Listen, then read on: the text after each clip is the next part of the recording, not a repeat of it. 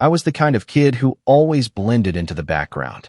Even now, at 28, I still sometimes struggle to take up space. I'm Ben, and I've always been the nice one in the family. The one who keeps the peace, avoids conflict, agrees to things just to make everyone else comfortable. But being nice, it turns out, doesn't mean you're respected. Not in my family, anyway. Thanksgiving dinner this year was the moment something in me finally snapped, but I didn't show it right away. I just sat there, silent, as always, while my family laughed and poked fun like they always did. But inside, something was boiling over.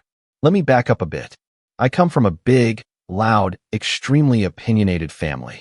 I'm the youngest of three. My sister Cara is 35, and my brother Mark is 32. Our parents, Diane and Rick, are the kind of people who believe in tough love, which, in practice, meant that growing up, any emotion that wasn't cheerful obedience was dismissed as weakness. If you got mad, you were dramatic. If you got sad, you were ungrateful. And if you stood up for yourself, you were causing problems. Naturally, I learned early on to just smile and nod. Every family has their roles, right?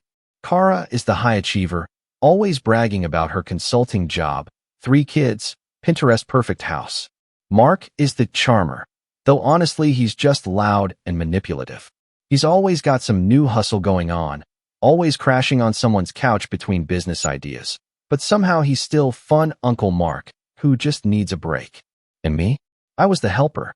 The one who dropped everything to dog sit when Mark had a last-minute emergency trip. The one who always brought dessert to family dinners, even if no one remembered to ask. The one who lent money when people needed it. Quiet, dependable Ben. Thanksgiving was at my parents' house this year. I showed up with a pumpkin pie I made from scratch. I'd been working a lot, 2 jobs actually, but I wanted to contribute. I walked in, and nobody said thanks. My mom gave me a side hug and immediately asked, "Oh, did you bring whipped cream too?" Not hi. Not how are you. Just concern over topping. I shrugged it off, like usual. My threshold for disappointment with them is sky high by now. We all sat down, and things started off normal enough. Cara boasting about her oldest making the gifted program. Mark showing everyone a flashy mock-up of some crypto-adjacent app he's working on. I tried to chime in once, mentioned that I finally paid off my student loans this month. No reaction, just a pivot into how kids today are coddled. But it wasn't until after dinner that things went off the rails. We were sitting in the living room, full and a little buzzed. The conversation turned toward personality types. My mom had seen some video about Enneagrams or whatever, and everyone started assigning each other roles. It started playful. Cara was the boss, obviously. Mark was the visionary. My dad was the provider, my mom the glue. And then my sister looked right at me and said, "And Ben's the doormat." I laughed, because I thought she was joking. I actually thought it was a joke. But she just smiled and added, "No, really. You are. You let people walk all over you. You never speak up, even when you should. It's like you don't even exist sometimes." My mom didn't correct her. My dad didn't object. Mark chuckled and said something like, "You're lucky though, Ben. Less stress when you don't take anything personally." I sat there, frozen, trying to keep my face neutral. They kept talking, kept laughing, like it was all in good fun. But I could feel something in me cracking open. I'd let a lot slide over the years. Comments, jabs, being excluded from decisions, used for favors. But something about that word stuck to my ribs like bad gravy. Doormat. And the worst part was, I couldn't even defend myself. I just smiled politely, like I always do, and muttered something like, "Guess I need a wash." They laughed. I went home early. For the next few days, I couldn't stop thinking about it. I started going over all the moments in my life where I let people push past my boundaries. Family, friends, even coworkers. How many times I said yes when I wanted to say no. How many times I felt smaller than everyone around me and let it happen because it's easier. That night, I sat in my tiny apartment and made a list. A literal list of every time my family had asked me for something in the last 5 years. It was long. Airport rides, co-signing leases, babysitting, covering hotel costs, helping Mark with his website, helping Cara move, giving my dad advice on his taxes. I'm an accountant, by the way, not that they ever remember what I actually do. I was angry, but more than that, I was tired. Tired of carrying a family that didn't even seem to notice I existed unless they needed something. And then, Exactly 2 weeks after Thanksgiving, my dad called.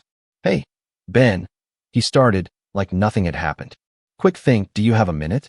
He had that tone in his voice, the one he uses when he's about to ask for something but wants to pretend he's just catching up. I played along, curious. Turns out his business was struggling. Not a huge shock. He owns a small logistics company that's been shaky for years, and apparently they'd lost a major contract. He needed to apply for a bridge loan to keep operations running and had already been denied twice. His credit? Not great. My mom had already co-signed something earlier this year and couldn't help again. Then came the ask. I need someone with solid credit to co-sign this next one, just to show good faith. The bank says it'll really help the approval process. You've always been smart with money. I didn't respond right away. He took that as hesitation. Look, it's just paperwork. You don't actually have to do anything. I'll handle the payments. You won't even notice it's there. I had a flashback to Thanksgiving. My sister's smirk. You're the doormat. And for the first time in my life, I didn't default to saying sure. I didn't offer to meet up to talk more or ask how I could help. I just said, in the calmest voice I could manage, "Sorry, Dad. Doormats don't sign legal documents." He went silent, completely silent for a few seconds. Then came the stammering. "Ben, come on. Don't be like that. You know I didn't mean anything by that. That was just your sister messing around. You know she talks out of turn. We were just joking." "Yeah," I said, "funny joke." He started to get defensive, saying things like, "This is family, Ben. We help each other. That's what we do." But it didn't sound convincing. It sounded like desperation wrapped in entitlement. I told him I had to go and hung up. That was the first time I'd ever told any of them no. The first time I didn't cushion it with an apology or try to soften the blow. I just said no. And it felt terrifying and incredible. A few days later, Mark texted me something vague like, "Heard about the loan. Kinda cold, man." Kara chimed in too. "Dad said you bailed on him. Thought you cared more than that." The irony? They still didn't understand what they'd done. What years of being overlooked and undervalued does to someone. They just saw my refusal as a betrayal. That was when I knew the dynamic had shifted. For the first time in my life, they were the ones shocked by my behavior. What they didn't know, what I hadn't told anyone yet, was that I'd already started preparing for this moment long before Thanksgiving. I'd been working quietly in the background, getting my own affairs in order, making moves they hadn't noticed. And what came next? Well, let's just say the fallout from my no was bigger than even I expected. I didn't hear from my dad for a few days after I turned him down. No calls, no texts, just silence. It was oddly peaceful, like I'd stepped outside a storm that I hadn't even realized I'd been standing in. For the first time, my phone wasn't lighting up with requests. No passive-aggressive texts from Kara asking if I was free this weekend to help move some stuff. No late-night calls from Mark begging for a quick loan or a ride because his car randomly died again. Just silence. And honestly, it felt good. But peace doesn't last long in my family. The silence finally broke 1 week later when I got a call from my mom. She never calls me first. Usually she has me call her to check in, or she group texts me along with my siblings. But this time, it was a direct call. I answered, curious. Her tone was sweet at first. Too sweet. "Hi, honey. Just wanted to see how you're doing. Haven't heard from you in a bit." I wasn't about to let my guard down. "I've been good, Mom. Just working." Small talk followed, but I could feel it coming. She was circling, warming me up. Finally, she dropped it. "Your father's been really stressed. He's barely sleeping. He's working so hard to keep the company afloat, and now with the loan being declined again." I didn't say anything, just let her trail off. She continued, "You know how much he's done for this family. It's hard seeing him like this. He's not getting any younger, Ben." I sighed. "Mom, I'm not co-signing. I already told him that." Her voice turned sharper. "You're being selfish." That word hit me like a slap. Me? Selfish? You don't understand what this loan means. If the business folds, we lose everything. Your father's reputation, our retirement, your sister's kids' tuition. We've all put something into this business over the years. That was when it hit me. They'd all invested in the business. All of them, except me. I had never been asked. Never even told what was going on. Yet now, I was expected to clean up the mess. So why didn't anyone ask me to be part of it when things were good? I asked, "Why is it only now that you need a signature that I suddenly matter?" She paused. A long silence. Then, "You're overreacting." And that was the end of that conversation. The next day, I got a call from Kara. I should have let it go to voicemail. I really should have. But I picked up. "Hey, Ben," she said breezily. "So I heard about the loan situation." Of course she had. "I'm not getting involved," I said flatly. "Oh, I'm not calling about that," she lied. "Well, not exactly. I just think you should know. Dad's talking about selling the lake cabin." That caught my attention. The lake cabin wasn't anything fancy. It was a small, aging place upstate that my grandfather had built in the 60s. We used to go there every summer growing up. It had no Wi-Fi, barely functioning plumbing, and walls covered in old fishing rods and Polaroids. But it was ours. And when Grandpa passed, he left it to all three of us grandkids, me, Kara, and Mark, equally.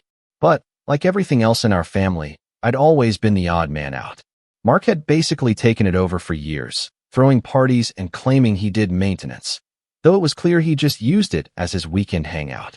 Kara had decorated one of the rooms as a kid's zone and treated it like her own vacation home. I rarely got a say. "Why would Dad be selling the cabin?" I asked. "He doesn't even own it." She hesitated. "Well, technically, the title's still in his name. Grandpa left it to us in the will, but Dad never fully transferred the deed. You know how slow he is with paperwork." My stomach dropped. "So legally it's still his?" "Sort of. He always said it was ours, but yeah, on paper, it's still under his name. And with the loan situation, well, the bank might require collateral." I couldn't believe it. After all these years of being sidelined and ignored, now they were planning to put up property that was supposed to be mine too as collateral for a loan I'd already refused to support. I told her flat out, "He can't use the cabin. It's not just his. That's not fair." And then came the kicker. Kara laughed. "Oh, Ben, don't be so dramatic. You've barely even gone up there in the last few years. You don't even use the place." I wanted to scream, but I didn't. I just hung up. That night, I pulled out every file I had.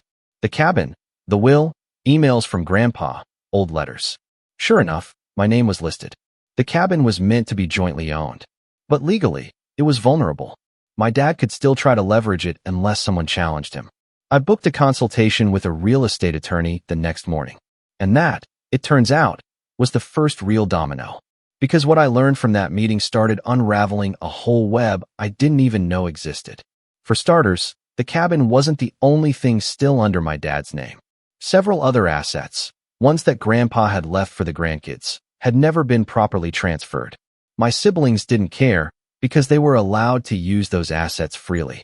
Mark had been driving Grandpa's old Jeep for years.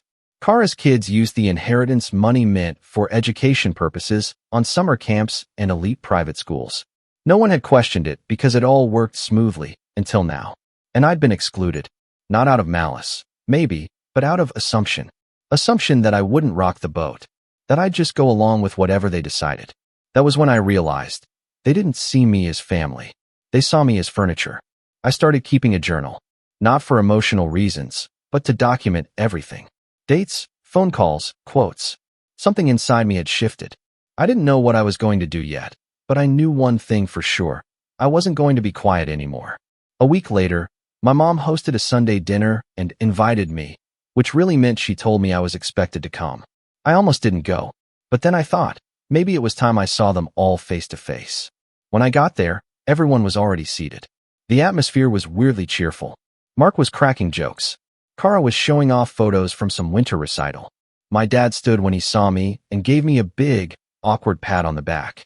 "Glad you could make it, son." I didn't smile. I just nodded and sat down. We made it halfway through dinner before the topic came up. It started with Mark saying, "So I hear the bank's final decision comes in tomorrow." He said it casually, like he was talking about sports scores. Then my mom chimed in. "We're optimistic, but it'd be a lot easier if the family showed a united front." They were all looking at me. I cleared my throat. Is this the part where I'm guilted into saving the family? No one laughed. My dad leaned forward. "Ben, look, I know things have been tense. I know you feel underappreciated, and I take responsibility for that. But we're in crisis now. This isn't the time for grudges." I blinked. "You mean this isn't the time for me to have boundaries?" He opened his mouth, then shut it. And then, out of nowhere, Kara snapped. "You're seriously going to let pride ruin everything? Dad built that business for us. You've always been the least involved in the family, and now, when we need you the most, you're suddenly high and mighty? Who even are you lately?" I stared at her. Mark added, "Dude, you've always been soft. That's fine. It's who you are. But don't pretend like you're some big shot now. You owe Dad. We all do." I stood up slowly. "You want to know who I am?" I asked. Everyone fell silent. "I'm the guy who fixed your credit, Mark, when you tanked to trying to launch a vape business in 2019. I'm the guy who washed your kids for free every weekend last summer, Kara, because your husband was too busy. I'm the guy who filed mom's taxes 4 years in a row without a thank you, and the guy who's been ignored, dismissed, and laughed at every time I tried to be more than just the family's background character." No one said a word. I looked directly at my dad. "And I'm the guy who's done being used." I grabbed my coat. My dad called out, "Ben, don't do this." I turned back. "You already did." And I walked out. But I wasn't finished yet. I didn't sleep that night. Not out of anger, but because for the first time in years, I felt awake. Raw. Exposed. My heart was pounding with everything I hadn't said over the years, everything I'd swallowed just to keep the peace. That dinner, the way they cornered me, the words they threw around like my boundaries were just inconvenient. It finally confirmed what I'd always feared but never wanted to admit. They didn't love me. They loved the usefulness of me. And now that I'd removed that usefulness, I was nothing more than a problem. Still, as satisfying as that moment at dinner had been, walking out didn't fix anything. It didn't erase the ache. The part of me that still wanted to be seen, included, respected, that part was still very much alive. And now it was bruised and angry. I spent the next week in a daze. I'd show up to work, run the numbers, do my job, and come home to sit on the couch and stare at nothing. My apartment was quiet, borderline depressing. I hadn't decorated it in years, just the bare essentials. The same IKEA couch I'd bought out of college. Dishes in the sink. No photos on the walls.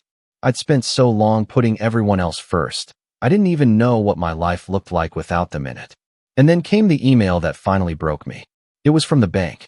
Somehow, despite everything, my dad had submitted a new loan application and had listed the lake cabin as collateral. Even though I'd said no. Even though I'd warned Kara. Even though I had spoken up. I called the bank directly. At first, they refused to disclose anything, standard procedure. But once I provided the documentation from my grandfather's will, along with proof that the cabin was meant to be divided between 3 parties, the tone shifted. The loan was still under review, but now it was flagged as disputed property. Still, I was shaking. The idea that my father, after everything, would just go ahead and use the cabin anyway, that was the final nail in the coffin. It wasn't just disrespect anymore. It was betrayal.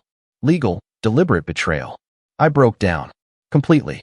I'm not proud of it, but that night, I curled up in bed and cried until I couldn't breathe.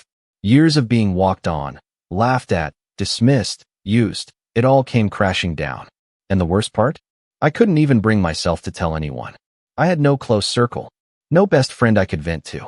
My whole life had revolved around being the dependable one, the background support, the emotional sponge. And now, I was empty. But hitting rock bottom has a strange way of clearing the fog. The next morning, I got up early, shaved, cleaned the entire apartment top to bottom. I threw away the takeout boxes, dusted off the bookshelf, changed my sheets, opened the windows. I stood in the center of my living room and looked around. For the first time in years, it felt like my space. Then I sat down and made a plan. I had spent nearly a decade in accounting, but always working for others. Small firms, mostly. Helping people with taxes, reconciling books, cleaning up messes. I'd gotten so good at solving other people's problems that I'd never considered solving my own. But now, things were different. I pulled out a notebook and started writing. Every skill I had. Every certification. Every connection. Then I wrote a question at the top of a fresh page. What would I do if I didn't have to be anyone's crutch? The answer came quickly. I'd start my own practice. Quietly. On my terms. I'd always dreamed of it. Starting my own solo firm that specialized in helping freelancers and small businesses manage their finances. No big corporate nonsense. No flashy branding. Just clean, honest work. But I never dared because, deep down, I never believed I was capable of being the main character in my own life. Now, I was done being a sidekick. I spent the next 2 months building it out. Nights, weekends, lunch breaks, any free time I had. I watched tutorials, designed a basic website, set up an LLC, and filed all the right paperwork. I built a pricing structure, researched competitors, and created templates for onboarding clients. Slowly, I began networking in local forums, joining business Facebook groups, offering free advice on Reddit to establish credibility. I picked up my first client in late January, a self-employed graphic designer who needed help untangling a tax mess. I charged less than I should have, but it was a start. Then came another, a yoga studio owner with 3 years of back taxes. Then a tattoo artist. Then a food truck owner. They weren't huge jobs, but they were mine. And with every email, every invoice, every client thank you, something in me healed. Every moment I spent working on this business reminded me that I could take up space. I could say no. I could build something without permission. I didn't need to ask my family to see me. I could see myself. I kept it all under wraps. No family mentions. No announcements. I stopped responding to the group chat entirely. After the cabin incident, I had expected a storm, angry messages, calls, threats. But instead, they went quiet. Not out of respect, but dismissal. It was like they had silently agreed to freeze me out, as if I was being punished for not falling in line. That's when I realized I was finally free. But the final push, the moment that truly solidified the rise, came in mid-March, when I got a call from someone I never expected, my grandfather's old lawyer. "Ben," he said, "I'm reaching out because I found something in your grandfather's files. I was reviewing some estate documents, and I realized there's a letter addressed to you. It looks like it was never delivered." He said he could mail it, or I could pick it up in person. I drove there the next day. The law office was small, tucked between a coffee shop and a used bookstore. Mr. Alcott, the lawyer, handed me the envelope, old, yellowed, but sealed. On the front, in my grandfather's handwriting, "To Ben, for when you're ready." I opened it right there in the office. It wasn't long, just a page and a half, but every word hit me like a brick. He wrote about how he'd always seen how I was treated, how he noticed the way I got talked over at family dinners, how my siblings took without thanks, how I always gave in to keep the peace. He wrote that he admired my kindness, but he hoped I'd learn that kindness doesn't mean erasing yourself. And then he wrote this: "The world will always take from you, Ben, if you never learn to hold the line. But you don't need to become loud to be strong. You just need to be willing to walk away when they stop listening." I cried in my car for a long time after that. It felt like someone had seen me all along.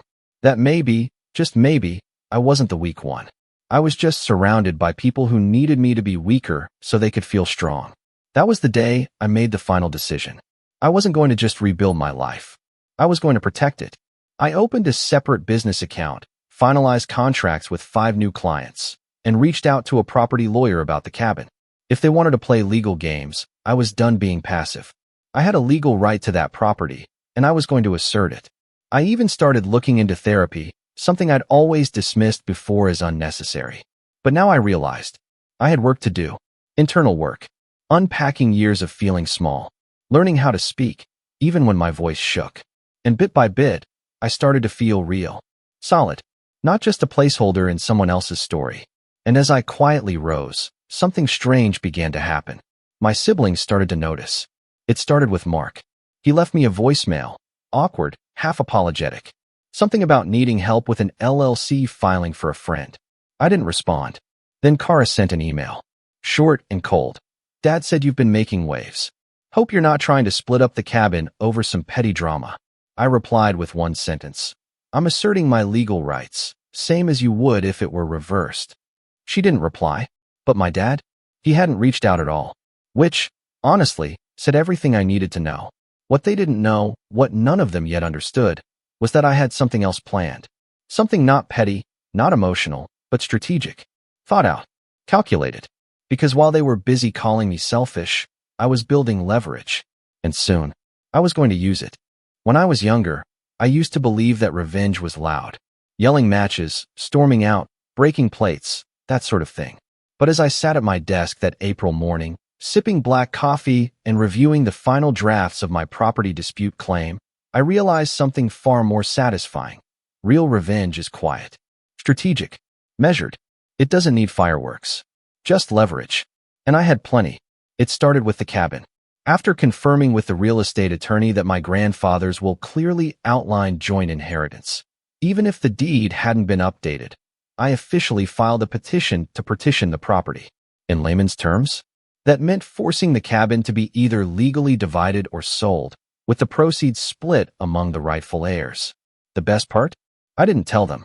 I knew my dad would find out soon enough. The moment he got served, probably. And when he did, he'd realize he couldn't use the cabin as collateral anymore. Not unless I agreed to it. Which I wouldn't. Not now. Not ever. But that was just the beginning. Over the past few months, while building my business and slowly untangling the knots of codependency, I'd also been digging through years of financial records. My family, for all their self-righteous posturing, had left a messy paper trail. For example, remember how Kara's kids got into those elite private schools? Turns out, part of the tuition was paid through an education fund my grandfather had set up for all his grandchildren. It was supposed to be split 3 ways. But based on the withdrawals I'd traced from the fund statements, nearly 90% of it had been used for her kids alone. I printed out the records, highlighted the numbers, made copies. I also pulled documentation from the time I'd lent Mark $2,000, money he never paid back, and dug up emails showing I'd helped him clean up his credit, co-sign on a short-term apartment lease, and even transfer a car title into his name after some shady situation involving parking tickets. I had emails, texts, even a Venmo note labeled loan, please pay back. Again, I printed everything. Not to confront them with yet, but to prepare. I wanted my own little arsenal of truth. Facts they couldn't spin. Evidence they couldn't dance around. I was tired of their games. But the real turning point came when I decided to take a closer look at my dad's business. The very one he'd begged me to co-sign a loan for. Thanks to public records and some clever use of LinkedIn and business directories, I found out that not only had his company been hemorrhaging money for years, but they'd also been taking out short-term high-interest loans just to keep payroll afloat.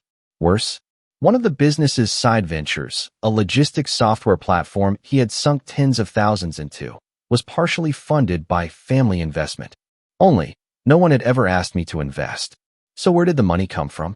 That's when I found it. A quiet little transaction from 3 years ago, labeled as a family emergency, withdrawal from a mutual fund that had my name attached to it. One my grandfather had set up in my name when I was a teenager. I'd never touched it. I didn't even remember it existed. But there it was, emptied in a single transfer. Gone. I stared at the screen for a long time. They'd taken my money. Without telling me. Without asking. Without even pretending to include me. I remember standing up, pacing my apartment, trying to breathe through the rush of heat flooding my chest. For all the things they'd called me, for all the times they'd laughed behind my back, dismissed me, treated me like a doormat, they hadn't even seen me as human enough to deserve a heads up before stealing from me. That was when my plan solidified. It wasn't going to be about getting even. I wasn't interested in screaming matches or dramatic family showdowns. I didn't want to yell. I wanted to be done. But I wasn't walking away empty-handed. So I did what I do best. I made a list. Step 1. Partition the cabin. Already in motion. Once the court approved it, the family would either have to buy out my share or sell the property altogether. Either way, I'd finally get what was mine, and they'd have no leverage left. Step 2. File a complaint regarding the mismanagement of the education fund.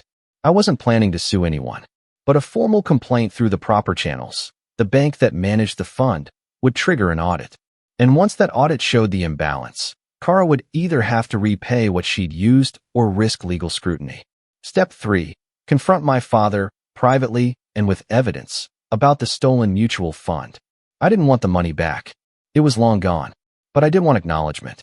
And more importantly, I wanted to make it clear that if he ever used my name or assets again without permission, I'd go public.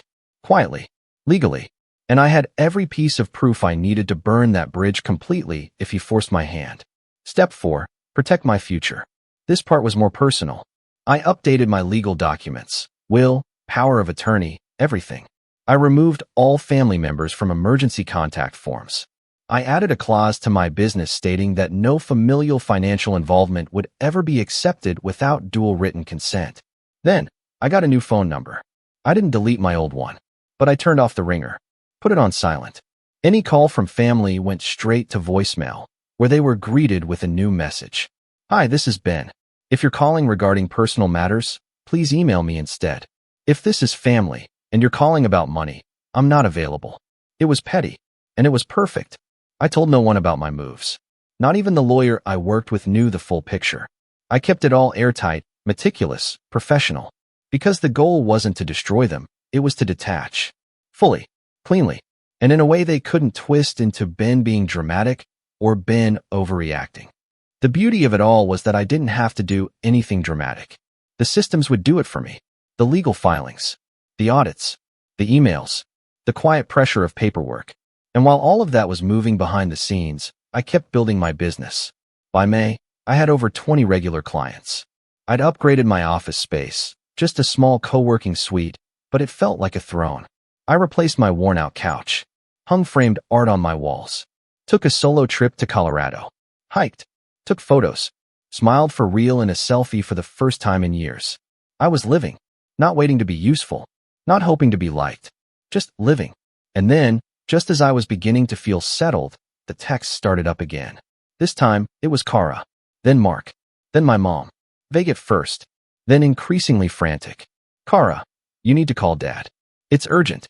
Mark, dude, what are you doing? You're tearing the family apart. Mom, Ben, please. This has gone too far. Don't do this. I didn't respond. Because they still didn't get it. I wasn't doing anything to them. I was simply refusing to be the cushion that made their bad decisions feel soft. But I'll admit, part of me wondered what exactly had triggered the panic. I didn't have to wonder for long. A week later, a thick envelope arrived in the mail. Legal documents. My father's business, his entire company, had gone into receivership. The bank, denied the final loan, had begun the process of liquidating assets. And one of the assets attempted to be pledged as collateral, the cabin, had been frozen in a legal dispute. My dispute. That meant the bank couldn't use it to cover losses, which meant they were coming after my dad's personal assets now. And suddenly, the man who had looked me in the eye and said, "You're being selfish," was now facing the financial consequences of a lifetime of entitlement. And I wasn't done yet. Because the final piece of my plan? Well, it was almost time to put that into motion. The letter arrived on a Tuesday morning. Thick, cream-colored envelope. No return address. Handwritten in calligraphy ink. Just my name, Ben Jameson. It was from my father. I set it on the counter and walked away. Made coffee. Fed the neighbor's cat, who'd decided my porch was his second home. Then, with the mug warm in my hand, I opened it. For pages. Neatly written. No greeting. No dear son. Just his voice, formal and strange, as if he were addressing a business associate, not the child he once tucked into bed. The first half was a defense. Of course it was. A long-winded justification about how he was under pressure, how he thought I'd understand, how he'd always provided for the family, and that this business, his legacy, was supposed to be for us. How disappointed he was that I'd chosen paperwork over people. That phrase stuck with me. The second half turned ugly. He accused me of betrayal. Said I'd embarrassed him. Said I'd crippled the family by forcing legal action over the cabin. That I'd turned my back on blood for pride. That I would regret this one day. And at the bottom of the last page, a postscript. You were never built for this kind of life, Ben. You're not ruthless enough. But I guess you learned a few tricks after all. I folded the letter in half and slid it into a drawer. That night, I hosted dinner in my new apartment. Nothing fancy, just a few friends I'd made through the small business community. People who laughed without condescension. People who listened. As they ate lasagna and told stories about nightmare clients and weird tax loopholes, I felt something I hadn't in years. Contentment. But let me back up one more time. Because the final stage of all this, the real revenge, wasn't just about property or bank accounts or even legal filings. It was about ownership. Of my story. My voice. My past. A few days after receiving that letter, I published a blog post. Just a personal piece on my business website, titled, Why I Said No. I didn't name names. I didn't rant. I just told the truth. About growing up quiet. About being useful but invisible. About the pressure of being the family fixer. And about how sometimes saying no is the kindest thing you can do for yourself. The post blew up. Not viral, but close. It got shared in accounting forums, small business networks, even a few family therapy groups. Clients emailed me to say they related. One woman cried during a Zoom call and said she finally had the courage to tell her brother she wouldn't co-sign his mortgage. And then the emails started coming from my own extended family. Cousins I hadn't spoken to in years. Aunt Diane from Oregon. Even my mom's estranged brother, Uncle James. They all said the same thing. We knew how they treated you. We just didn't know what to say. Uncle James added, your grandfather would have been proud. Meanwhile, the legal gears kept turning. The bank officially foreclosed on my father's business in early June. The warehouse, trucks, and inventory were auctioned. The software platform was sold for pennies. My mother moved out of their 4-bedroom home into a 2-bedroom condo on the edge of town. I heard this not from them, but from a mutual family friend who still occasionally checked in. The cabin? The court approved the partition. When my siblings learned they'd have to either buy out my 1/3 share or agree to sell, they panicked. Kara begged me for a private agreement, offered to make things right if I withdrew the court case. I told her calmly, we're past that point. Mark, of course, sent a flurry of texts trying to guilt me, accusing me of breaking up the last thing we had from Grandpa. I didn't reply. The cabin was listed that fall. It sold to a retired couple who planned to fix it up and rent it seasonally.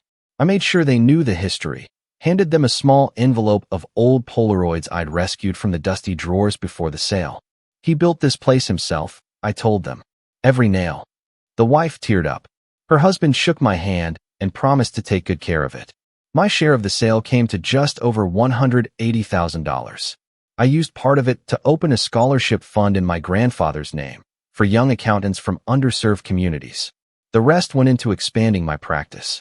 I hired an assistant, rented a bigger office, and created a mentorship program for freelancers who wanted to understand finances without being intimidated.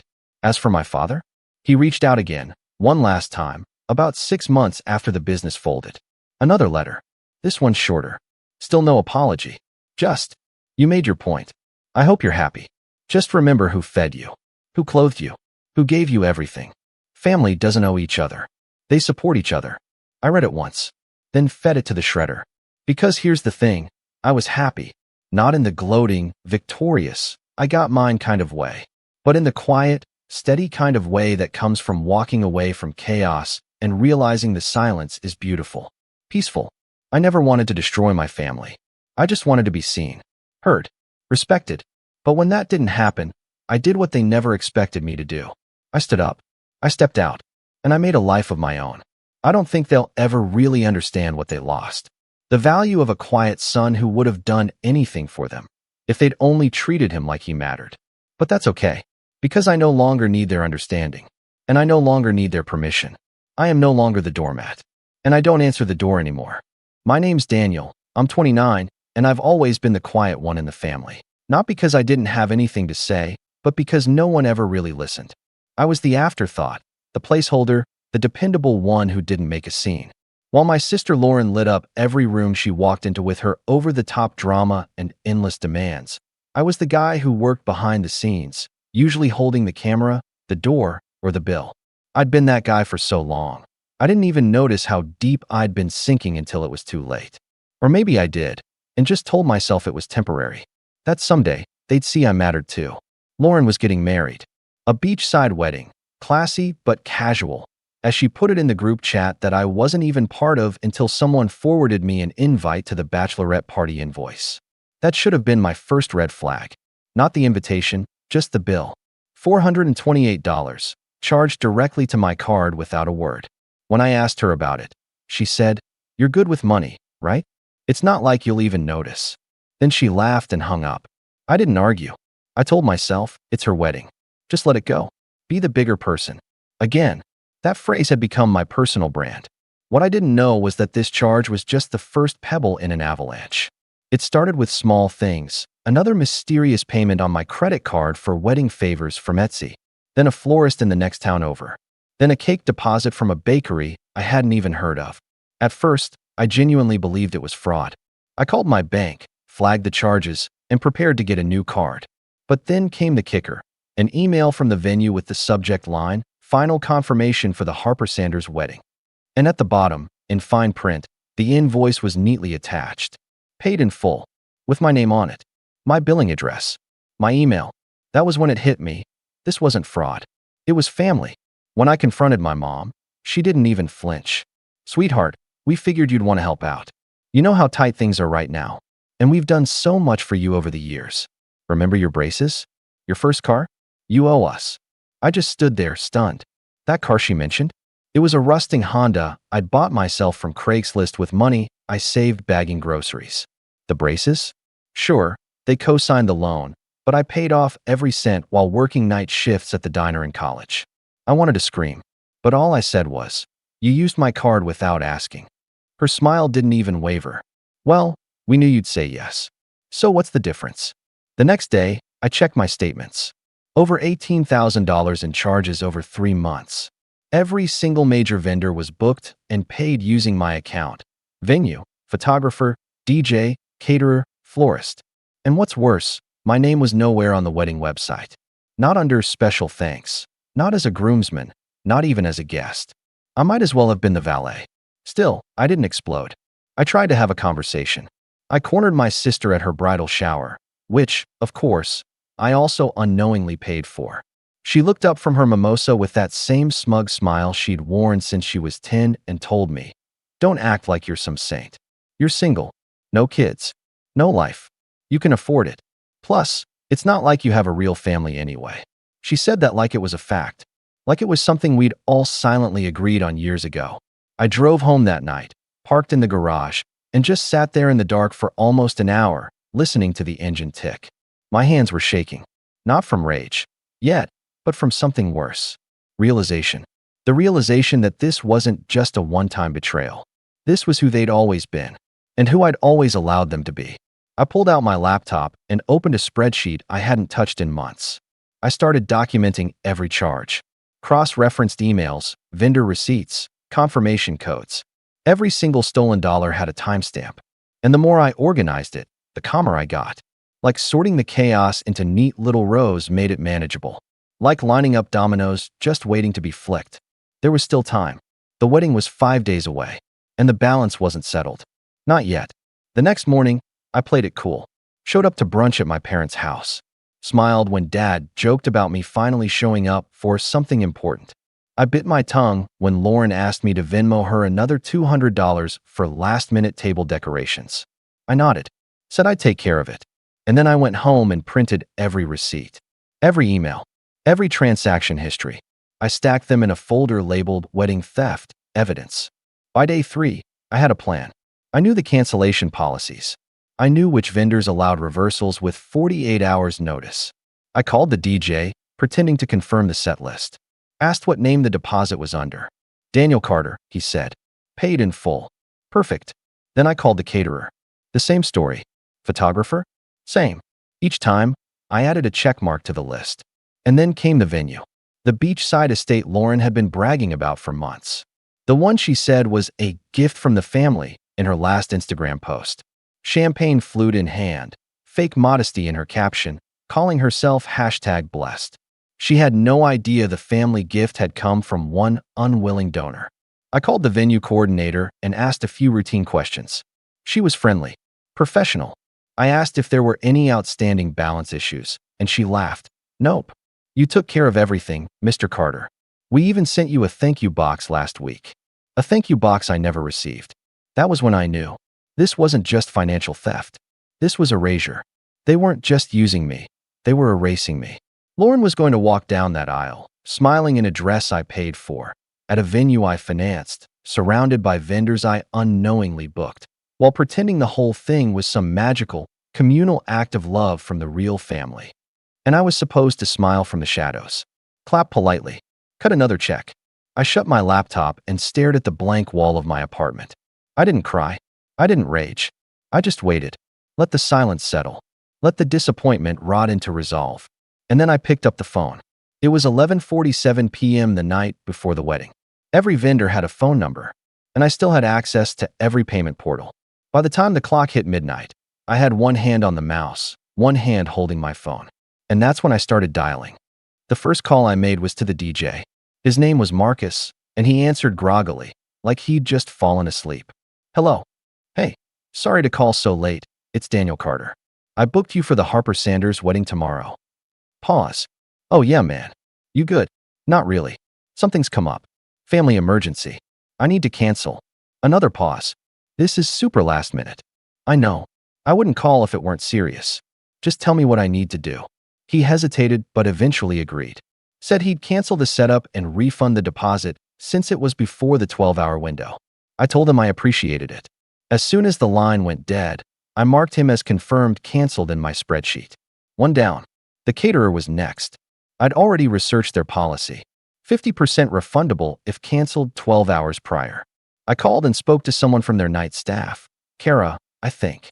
I gave my name, the invoice number, and the event details. She pulled it up and said, "Wait, you're the one who paid for this?" "Yeah." "Huh." The bride told us her father handled everything. She even emailed earlier to change the head count. Typical. I told her to reverse the charge, and she said she'd forward the request to billing. "You'll have your refund in 7 to 10 business days." Click. 2 down. Then the florist. Their cancellation policy was stricter, but the balance wasn't fully paid yet, just a $500 deposit. I emailed and followed up with a voicemail, but I knew I'd get the refund. And even if I didn't, that's not what mattered anymore. It wasn't about getting the money back. It was about taking back the power. Each call, each click, each confirmed cancellation marked a moment I stopped being the family doormat and started being the damn storm. Around 1:30 a.m., I dialed the final number, the venue. This was the crown jewel. The oceanfront estate Lauren had been bragging about since the engagement. The one with the marble aisle walkway and the imported white rose arch. She said she'd found it on Pinterest and just had to have it. The cost? A little over $8,000. And every dime had come from my account. I called. Got a voicemail. Called again. Still nothing. Then, around 2:10 a.m., the on-call manager picked up. A guy named Trevor. I explained who I was, gave the invoice ID, and said, "I need to cancel the event for tomorrow." He was confused. "I thought you were checked in as a guest." The bride and family came earlier for rehearsal. That stopped me cold. They were already there? Trevor said, "Yeah, they're upstairs in the guest suites. They told us you wouldn't be attending." Of course they did. I clenched my jaw.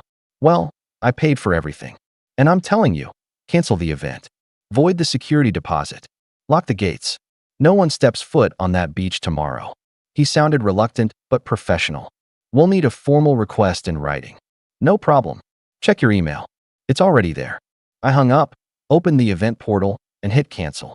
A confirmation screen popped up, refund pending. Reservation terminated. The timer beneath it read, refund approved, 2:17 a.m. I sat there, staring at the screen. The wedding was officially off. But I wasn't done yet.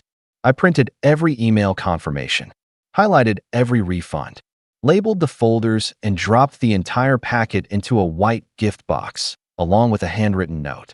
"Consider this my wedding gift. Love, the non-family member who paid for everything." Then I drove to the venue. It was a gated estate, but the drop box outside the front office was still open. I slipped the box inside. No return address. No message. Just that one line. I drove away just before 3 a.m., passing the guest suite lights upstairs. I imagined Lauren asleep in a silk robe, dreaming about her perfect day. I imagined Mom smiling to herself, proud of how she'd manipulated me one more time. I imagined Dad checking the weather for the ceremony and setting his morning alarm. None of them knew. None of them had a clue that by the time the sun rose, their perfect little fantasy would unravel. I slept for 3 hours. No dreams. Just peace. At 6:52 a.m., I got a call from Lauren. I let it ring out. Then another from Mom. Declined. Then 3 messages in a row. "Lauren, why is everything canceled?" "Mom, Daniel, what did you do?" "The vendors are saying you called." "Lauren, the DJ refunded you." "The caterer is gone." "Where is the flower wall?" I didn't respond. Then, at exactly 7 a.m., they each got an email. Subject line, wedding charges, reimbursement requested. Attached was a detailed breakdown of every payment made under my name, each with line items, totals, and confirmation numbers. No threats. No anger. Just facts. At 7:12 a.m., my phone rang again. "Dad." I didn't answer. Instead, I poured myself a coffee, opened the window, and watched the sunlight start to break through the clouds. Because while they scrambled at the altar with no music, no guests, no food, and no flowers, I was finally enjoying the silence. But that wasn't the end. Because later that day, after everything fell apart, I got one final call that changed everything. The call came at 3:47 p.m. I recognized the number immediately. Not Lauren. Not Mom. Not Dad. It was Jordan, Lauren's fiancé. We'd barely spoken in the last year. He was always nice enough, polite when we crossed paths, but there was always this distance. Like he wasn't sure whether to treat me like her brother or her personal bank account. I picked up out of curiosity more than anything else. "Hey, Daniel." His voice was low, controlled, but underneath that control was a tension I recognized immediately, one I'd felt countless times myself growing up in that house. "Hey," I said flatly, waiting. He hesitated.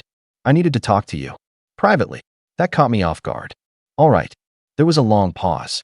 "I don't know what happened this morning. Lauren's been screaming at everyone. Your mom's threatening to sue. Your dad is pacing like he's preparing for war. But none of them are making sense. They keep saying you sabotaged the wedding." I didn't say anything. He continued, quieter now.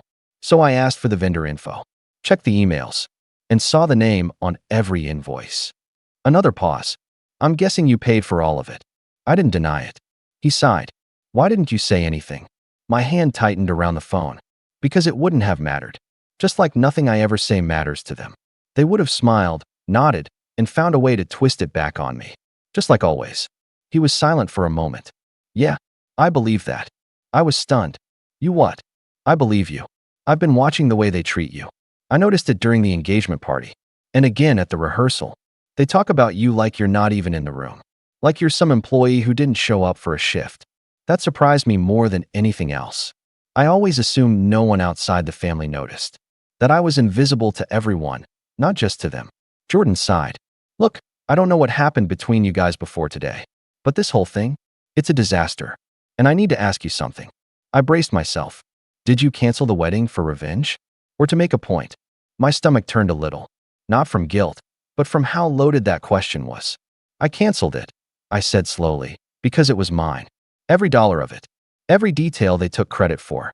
Every lie they told. And I was supposed to sit there tomorrow, nodding like a trained dog while they paraded me around like their little golden goose. I didn't cancel their wedding. I canceled mine." Silence again. Then Jordan said something I'll never forget. "Thank you." I blinked. "What?" "For not letting me marry into this circus blind." I didn't know what to say to that. I don't think he knew what to say either, because we both stayed quiet for a moment before he cleared his throat. "I don't know what I'm going to do yet, but I needed to hear the truth. And you're the only one who gave it to me." We hung up not long after. I sat there for a long time, staring at the wall. A strange mix of emotions churned inside me. Relief, confusion, a strange flicker of vindication. I wasn't used to being believed, or thanked, or even seen. Later that evening, the fallout began. My aunt posted a vague but furious Facebook status about entitled children who destroy their siblings' dreams. Someone in the comments tagged me with a popcorn gif. My cousin messaged me asking what the heck was going on because Lauren showed up in her wedding dress to an empty beach, then had a meltdown and threw a chair into the water. I almost laughed. Almost. My mom, true to form, sent a long group text to the family blaming a certain ungrateful individual for ruining what was meant to be the happiest day of our lives. I didn't respond. I didn't have to, because a few hours later, a much quieter message came in. From my dad. It read, "We need to talk. It didn't have to be this way." I didn't reply, but I saved it, because it was the first time in years he acknowledged that I even had a say in how things were. Not long after that, my sister went dark online. No Instagram stories. No engagement posts. Nothing. I checked the wedding website out of curiosity. It had been taken down. And I knew, based on the way they operated, they weren't just hiding from embarrassment. They were regrouping. They always did. Because in their eyes, this wasn't a lesson learned. It was a battle lost. And they'd be back, sooner or later. But this time, I wasn't going to wait for the next hit. I had one more move left. One last piece I hadn't used. The gift box. The receipts. The evidence. Because I didn't just send it to the venue. I sent the second copy to Jordan's mother. You see, Lauren had always been careful about how she portrayed herself to Jordan's side of the family. To them, she was sweet, responsible, and down to earth. She'd done everything in her power to mask the entitled, manipulative person she was when the cameras were off. At every family gathering, she'd tell them how she was saving for the wedding herself, how she wanted to keep things intimate and affordable, and how her amazing fiancé deserved a stress-free planning experience. But Jordan's mom, Evelyn, was sharp. She never fully bought into the act. Whenever I saw her at events, she'd ask quiet, probing questions. Nothing overtly hostile, but careful. She was kind to me. The kind of person who observed instead of interrupting. The kind of person who noticed who was being talked over and who wasn't talking at all. So I sent her everything. A printed folder with a small note tucked inside. Since the wedding was a gift from the family, I figured your family should know who gave it. Daniel. 3 days after the canceled wedding, I got an email from her. Subject, thank you. She didn't write much, just that she appreciated the transparency and that it confirmed some things she'd suspected. She said Jordan was staying with them for now, and that he was taking a lot of time to think. The email didn't promise anything, but it didn't need to, because the next day, Lauren went live on Instagram. No filter, no ring. The comments were brutal. Half her followers were furious. The other half were confused. She gave some vague excuse about vendor fraud and last-minute sabotage, but her voice shook the entire time. It wasn't just embarrassment, it was fear, because her mask had finally cracked. That same week, Mom called again. This time, she left a voicemail. Her tone was measured but bitter. Daniel, I don't know what you think you've accomplished. You embarrassed this family. You made Lauren look like a fool. You made me look like a fool. But I want you to remember something. No matter how much money you make, no matter how many power plays you think you've pulled, you're still alone. We are your only family. And one day, you're going to regret this. I listened to it 3 times. And then I deleted it. Because the truth is, I didn't regret any of it. In fact, I finally understood something I should have realized years ago. I was never truly part of their family, not the way they defined it. To them, family meant loyalty without limits. It meant obedience. It meant quietly funding their lives while pretending they were the ones who built something. But real family, real love, it isn't built on guilt or manipulation. And I wasn't going to be their foundation anymore. Not long after that, I went through my accounts and closed every shared card, every authorized user profile, froze the backup credit lines they'd never officially asked for, but still used. I even sold the second car that sat in my dad's driveway, the one I had bought as a loaner years ago and somehow never got back. They didn't respond to the notices, but I knew they saw them. My sister's fiancé moved out. The wedding was off. The refunds hit my account, one by one, over the next 2 weeks. I made sure each one cleared, then quietly donated a large portion to a local scholarship fund. One specifically aimed at kids trying to escape toxic households. Felt right. The last thread was the family business. A tiny consulting firm my parents had started, which I'd been silently funding for months. I hadn't told anyone, but I owned the LLC. Legally. Paperwork they never read. Terms they never understood when they'd asked me to help set things up properly. They thought they were in control. They weren't. So I shut it down. Not out of spite, but because they didn't deserve to keep using my money to pretend they'd built something themselves. They didn't even fight it. I think they knew better by then. There was one final message from Lauren, though. A handwritten letter that showed up 2 weeks after the collapse. Daniel, I don't know what you want from me. An apology? A breakdown? Fine. I messed up. I got carried away. I let Mom get into my head. I thought you wouldn't care. I thought maybe you were just used to it by now. I didn't realize you hated us this much. I hope you're happy. The wedding's off. Jordan's gone. Mom isn't speaking to anyone. Dad's pretending none of this happened. And I'm sitting here wondering how I became the villain. But maybe I always was. Lauren. I folded the letter and tucked it into a drawer. Not out of sentimentality, but as a reminder. Because that letter, while dressed in apology, still never once acknowledged what she'd done. She was sorry for the consequences, not the betrayal. So no, I didn't respond. Not to her. Not to Mom. Not to any of them. Instead, I finally started living my own life. On my terms. I moved. Upgraded to a quiet condo overlooking the city skyline. Took a long vacation with actual friends. People who knew me as Daniel the person, not Daniel the wallet. I picked up photography again. Even started dating. Slowly. Cautiously. Because the truth is, healing doesn't happen all at once. It's not a big moment of clarity. It's 100 tiny moments of choosing yourself over the people who taught you not to. It's walking past a wedding venue and not flinching. It's deleting old voicemails without replaying them. It's finally knowing that silence isn't the same as peace, but sometimes it's a start. And for the first time in my life, that was enough. I was never supposed to be the rich sibling. That was always Olivia. She was the golden child from the moment she came out of the womb with that perfect little nose and that loud, theatrical cry. I was the quiet one. Elliot, 34, the techie older brother who wore hoodies to family dinners and spent more time on laptops than at social events. Growing up, Olivia had a way of owning the room without trying. She got the compliments, the extra servings, the louder applause. I got, "Can you help Grandma with the TV? And try not to make everything about computers, sweetie." It didn't bother me too much back then. I was used to fading into the background. Besides, I was building something quietly, patiently. A software company I started in college, grown over years of quiet obsession and 16-hour days. No one in the family really knew how big it had become. Not because I was hiding it, but because they never asked. To them, I was still little Elliot with the gadgets. Even after the company was acquired last year for a frankly ridiculous amount of money, I kept it low-key. I didn't show up with designer clothes or brag. I bought a modest house in a quiet part of town, kept my used Subaru, and only splurged on good coffee and first-class flights, because I hate cramped spaces, not for the flex. I wasn't interested in proving anything. But apparently, that was a mistake. It all really started when Olivia announced she was pregnant. The family group chat lit up like a Christmas tree. Mom was over the moon. Dad actually used an emoji for the first time, 3 hearts, no less. Olivia had just married this guy named Chad. Yes, Chad. He was every bit the stereotype. Polo shirts, backwards hat, finance bro, energy with zero actual finances to back it up. But he had charm. That slick, empty kind of charm that makes old people nod approvingly and younger people instinctively check their wallets.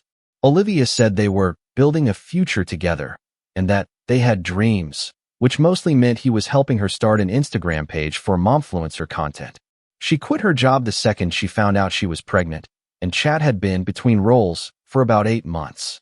When I heard the news, I was genuinely happy for her. I sent a private message instead of replying in the chaos of the group thread. "Congrats, Liv. Let me know when you want to talk baby names. I've got opinions." She didn't reply. Not for a week. Then finally. "Thanks, smiley face. Been so busy with prep stuff. You know how it is." I let it slide. She was pregnant. Hormones, stress, yada yada. Then came the baby shower invite. It arrived in a pale pink envelope with gold foil calligraphy. I almost laughed. It looked more like a wedding invitation. Inside, a thick, cream-colored card spelled out the details.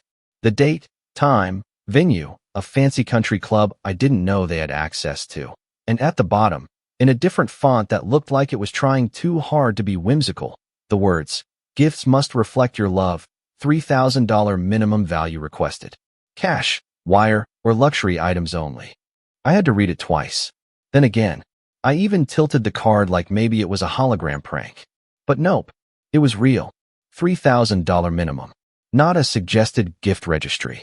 Not a joke. Just an outright demand. I stared at the card for a good 5 minutes.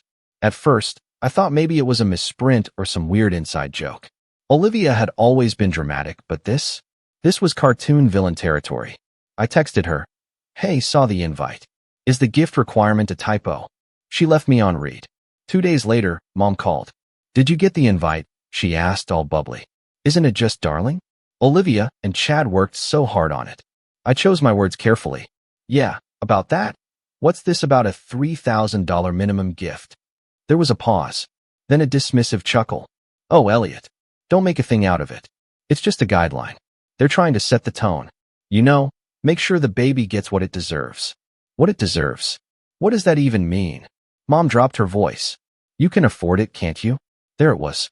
The shift. Not even subtle.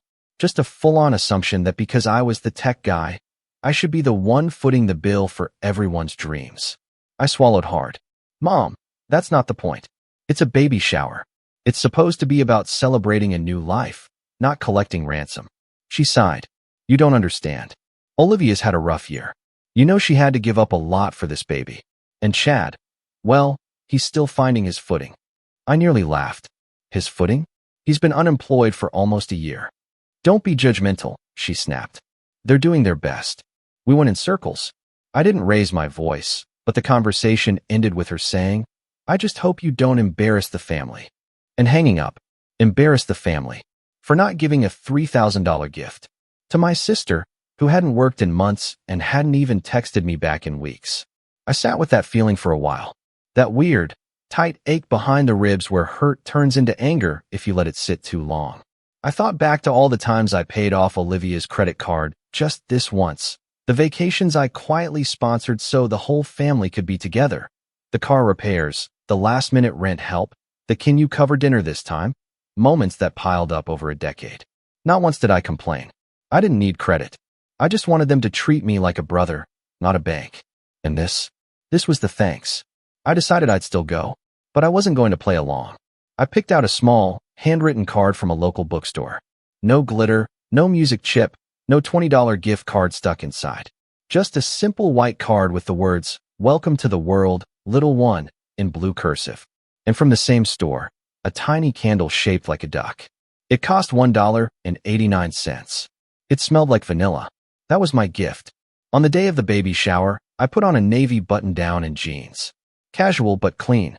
I drove myself to the country club, parked, and walked into a room decked out like a wedding reception.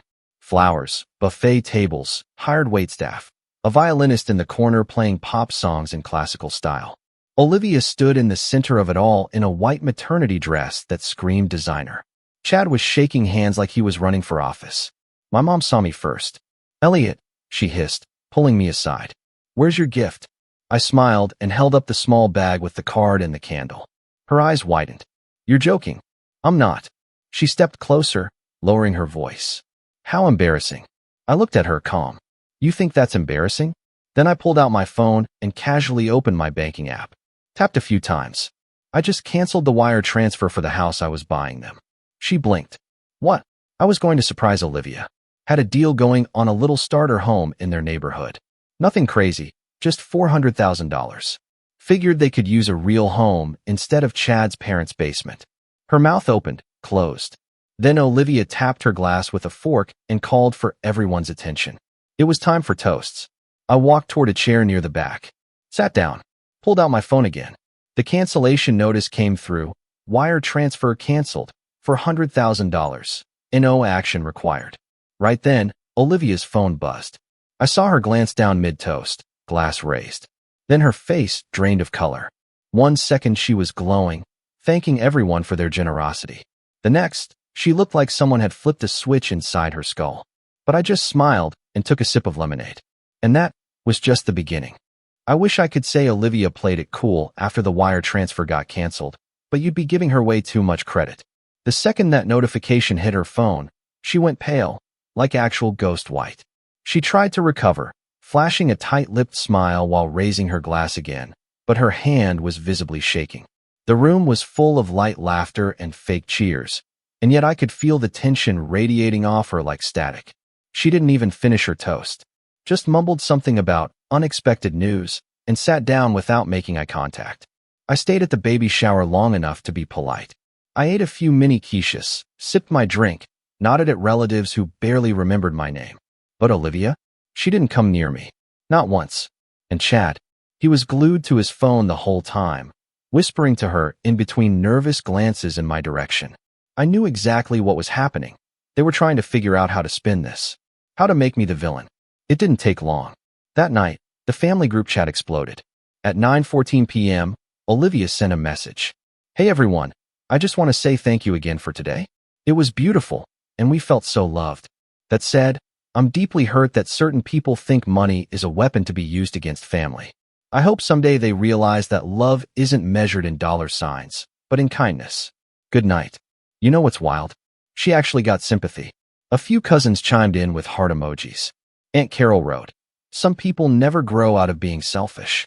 You're glowing, sweetie. That's all that matters." Then my own mother replied, "So sorry this happened today. You deserve better." Some people forget where they came from once they have a little success. And I just sat there, reading it. Over and over. I wasn't angry. I was numb. Forget where I came from. I remembered where I came from. I remembered every night I stayed up learning code on a beat-up Dell from the pawn shop. I remembered making coffee in a dorm kitchen while Olivia was on her third spring break trip in Cabo. I remembered Mom calling me antisocial at Thanksgiving because I left dinner early to take a conference call with a potential investor. I remembered when they all laughed at me for skipping Olivia's engagement party so I could pitch to an angel fund that eventually became my company's seed round. But sure, I was the selfish one. Over the next few days, things got worse. The texts started coming in directly. From Chad. Bro, that was low. You embarrassed her. She cried the whole night. From Mom. You ruined what was supposed to be the happiest day of her life. I hope you're proud of yourself.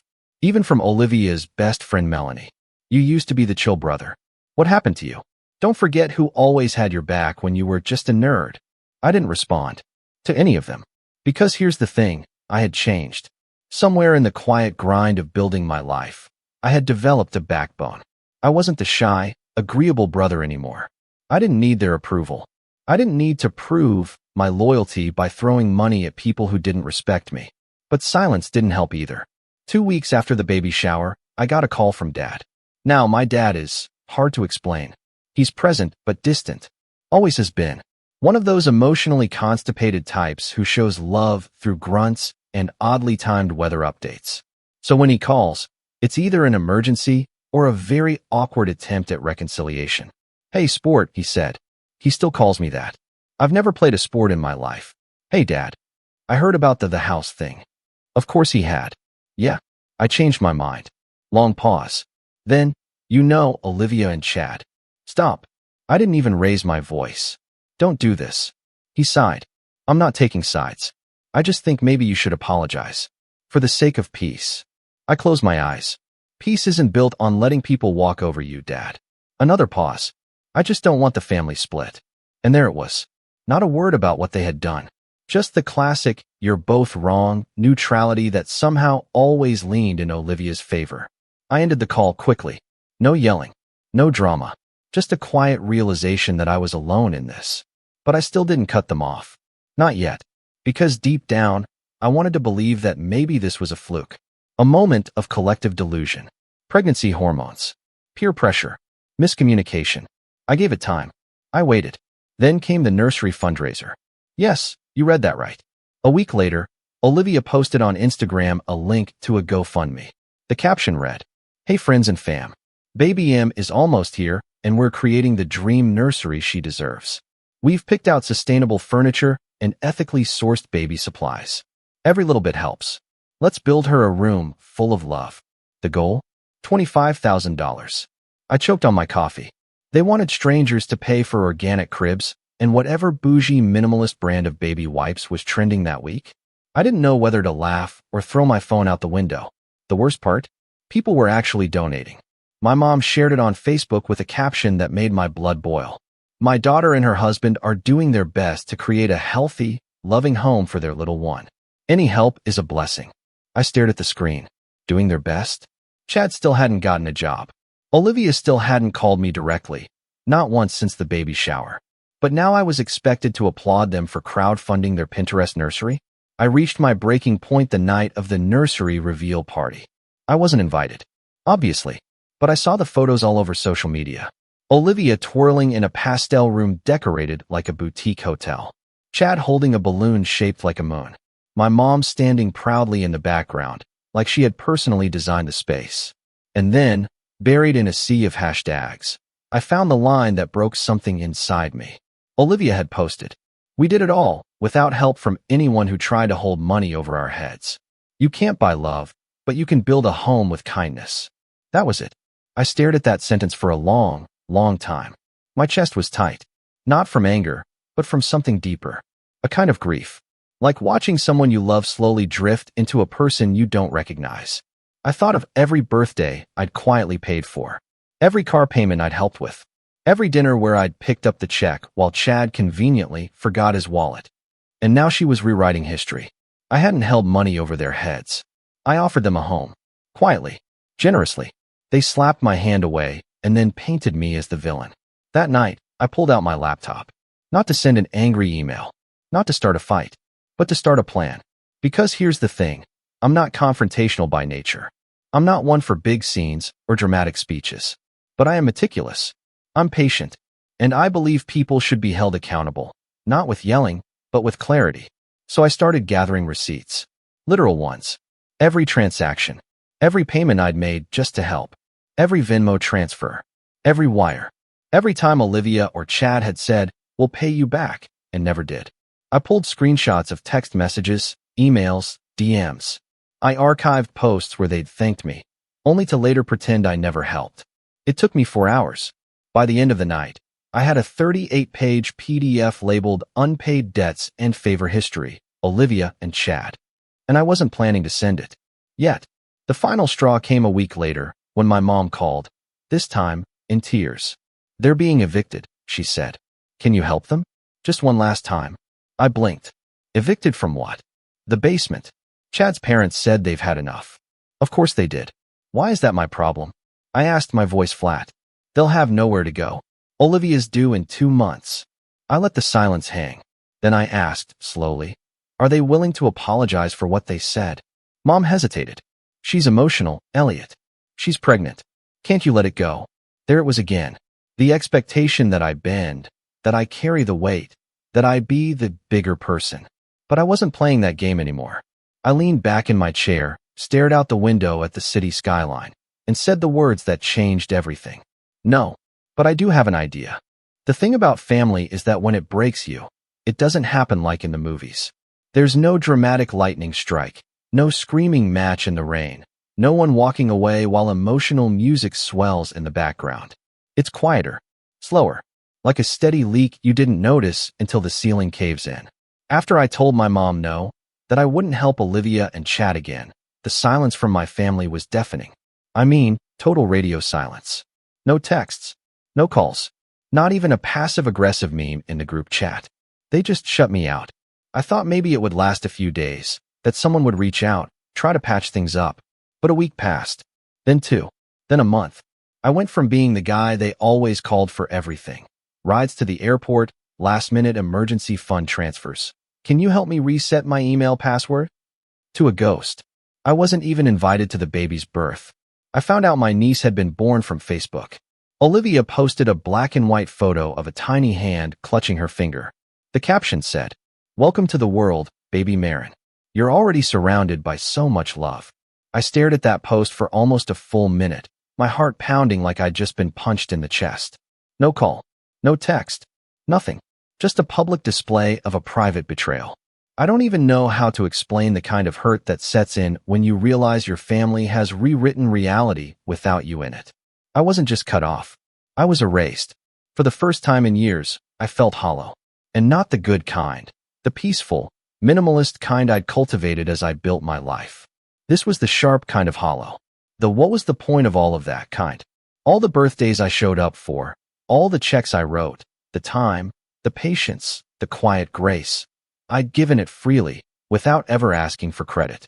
And in return, they'd exiled me like I was nothing more than a wallet that finally snapped shut. I didn't get out of bed for 3 days. I told myself I was just tired. Burnout. But the truth? I was grieving. Not just for the niece I wouldn't get to hold. Not just for the sister who turned her back on me. But for the illusion I had clung to. That if I just kept being generous, kept giving and giving, eventually someone would see me. Value me. Love me for me. That illusion was dead now. And once I let that truth settle, something else began to take its place. Something quieter, steadier, and far more powerful than bitterness. Clarity. I realized that I'd spent the better part of my adult life operating from guilt. From a deep, unspoken fear that if I didn't prove my worth, through success, through money, through being useful, I would lose my family's love. And now that I had lost it, I was finally free. So I started small. I got up, showered, cleaned my apartment top to bottom, deleted Olivia's number from my phone, not in anger, but as a ritual, a boundary. Then I took a long walk with no destination, no music in my ears, just the sound of my own footsteps and the wind against my face. It was cold, early spring, and the air stung a little, but I liked it. It made me feel awake. When I got home, I opened a blank document on my laptop and wrote one sentence at the top. What do I want now?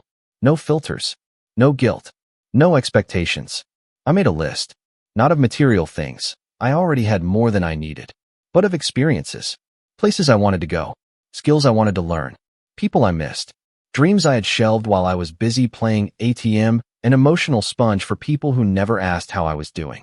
Here's a few things from that list. Take a solo trip to Iceland and finally see the Northern Lights. Learn to play piano. Start mentoring young coders from underserved communities. Reconnect with my college roommate, Malik, who I hadn't talked to in years because I was too busy. Write a book, not a bestseller, not for money. Just something honest, something mine. And maybe most importantly, build relationships that are two-way streets. That last one scared me because I didn't even know what that looked like anymore. But I was ready to find out. I started with Malik. I sent him a DM on Instagram, something casual like, "You still making music, or did Spotify scare you off for good?" He replied within minutes. A string of laughing emojis, then a "dude, where have you been?" and an invite to grab lunch. That lunch turned into a 5-hour conversation. We talked about everything. Our careers, our dumb mistakes, our families. He had his own drama, let me tell you, and the weird pressure we both felt to always be the strong one. It felt like coming up for air. Like I'd been underwater for so long I forgot what real connection even felt like. After that, I started going to his jam sessions. Not to play anything. I didn't even know the first thing about chords, but just to be there. To let myself be part of something messy and alive and unpolished. Then I signed up for piano lessons. Twice a week. I sucked. Like, really sucked. But I laughed a lot. And I started sleeping better. My work life changed, too. I used to drown myself in projects, hoping each new deal or milestone would somehow fill the gap where love should have gone. But now I started saying no. Not to sabotage myself, but to protect myself. I stopped taking clients who drained me. I delegated more.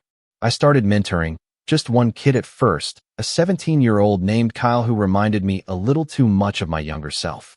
He had the same scrappy fire, the same hunger to prove himself, but no one in his life who believed in him.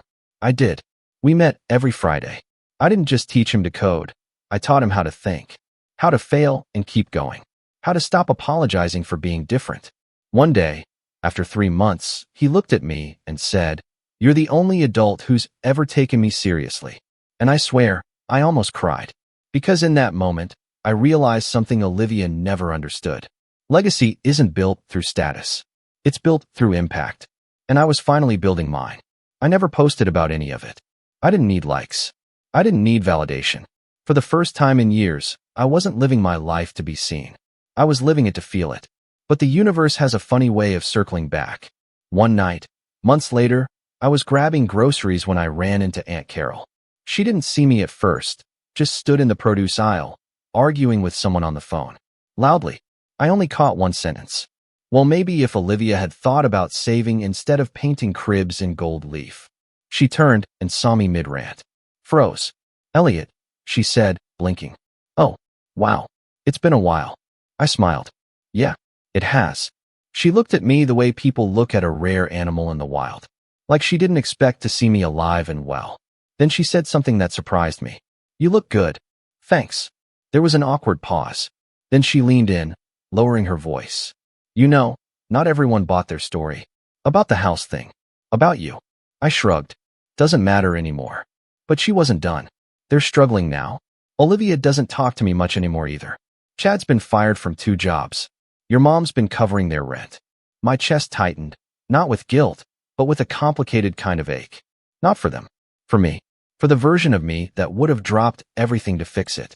I nodded, politely excused myself, and left.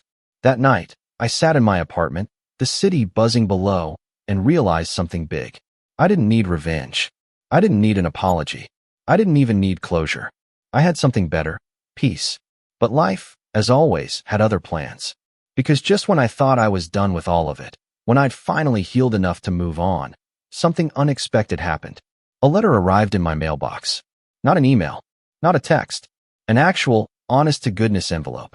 It was cream-colored. Elegant. Embossed. No return address. Inside, a handwritten note. Olivia's handwriting. The first line, "If you're reading this, then you already know things have fallen apart." The envelope sat on my coffee table like it was ticking. For hours, I ignored it. Walked past it. Made dinner. Cleaned the kitchen. Played a few broken piano chords that sounded like a raccoon stepping on glass. But eventually, curiosity won out. I sat down, opened the envelope, and pulled out the note. It was Olivia's handwriting, unmistakably hers. Rounded letters, little hearts over the eyes, just like when we were kids. And yet, the words on the page felt like they came from a stranger. The first line was enough to make my stomach twist. If you're reading this, then you already know things have fallen apart. No apology, no hi, no acknowledgement of the months of silence or the storm she helped stir. Just a kind of resignation, like she was finally facing consequences she never expected would reach her. The rest of the letter was a mess of contradictions. She wrote about how Chad had made some bad investments, translation, lost their savings on crypto tips from Reddit, how their landlord was threatening eviction again, and how she wished things could go back to the way they were. She didn't say sorry for the baby shower stunt, or for turning our family against me, or for publicly framing me as some cold-hearted egomaniac. Instead, she wrote, "You were always the one who had it together, the one who fixed things. And I know you probably hate me now, but I'm scared, Elliot. I don't know how to get out of this mess." Then, at the very bottom, in smaller handwriting, "I don't know who else to ask." I sat with that letter in my lap for a long time. I wasn't angry. I wasn't sad. I was just still. The kind of still that only comes after you've done all your grieving and finally see things with perfect, painful clarity. And what I saw was this: Olivia didn't change. She never had. She just ran out of places to point her problems. And now that the walls were closing in, she remembered the brother she'd spent years ignoring until it suited her. But I wasn't the same person she remembered. That version of me, the one who dropped everything, who forgave too easily, who wrote checks like Band-Aids for emotional wounds, he was gone. And in his place stood someone new. Someone who had rebuilt his life, brick by brick, without her approval, her validation, or her drama. And maybe it was time she learned what that version of me was capable of. I didn't plan revenge out of spite. It wasn't about payback.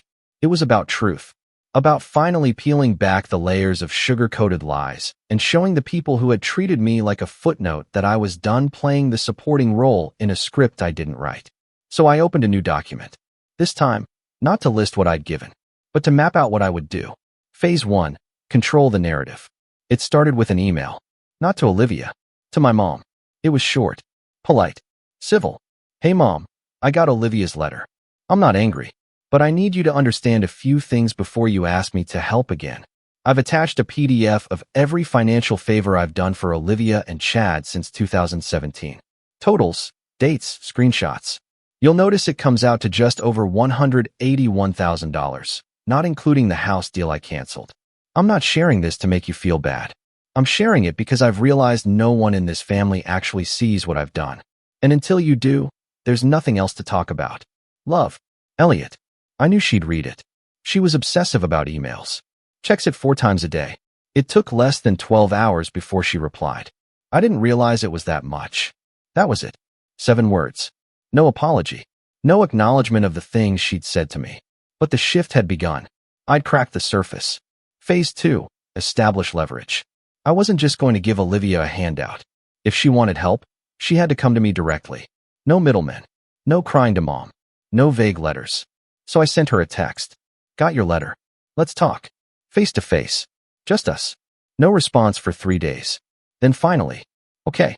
Saturday. We met at a coffee shop halfway between our neighborhoods. Neutral ground. She showed up late, in sunglasses, no makeup, wearing that same cardigan I'd given her 3 birthdays ago when she was still pretending to care about our relationship. She sat down across from me, wrapped her fingers around a latte she couldn't afford, and said, "I didn't think you'd actually come." I shrugged. "I'm here."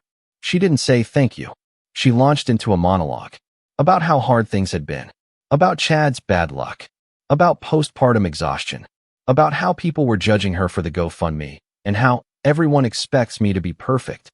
And then, like a carefully rehearsed closer, she said, "I just need a fresh start." I stared at her for a beat, then said, "I agree." She blinked. "What? You need a fresh start. Not a bailout. Not another quick fix. A clean slate." Yeah, that's what I meant." I leaned forward. "Good. Because I'm willing to help. But only if things change. Permanently." She narrowed her eyes. "What does that mean?" "It means," I said slowly, "that if I help you this time, It's not going to be a secret. I'm not going to be your hidden piggy bank anymore.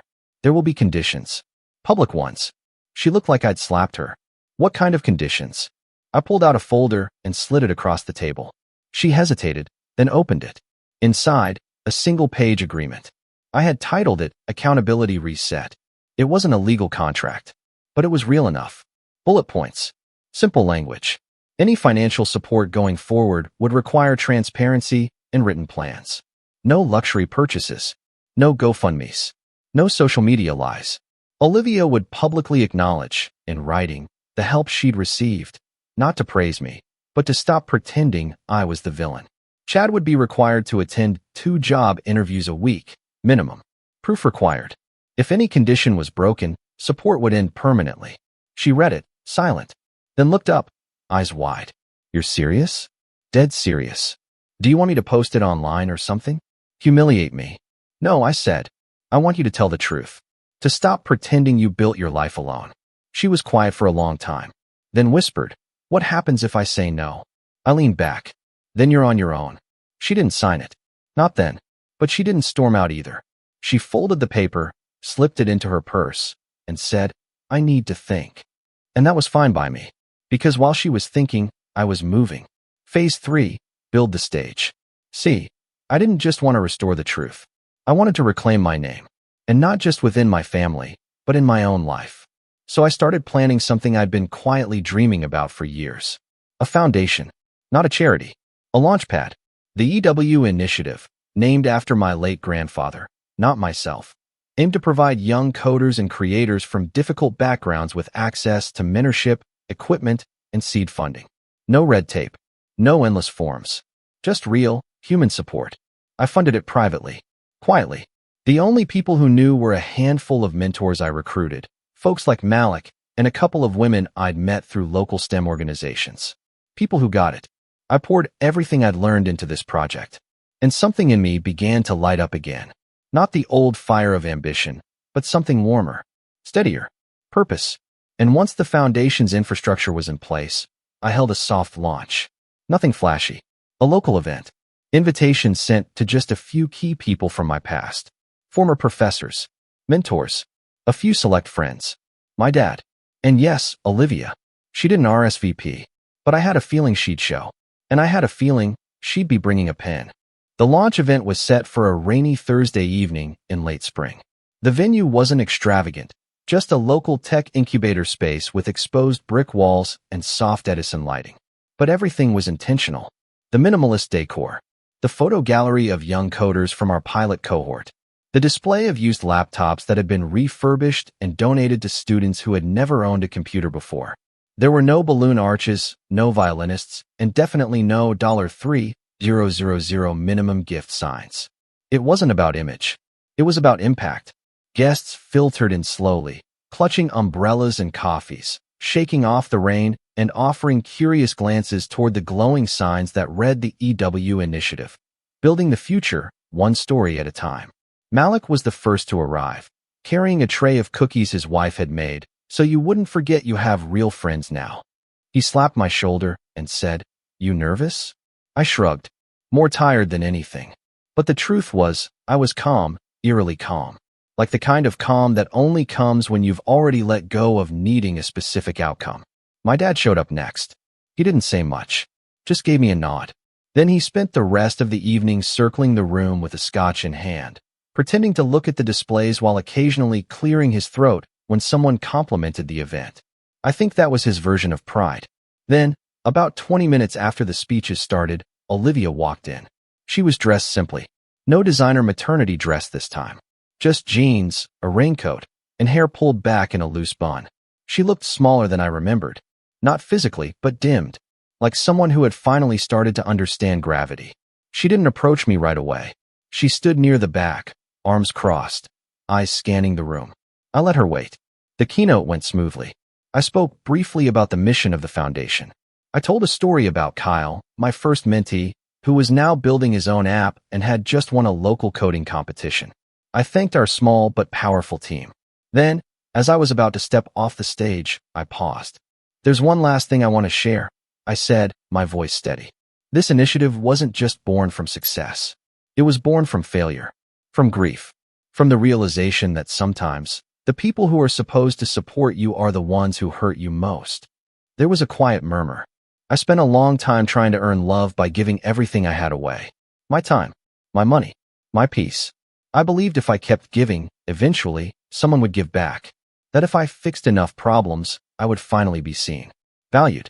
And then, one day, I stopped. And the silence that followed, that absence, was the most honest thing I'd ever heard. The room was dead quiet. But here's the thing. That silence didn't break me. It freed me.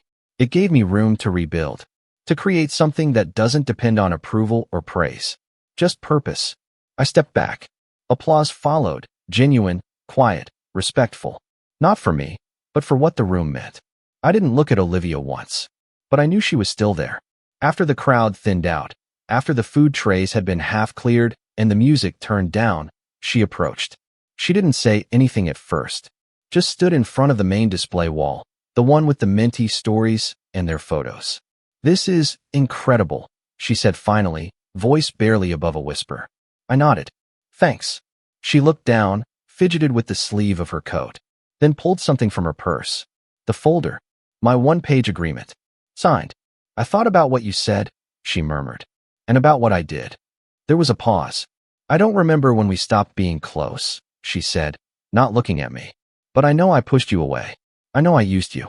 And I thought you'd never leave." I studied her face. There were dark circles under her eyes. Her hands trembled slightly. "I'm not asking for anything now," she said quickly. I just wanted to give you this. And say I'm sorry." For a long moment, I didn't say anything, because I wanted to make sure I meant what I was about to say. "I believe you," I said. "But things don't go back to the way they were. Not anymore." She nodded slowly. "I know." Then she turned to leave. "Olivia." She paused. "You'll get the support. Rent. Groceries. One-on-one career coaching for Chad.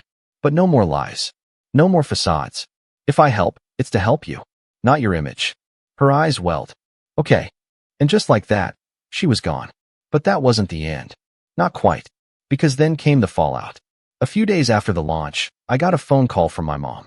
"Your sister said you're helping them again." My gut tightened. "On conditions," I said. "Strict ones." She huffed. "You don't get to dictate." "I do," I interrupted, calm. "Because I'm the one giving. And I'm not doing it in secret anymore." She paused. "You know this whole thing, this foundation, it's just your way of showing off." "No," I said. "It's my way of moving on." Click. She hung up. And I let her. 2 weeks later, Olivia sent me a screenshot. My mom had unfriended her on Facebook. Underneath, Olivia had typed, "I guess we're both out now." I didn't reply. I didn't need to. Because sometimes, the real revenge isn't ruining someone's life. It's refusing to let them ruin yours. And as for Chad, let's just say he didn't last long in the program. 3 missed job interviews. 1 half-baked MLM scheme. 2 late rent payments. I gave him one final chance. Then I cut the support. Olivia didn't fight me. She just thanked me for trying. And when I saw her months later, working the register at a local bookstore, I didn't feel pity. I felt something like respect. She had finally stopped pretending. And so had I. I still don't talk to most of my family. Not because I'm angry, but because I'm finally full. My life is loud with purpose, rich with real connection. I play piano badly, laugh often, and mentor kids who remind me why I started this journey in the first place. I never needed revenge to be dramatic. I just needed it to be true. And as I stood in my office one evening, watching a new mentee explain her first project on a whiteboard, I realized. They didn't break me. They built me. They just didn't know it. Until now. My name's Jake. I'm 27, and I swear some days I feel like my family lives in an entirely different reality than I do. I grew up in what most people would call a pretty average household. Small town, modest house, nothing too fancy. My parents weren't rich, but we got by. My older brother Ryan was always the golden boy, straight A's until high school, popular, football team captain. I was the quiet kid who loved computers and saved every penny from part-time jobs. We were different, but I never thought that would matter when we got older. Then I started making real money. Not bragging, but I worked my way up in tech, invested smartly, and by 26, I had enough saved to buy a house outright. I didn't, because I like having cash flow and security, but I knew I was on solid financial ground. My parents knew too. That's when the comments started. "Jake's the rich one now," my mom would say with a laugh at family dinners. Ryan would grin and ask when I was buying him a car. I'd laugh it off, thinking it was just harmless teasing. But the jokes started feeling sharper, like there was an edge underneath them. It all started sliding downhill the day I came over for Sunday dinner last spring. I just finished a stressful project at work and wanted a relaxing night. Mom was unusually cheerful when I walked in, like she was hiding a secret. After we sat down to eat, she dropped it casually. "We finally got Ryan that car he's been dreaming about." Everyone turned to look at me like I should be excited too. I congratulated him. It was a brand new luxury SUV, not cheap. Then Mom said, still smiling, "We used your account to cover most of it. You can afford it." At first, I thought she was joking. My fork was halfway to my mouth when it registered that she was serious. My stomach dropped. "What do you mean, my account?" I asked, trying to keep my voice calm. She waved her hand like I was being dramatic. "You left me as co-signer years ago when we set up the savings account. You never use it. Ryan needed a car, so we took $120,000 from there. You'll be fine." Ryan smirked and said, "Yeah, thanks, man. It's about time some of that money got used for something fun." I couldn't even eat after that. My mind was spinning. They didn't even ask me. They just took it. My entire childhood came rushing back. Ryan always getting the bigger piece of cake, the new bike, the better room, and me being told to stop making a fuss. I asked why they didn't at least call me first. My mom's smile faded. "Jake, you have more money than all of us combined. If you can't support your own family, what's the point? Besides, Ryan works hard. He deserves it." I left dinner early that night. On the drive home, I couldn't shake the feeling that something had shifted permanently. My own family had just stolen from me and expected me to be grateful. That night, I logged into the account and stared at the numbers, the missing money. My chest hurt. It wasn't even about the car anymore. It was about the fact that they thought they had the right to decide what I owed them. I didn't confront them right away. I needed to cool down, think. But 2 weeks later, Mom called and said something that made my blood run cold. "Ryan's looking at houses now, and we might need to dip in again for the down payment. You'll get it back eventually." That was the moment I realized this wasn't just a one-time thing. It was the beginning of something bigger and much worse. I didn't sleep much after that phone call. I just lay there, staring at the ceiling, listening to the hum of my apartment fridge, feeling like the walls were closing in. It wasn't just about money anymore. It was about control. My family had decided that my savings were their new safety net, their community fund, and they didn't even have the decency to ask. I kept thinking about my mom's voice on the phone, so casual, so certain I would agree to hand over more money, like it was already decided.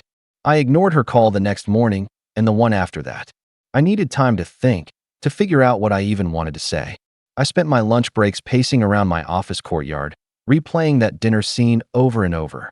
The look on Ryan's face kept flashing in my head, that smug little grin like he'd just been crowned king of the family. And maybe he had. By the end of the week, Mom showed up at my apartment.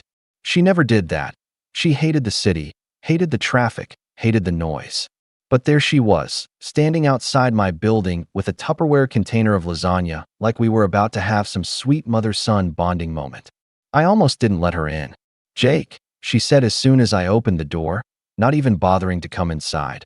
"I don't know why you're ignoring me. Ryan found the perfect house. It's on the market now. We need to move fast or someone else will get it." I just stared at her. "Mom," I said finally, "do you hear yourself? You took my money without asking, and now you're back asking for more. Do you even know how much I've worked to save that?" She rolled her eyes like I was being ridiculous. "Of course I do. But what's the point of saving all that money if you're just going to sit on it? This is your brother's future, your family's future. Someday, this house will be where we all gather for holidays. You'll thank me later." I almost laughed. Thank her? For draining my savings for a house I didn't even want to live in? My hands were shaking, and not from anger exactly. From something deeper, something that felt like betrayal. "Mom, no," I said, my voice coming out sharper than I meant. "You don't get to decide how I spend my money." Her face changed instantly. The sweetness dropped, replaced by a look I hadn't seen since I was a teenager getting grounded. "Jake, you need to stop being so selfish. Ryan has always been there for you. He's your brother. If the roles were reversed, he would help you." That last part hit me like a punch. If the roles were reversed, Ryan wouldn't give me a dime. He wouldn't even lend me gas money without posting about it on Instagram. But I kept my mouth shut. I wasn't going to get through to her that day. The next weekend, there was another family dinner. I almost skipped it, but some part of me wanted to see how far this would go. When I got there, everyone was already in the living room, Ryan holding court, talking about the house he wanted. He had pictures pulled up on his phone, showing everyone the huge backyard, the open kitchen, the pool. "Jake, man, you've got to see this place," he said when I walked in. "It's perfect. And thanks to you, it's basically ours." I froze in the doorway. "What do you mean, thanks to me?" Mom jumped in. "I talked to the bank this week. We went ahead and got pre-approval for the loan. Your savings will cover the down payment. It's all set." I couldn't believe it. They hadn't just asked me. They'd started the process like I'd already agreed. I set my keys down slowly, trying to stay calm. "You had no right to do that," I said. Ryan laughed, actually laughed, like I'd just told a joke. "Dude, relax. You make more in a year than most people do in 5. This is nothing to you." I turned to Mom, and for the first time, I didn't try to hide the anger in my voice. "Close the application. Right now? I'm not paying for this." The room went silent. My dad, who hadn't said much up to this point, finally spoke up. "Jake, don't make this harder than it has to be. Your brother deserves this. He's starting a family. You're just what? Sitting on your money, living alone in that apartment." It was like they had rehearsed this speech. Every word was meant to guilt me, to make me feel like the bad guy for not playing along. "I'm not sitting on my money," I said through gritted teeth. "I'm building a future for myself. One that doesn't involve being your personal ATM." Ryan threw his hands up. "See, this is what I mean. You've changed, man. Ever since you got that big job, you act like you're better than us."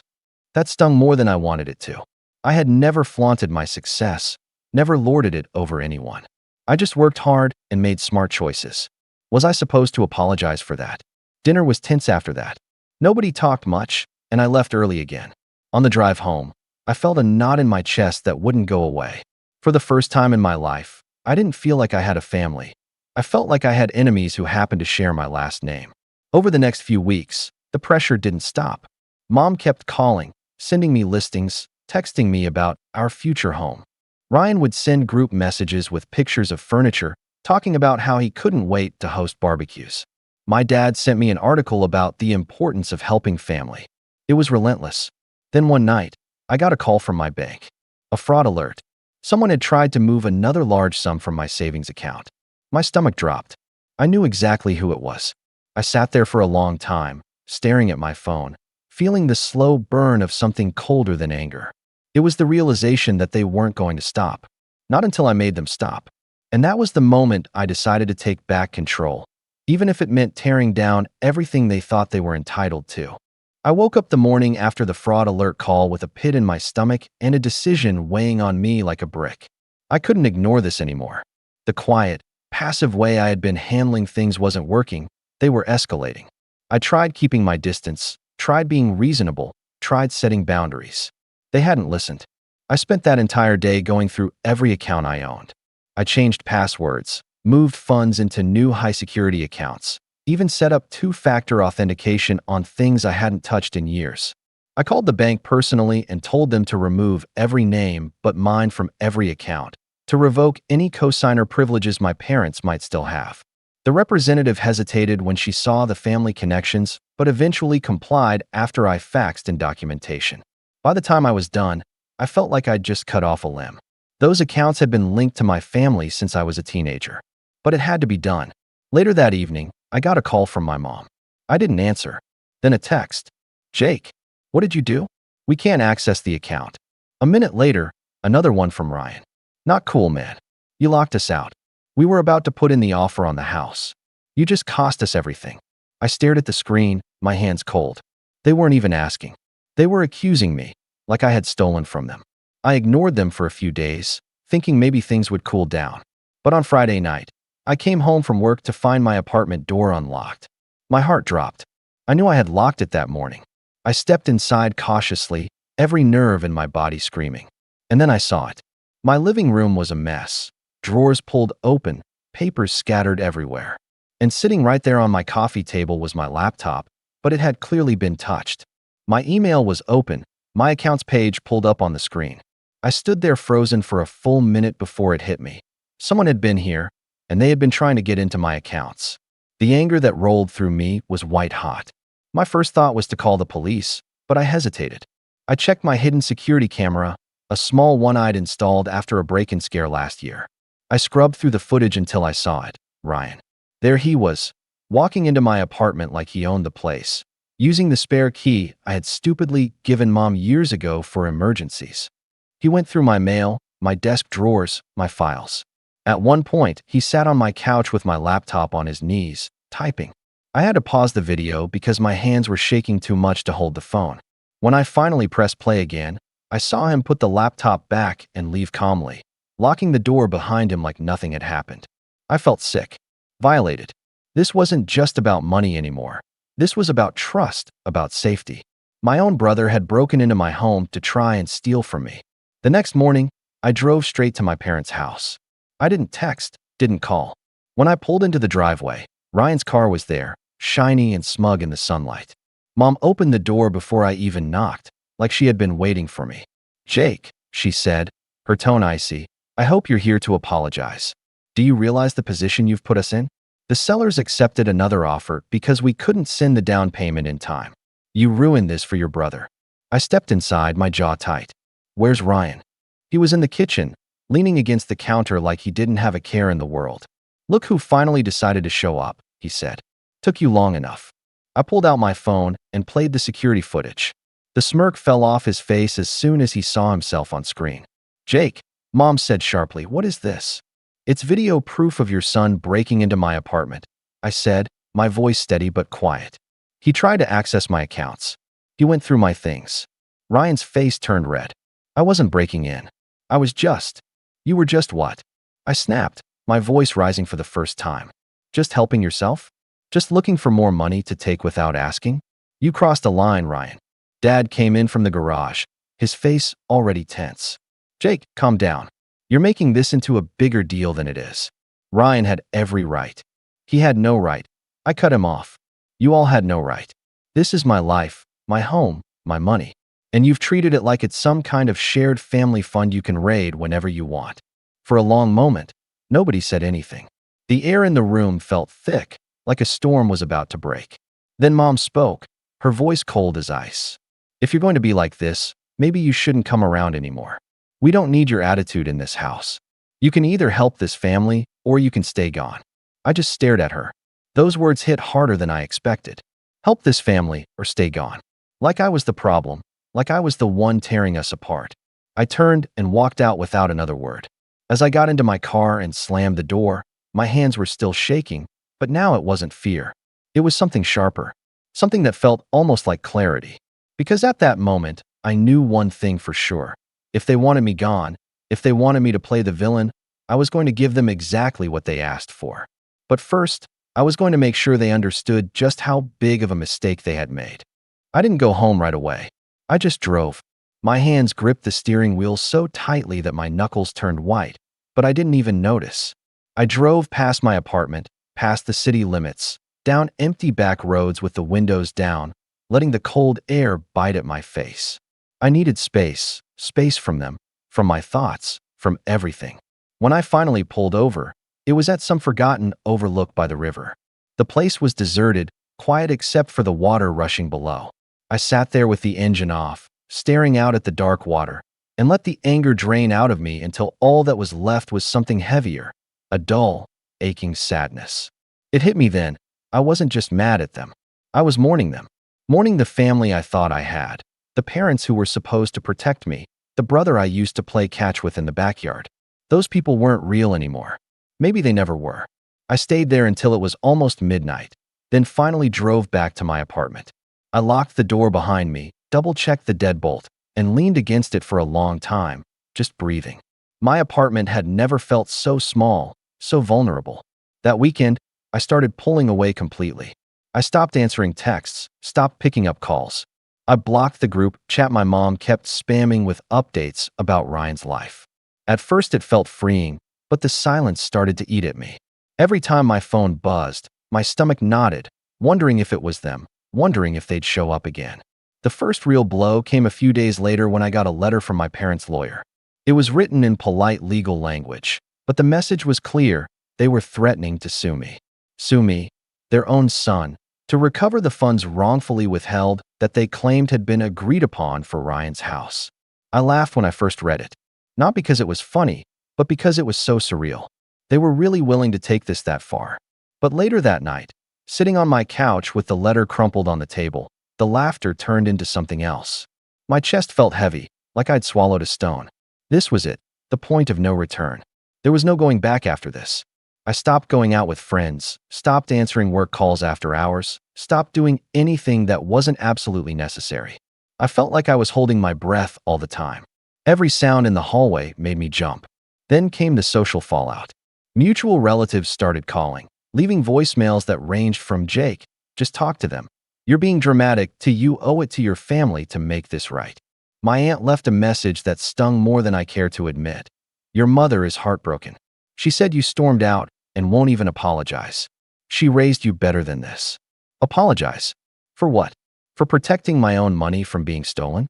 For not letting my brother use me as his personal bank? The worst part was, there were moments, late at night, lying in bed, when I almost believed them. Maybe I was being selfish. Maybe I was overreacting. That was the mental loop I got stuck in. Anger, doubt, guilt, then back to anger. But then I'd look at the security footage again. Ryan sitting on my couch with my laptop, rifling through my life like it was nothing. That would snap me back. Eventually, something inside me shifted. The sadness stopped feeling like a weight and started feeling like a wall. A wall between me and them. And behind that wall, I started thinking clearly for the first time in weeks. I began taking quiet steps to cut them out of my life completely. I changed the locks on my apartment and had the spare key recut.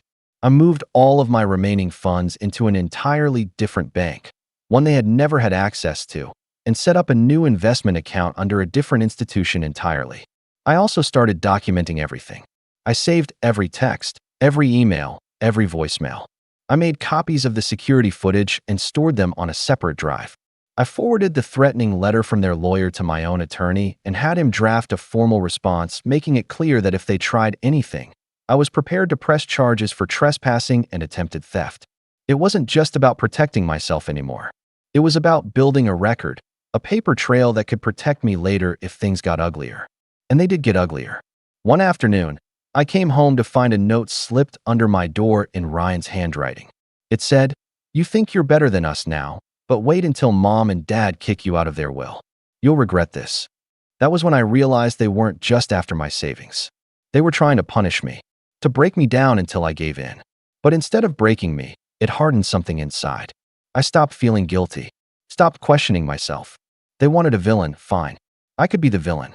The next morning, I sat down with my lawyer in his office and told him I wanted to take this further. I wanted a restraining order against Ryan. I wanted everything documented in writing. And if my parents kept harassing me, I wanted to explore legal options against them too. Walking out of that office, I felt lighter. Not happy, not yet, but in control. For the first time since this all started, I wasn't just reacting to what they did. I was starting to make moves of my own. And deep down, I knew this was just the beginning. When I walked out of my lawyer's office that day, the air felt different. Crisp, clear, like I'd finally stepped out from under a storm cloud that had been following me for months. For the first time in what felt like forever, I wasn't just waiting for the next punch to land. I was standing up, gloves on, ready to swing back if I had to. The first change I made was subtle. I stopped reacting to every message and voicemail. Instead of feeling that jolt of panic every time my phone buzzed, I muted all of them. My parents' numbers, Ryan's number, even the group chat with my relatives. It was like hitting mute on the chaos. My apartment, for the first time in weeks, felt like mine again, quiet, safe. Work became my anchor. I threw myself into my projects, staying late not because I had to, but because I wanted to. And the crazy thing was, it paid off. My manager noticed the extra effort and started giving me bigger responsibilities, things normally reserved for more senior staff. I crushed every deadline. I solved problems nobody else could. 2 months later, I was sitting in a boardroom with the VP of my department, being offered a promotion, and not just a small step up, a major one. My salary jumped by nearly 40%, and it came with a significant bonus. I walked out of that meeting grinning like an idiot, and for a moment, I almost reached for my phone to call my parents, to share the good news like I used to. But then I remembered the last conversation we'd had, the way Mom had told me I could stay gone if I wouldn't hand over my money, and the smile faded. Instead of calling them, I called my lawyer. We updated my will, my beneficiary designations, and every bit of paperwork that had my family's names on it. If something ever happened to me, not a cent of my estate would go to the people who had tried to destroy me. With the promotion money, I did something I'd been dreaming about for years. I bought a place of my own. A real home, not just a rental apartment. It was a sleek, modern condo with floor-to-ceiling windows and a view of the city skyline. The first night I slept there, lying on a mattress in the middle of the living room because the furniture hadn't even been delivered yet, I felt something I hadn't felt in a long time. Peace. This place wasn't just a home. It was proof that I could build a life entirely on my own terms. And as my life got better, there seemed to start unraveling. I didn't go looking for updates, but they had a way of finding me. Mutual friends would mention things in passing. That Ryan had lost his job after blowing off too many shifts. That the dream house they wanted had been bought by someone else. That my parents were dipping into their retirement savings to cover Ryan's bills. Every time I heard one of these updates, I felt a twinge of something. Not exactly satisfaction, but something close to it. A grim sort of validation. I focused on myself. I started hitting the gym 3 times a week, not to punish myself, but to clear my head. I signed up for a cooking class on weekends and learned how to make more than just takeout noodles. I reconnected with old friends I hadn't seen since college, people who remembered me as I was before all this mess. And slowly, I started smiling again. Then came the opportunity that changed everything. A colleague I'd worked with on a major project reached out to me about a startup he was joining. They were looking for someone with my exact skill set, and they were offering not just a salary, but equity in the company. It was a risk, but for the first time in months, I wasn't scared to take one. I said yes. The next 6 months were a blur of 12-hour days, late-night brainstorming sessions, and problem-solving marathons. It was exhausting, but it felt good, like building something from the ground up, something that was mine. And when the company landed a massive funding round, my equity turned into something substantial. Substantial enough that I didn't just have savings anymore. I had real wealth. By the end of that year, I was in a completely different position than when this all started. I had a beautiful home, a thriving career, and enough money invested that I didn't have to worry about anyone ever holding financial power over me again. And that was when the phone calls started up again. At first, I ignored them, but the messages became more desperate. Mom left a voicemail that sounded like she had been crying. "Jake, honey, I know things have been rough between us, but your father and I really need to talk. It's about Ryan. Please call me." Then a text from Dad. "Jake, your brother's in trouble. He needs help. Please don't turn your back on us now." I didn't answer. Not yet. Because for the first time, the power dynamic had shifted. They weren't calling to demand anything. They were calling because they needed me. And a part of me knew this was the moment I'd been waiting for. When I heard my dad's message, I didn't delete it like I had the others. I just sat there in my condo, phone in my hand, replaying it again and again. "Your brother's in trouble. He needs help." It wasn't anger in his voice this time. It was desperation. I didn't call back. Not yet. Instead, I started digging. I still had connections in town, and people talked, especially when someone like Ryan started making a spectacle of himself. It didn't take long to learn what had happened. Ryan had quit his job months ago, telling everyone he was about to start his own business. He took out loans, maxed out credit cards, bought flashy equipment, and even rented a space for some kind of luxury car detailing studio. The business never got off the ground. He fell behind on rent, got sued for unpaid bills, and now creditors were after him. The kicker? The car they had bought with my money, that luxury SUV Ryan had been so proud of, had been repossessed. I should have felt vindicated, and a part of me did. But more than that, I felt calm. This was what rock bottom looked like for them. And for the first time, I was in a position not just to watch, but to decide how this story ended. I called my lawyer again. We met in his office the next day, and I laid everything out. The break-in, the threats, the attempted transfer from my account, and now the desperate calls asking for help. He leaned back in his chair and steepled his fingers. "You're in a very strong position right now, Jake," he said. "Legally, you have every right to cut them off completely. But if you're looking for a way to send a message, There are options. That was when we started crafting a plan. Not something rash or impulsive, something careful, deliberate, airtight. Something that wouldn't just protect me, but make sure they couldn't try to spin the narrative and paint me as the villain ever again.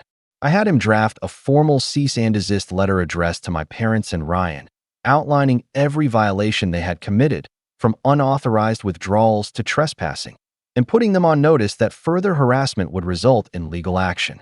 We included copies of the security footage stills, time-stamped and signed, just to remind them that I had evidence. But I didn't send it. Not yet. Instead, I started gathering leverage. I reached out to a friend who worked in finance, and over coffee, I asked her a hypothetical question. If someone misused a joint account to take money without permission, what could the other party do? She raised an eyebrow and said, hypothetically, they could file a claim, freeze the funds, and demand a full accounting. If they had proof, it could even become a criminal matter. That gave me an idea. I filed a formal report with the bank regarding the original $120,000 withdrawal for Ryan's car. The bank opened an internal review, and because I had never signed anything authorizing the transaction, they were obligated to investigate. I didn't know if I'd get the money back, but the look on Ryan's face when he found out the bank was scrutinizing his shiny new toy purchase would be worth it by itself, even if the car was already gone. Meanwhile, my life outside of them kept getting better. The startup I had joined was gaining serious traction, and I was part of key negotiations for a partnership deal that could double our revenue. My stake in the company was becoming more valuable by the week. I was on track to be financially independent for life by the time I turned 30. And that power, the kind of power they could never take away from me, gave me the confidence to finally answer one of my mom's calls. It was a Thursday evening when I picked up. Jake. Her voice sounded small, almost timid. Oh, thank God you answered. We've been so worried. I didn't say anything for a moment, letting the silence stretch just enough to make her uncomfortable. What do you want? I said finally, my voice calm. She hesitated. It's Ryan. He's in trouble. He owes a lot of money, and they're threatening to take us to court. We could lose the house, Jake. I closed my eyes for a moment, letting the weight of that sink in. Lose the house. The same house where she'd told me I could stay gone. I see, I said evenly. And why are you telling me this? Because you can help, she said, almost pleading now. You have the means. If you could just. I cut her off gently. Mom, do you remember telling me that I could either help the family or stay gone? She was silent. Well, I said, I stayed gone. And then I hung up. The next morning, I instructed my lawyer to send the cease and desist letter. But I wasn't done yet. A few days later, I learned from a friend who still lived near my parents that their house had quietly been listed for sale. They were trying to get out from under the debt before it swallowed them whole. The timing couldn't have been more perfect, because I had been waiting for exactly this moment. When I heard their house was on the market, something inside me clicked into place. It was like the final piece of a puzzle I had been putting together for months had finally locked in. They were vulnerable now, financially, emotionally, socially, and this wasn't about petty payback anymore. This was about closure, about making sure they could never rewrite the story to make me the villain. I met with my lawyer again the next day. This time, there was no hesitation in my voice. I want to make a move, I told him. Something that makes it crystal clear that they can't just take from me and get away with it. He listened carefully, then nodded. If the house is up for sale, there's a lot we can do to slow things down. We can file a lien, make a claim on the proceeds for the money taken from your account. That would put everything on hold until it's resolved. I leaned back in my chair, considering that. Would they know it was me? Oh, they'd know, he said with a faint smile. Their realtor would have to tell them the sale can't close until the lien is lifted. I sat there for a long moment, staring at the ceiling. I could almost picture it. Mom pacing in the kitchen, Ryan shouting about how unfair it was, Dad trying to keep his voice calm, but seething underneath. The same way they'd all looked at me when they told me they'd taken my money and expected me to thank them. Do it, I said finally. Within a week, the lien was filed. My lawyer handled the paperwork, but I got a copy of the filing, and I kept it on my desk like a trophy. It wasn't about getting the money back anymore, though that was part of it. It was about making them feel the weight of what they had done. And then, just to twist the knife, I made my next move. I reached out to their realtor, through my lawyer, of course, and asked for a showing. I wanted to see the house before it sold. At first, the realtor hesitated, But when he learned I was a serious buyer, he agreed. Walking back into that house was strange. It smelled the same. The faint scent of Mom's lavender cleaner, the creak of the floorboards near the hallway. But it didn't feel like home anymore. It felt like a stage set, like I was walking through someone else's life. The realtor gave me the tour, pointing out upgrades and features, but I barely listened. My mind was buzzing. I imagined what it would look like if I owned it, not as a family home, but as an investment property. Renters in and out, no sentimental ties. I didn't make an offer that day, but the idea lodged itself in my brain and refused to leave. Meanwhile, the cease and desist letter I'd sent started having its own effect. My parents stopped calling. Ryan went silent. Mutual relatives who had been so quick to guilt-trip me before suddenly stopped leaving voicemails. It was as if they had finally realized I wasn't bluffing, that there were real consequences to pushing me. Then, 2 weeks later, I got a text from Ryan. "You think you've won, huh? Mom and Dad are losing everything because of you. Hope you're happy." I stared at the message for a long time before typing back a single line. "I didn't make you take my money. You did that all by yourself." I never got a reply. A month later, the house still hadn't sold. The lien had scared off more than one potential buyer, and word was spreading around the neighborhood that something was wrong. My parents, who had always been so concerned with appearances, were now the subject of gossip. And then came the final opportunity, the one I hadn't even been expecting. The realtor reached out again, this time almost begging me to come back. "The sellers are desperate," he said. "If you're still interested, they'll take almost any reasonable offer." I scheduled another showing, this time with my lawyer present. And when I walked through those doors again, I didn't feel anger this time. I felt something colder, calmer. By the end of that week, I had submitted an offer, below market value, but still high enough to make it tempting given their situation. It was accepted within 48 hours. I didn't tell them it was me until closing day. When my parents walked in and saw me sitting across the table, their faces drained of color. Ryan didn't come. Maybe he couldn't face me. Mom's hands shook as she signed the papers. Dad wouldn't look at me at all. I didn't say a word. Not then. Not until every signature was on the page and the keys were sitting in front of me. Only then did I look up and meet their eyes. "You told me I could stay gone," I said quietly. "So I did. But now this house, this memory, is mine. Just like my money always was." I picked up the keys, thanked the realtor, and walked out without looking back. For the first time in my life, I felt completely, utterly free. When I stepped out of that closing office, the keys heavy in my hand, I felt like I'd just crossed a finish line. But there was still the fallout, and I knew it was coming. That evening, I drove to the house one last time before the new locks were installed. The place was empty now, stripped of furniture, the echoes of footsteps bouncing off the walls. I walked through every room slowly. The kitchen where I'd done homework as a kid, the hallway where Ryan and I used to race Matchbox cars, the backyard where we'd grilled burgers every summer. It all felt so much smaller now, like it had shrunk to match the people who once tried to control me. The next morning, the calls started again. I didn't answer at first, but eventually, I picked up. "Jake." Mom's voice cracked through the receiver, a mix of anger and heartbreak. "How could you do this to us? We built our lives in that house. That was supposed to be your brother's future." I closed my eyes, letting her words settle for a moment before replying. "Mom, you built your lives by taking from mine. You stole my money without asking. You broke into my home. You threatened me. You told me to stay gone. I just gave you what you asked for. You're being cruel," she snapped, but there was no real heat in her voice this time, just exhaustion. "Your brother has nothing now." "Then maybe," I said evenly, "he'll finally learn what it feels like to earn something for himself." I ended the call before she could respond. Later that week, I drove by the house again. This time, Ryan was outside loading the last of his things into a dented pickup truck. When he saw me pull up, he froze. For a moment, I thought he might yell, might storm over and start another fight. But he didn't. He just stood there, jaw tight, and finally said, "Hope you're happy, man. You got what you wanted." I stepped out of the car and looked him in the eye. "No, Ryan," I said quietly. "I didn't get what I wanted. I wanted a family that respected me. Instead, I got this. But at least now we're even." He didn't reply. He just climbed into the truck and drove away without another word. Over the next few months, the dust settled. The lien I had filed was lifted after the sale closed, and the bank's internal review finally wrapped up. To my surprise, They credited a significant portion of the $120,000 back to my account, citing unauthorized withdrawal and breach of cosigner agreement. I used some of that money to renovate the house, not because I wanted to live in it. I had no intention of moving back, but because I wanted to turn it into something completely mine.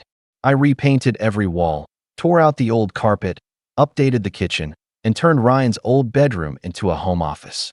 When the renovations were done, I held a small housewarming party. Just a few close friends, no family. We sat in the backyard with music playing, laughing, eating barbecue, the city lights glowing in the distance. At one point, one of my friends looked around and said, "This place feels like it was built for you." I smiled. "It wasn't," I said, "but it is now."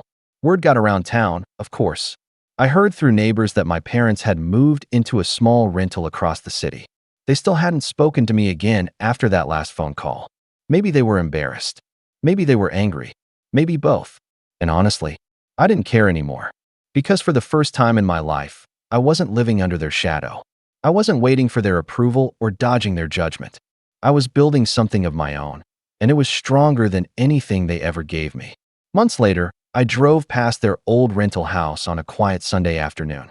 Ryan was outside, this time wearing a plain work uniform, unloading tools from a truck that looked like it belonged to a construction company. He looked up and saw me driving by. Our eyes met for a split second. He didn't glare this time. He didn't smirk.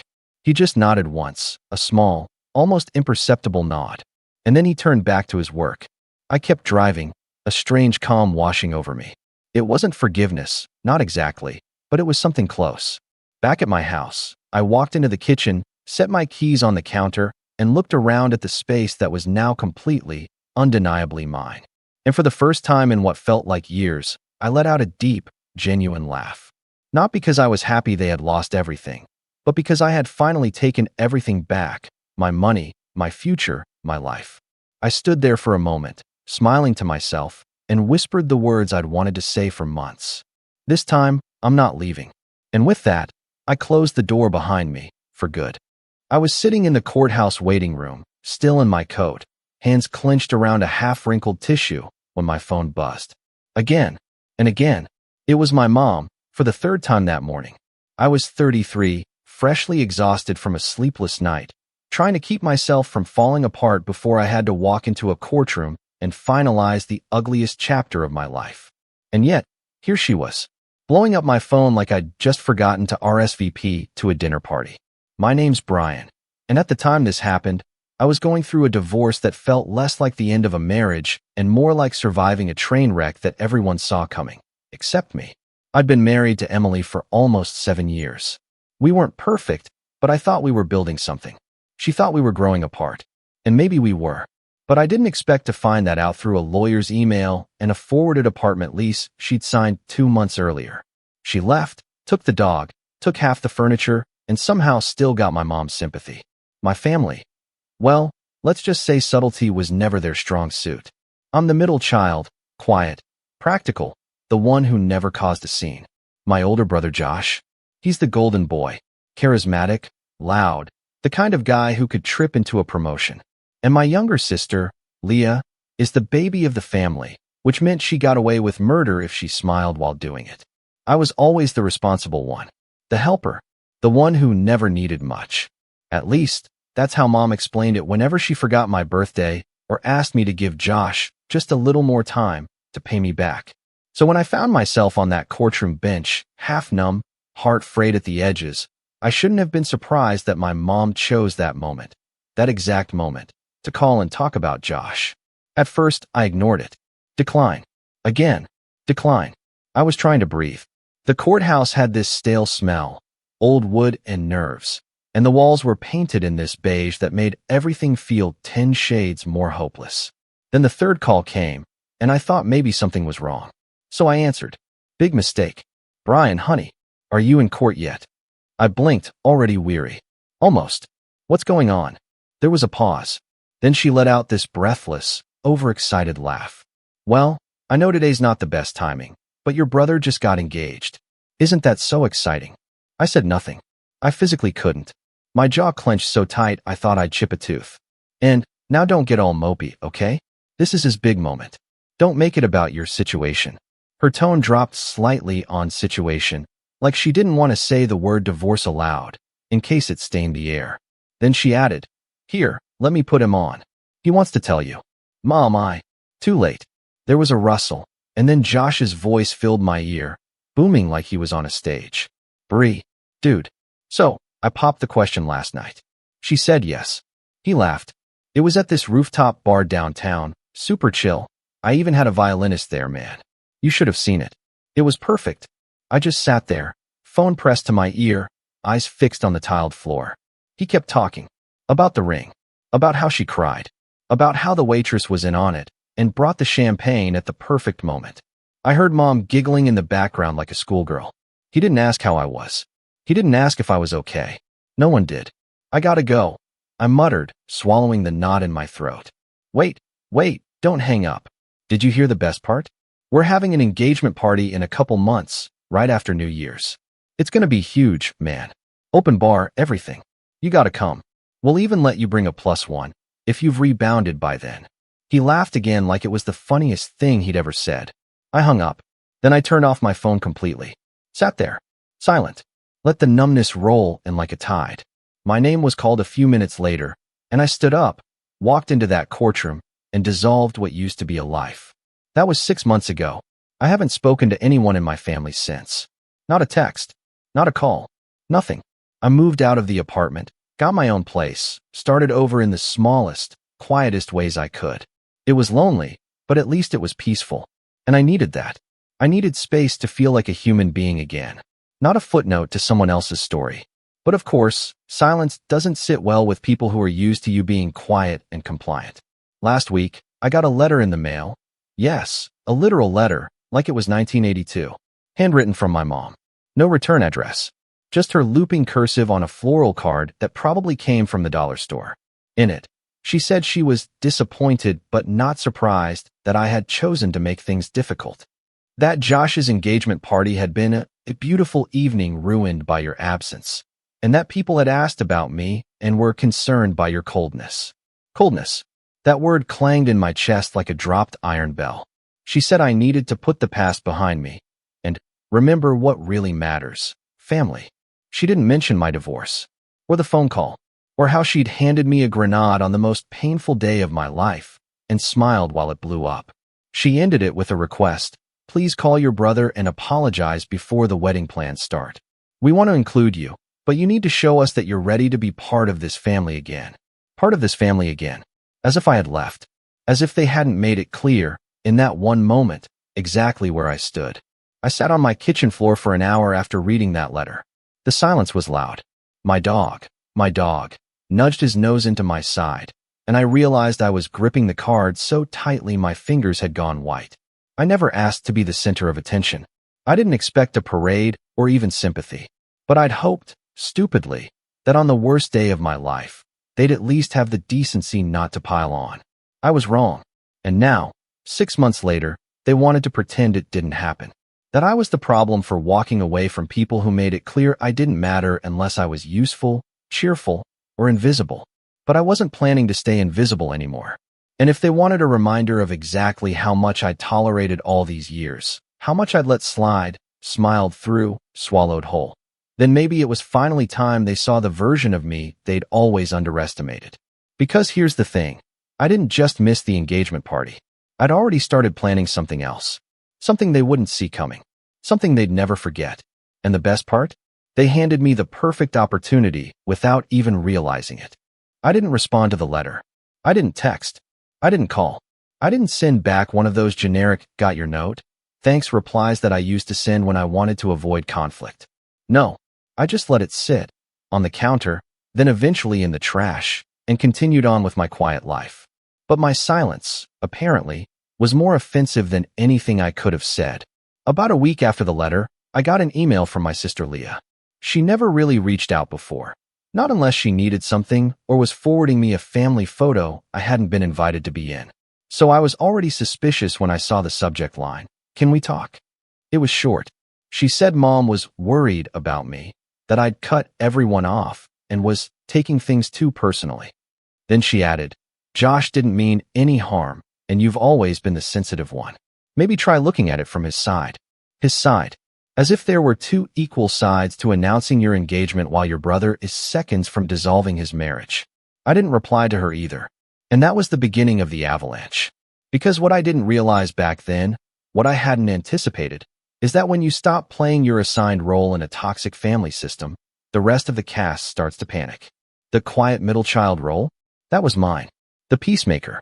The guy who'd show up early, stay late, help set up the tables and take out the trash, while everyone else posed for photos and took credit. I was the one who sent flowers when Mom was sick, even though Josh got the praise for being such a good son, just for showing up late with a store-bought soup. I was the one who lent Leah money 3 times for car repairs she never paid back, only for her to call me stingy when I asked her to stop shopping while she still owed me. So when I went dark, completely and without explanation, it wasn't just seen as withdrawal. It was seen as betrayal. They started testing the boundaries slowly. First, more emails. Then calls from numbers I didn't recognize. Then a text from Josh's fiancée, Amanda, saying, "Hey, not sure if you got our invite, but we'd love for you to come to our engagement brunch next weekend. It won't be the same without you. Love." I stared at that message for a long time. Amanda was always fine, surface level nice. But there was a sharpness to her niceness. The kind of person who compliments your outfit while staring at the stain on your shirt. She never liked me. Once, at Christmas, I brought a bottle of wine and she loudly asked, "Did Brian actually bring something this year?" Like it was some inside joke I hadn't been letting on. I didn't reply. Then came the guilt campaign. Mom left me a voicemail, first time in months, sniffling and saying she didn't understand why you're punishing us like this. She said the family had tried so hard to include me, and that she was disappointed I'd chosen to hold a grudge over something so small. That word again. Small. As if the fact that they emotionally blindsided me on one of the most traumatic days of my life was just a minor misstep. As if my pain was a paper cut they were tired of hearing about. The next week, I saw Leah post a family photo on Instagram from the brunch Amanda mentioned. Everyone was there. Mom, Dad, Josh and Amanda, Leah and her boyfriend. The caption read, "Family is everything," and I wasn't tagged. But I was in the comments. Well, sort of. Someone had commented, "Isn't your brother supposed to be in this?" And Leah replied with, "He's been going through a weird phase. Hopefully he comes around." A phase. As if healing from a gut-wrenching divorce and setting boundaries was a tantrum. But it wasn't until the group message that everything broke. See, I hadn't realized they'd added me back to the family group chat. I must have muted it months ago. And on a random Tuesday evening, while I was eating dinner alone, my phone buzzed with a flood of messages. Mom, hey everyone. Big family announcement. Josh, drum roll please. Leah, OMG, OMG, OMG, tell them. Mom, Josh and Amanda set the date. It's going to be September 14th at the Lakeside venue. It's going to be so beautiful. Josh, get ready, Bree. I'm making you best man, bro. I dropped my fork. Best man. I reread it 3 times. Then again. Was this a joke? Some twisted attempt to draw me back in by pretending nothing was wrong? Mom, we'll be doing family photos early in the day, so don't be late this time. Leah, LOL, remember last time Brian was late and missed the whole cousin's pic. Josh, classic Bree. I felt my stomach twist. They weren't just brushing things under the rug. They were repaving the road like nothing had ever happened. Like I hadn't disappeared for 6 months. Like I was just expected to fall back in line, wear a tux, and give a toast about how happy I was for my brother. I left the chat without saying a word. The next day, I got a letter at work. It was hand-delivered to reception, sealed with one of those wax stamps like it was from some medieval royal family. Inside was a formal wedding invitation, white cardstock, gold lettering, the works. My name was printed in thick calligraphy. Brian Michael Caldwell, best man.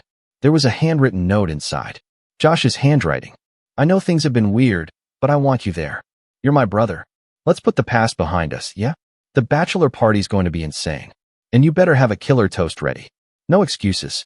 Josh, I don't know what bothered me more, that he never apologized, or that he genuinely seemed to believe this would fix everything.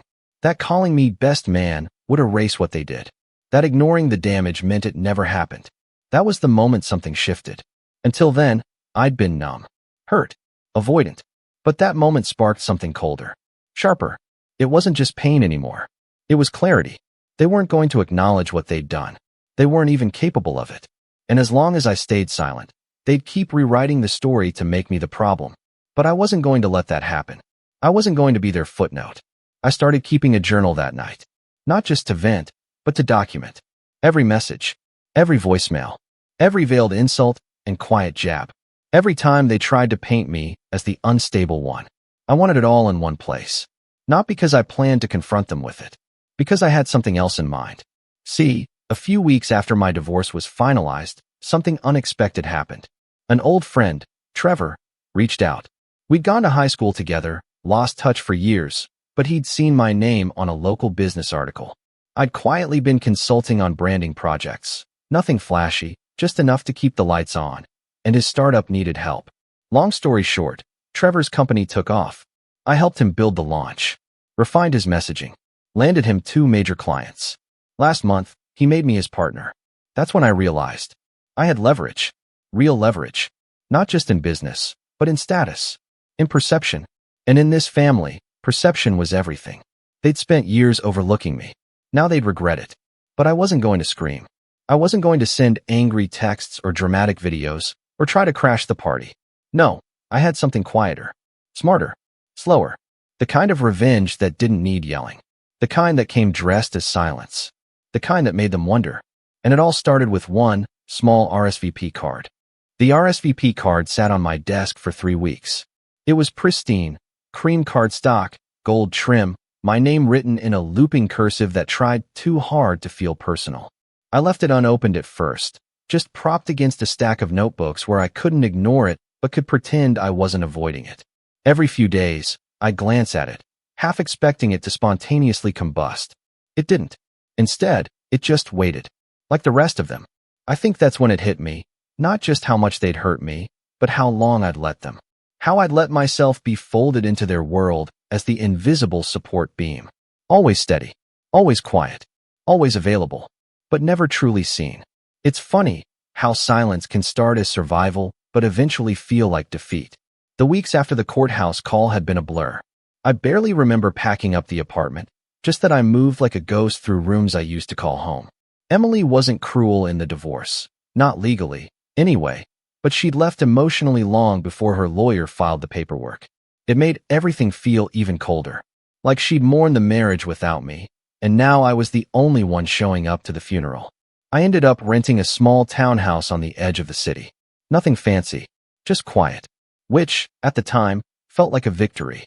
The walls were mine. The coffee maker was mine. The silence was mine. And I started rebuilding my life from that silence, like stacking bricks one at a time in the middle of a forest. No one was watching. No one applauding. Just me, breathing again. There were days I didn't get out of bed until noon. Nights I fell asleep on the couch with reruns humming in the background just to keep the loneliness from swallowing me whole. But slowly, imperceptibly, something began to shift. It started with the journal. At first, it was just a place to vent. Scribbled lines about Josh's smug texts or Mom's voicemail guilt trips.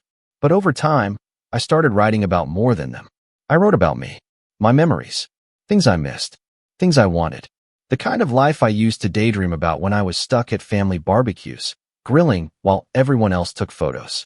I rediscovered things I'd forgotten I loved, books I'd meant to read, songs I hadn't listened to in years. I started walking every evening, not with any fitness goal in mind, just to be outside, just to move, just to feel like I still had a body and not just a brain wrapped in grief.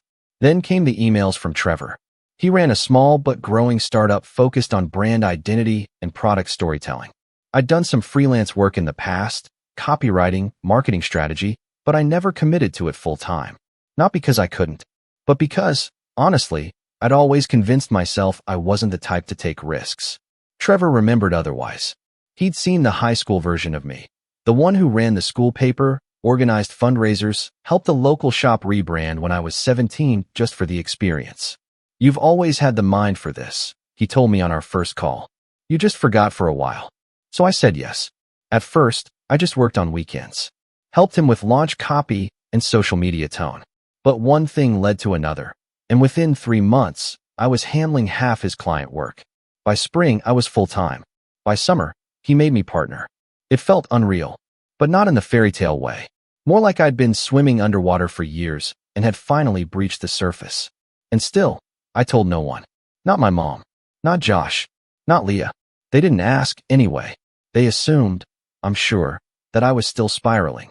That I was nursing my ego in a dim apartment, surrounded by pizza boxes and self-pity. I let them keep their narrative. Because while they were planning table arrangements and flower bouquets, I was building something real. Something mine. Trevor and I landed a major client in early July, an eco-tech brand looking to reintroduce itself to the market. We pitched a bold rebrand strategy, rewrote their messaging from the ground up, and the campaign went viral in the niche they were targeting. Suddenly, our inboxes were flooded. Agencies asking to collaborate. Influencers tagging our work. I remember sitting at my kitchen table that night, staring at the metrics and thinking, not, I made it, but something quieter, something stronger. I'm not broken. It was the first time in a long time that I felt like me. I started dressing better. Not for anyone else, just for myself. Waking up earlier. Cooking full meals again. I adopted a second dog, an older rescue mutt with one ear and a crooked tail. Named him Murphy. He and Max became inseparable. Somewhere in there, I stopped flinching when my phone buzzed. I stopped dreading weekends. I stopped feeling like I had to explain my choices. And then, on a random Tuesday morning, I opened the RSVP card. I stared at the little checkbox, will attend, or regretfully declines. And I smiled. Because for the first time, I had a choice. Not just about the wedding, but about everything. Who I let into my life. What I tolerated. What version of me I wanted to keep, and what parts one was finally ready to bury. I didn't check either box. Instead, I picked up my pen and wrote one sentence at the bottom of the card. Thank you for the invitation. I have other plans. I slid it back into the envelope, sealed it shut, and dropped it in the mailbox on my way to a meeting. That should have been the end of it. But of course it wasn't. Because the RSVP wasn't a boundary to them. It was a threat. A few days later, Leah called me, block number. Against my better judgment, I answered. Brian, she said, her voice flat. You sent back your RSVP? I did. With that note. I said nothing. She exhaled sharply, like I'd just confessed to burning the family Christmas tree. Do you have any idea how this looks? She asked. To Mom? To Josh? To everyone who's been asking where you are? You're making a scene. No, I said calmly. I'm just not playing along anymore. You could have just come. Said congrats. Been civil. But no, you have to make it about you. There it was again. That phrase. The same one Mom had used the day of the courthouse. The same one Josh had joked about in the group chat. The same one they always threw at me when I dared to ask for something different. Maybe, I said slowly, you guys should try seeing what it looks like when I actually do make something about me. Click. She hung up. I sat there for a while, letting the quiet return. And that's when the idea began to form. Not out of spite, but out of clarity. They wanted to rewrite the story. Paint me as the bitter brother. The flake. The unstable one who couldn't get over a little divorce. But I had a different story. One they didn't know. One I'd been writing in the background while they planned centerpieces. And maybe, just maybe, it was time to let that story speak. Not with anger. Not with drama. But with precision. With presence. With power. They wanted a best man. I was going to show them exactly what kind of man I'd become. I didn't strike immediately. That's not how this kind of story works. At least, not if you want it to really land. I wasn't interested in some petty, impulsive outburst that gave them the satisfaction of saying, see, we knew he'd overreact. No, what I wanted, what I needed, was something smarter, slower, cleaner. And the first rule of smart revenge? You don't play by their rules. You change the game. So I started listening. Not to what they were saying, because frankly, the voicemails and texts had tapered off after Leah's failed guilt trip, but to what they were doing. And that's when the cracks started to show. See, despite the golden boy image Josh loved to project, Mr. Perfect Proposal, Mr. Lakeside Wedding, Mr. Let's Toast to Me, he was sloppy underneath. Always had been. He was great at beginnings. Charming as hell at first impressions. But he didn't follow through. He cut corners. Lied about little things. Borrowed money and forgot to pay it back. Delegated everything and then blamed everyone else when it fell apart. And weddings? Weddings were all follow through. So when I started hearing things through mutual friends, distant cousins, even a former co-worker of Amanda's, I paid attention. Turns out, Their picture-perfect plans were not so picture-perfect. The lakeside venue? Gorgeous, yes, but expensive. And they'd only paid the deposit. Rumor had it Josh was banking on a late-stage client payment from a freelance gig to cover the rest. The kind of payment that tends to be unpredictable. Amanda had posted engagement updates on social media like a PR machine, but under the surface, she was reportedly frustrated. Said Josh was too laid back about the details, that he missed the second tasting, that he wanted to DIY the wedding website but hadn't built it yet, that she'd started footing more of the planning bills just to keep things moving. And then came the guest list. They were trying to impress a lot of people. Josh had invited half his old college frat brothers, most of whom he hadn't spoken to in years, along with Amanda's extended family from 3 different states. The headcount had ballooned past 180, which wouldn't be a problem if they weren't trying to look rich while operating on a budget that said please don't open another credit card. That was when I saw it, the opportunity. Not a weakness to exploit. A pressure point. Because if there's one thing Josh hates, it's embarrassment. He thrives on praise. Lives for applause. Needs the room to believe he's already succeeded before he's done anything.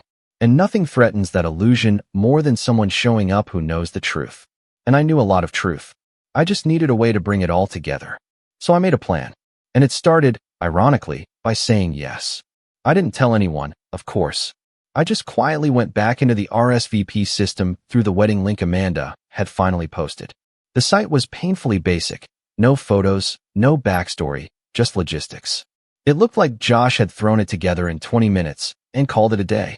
I RSVP'd yes and selected best man from the drop-down list, then scrolled to the bottom where it asked, will you be giving a toast? I checked yes, and then I called Trevor. Hey, I said, keeping my voice light.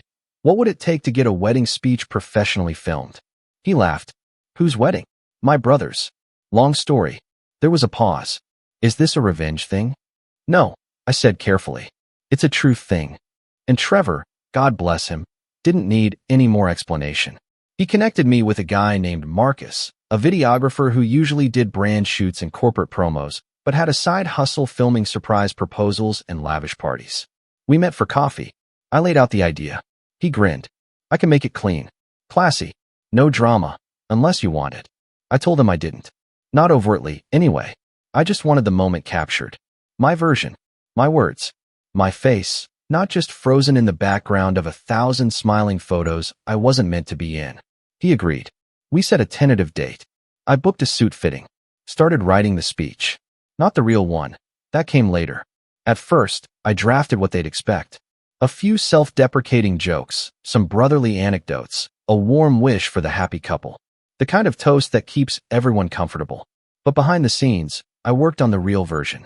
The one that cut through the illusion like a scalpel. Meanwhile, I started making quiet moves. I went through old emails and texts, compiling a timeline of everything Josh had borrowed and forgotten. Money, favors, introductions. He'd leaned on me for years without ever returning the courtesy. I gathered receipts, screenshots, bank transfers. I wasn't planning to expose it publicly, at least, not yet, but I wanted it organized. I wanted to remember. Because that was the thing. They'd spent years banking on me forgetting. On me letting things slide. On me choosing peace over confrontation. But this time, I wasn't choosing peace. I was choosing memory. And then something unexpected happened. I got a call from Amanda. It was a Tuesday night, around 9:30.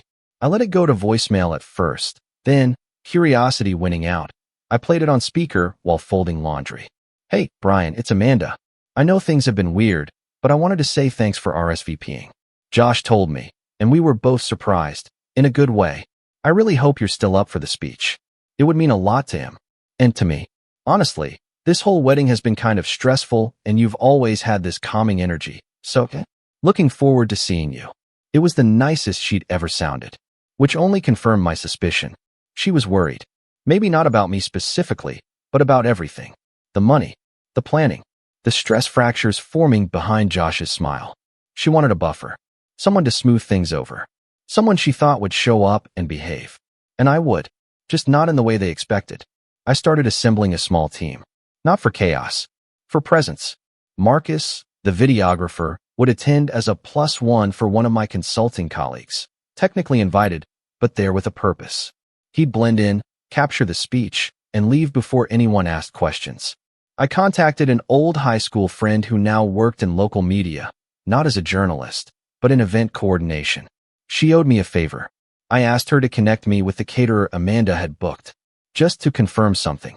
Turns out, Amanda had downgraded the menu recently. Quietly. The open bar was still advertised, but the catering had shifted to a cheaper tier, and they were counting on late RSVP declines to keep them under budget, which meant my yes was now technically a problem. Not a big one. Not on paper. But financially, they were cutting it close. I could have backed out, but I didn't, because sometimes just showing up costs them more than they're willing to admit. Meanwhile, I finished my speech. The final version was 4.5 minutes long. Not cruel, not aggressive, just honest. A retelling of two brothers, one who always shined, and one who always stood quietly in the wings. A story of growing up in someone's shadow and learning, slowly, to build your own light. A tribute not just to Josh's new chapter, but to my own. A reminder, for everyone listening, that silence isn't the absence of pain. It's the presence of endurance. I rehearsed it exactly 3 times. Then I printed it, folded it neatly, and slid it into the inside pocket of my jacket. And I waited. The wedding was 2 weeks away. I could already feel the tension in the air, like the static hum before a summer storm. They had no idea what was coming. But they would. Soon. And for once, I wouldn't be the one left standing in the background. The wedding was held at a lakeside resort about 45 minutes outside the city. It was the kind of place that looked magical in photos. Willows draping over the water, a dock lit with fairy lights, and an open-air pavilion for the ceremony. They'd rented the whole space for the weekend. It screamed luxury. But if you looked close enough, you could see the strain beneath the polish. When I arrived, I didn't linger. I didn't go around hugging people or making small talk with relatives I hadn't spoken to in years. I walked in quietly, handed my gift to the staff at the table, and made my way to the groomsmen's room. Josh was there, of course, center of attention, beaming, tie crooked, drink in hand. I hadn't seen him in person since before the divorce. "Brian," he shouted like nothing had ever happened. "Man, I wasn't sure you'd actually come." I said I would. I replied, calm and measured. "I keep my word." He grinned, clapping me on the back. "That's what I like about you. Always solid." I didn't answer. He didn't notice. The next few hours were a blur of ceremony prep, final touches, and chaos disguised as elegance. Amanda's side of the family was buzzing with tension, whispering about logistics, decorations, who hadn't arrived yet.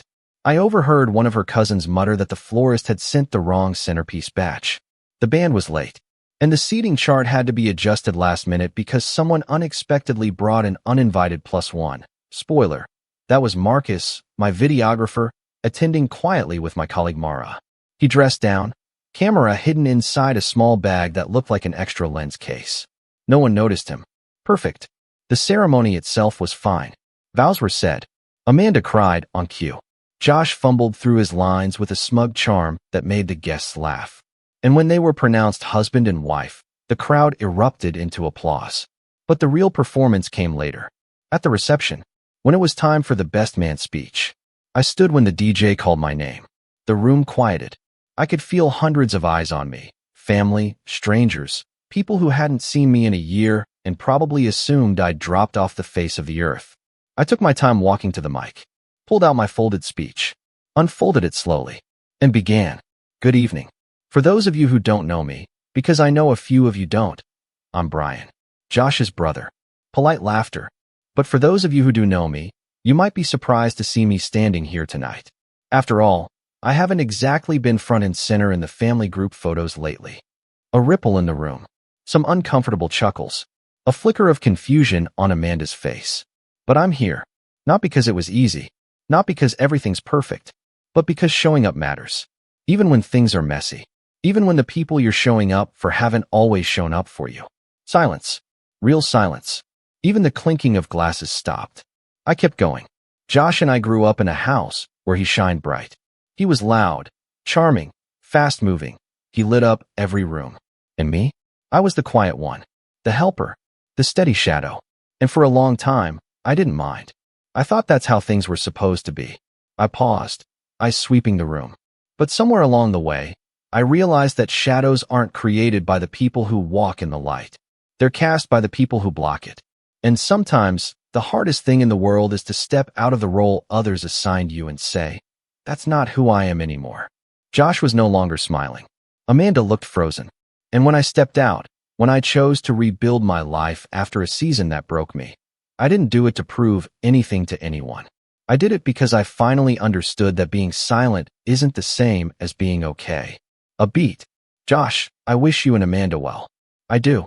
Marriage is not about perfection.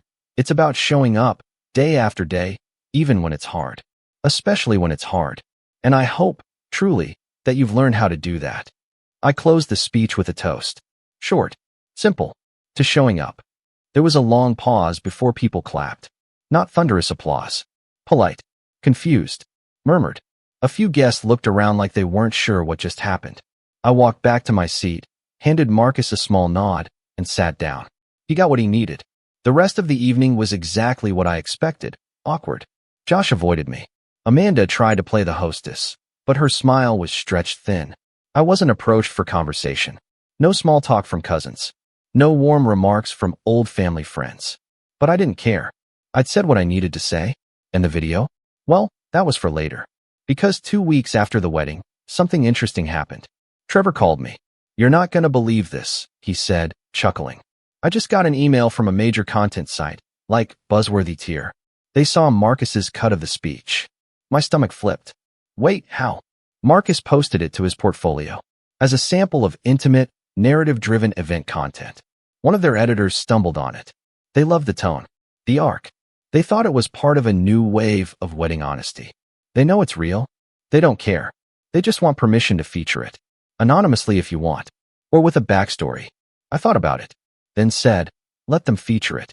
No names. Done. 2 days later, it was live. The wedding speech that silenced a room. A brother's honest goodbye. It went viral within 48 hours. Millions of views. Thousands of comments.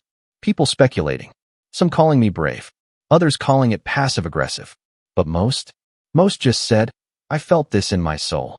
Josh saw it, of course. He called me the night it hit 1 million views. No hello. Just shouting. Are you insane? You used my wedding to pull some stunt? You humiliated me in front of everyone. No, I said calmly. I told the truth. For once. You're dead to me, Brian. And he hung up. I didn't call back. A few days later, I got a letter from Mom. No flowers this time.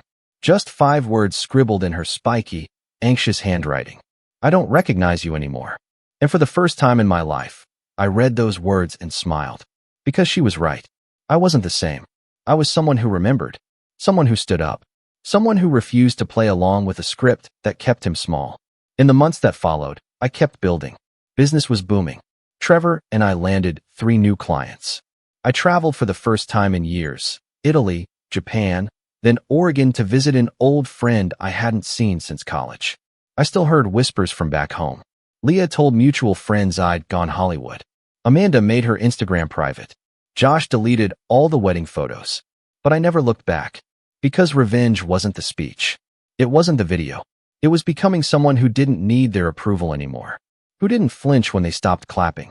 Who learned to clap for himself. And that, more than anything, was what they never saw coming. Sometimes the best revenge isn't making them regret what they did. It's making them irrelevant to who you've become. My name's Owen, I'm 56, and I used to think of myself as a pretty lucky guy when it came to family. Not perfect, not storybook, but solid. I married my wife, Melissa, when I was 39. She had a 5-year-old son from her first marriage, a quiet, wide-eyed kid named Zach who clung to her hip and flinched whenever his father's name came up. His biological dad had taken off when Zach was 2. No child support. No birthday cards. Just vanished. So I stepped in, not out of obligation, but because I loved Melissa, and I knew from day one that loving her meant loving Zach too. And I did. I coached his little league team, helped him build volcanoes for science class, stayed up with him during those nights he had nightmares and didn't want to wake his mom. I never asked to be called Dad. He started doing that all on his own by the time he was 9. But let me make one thing clear. I never expected some grand thank you or parade in my honor. That's not why you raise a kid. Still, I'd be lying if I said I didn't feel a certain kind of pride seeing Zach grow into the man he became. Smart, driven, charming in a way I never quite mastered. He got into a great college, then landed a solid job right out the gate. I helped him move into his first apartment, bought him his first suit for interviews, and co-signed on his first car. Not because he asked, he never had to. I wanted to. I was proud of him. I felt like I'd done something right. That's why what happened at his wedding still hits like a gut punch. The wedding was this past spring. Melissa and I had been empty nesters for a few years by then, and the wedding planning became our new project. Or should I say, my project. Zach and his fiancée, Julia, had big dreams for their big day. A beautiful vineyard venue an hour outside the city, a live band, catering from a 5-star place downtown, custom flower arrangements, a drone photographer, the whole fairy tale. When they showed us the breakdown of the costs, Melissa looked nervous. I didn't. I just nodded and said, I'll cover it. That became the running joke. Talk to Owen. He's the bank. I didn't mind, really. Not at first. I'd saved for this. I always imagined the day I'd walk my son down the aisle, maybe give a toast, clink glasses, be part of the story. And for months, it was all spreadsheets and vendor calls and tasting menus and seating charts. Melissa handled the emotional side with Julia's family. I handled logistics. Quietly. Behind the scenes. That was my style. But then little things started cropping up. Subtle. Almost like static in the background of an otherwise clear call. Zach stopped looping me in on planning calls. Julia's mom took over the hotel blocks and vendors. I was asked to transfer the deposit for the band, but wasn't included in the contract. I chalked it up to wedding stress. Then came the head table seating. Melissa mentioned in passing that I wouldn't be sitting with the bridal party. You'll be at table 3, she said, flipping through a chart. You'll have a great view, though. I blinked. Wait, why am I not at the head table? She paused like she hadn't considered it. Well, Julia's parents will be next to the couple. Then her siblings, the maid of honor, best man. There just wasn't space. Zach didn't want me up there. Melissa didn't answer. Just went back to writing names on place cards. That should have been my first real warning. Then came the invitations. I wasn't expecting some special title, but I was surprised when I saw the envelopes that went out. Posted by Melissa and Zachary. No mention of me. Not even Mr. and Mrs., just them. I joked about it one night. Guess I'm just the invisible man, huh? Melissa gave me a tight smile. You know how Julia is about wording. She wanted it to reflect that it's Zach's day. That night, I laid awake longer than usual, staring at the ceiling fan, wondering when exactly I'd become a background character in the life of a boy I'd raised like my own. Maybe it was silly. Maybe I was overthinking. But still, it nagged at me. Then came the rehearsal dinner. It was at a beautiful restaurant downtown, one I'd made the reservation for and paid in advance. We had a private room, candlelight, personalized menus, all the fixings.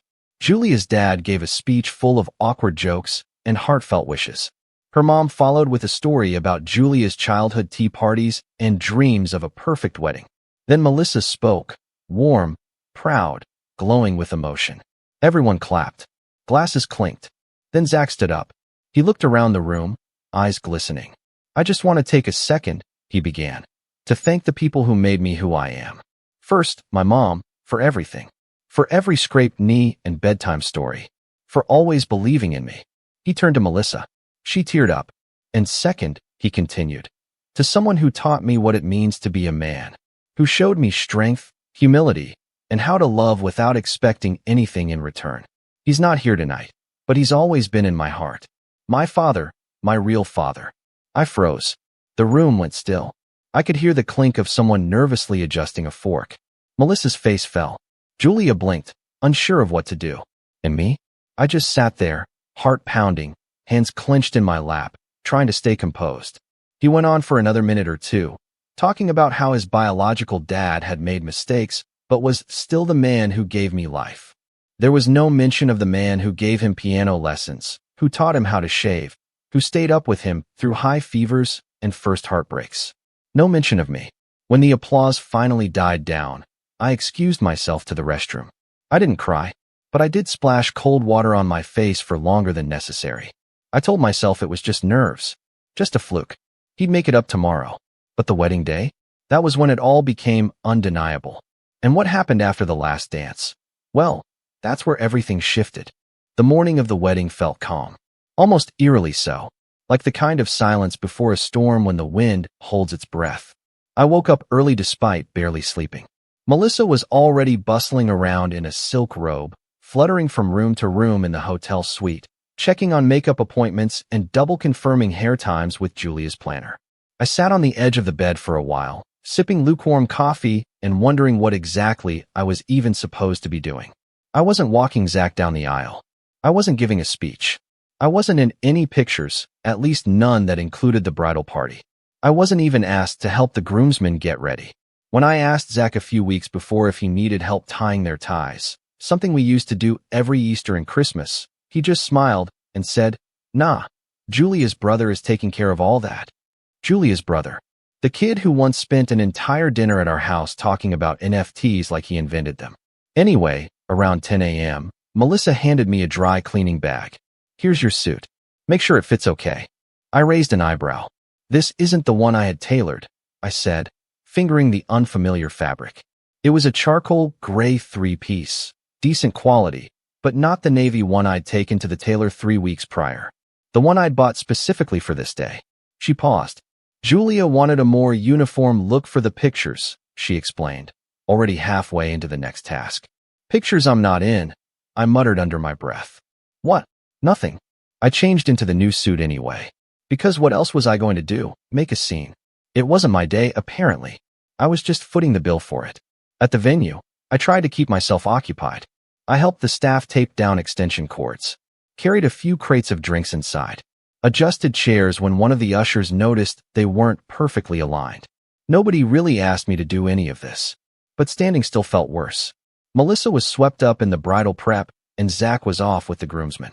I barely saw either of them until just before the ceremony, when I caught a glimpse of Zach through the glass doors leading to the courtyard.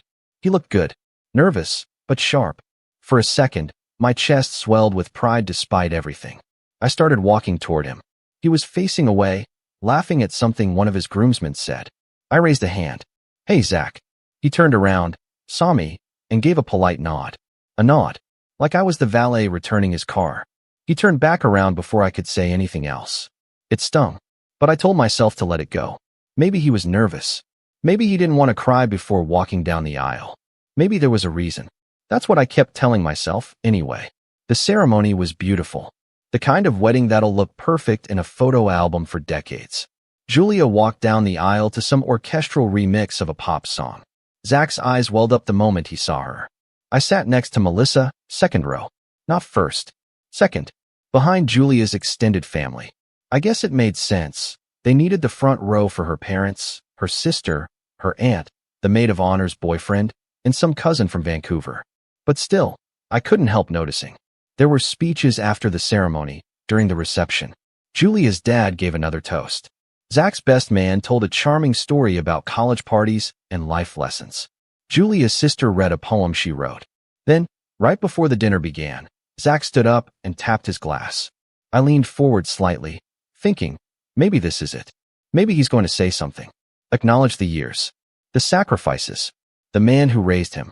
Instead, he smiled and said, "Before we eat, I just want to thank the people who made this day possible.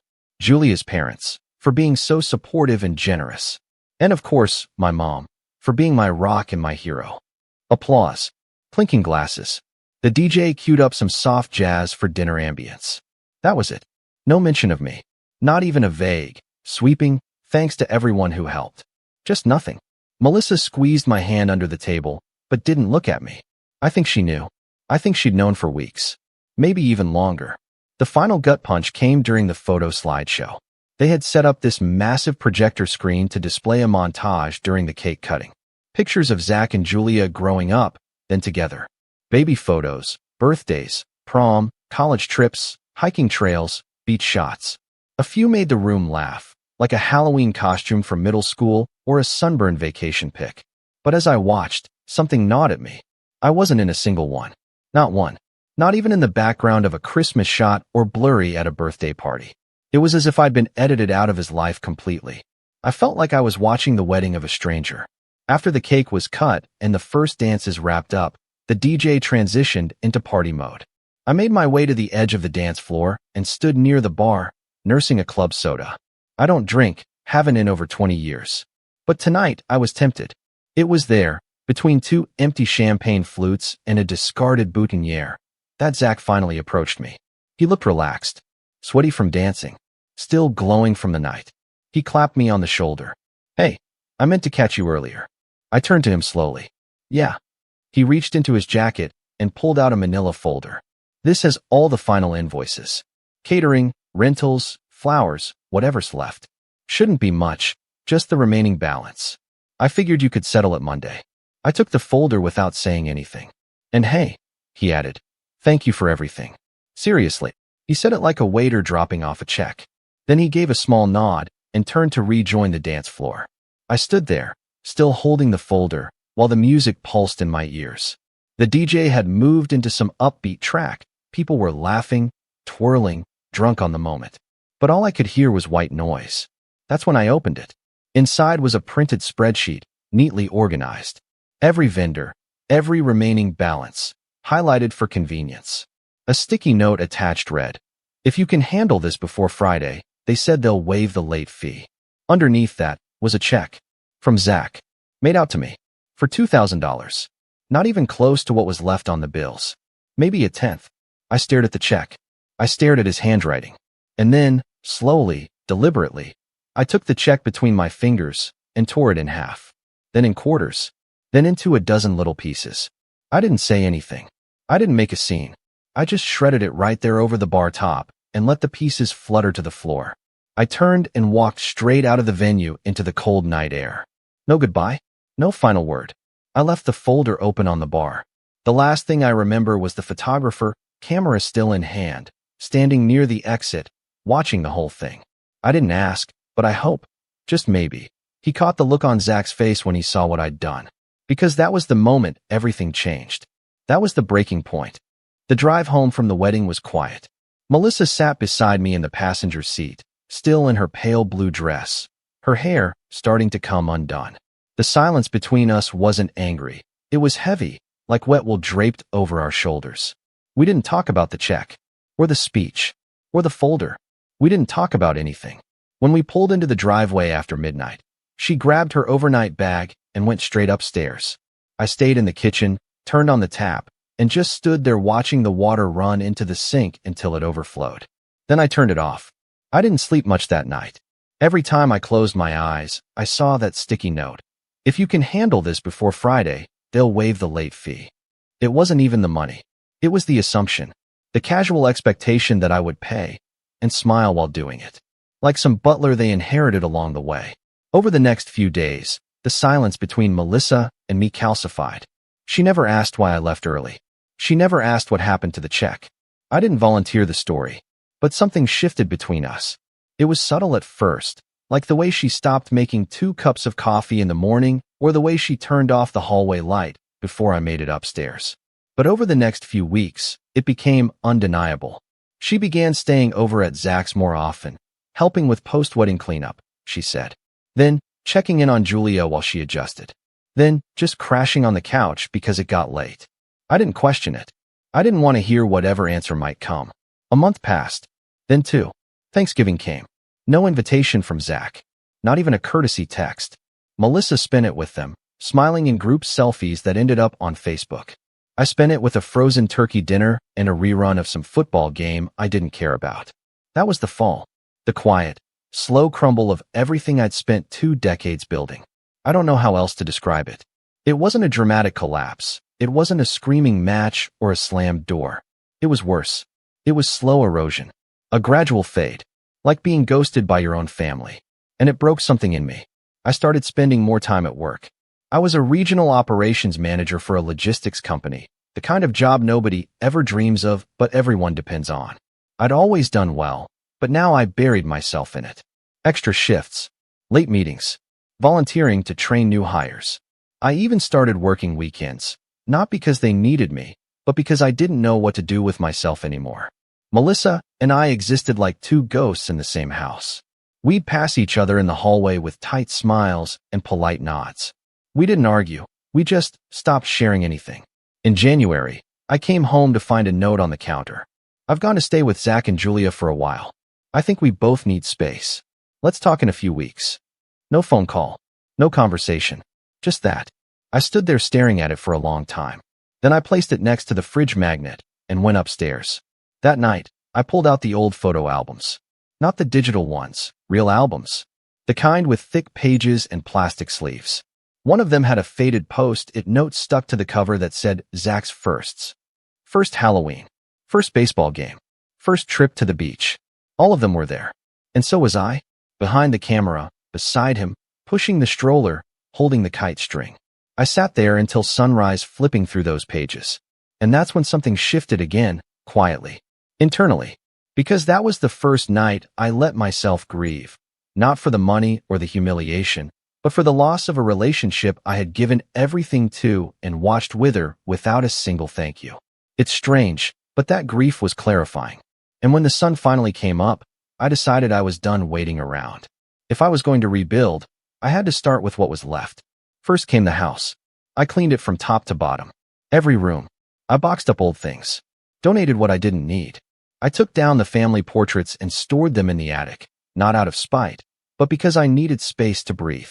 Then I made a doctor's appointment. Something I hadn't done in 3 years. Then I joined a gym. I started eating better. Waking up earlier. I cut out sugar and started walking every evening after dinner. Sometimes just to the corner and back. Sometimes for miles. I lost 12 pounds in 2 months. By March, I'd enrolled in a weekend woodworking class at the community center. I'd always liked working with my hands, but never had the time. Now I made time. I started building small things. Birdhouses, frames, coffee tables. My hands got rough again. My posture improved. My shoulders didn't ache as much. And for the first time in a long time, I started looking in the mirror and seeing someone I recognized. Then came the offer. My regional director announced he was retiring. Corporate opened the floor for internal candidates to apply. 10 years ago, I might have laughed it off. But now I felt different. I wasn't trying to impress anyone. I wasn't trying to prove anything. I was just focused. I updated my resume. I wrote a cover letter that didn't feel like fluff. I scheduled a mock interview with a recruiter friend I hadn't seen in years. And 2 weeks later, I walked into the interview in the same tailored navy suit I'd originally bought for Zach's wedding. Still unworn. Still perfectly fitted. I got the promotion. It came with a raise. A generous one. A new office. More travel. And for the first time in years, a sense of movement that belonged entirely to me. I never bragged about it. Never posted it online. Never even told Melissa. When she finally did text me in April to check in, I responded politely. Briefly. No hard feelings. Just distance. She didn't come back. I didn't ask her to. Zach never reached out either. Maybe he didn't know. Maybe he did and didn't care. Either way, I stopped waiting. Instead, I kept building. I turned the old guest room into a workshop. I started selling custom wood furniture on the side, small commissions at first, then a few local shows. It wasn't about the money. It was about putting something into the world that couldn't be erased by a slideshow. Something real. Something mine. And the funny thing was, people noticed. Neighbors. Old friends. Even coworkers. They'd stop me in the hallway or knock on my door and say, "You look different. Happier. Stronger." One even joked I looked 10 years younger. I didn't, of course. But it felt nice to hear. By summer, I was back to hosting barbecues in my backyard. Not big ones. Just a few friends, some music, good food, laughter that didn't feel forced. For a while, the house had felt haunted. Now it felt like home again. That's not to say everything was perfect. There were still days when I passed the wedding photo of Zach and Julia on the fridge at work and felt a pang. Still moments when I caught a familiar song and remembered the slideshow. Still nights when I wondered what I could have done differently. But those moments came less and less often. Because slowly, quietly, I was rising. Not out of revenge. Not yet. But out of something deeper. Dignity. Clarity. Self-worth. And as summer turned into fall, I started hearing whispers, quiet comments from mutual friends. Julia's father's business wasn't doing so well. The apartment they'd rented above their means was becoming a financial strain. Melissa had moved into their guest room full-time. Zach had taken out a personal loan. I didn't comment. I didn't reach out. But I did listen. Because the next part of this story, that's when things get interesting. By the time the leaves started turning and the wind carried that early bite of October, I'd been living alone for nearly 10 months. Melissa was still with Zach and Julia, or, rather, in their guest room, playing what I imagined was some awkward blend of permanent house guest and part-time mediator. She never officially moved out, never filed anything. But the longer she stayed away, the more obvious it became that she had no intention of coming back. Fine by me. I wasn't the same man who stood by the bar at the Vineyard, holding that manila folder and swallowing humiliation. That version of me had vanished quietly, sanded away over long walks, late-night woodworking, early mornings at the gym, and a few dozen quiet moments of painful clarity. But what replaced him? Well, that was still taking shape. I wasn't a vengeful person by nature. I wasn't the type to slash tires or air dirty laundry online. But I was methodical, patient, and I believed in balance. And things were deeply unbalanced. The people I had poured myself into, Melissa, Zach, even Julia to some extent, had used me like a step stool, a resource, a walking bank account with a quiet smile. And when I stopped serving that function, they simply edited me out. But the thing about being underestimated, it gives you room to move. The first domino fell by accident. One of my old college friends, Simon, reached out to congratulate me on the promotion. We met for lunch, just a casual catch-up over burgers and iced tea, and somehow we got onto the subject of weddings. He'd recently paid for his daughter's ceremony and was still seething over the hidden costs. When I shared a few details of my own experience, not naming names, just broad strokes, he leaned back in his chair and shook his head. "You ever get reimbursed?" he asked. I laughed. Not even close. Did they at least keep the receipts clean? For tax purposes? That stopped me. Tax purposes? Sure, he said. If you paid out of pocket for everything, you might be able to deduct certain vendor expenses, especially if your name's on the contracts. You still got those folders. I didn't, but I remembered what was in them. And that's when the second domino clicked into place. I went home that night and pulled out my desktop scanner. I still had the digital invoices from when I'd wired payments. Most were emailed to me directly back in the spring. I organized them into a folder titled Wedding Files and started sorting. And that's when I saw something odd. Two of the vendors, the photographer and the floral designer, had invoices that didn't match my payment records. I had wired $3,200 to the florist, but their invoice showed only $2,700 due. The photographer showed $4,100, but I'd wired $4,800. I emailed both vendors directly, just to confirm I wasn't imagining things. One replied immediately, yes, the actual fee was $2,700. We refunded the balance to the bride and groom after the overpayment. Refunded to the bride and groom. So Zach had been padding the vendor costs, charging me more than they charged him, then pocketing the difference. I stared at that email for a long time. That wasn't just disrespect. That was manipulation. It wasn't just forgetting to mention me in a speech. It was stealing. Calculated, quiet theft. That's when I knew. This wasn't just about a slight at a wedding. This was about who Zach had become. And it was time to do something about it. But not loud. Not yet. First, I had to learn more. I reached out to a few people in my old circle. One of them, a retired accountant named Lena, helped me analyze the rest of the files. Over the course of 2 weekends, we found nearly $9,000 in padded costs, fake add-ons, rounded up invoices, duplicated charges that I had paid without blinking. And just like that, the story shifted. I wasn't just a forgotten stepfather. I was a mark, a target. But if Zach wanted to play games with money, he was about to learn who taught him how to budget in the first place. The second phase came through an unexpected connection. One of my woodworking clients was a woman named Elise, sharp, professional, mid-30s. She ran a boutique interior design firm that catered to upscale apartments and small commercial spaces. After I delivered a custom coffee table for one of her clients, she invited me to coffee to talk about possible collaborations. Over the next few weeks, I built 3 more pieces for her, each one more intricate than the last. Word started to spread. I launched a simple website. Nothing fancy, just a gallery, contact form, and price list. But Elise featured me in one of her blog posts, and suddenly I had emails from 3 different design studios asking for commissions. At first, I said no to most of them. My job kept me busy enough. But then Elise asked if I'd ever considered going full-time. I've seen furniture guys blow up with less talent, she said. You have an eye for proportion. Balance. I know 2 investors who'd bankroll a small studio tomorrow if you were interested. I wasn't ready for that step. Not yet. But her comment planted a seed. Meanwhile, the whispers around Zach and Julia grew louder. They'd upgraded to a new apartment a month after the wedding.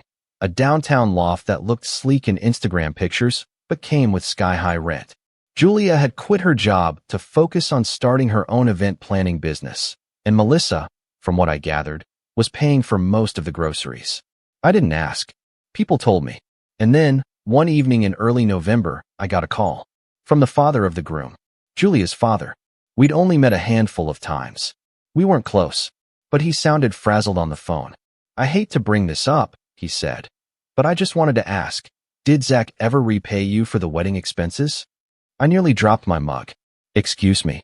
It's just, he came to us last week asking for help covering some past due balances. Said he was short because he already paid you back. I just wanted to confirm. I paused. No, he didn't repay me. Not a dime. There was a long silence. I thought so, he muttered. That conversation confirmed everything I suspected. Zach wasn't just entitled. He was actively lying to everyone around him. So I got to work. I pulled all the padded invoices, refund notices, and wire records into a single spreadsheet. Color-coded. Annotated. I wrote a short letter, not threatening, just factual, and had a lawyer friend review it. Then I printed 2 copies. I didn't send them. Not yet. Because that wasn't the moment. The moment came a week later, on Thanksgiving. I wasn't invited, of course. Melissa had posted pictures again. Julia in a cream sweater holding a wine glass. Zach carving a turkey with forced confidence. My wife grinning like she was part of some commercial for perfect families. What they didn't post was the fight that happened after dessert. I didn't witness it. But a friend of Julia's sister DM'd me that night, saying, I don't mean to stir things up, but your stepson just got dragged across the table by his father-in-law. Something about money. I thanked her. Then I waited. 2 days later, I got a text from Melissa. Can we talk? I didn't reply right away. I let her sit in it. The next day, I responded. Sure. Come by Friday evening. And that's when the final stage began. The stage where I would reclaim not just my dignity, but everything they took from me without even blinking. Melissa arrived Friday evening just after 6. She looked older. Not aged exactly, just tired. She was still wearing the familiar coat I'd bought her years ago on a rainy trip to Boston, but it hung looser now. Her hair, once meticulously styled, was swept into a careless bun. No makeup, no jewelry. She looked like someone living in a house that wasn't hers. I let her in without a word. She stepped into the kitchen and glanced around. The space had changed. New backsplash, refinished cabinets, handmade oak stools I'd built myself. She didn't comment. Just stood there, awkward, like a guest in a stranger's home. Coffee. I offered. She nodded.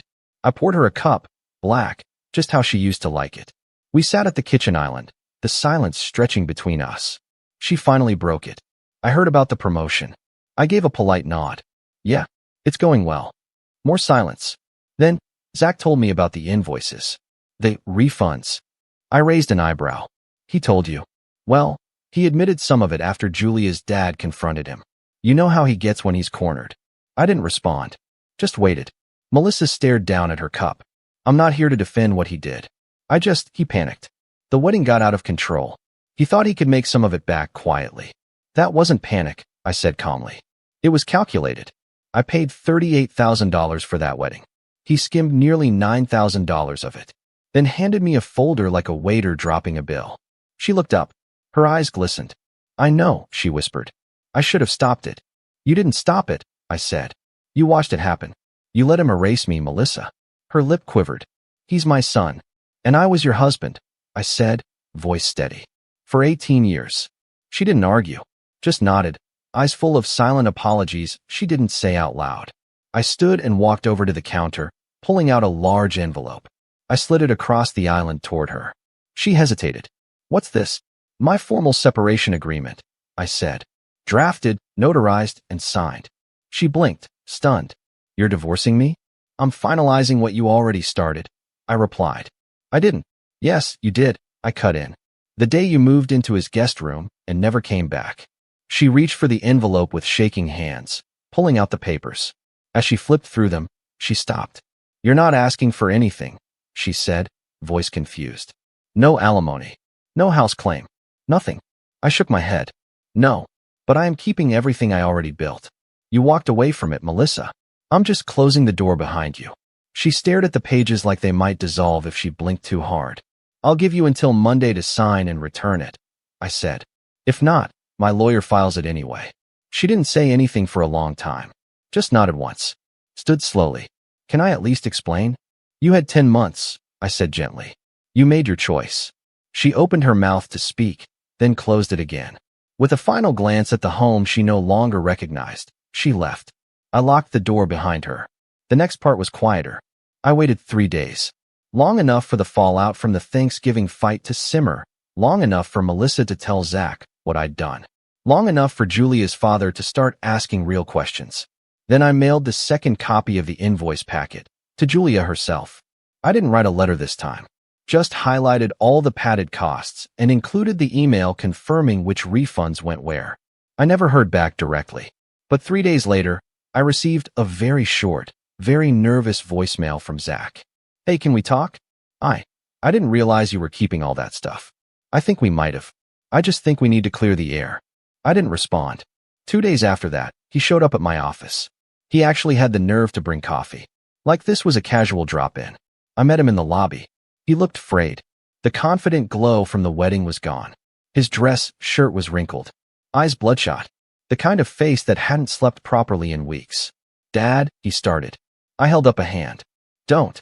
He stopped, shoulders sagging. I'm not your father, remember? I said quietly. You made that very clear. He shifted uncomfortably. Look, I messed up. Okay. I thought I could make it back before anyone noticed. I didn't think you'd. Keep receipts. I finished. Track payments. Follow patterns. He winced. You knew who I was, Zach, I said. You learned from me. You counted on me being meticulous.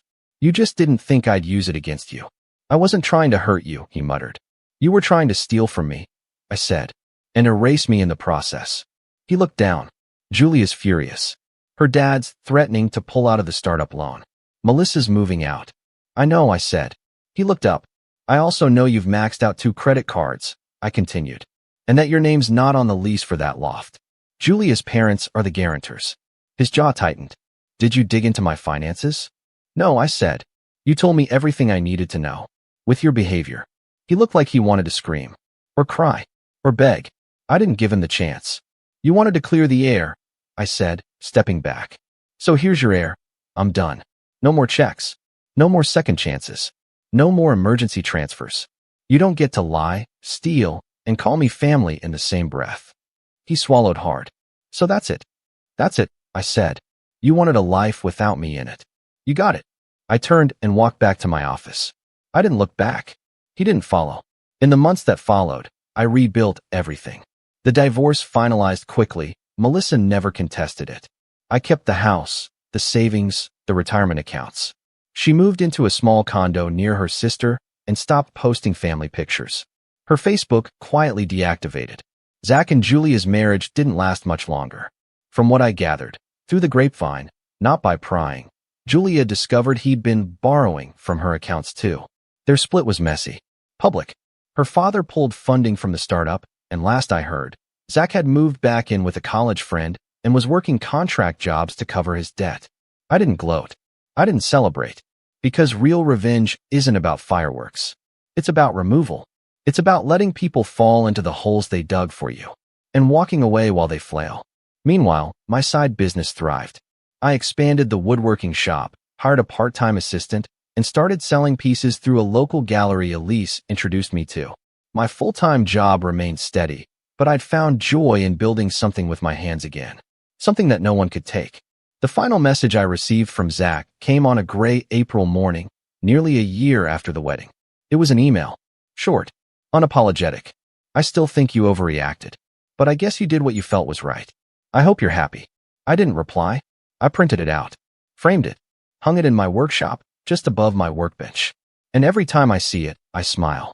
Because yes, I am happy. And I hope the photographer caught the look on his face. My name's Wesley, I'm 38, and I've never been the kind of guy who asks for much. I don't like drama, I'm not big on attention, and I've never tried to outshine anyone in my family, even when I could have. I've always believed that people should be able to show up for each other without being begged to. That's probably why this whole thing still stings, even now, weeks later. I used to think that if you gave love, you'd get it back eventually.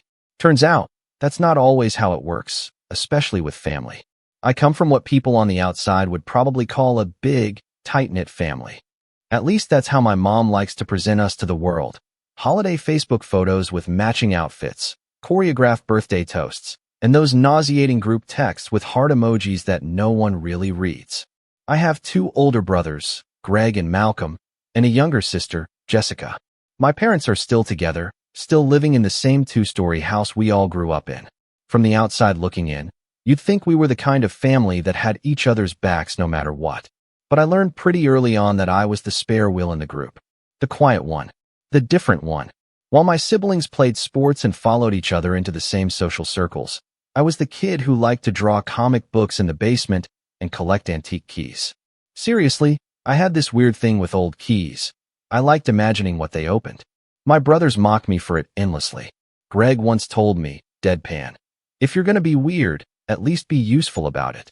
I was 13. I eventually grew into myself.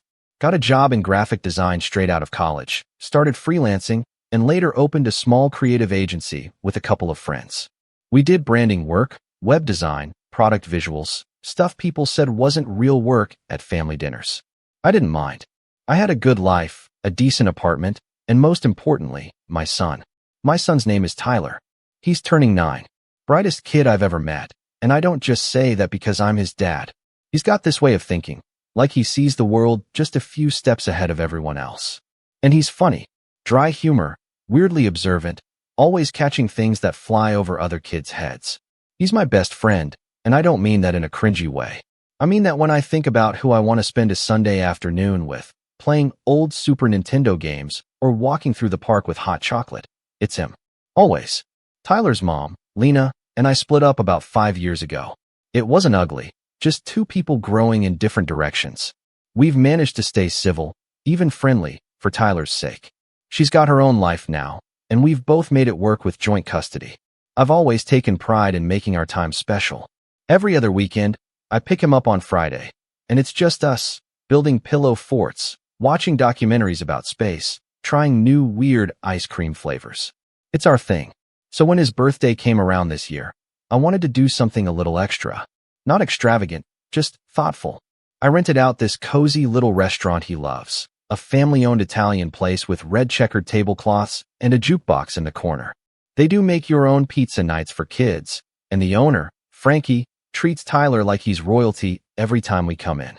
I reserved the whole place, paid in advance, even made custom menu cards with a drawing of Tyler as a superhero, Captain Extra Cheese. I printed them myself on glossy cardstock.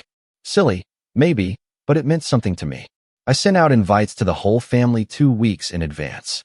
Texted, emailed, made a group chat. I even reminded everyone the day before. No one said they couldn't make it. Not a single one. Tyler and I showed up that Saturday in our matching navy shirts. He had a little bow tie he picked out himself. I had balloons in the car. The table was set for 16 people. I remember looking at all the empty chairs, my stomach doing this slow, painful twist. Frankie gave me a sympathetic look from the counter. I kept glancing at the door, trying not to let Tyler see the worry on my face. He was still excited, bouncing in his seat, asking if he could pick the first song on the jukebox. "Do you think Aunt Jess will bring that chocolate cake again?" he asked, eyes lit up. I nodded. "Yeah, bud. I bet she will." We waited 15 minutes. Then 20. I texted the group. "Hey, we're here." Tyler's excited to see everyone, smiley face. Nothing. Not a single reply. 35 minutes in, Frankie came over and gently asked if I wanted him to start serving the food. I told him to go ahead. We ate alone. Just me and my kid. He didn't ask again about the others. Just quietly made his pizza and started humming along to the song he'd picked. I smiled, told stories, laughed too loud at his jokes. But inside, I was unraveling. When we got back to the apartment that night, Tyler fell asleep on the couch with frosting on his cheek. I sat next to him in the dark, scrolling through the family group chat. Still no messages. No sorry, I forgot. No running late. Not even a single emoji. I stared at the screen for a long time. Then I turned off my phone. A week went by. Silence. No calls, no apologies, nothing. I didn't bring it up, didn't ask for explanations. I figured maybe they were embarrassed. Or maybe they just didn't care as much as I did. Either way, I let it sit. I took Tyler to the arcade the next weekend and didn't bring it up once. But then, exactly 7 days later, I got a text from Greg. Hey, booked your place for Jake's rehearsal dinner, $150 a head. See you Saturday. Jake is Greg's oldest, 23, engaged to a girl I've met twice. They're doing this rustic barn wedding thing next month. I'm not close with them, but I was invited out of courtesy. I hadn't RSVP'd yet. And apparently, Greg just assumed my agency's studio space, the one we rent out for private events sometimes, was his to use. Without asking, no, would you mind? No, are you available? Just a statement. Like it was a done deal. I stared at that message for a good 5 minutes. I could feel something shift in me, like the quiet part of me, the one that always tried to be understanding, to play peacemaker, just stood up and walked out of the room. I didn't even think. I just typed back, reservations canceled. 20 minutes later, my phone started buzzing. Greg, then again, then Jess, then my mom. Call after call. Texts started rolling in. What's going on? You can't just cancel. People are flying in. You're being dramatic. I didn't answer. I didn't even read half of them. I was sitting on the couch with Tyler, watching a movie he'd picked out, some animated thing with a robot and a girl in space. He leaned against me halfway through, warm and content, and I thought, this is the only person who shows up for me every time. The only one who doesn't need a reminder to care. So I silenced my phone, let it buzz and buzz until it stopped. But the fallout was just beginning, and I had no idea how far they were willing to go to make me the villain in this story. I wish I could say the text stopped after that night. That maybe they'd taken the hint.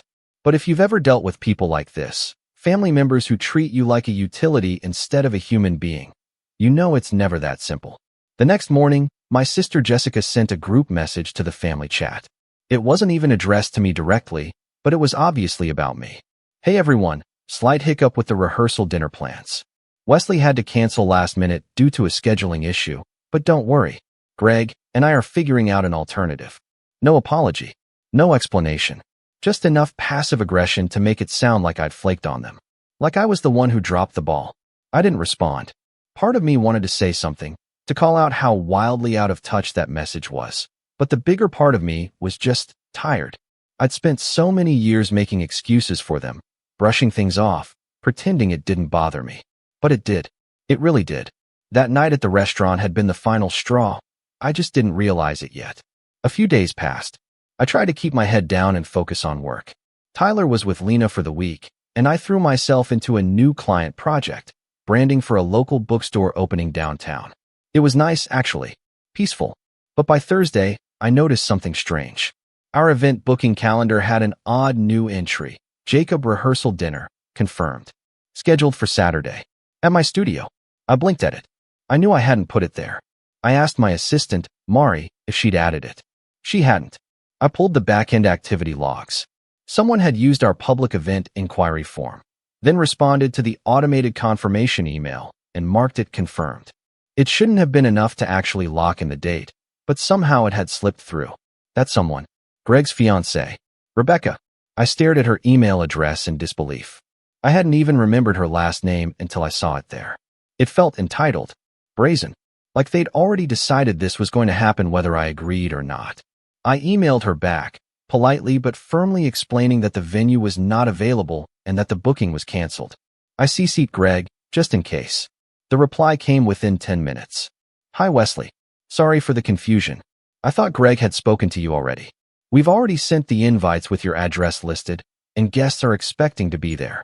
It would be incredibly difficult to change plans at this point. Hope you understand. The audacity. They hadn't spoken to me. They hadn't even asked. I didn't reply. I forwarded the email to Mari and told her to block the calendar for maintenance that weekend. Then I turned off my notifications. But that didn't stop them. That Friday night, Greg showed up at my apartment. I opened the door, surprised to see him on my doorstep. He looked annoyed, not angry, not emotional, just inconvenienced. Like I'd messed up a lunch order. You serious, Wes? He said, not even a hello.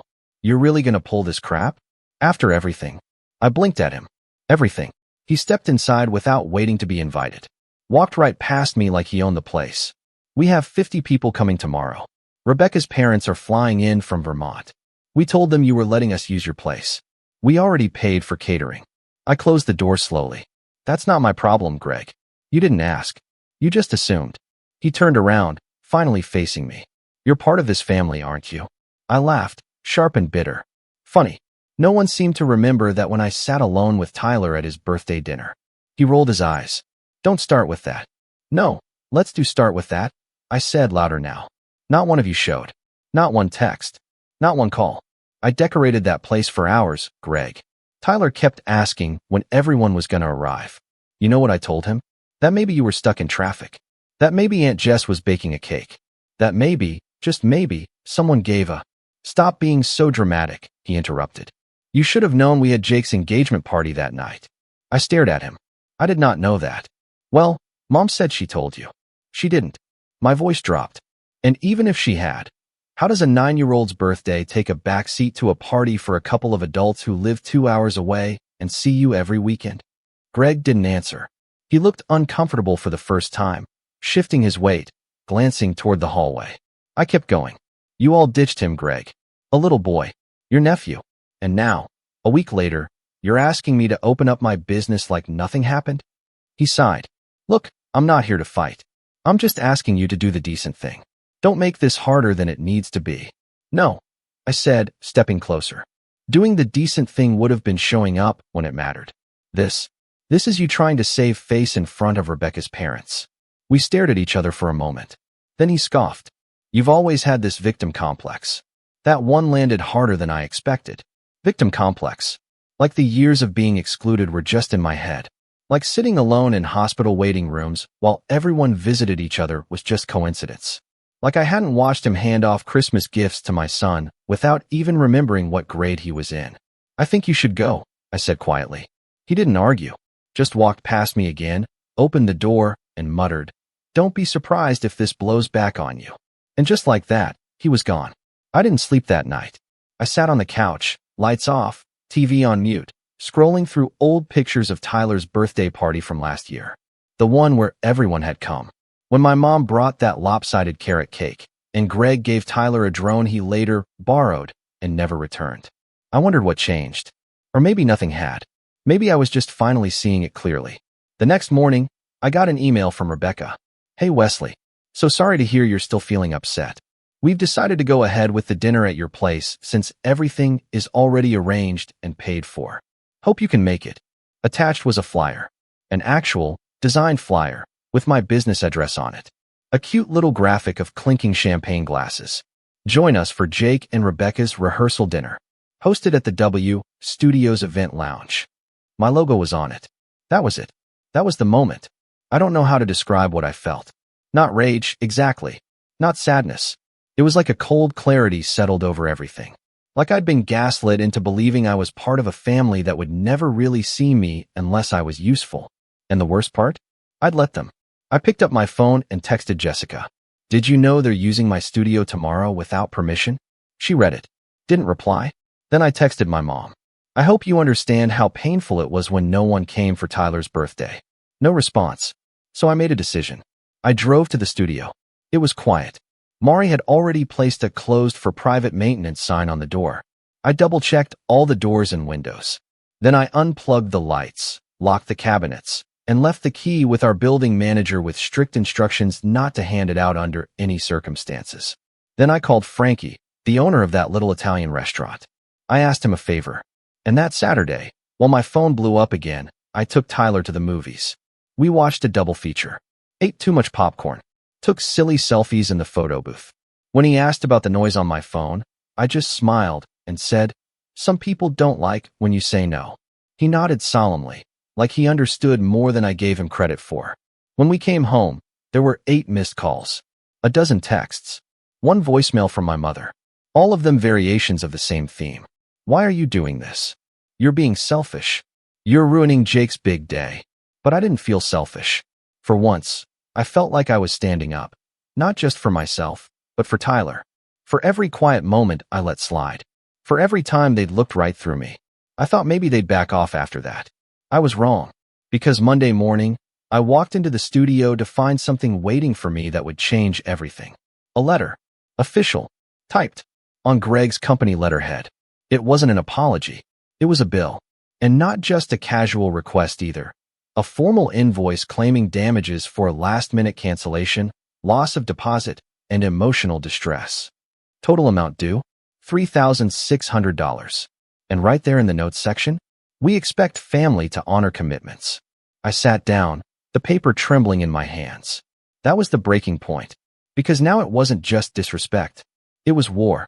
I wish I could say I ripped that letter in half right then and there, that I marched into Greg's office and gave him a piece of my mind, or that I called my mom and asked her what was going on. But I didn't do any of that. I just sat there, staring at that ridiculous invoice, my pulse in my ears, and something tight pressing behind my eyes. $3,600. That was rent on my studio. 3 months of groceries. A weekend trip with Tyler. It wasn't the money that got to me. It was what it meant. After everything, after being ignored, after being used, after watching my kid get stood up by his own flesh and blood, they still thought they could twist the knife and smile while doing it. I set the paper down gently on my desk and left the office. I told Mari I wasn't feeling well. She didn't ask questions, just gave me a concerned look as I walked out the door and into the street like I was sleepwalking. I ended up in the old park a few blocks away, the one with the duck pond and the broken fountain that hadn't worked in years. I sat on a bench near the water and just breathed, watched 2 toddlers chase each other with sticks while their moms talked about summer camp. I must have looked like a ghost, hood up, shoulders hunched, fingers twitching like I didn't know what to do with them. How did it get this bad? I wasn't new to being overlooked, but this was something else. The quiet exclusion I'd grown up with had always been painful, but subtle, easy to rationalize. They forgot to invite me. They didn't mean it. It wasn't personal. But this? A bill? For not letting them use my business like a free banquet hall. It was like someone had ripped the blinders off and shoved me into the cold. I didn't sleep that night. I didn't eat the next day. I kept going through the motions at work, client calls, design drafts, status meetings, but I was hollow. Like someone had scooped out my insides and left a shell behind. And then one night, about a week after the letter, I went to pick up Tyler from Lena's. He opened the door grinning, already halfway into a story about a science project he'd started. And we're using vinegar and baking soda to launch this little paper rocket, and it goes so high. Dad, you should have seen it. Like, boom, straight into the ceiling tiles. I smiled, tried to keep it together, but Lena caught it. She always had a way of reading me when I least wanted her to. After Tyler ran to grab his backpack, she lingered by the door. You okay? She asked softly. Yeah, I lied. She didn't blink. You look tired. I laughed under my breath. That obvious? Only to someone who used to fall asleep next to you after 16-hour shifts. I rubbed the back of my neck. It's just family stuff. Her face shifted. The birthday thing. I nodded. She hesitated, then stepped out onto the porch with me. Tyler didn't say anything, but I could tell. He was quiet that Sunday. Just said he had fun with you and the pizza was good. I swallowed the lump in my throat. Lena's voice dropped to a whisper. Wes, I know you don't want to hear this, but maybe it's time to stop letting them have so much power over you. I looked at her. You've spent years trying to prove your worth to people who don't even bother to RSVP to your son's birthday, she said. You don't owe them anything, least of all your peace. I didn't say anything, just nodded, because if I opened my mouth, something in me might crack. But her words stayed with me that night, echoed louder than I wanted them to. You don't owe them anything. That's when things began to shift. Not all at once. There wasn't some dramatic movie montage of me rebuilding my life. But something inside me, quiet and steady, began to change. I stopped answering the group texts. I muted the thread completely. I told Mari to block any booking inquiries that came from family emails unless I explicitly approved them. I started setting firmer boundaries, little ones at first. Saying no when someone expected a favor.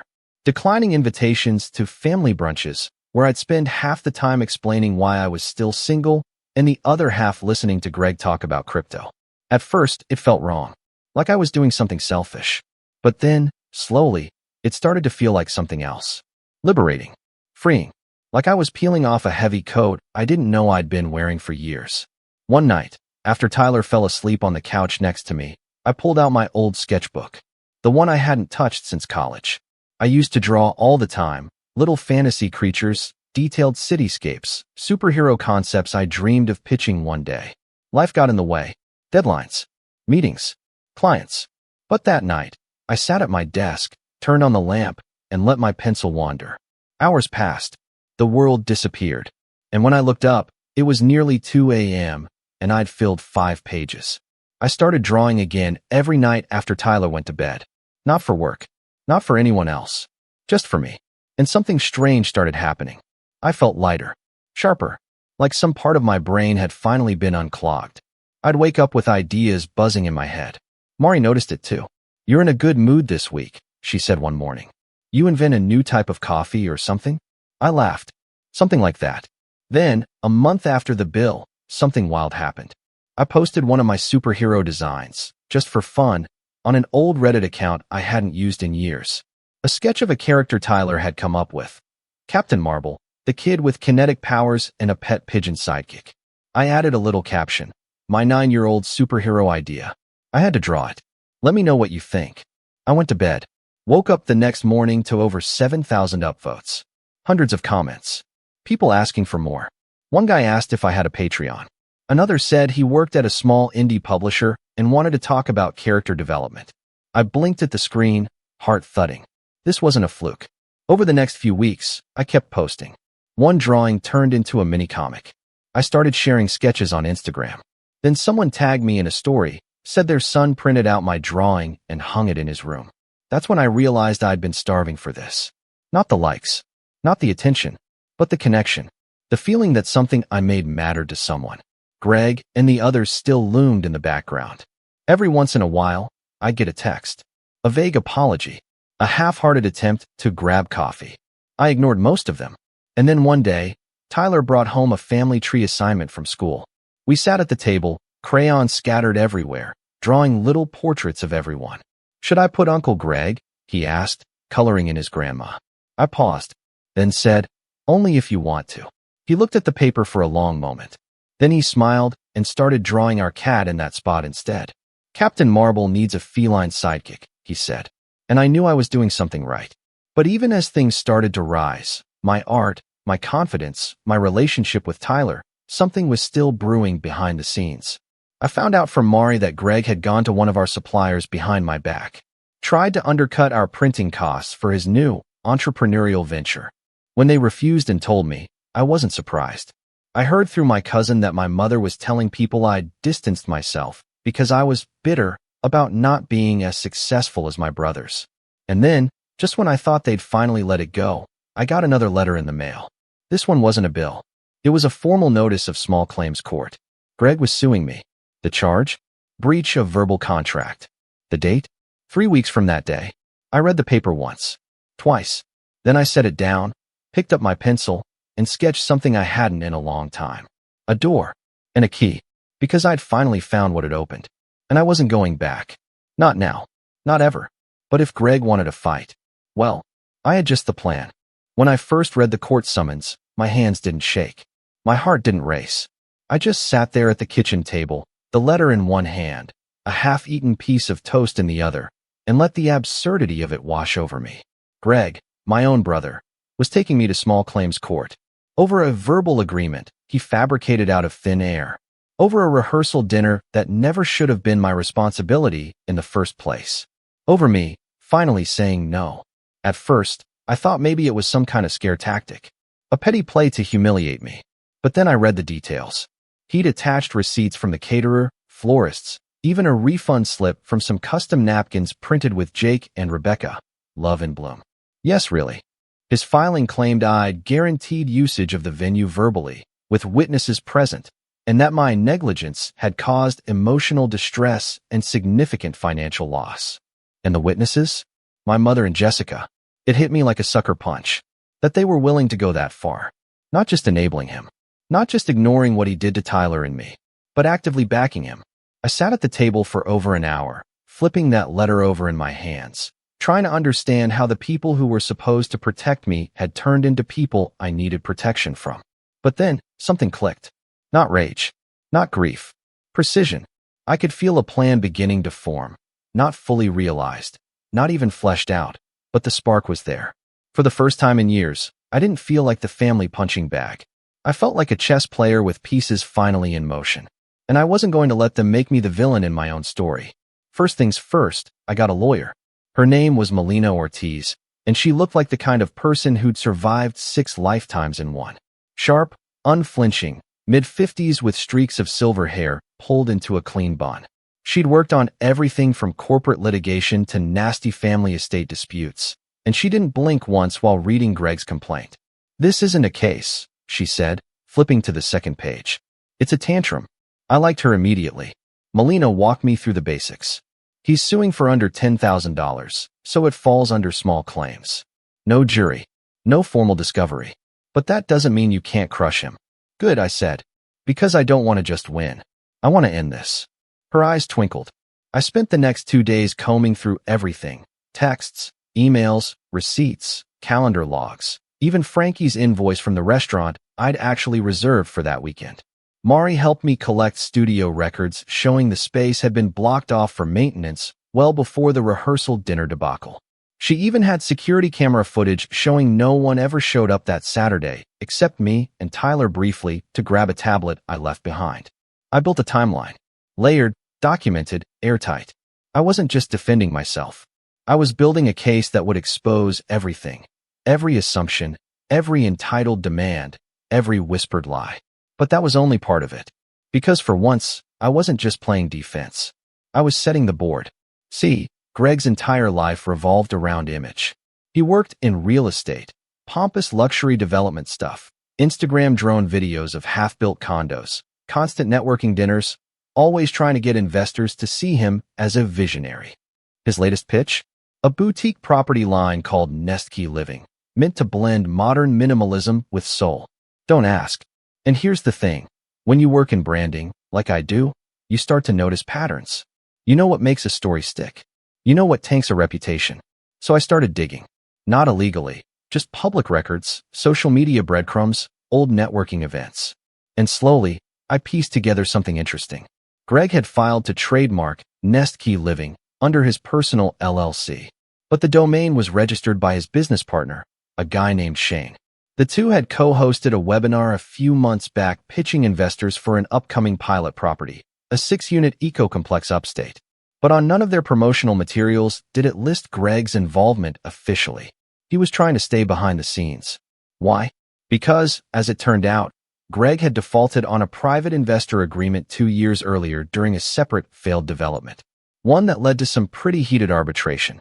It never made the news, but it spooked enough people that he was trying to rebuild under a new name, carefully distancing himself from any failed past ventures. That meant image was everything. Clean image. No mess. No drama.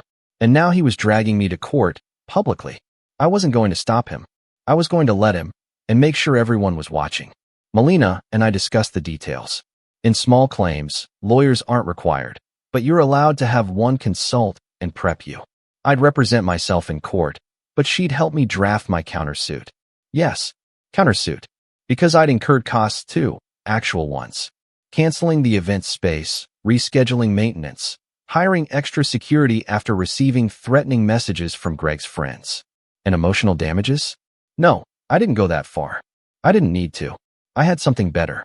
Cold, verifiable facts, patterns of entitlement, and receipts. But I needed one final element. Witnesses. And not the kind who lived in my family group chat. I called Frankie, the restaurant owner. I explained everything, showed him Greg's original messages, and asked if he'd be willing to write a signed statement confirming that I'd reserved his venue for Tyler's birthday that same day, and that not a single family member had shown. He didn't hesitate. "I'll even show up in court if you need," he said. "I remember how your son kept looking at the door. Broke my damn heart." Then I reached out to Lena. I debated it for a while, unsure if it was fair to ask. But when I finally explained what was happening, she offered her help before I even got the words out. "Say the word," she said. I was there. I remember how quiet Tyler was after that weekend. Even Mari wanted in. She pulled records, print logs, timestamps, everything to prove that Greg's claims were fiction. "I've watched you put up with them for years," she said. "I've got your back, Wes." It felt surreal. For the first time in my life, people were standing with me. And I realized, this wasn't just about winning in court. This was about showing Tyler what it looks like when you stop letting people walk over you. When you say, enough. I booked a quiet meeting room for the day of the hearing and rehearsed every detail. Melina grilled me with mock questions. Lena played devil's advocate. Mari role-played as a snarky Greg. And the more we prepared, the calmer I felt. This wasn't revenge. It was reclamation. I wasn't coming to that courtroom to shout or cry or demand an apology. I was coming to set the record straight. To stand in the middle of the mess Greg made and say, no more. The hearing date crept closer. I didn't tell my mom. I didn't text Jessica. I didn't reach out to Greg. I didn't need to. Let them show up thinking I'd crumble under the pressure. Let them think I was the same pushover who used to sit quietly at Christmas while they laughed at my hobbies and handed my kid last-minute gift cards. I wasn't him anymore. I was the man who built something on his own, who raised a son who understood loyalty and kindness better than grown adults, who took rejection and turned it into something beautiful. I was ready. The day before the hearing, I walked into my studio and sat at the desk where I'd first read Greg's letter. And I pulled out my sketchbook. I flipped past pages of superheroes and pigeons, past doorways and keyholes, past fragments of a life I was finally reclaiming. And on a fresh page, I drew a courtroom. One chair was empty. The other?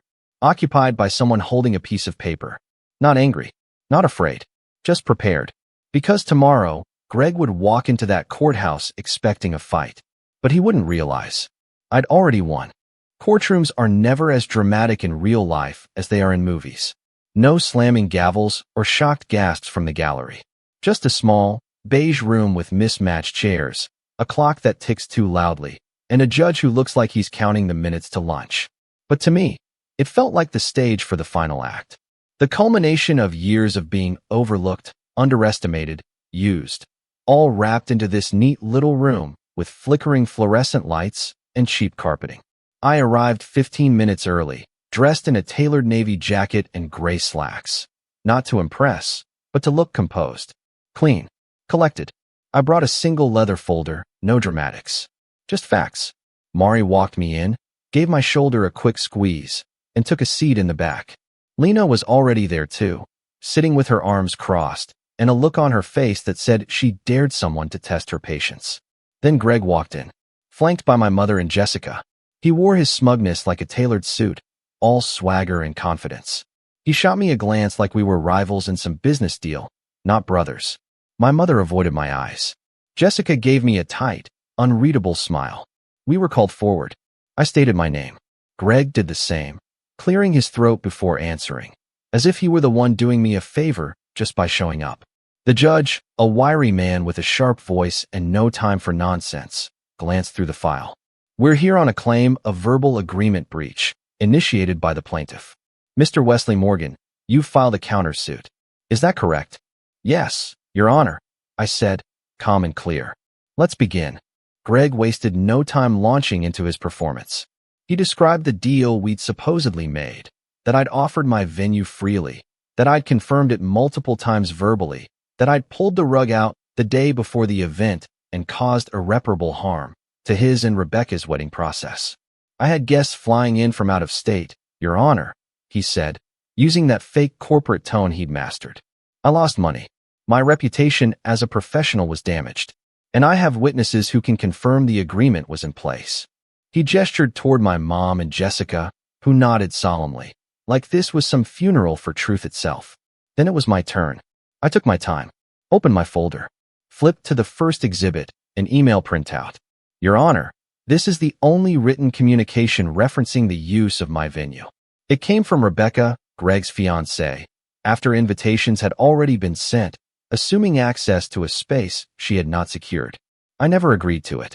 There is no signed contract, no message of consent, and no payment. I handed it to the clerk.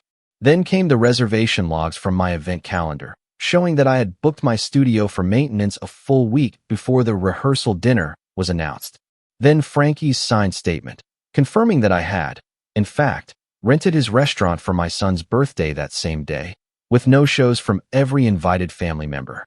Then security footage, time-stamped video of me and Tyler walking in and out of the studio that day, with no guests ever arriving for a dinner that never happened. The judge raised an eyebrow. Greg shifted in his seat. I have additional witnesses, if the court is willing, I said. Proceed, the judge said, gesturing. I turned to the back of the room. Mari walked up first. Clean, confident, professional. She described the studio's booking system, the calendar entries, the public-facing form, and how Greg had never gone through the proper process, just assumed ownership over the space. She even mentioned the messages we'd received from his friends, demanding we fix the cancellation or else, which had prompted us to hire security. Then Lena took the stand. She didn't yell. She didn't cry. She just calmly described how Tyler had waited for hours at his own birthday dinner, asking where everyone was, how he'd never received a phone call, how he'd gone to bed thinking he'd done something wrong. By the time she was done, I saw something crack in the judge's expression. I gave the final piece of evidence myself. My countersuit includes damages for misrepresentation, threats to my business reputation, and costs incurred from defending against a fabricated claim. My son's emotional pain is not something I can assign a dollar value to, Your Honor, but I'll settle for accountability. Silence. Greg looked pale. Jessica was staring down at her shoes. My mother's mouth was set in a tight line, as if she'd just realized this wasn't going the way they planned. The judge leaned back and spoke slowly. Based on the evidence provided, I find the plaintiff's claim to be without merit. There is no indication that a formal or even informal agreement was established. Mr. Morgan acted within his rights in denying access to his business. The plaintiff's assumption does not constitute a contract. Greg blinked. I also find sufficient basis for the defendant's countersuit. The behavior demonstrated by the plaintiff, including coercion, misrepresentation, and misuse of family influence to manipulate business property, has caused material and reputational harm. I award the defendant damages in the amount of $4,800. Greg's jaw dropped. My mother turned to him, whispering something frantic. Jessica just sat frozen. And, the judge added, I strongly advise the plaintiff to reconsider the use of personal vendettas as grounds for legal action. Court is adjourned. He banged the gavel once. Quick. Final. It was done. I stood up slowly, gathered my folder, nodded politely at the judge, then turned and walked out without looking at my brother. Outside, the sun was shining like it hadn't in weeks. Mari clapped me on the back. Lena hugged me. Tyler, who'd stayed home with one of Lena's friends, sent me a selfie holding a drawing he'd made of me in a cape with the caption, "My dad beat the bad guys." Greg never apologized, but the fallout was fast. Word of the lawsuit spread. He'd told people in his network that he'd won before the hearing. So when news broke that he'd lost and had to pay damages, people started asking questions. One investor pulled out of Nest Key. Then another. Shane, his business partner, emailed me directly 2 weeks later. Short and blunt. Didn't know he tried to mess over his own brother. I'm out. The trademark? Greg lost the renewal window. I bought it for $8. My mother stopped calling. So did Jessica. I didn't chase them. I didn't block them either. I just let the silence do what it does best. But the best part? Tyler's next birthday. Same restaurant. Same pizza night. Except this time, I only invited people who'd earned it. Frankie brought out a cake shaped like a superhero mask. Mari showed up with a framed comic page I'd drawn of Captain Marvel saving the day. Lena brought matching capes for her and Tyler. Even Shane, the ex-business partner, stopped by and gave Tyler a remote control drone. We filled the room with laughter. Every seat was taken. Every smile was real. Tyler leaned into me at the end of the night and said, "This was the best one yet." And I just smiled, because I knew the people who matter will always show up, and the ones who don't, they're not worth saving a seat for. My name's Aaron, I'm 28, and up until about 3 weeks ago, I thought I was going to marry the love of my life. His name's Daniel, 31, charming, composed, the kind of guy who walks into a room and somehow makes everyone feel like they already know him. We met at a work conference in Chicago, both working in tech. He was back-end, I was front-end, and somewhere between debugging code and midnight snacks in the hotel lobby, we clicked. It was easy, natural, like we were just meant to be. Our relationship was slow and steady for the first year. Daniel was the kind of boyfriend that brought you soup when you were sick and remembered obscure anniversaries like the day I landed my first freelance gig. He wasn't overly emotional, but he was thoughtful. Always had been. That's why, when he proposed after 2 years during a quiet dinner at our favorite Indian place, I didn't hesitate.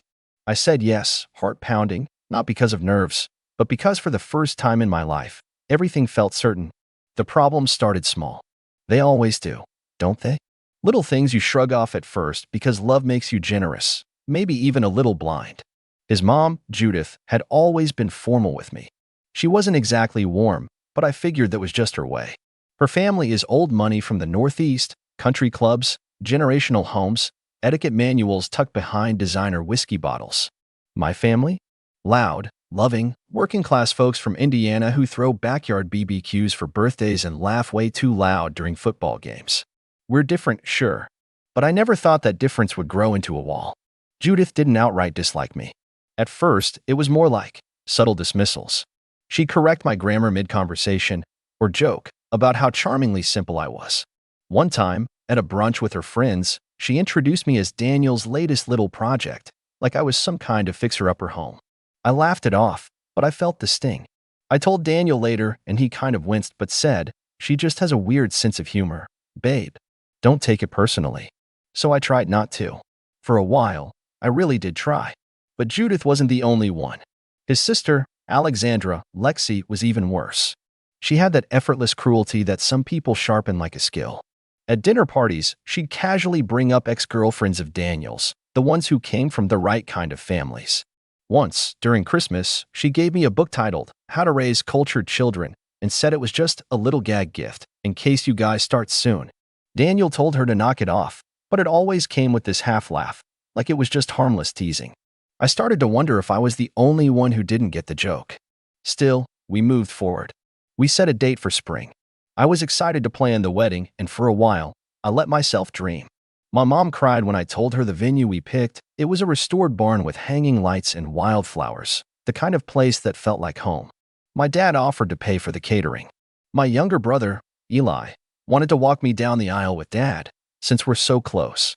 My family, though not rich, poured their hearts into every little detail. But Daniel's side? They had other ideas. It started during the first big wedding planning dinner with both families. Judith sat down with a leather-bound folder, like she was prepping for a board meeting. She said, and I quote, "This wedding will be about legacy. It's important we reflect the status of the Whitmores appropriately." I blinked. The status of our family, she clarified with a patient smile, the kind you reserve for a child who just doesn't understand long division. "This isn't just a party, Aaron. It's a statement." I looked at Daniel. He said nothing, just sipped his drink. My mom gave a nervous laugh and said, "Well, I'm sure we can make it a celebration for everyone, both sides." Judith looked at her, eyes cool. Of course, within reason. I should have seen it coming. Over the next month, things escalated. Judith slowly took over the planning. She pushed for a venue in Massachusetts, her hometown, because family history mattered. She hired a wedding planner without asking. She vetoed the buffet my parents had arranged, opting instead for plated 5-course meals with French inspiration. I hated it. Every piece of the wedding began to feel like someone else's story. Then came the guest list. Judith sent me a spreadsheet, color-coded. There were 187 people from Daniel's side. When I scrolled to mine, I saw just 11 names. I stared at it. 11. I called Daniel. "Hey," I said, trying to keep my voice calm. "What's this guest list? My cousins aren't on here. Neither are my aunts or half my uncles. You said we were keeping it balanced." There was a pause. Then he said, "It's not personal, babe. My mom just thinks it's better to keep the guest list intimate on your side." I laughed, stunned. 187 people from your family and 11 from mine is intimate? She says the venue has a cap. Oh, so suddenly the 200-cap venue is full? He sighed. She thinks your side would be more comfortable watching online. It's not about importance, Aaron. It's about logistics. I hung up. I sat in my apartment, staring at the screen, heart racing. For the first time, I felt something shift. Not just irritation or stress. This was something deeper. A crack in something I thought was solid. I talked to my parents that night. My mom was teary but said, "Honey, if this is what it takes for you to be happy, we'll support you. We can host a separate reception back home." My dad didn't say much, just clenched his jaw and nodded. I should have said no. I should have screamed. But I didn't. I felt so tired, so defeated, so worn down by the months of being steamrolled. So I gave in. I let them have their way. But something inside me had started unraveling.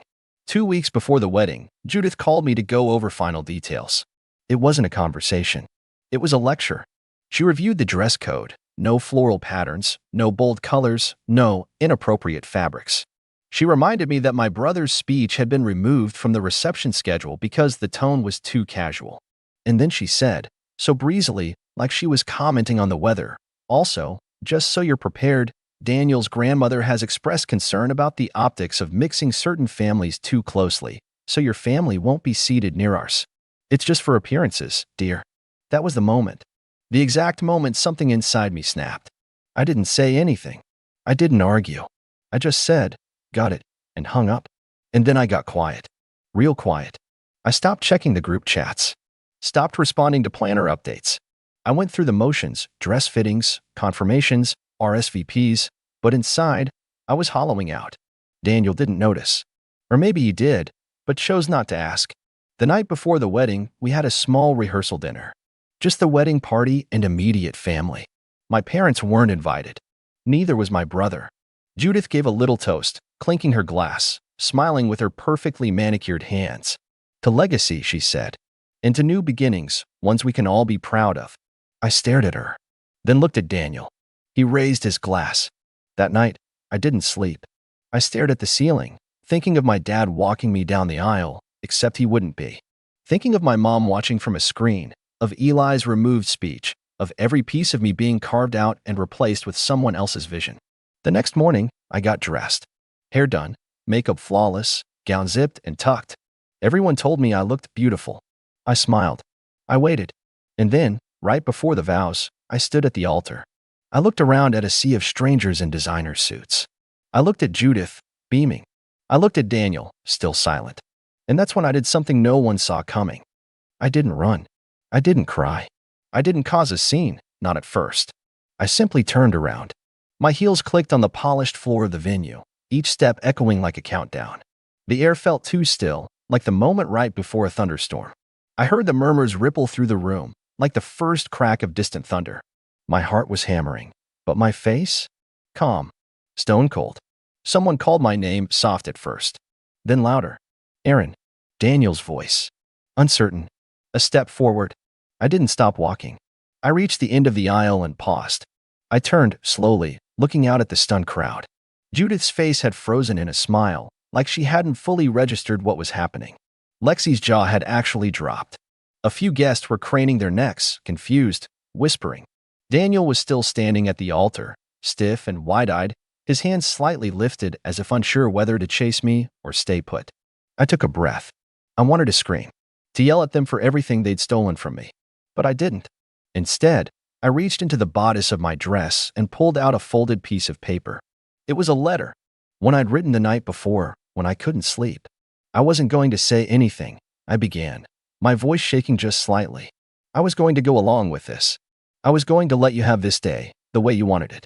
Your food, your venue, your legacy. Judith stood up. Aaron, sweetheart. No, I cut her off, voice louder. Stronger. You don't get to talk now. A gasp from someone in the crowd. I didn't care. I looked at Daniel. Really looked at him. You let them erase me, Daniel. Piece by piece. You let them take this wedding, this marriage, and turn it into some kind of display for their name, their history, their rules. And I let you. That's on me. He stepped forward. Aaron, please, we can talk about this after. There's no after, I said, quietly now. Not like this. I turned toward the guests. My family isn't here today. Not because they couldn't be. Not because they didn't want to be. But because they weren't allowed. Because someone decided they weren't legacy enough to sit in these rows. More murmurs now. I scanned the crowd, eyes locking with Judith. Her face was pale, lips tight. So, I've decided, I continued, if my family can't be part of this wedding, then I'm not going to be either. Silence. Utter, breathless silence. And then, I walked out. I made it to the side hallway before the first voice caught up with me. It wasn't Daniel. It was Lexi. Her stilettos clacked rapidly behind me, and then she hissed, "Are you serious right now?" I turned to face her. She looked almost amused beneath her outrage, like she couldn't quite believe I'd ruined their little show. "You just humiliated yourself in front of everyone." "No," I said. "I just reminded everyone who this day was supposed to be about. You think this is some rom-com moment? You think Daniel's going to come running after you with his tie undone and a dramatic apology?" "No," I said again. "I think he already made his choice. Months ago." She sneered. "You'll regret this." "Maybe. But not today. I pushed the heavy wooden doors open and stepped into the blinding spring sunlight. What I didn't expect was what came next. Because parked just outside the venue gates, lined up, windows down, folding chairs stacked in truck beds, was my entire family. My mom, my dad, my brother Eli, aunts, uncles, cousins. They were all there. And when I stepped outside in my gown, I stinging but spine straight, they erupted into cheers. My mom ran to me first. "We didn't want you to be alone," she said, holding me tight. "Not today." I didn't even realize I was crying until I felt my dad's hand on my back, steady as ever. Eli grinned and waved a paper plate. "We brought barbecue.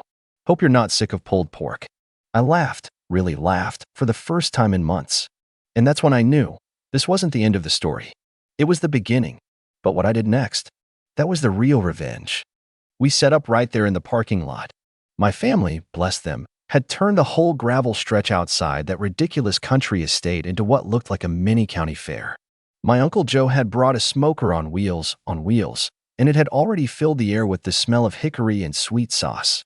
My little cousins were setting out cupcakes from a plastic container shaped like a football, and someone had popped open folding tables with mismatched tablecloths. There were even Bluetooth speakers set up on someone's truck bed, playing 90s hits. Eli looked at me and said, "Sorry we don't have a string quartet, but we do have potato salad and the Macarena." It was chaos. Beautiful, perfect chaos. I laughed again, wiping tears from my cheeks. "You guys are insane." My mom handed me a paper plate. "Insane about you." For a while, I let it all fall away, the venue, the people inside, Judith's shriveled up expression when I walked out. I kicked off my heels, tied my hair back with a rubber band someone found in the glove compartment, and sat on the tailgate of my dad's truck with a plate full of cornbread and smoked ribs. My dress got dusty. My mascara ran. I didn't care. But then, about 45 minutes in, as we were doing a group photo in front of the inflatable cooler Eli brought, don't ask, I saw him. Daniel. He walked out of the venue slowly, jacket gone, tie loosened, the picture of a man who just realized the party wasn't where he thought it was. Behind him, a few guests trickled out, some confused, some trying to stay out of the drama, and a few who looked like they knew exactly what was happening and wanted to watch it unfold. Lexi was there too, fuming behind her designer sunglasses, talking to someone on her phone in hushed but angry tones. Judith? Nowhere in sight. Daniel walked up to the edge of the lot, stopping a few feet from where I was standing. His face looked different, less smug, less polished, a little lost. "Aaron," he said softly, "can we talk?" The music lowered slightly. My uncle turned down the speaker, and everyone went still like a live broadcast had just switched over to a breaking news report. I met his eyes. "Sure," I said, setting my plate down. "Let's talk." We walked a little to the side, near the shade of an old oak tree. I crossed my arms, waiting. "I wasn't going to make this easy." "I didn't know you felt this strongly," he started. I blinked. "You didn't know I felt strongly about my own wedding?" He hesitated. "I mean, I thought you were okay with it. You didn't say anything. Because every time I did, you brushed it off. You called your mom's controlling behavior just tradition. You let her erase my family and said it was about logistics." I paused, letting that settle in. At what point was I supposed to scream louder? He looked down. I thought I was keeping the peace. I took a step forward. "Daniel, you kept their peace. Not mine. Not ours." He was quiet. Then, finally, I didn't know how to stand up to them. "And you didn't care enough to learn." That one landed. His shoulders dropped. "I'm sorry. I really am. I studied him. I believed he meant it." In that moment, he did feel sorry. But sorry wasn't enough. Not now. Not after months of silence, of letting me fight alone. I looked back at the party, my people laughing, dancing, passing around aluminum trays of food like it was a family reunion. It felt like a wedding. The right kind. The one we should have had. "You know what the difference is between you and them?" I said. "They don't have money. They don't have legacy or fine china or a coat of arms or whatever. But they showed up. They didn't sit in silence. They didn't prioritize appearances over people. They didn't let me stand alone." Daniel looked over too, his eyes lingering on my dad, who was showing one of the little kids how to two-step in work boots. "I want to fix this," he said. I shook my head. "It's not about fixing this." I gestured to the dusty lot, the laughter, the ribs. "This doesn't need fixing. This is the best part of the day." He looked stunned, and I don't think it had fully hit him yet. That he wasn't just watching me walk away from a ceremony, I was walking away from him. "I still love you," he said. I smiled. It was sad, and it hurt more than I thought it would. "I know," I said, "but sometimes love isn't enough. Not when the cost is me." He didn't follow when I turned around and walked back to the people who actually showed up. He didn't stop me. Maybe he finally understood what it felt like. The rest of the afternoon was surreal. Word spread fast. A few guests who'd originally sat stiffly in Judith's carefully curated seating chart slowly made their way to the parking lot. One of them, a second cousin of Daniel's, brought over a tray of untouched hors d'oeuvres from the catering staff and said, "Honestly, this is way more fun." It became a thing, a moment, a spontaneous, joyful, real celebration. Someone brought out a Polaroid camera and we started making a scrapbook on the hood of my cousin's car. My brother gave the speech he'd written, standing on a folding chair with a plastic cup raised high, and it made me laugh until I cried. And through it all, I kept thinking, this could have been the whole wedding. This should have been the whole wedding. But Judith didn't get to win, not in the way she thought, because I wasn't going to disappear quietly. After that day, things moved fast. A story like that, someone walking out of their own wedding and hosting a counter-celebration in the parking lot, it doesn't stay private for long. Especially when you've got a cousin like mine, Jenny, who uploaded a short video of my walkout on TikTok with the caption, "My cousin ditched her wedding because the groom's family banned her side." We partied in the parking lot. It blew up. 3 million views in 2 days. Comments poured in, people calling it empowering, iconic, the ultimate Uno reverse. Others shared their own horror stories about being excluded, erased, overlooked. I wasn't alone, and knowing that gave me more courage than I'd had in months.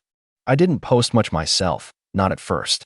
But then a wedding blog picked up the story and twisted it, framing it as a bridezilla tantrum and quoting an anonymous source, definitely Lexi, saying I had emotional issues and wasn't fit to be part of a legacy family.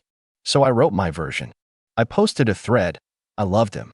I wanted to marry him, but not at the cost of my voice, my values, or my family. And if that makes me a villain in someone else's story, so be it. I'm not the kind of woman who walks down the aisle in silence. That post went viral too. And something happened after that. People started sending me their stories. Women who'd been minimized. Brides whose in-laws tried to steamroll them. Daughters who were told they weren't elegant enough. I responded to as many as I could. I realized, maybe this wasn't just about a failed wedding. Maybe it was about reclaiming something a lot bigger. Judith tried to do damage control, of course. She emailed me 3 paragraphs about disappointment, public embarrassment, how deeply hurt the family was. My response was 5 words. Actions have very loud echoes. Then came the kicker. 2 weeks later, I got a call from Daniel. I almost didn't answer, but curiosity won. He sounded different. "Hello. I've been staying at Lexi's," he said. "My mom, well, she says it's best we all take some space." I didn't laugh, but I wanted to. "You're surprised?" I asked. He sighed. "No, I don't know who I am without all this." That line stuck with me. I don't know who I am without all this. That was the core of it, wasn't it? He'd been raised to believe his family's status was part of his identity, and giving it up, even to protect someone he loved, felt like tearing off his own skin. "I hope you figure that out," I told him. "But I won't be waiting around." I hung up. I blocked the number. And that was the last time I heard from him. And just like that, the page turned. In the months that followed, I started something new. Literally. I launched a small side project with Eli and Jenny, The Real Vows. A community, blog, and podcast for women sharing stories of weddings that almost broke them and the ones that made them whole. We talked about family pressure, controlling in-laws, how to spot red flags, how to find your voice again. And it took off. Fast. I got emails from brides who canceled weddings just days before because they realized they were being silenced. I got thank yous from women who found courage to stand up for their vision. One woman said she watched my TikTok every time she needed strength to say no. And my family? Closer than ever. We hosted an unwedding celebration 6 months later, just for fun. I wore a white jumpsuit, and Eli gave another ridiculous toast. My mom danced to Bon Jovi with my dad in the grass. We took a group photo, and someone printed it on a tote bag that said, "Legacy? Nah, loyalty." That photo sits on my bookshelf now, right next to the unopened bottle of expensive champagne Judith gave us for the wedding. I thought about opening it once. Thought maybe I'd use it for closure. But nah, I donated it to a local charity auction. Let someone else taste the bitterness. As for me, I'm good. I didn't just walk out of a wedding. I walked back into myself. And honestly, that's the best vow I've ever made. You ever feel like you're the only sane one in a family full of actors who never got cast in the drama they thought they deserved? That's how I describe my life. Name's Evan. I'm 33, single, and about as ordinary as a guy can get. I wear the same hoodie 3 days in a row when I work from home. I know my barista's dog's name, and I've never once posted anything on Instagram. But somehow, I wound up in the middle of a real-life soap opera that ended with cops, lawyers, and a jaw-dropping family betrayal I still don't fully believe happened. I never asked for any of this. All I did was inherit a house and try to do the right thing. But I guess when there's money involved, even blood turns cold. Let me back up a little. My grandparents, Henry and Margaret, were the kind of old-school couple you don't see anymore. Married for 57 years, raised 3 kids, worked until their backs gave out, and never missed a Sunday at church. They lived in the same 2-story colonial house for over 4 decades, a place that somehow still smelled like fresh-baked cinnamon rolls and wood polish. That house was more than bricks and paint. It was memory. It was tradition. It was a place where I spent every Christmas morning until I was 25, where my grandpa taught me how to change a tire and my grandma showed me how to make lasagna from scratch. It was a sanctuary from the mess that was the rest of my family. Because the rest of my family? Well, let's just say they didn't inherit my grandparents' sense of loyalty. My mom, Diane, is complicated. Growing up, she had this ability to make you feel like everything was your fault, even if it wasn't. She wasn't abusive in the way movies show, not physically, but emotionally. Oh, she was a maestro. Guilt was her favorite instrument. She could pluck it like a violin string until you felt like apologizing for simply existing. My dad left when I was 10, and she made sure I never forgot who ruined the family. Spoiler alert, it was somehow me. Then there's my older brother, Caleb, the golden child, the one who could do no wrong. When he dropped out of college after 2 semesters, it was because college just isn't designed for people like Caleb. He's too smart for the system. When he wrecked my mom's car during a night out drinking, she bought him a new one. Meanwhile, I once got grounded for forgetting to put the cap back on the toothpaste. I learned early that I wasn't part of their club. I was the afterthought, but I didn't mind. Not really. I had my grandparents, and they saw me. When they passed, within 6 months of each other, bless them, it hit me hard. Grandma went first, peacefully, in her sleep. Grandpa followed not long after. Everyone said he just couldn't live without her. At the funeral, my mom and Caleb made this big show of grief, sobbing and clinging to each other like they were starring in some kind of Hallmark special. I watched it all from a few rows back, jaw clenched, because I knew how little they'd shown up while Grandma was sick. I was the one taking her to appointments. I was the one filling her prescriptions and helping Grandpa sort through bills when her mind started to go. They sent flowers. I showed up. That was always the difference. When Grandpa's lawyer called me a few weeks later to discuss the will, I was expecting, I don't know, maybe a sentimental trinket, a watch, a photo, something small. I wasn't expecting the house. But that's exactly what he left me.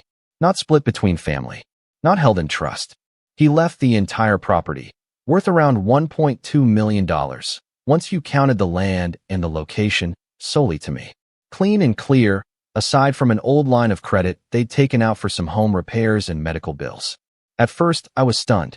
Then, almost immediately, I felt this crushing sense of guilt. I could already hear my mom's voice. How could you let them do this to your own family? Your own brother? We're struggling too, you know. But the lawyer must have sensed my hesitation, because he said something that stuck with me. Your grandfather told me. Evan was the only one who ever came through. The only one who never needed to be asked. That house is his now. He'll take care of it. He'll respect it. I'll never forget that. So I took care of it. I didn't sell the house. Didn't flaunt it. I quietly transferred the deed into my name, paid off the remaining balance using savings and some inheritance Grandpa left in a separate account, and kept everything up to date. Taxes, insurance, even the little things like repainting the fence and resealing the driveway. I moved in a month later, not to brag or own anything, but because it felt right. Like I was honoring them by keeping the place alive. Of course, I didn't tell my family right away. That wasn't a secret I wanted to drop over Sunday dinner. At first, they didn't ask questions. Caleb assumed the house was in probate, and that we'd all be splitting it once the lawyers figured things out. I didn't correct him. I figured there'd be a time and place to sit down and explain everything calmly. Legally, everything was mine. But emotionally, that's a minefield you step through slowly. Except Caleb and my mom don't do slow. They bulldoze. It started small. Offhand comments. Little jabs. One time, I mentioned painting the upstairs bedroom, and my mom said, "Hope you're not spending too much. We'll want to redo the place properly once it's listed." I raised an eyebrow. "Listed? For sale?" she said casually. "I mean, obviously we'll all need to agree on the final buyer. But that place is worth a fortune, Evan. Don't get too attached." I wanted to say something then. I really did. But I just nodded and changed the subject. Part of me hoped she'd figure it out on her own. That they'd come around and ask, "Hey, what did Grandpa actually put in the will?" But no, they just assumed. And then they started showing up more. Caleb stopped by once a week. At first, it was under the pretense of checking in, but quickly turned into him critiquing everything I was doing. "You really shouldn't use that paint color. It'll tank the resale value," he said once, walking through the hallway like he was a real estate agent on a tour. Another time, he brought his girlfriend over, and I caught her taking selfies in the living room, saying, "This lighting's gonna be amazing once we get the place and open it up." I already have a Pinterest board for the reno. It was like they'd already decided I was just squatting in their future investment. My mom wasn't much better. She brought over boxes of old family junk, things she didn't want in her own apartment, and dumped them in the basement. "These belong here," she said, not even asking. "It's the family home. Might as well start clearing out the clutter for when we stage it." She was talking like she already owned it. Like she'd just assumed the house would be split down the middle and that I was some kind of glorified house sitter in the meantime. It kept escalating. But the moment I really knew things were about to spiral, that came one Thursday afternoon when I found Caleb in the garage, measuring, tape measure in hand, scribbling notes into his phone. I watched him from the side door, my stomach knotting. "What are you doing?" I asked. He didn't even look up. "Just getting dimensions. Thinking of converting this into a guest house. Or maybe a music studio. Gotta make this place modern, man. Grandpa had good bones here, but it's all outdated." He finally looked up and smiled. "Don't worry. You can keep your room. For now. My room." I didn't say anything. I just turned around and went back inside. Locked the door behind me. My hands were shaking. It wasn't just about the house anymore. It was about me. They didn't see me as the rightful owner. Or the grandson who took care of everything while they were busy pretending. No, they saw me as a placeholder. A temporary inconvenience standing in the way of their payday. And I realized I wasn't just going to have to explain things to them. I was going to have to defend what was mine. But I had no idea just how far they'd go, or what they were planning next. And when they showed up at my door that Friday, grinning like they'd already won, I knew I was in for something way bigger than a family argument. That was the day everything changed. I didn't sleep much the night before it happened. Call it instinct, or maybe just the echo of my grandpa's voice telling me to stay sharp, kid, but something had been gnawing at my gut since Tuesday. That's when I got a cryptic text from my mom. "Don't be surprised if things move fast now. Just go with it. It'll be better for everyone." No context. No follow-up. I replied with a simple question mark. She left it on read. I couldn't shake it. I kept replaying her words while I paced through the halls of the house that night, passing family portraits they probably hadn't glanced at in years. I paused in front of one. Me at age 7, missing a front tooth, sitting on Grandpa's lap while Grandma adjusted my crooked bow tie. Caleb was in the corner of the photo, arms crossed, looking like he wanted to be anywhere else. Even then, we were different. By morning, the sky was overcast, thick with that sticky, late summer humidity that clings to your skin. I brewed coffee and stared out the window, trying to convince myself I was overthinking things. That the text meant nothing. That maybe she was just emotional. At 11:42 a.m. sharp, the doorbell rang. I wasn't surprised to see Caleb standing there. I was surprised to see he wasn't alone. Behind him stood my mom, her arms folded like she was about to fire someone at a PTA meeting, and this part made my brain short-circuit. A guy in a cheap suit holding a manila folder. He had the posture of someone who played lawyer more than he practiced it. "Morning," Caleb chirped like we were meeting for brunch. I blinked. "What is this?" My mom stepped forward. "We didn't want it to come to this, Evan. But you've left us no choice." "No choice," I echoed, Heart thudding. The fake lawyer guy cleared his throat. Mr. Thatcher. Evan. I'm here representing the Thatcher family estate and facilitating an order for transfer of possession of property. He handed me the manila folder like it was a gift basket. Inside were a few loosely stapled sheets of what looked like generic templates, one titled Notice to Vacate, another labeled Provisional Asset Agreement. Most of it was filled in with vague, clunky legal language, and Caleb's full name was scribbled into the New Tenant section in pen. I stared at it, then looked up. What is this garbage? Mom clicked her tongue. Let's not be difficult. The house is being reassigned to family, like it should have been from the start. The will was clearly unfair. We've consulted someone. She nodded at Discount Law School over there. And it turns out we have more rights than we thought. Caleb grinned. You're out by the weekend. It was surreal. Like they'd rehearsed this. Like they thought they could bluff me out of my own house. I didn't even raise my voice. I just held the folder out to Caleb and said, you might want to read the name on the title again. He scoffed. What title? I didn't answer. Just turned and walked down the hallway, toward the office where I'd stored all the official documents after the deed transfer. I came back holding the certified title, complete with the county stamp, date, and, most importantly, my name, in big bold letters. I handed it to their lawyer. He flipped through it. His face paled. This isn't, he glanced at my mom. She grabbed it from him, her eyes narrowing. This isn't final, she snapped. This doesn't mean anything. It's legally binding, I said, still calm, but my hands were starting to tremble. You want to contest it? Be my guest. But you're not kicking me out of anything. The silence that followed was thick. Caleb finally snorted and muttered, you always were a selfish little freak. Then they left. No apology. No, we'll talk later. Just a slammed door and the stench of entitlement lingering in the air. I wish I could say that was the worst of it, but it was just the beginning. That night, I couldn't sit still. I paced the living room, the kitchen, even the upstairs landing. I kept thinking about how calculated it all was. The lawyer, the fake documents, the coordinated arrival. They'd really tried to ambush me like I was too dumb to see through it. I thought maybe that would be the end of it. Maybe they'd realized they'd overplayed their hand. But I should have known better. 2 days later, I came home from the grocery store to find a moving truck idling in the driveway. There were 2 guys unloading dolly carts stacked with boxes, both marked Caleb, studio equipment. I blinked twice, thinking maybe they were lost. Then I saw Caleb, in sunglasses, drinking an iced coffee on my porch swing, legs crossed like he owned the place. What are you doing? I asked. He didn't look up. Taking what's mine. One of the movers turned to me, puzzled. You're the owner? Yes, I said. This isn't happening. Put everything back.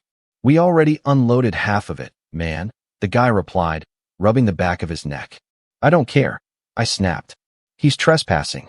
Caleb stood up, now clearly annoyed. This isn't over, Evan. You think that piece of paper makes you king of the castle? You forget who earned this house. Mom and I took care of Grandma and Grandpa long before you came sniffing around. My jaw dropped. You didn't even visit them in the hospital. That's not the point, he barked. I walked straight past him, into the house, locked the door behind me, and called the police. They showed up within 20 minutes.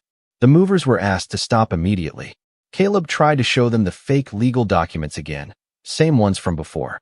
The officer took one look and said, Sir, this appears to be printed off a free template site. This is not enforceable. Caleb got loud. The cops warned him. He left with the movers, hurling one last threat over his shoulder. You just made a big mistake, Evan. I stood there in the driveway long after they were gone. Heart pounding, chest tight. I'd kept it together in front of everyone, but as soon as I stepped back inside, the floodgates opened. I sank onto the floor of the foyer and just sat there, staring at my grandparents' old cuckoo clock, ticking away like nothing had happened. That was the moment it truly hit me. They didn't just want the house. They wanted to erase me from it. From the history, from the memory, from the inheritance. It wasn't enough that they'd ignored Grandpa's will. It wasn't enough that they hadn't lifted a finger during his final months. They wanted to rewrite the story so they could cast themselves as the devoted heirs and paint me as the squatter who got in the way. And the worst part? I saw it in my mom's eyes the last time she looked at me. She believed it. The woman who raised me, who used to cut the crusts off my sandwiches and tuck me in with a kiss on the forehead. Somewhere along the way, she stopped seeing me as her son and started seeing me as a roadblock. It took me a full day to calm down after that. Then I called a real lawyer. His name was Jared Lansing. Tall guy, sharp suit, talked like a surgeon, calm, precise, and a little scary when he needed to be. He reviewed everything. The deed, the will, the attempted eviction, even the moving truck stunt. And he didn't mince words. "You're in the right," he said. "They're bluffing and badly. But if you want to send a message, one that sticks, I suggest we file a preemptive protection order and notify the county recorder's office of potential harassment regarding property rights. It won't stop them from being jerks, but it will give us leverage if they escalate." "Escalate how?" I asked. He looked me dead in the eye. "If they think you're weak, they might try something bigger next time." I took his advice. I signed every form he handed me, filed every motion. He had a contact at the local precinct. Turns out Jared had helped the department on a few land dispute cases, and within 2 days, I had a patrol schedule set up to swing by the property nightly. Just in case. I didn't tell my mom or Caleb about any of it. Let them think I was still the quiet, awkward little brother. Let them assume I'd just crawl away when things got uncomfortable. Because what they didn't know was, I'd had enough. And I wasn't going to let them take one more thing from me. Not the house. Not the memories. Not my peace. I just didn't expect what happened next. Because 4 days later, they came back. And this time, they didn't come alone. They came back on a Friday. I remember because I was eating leftovers from the Thai place on 6th, pad CEW, medium spicy, and watching an old episode of Frasier when I heard tires crunching over the gravel out front. I didn't think much of it at first. Maybe it was the patrol officer doing a drive-by. But when I glanced out the window and saw the truck again, the same damn moving truck from last week, with a new logo slapped on the side, I felt my stomach drop. Only this time, it wasn't just the truck. There were 2 cars behind it. Caleb's gray Mustang, and a silver sedan I didn't recognize.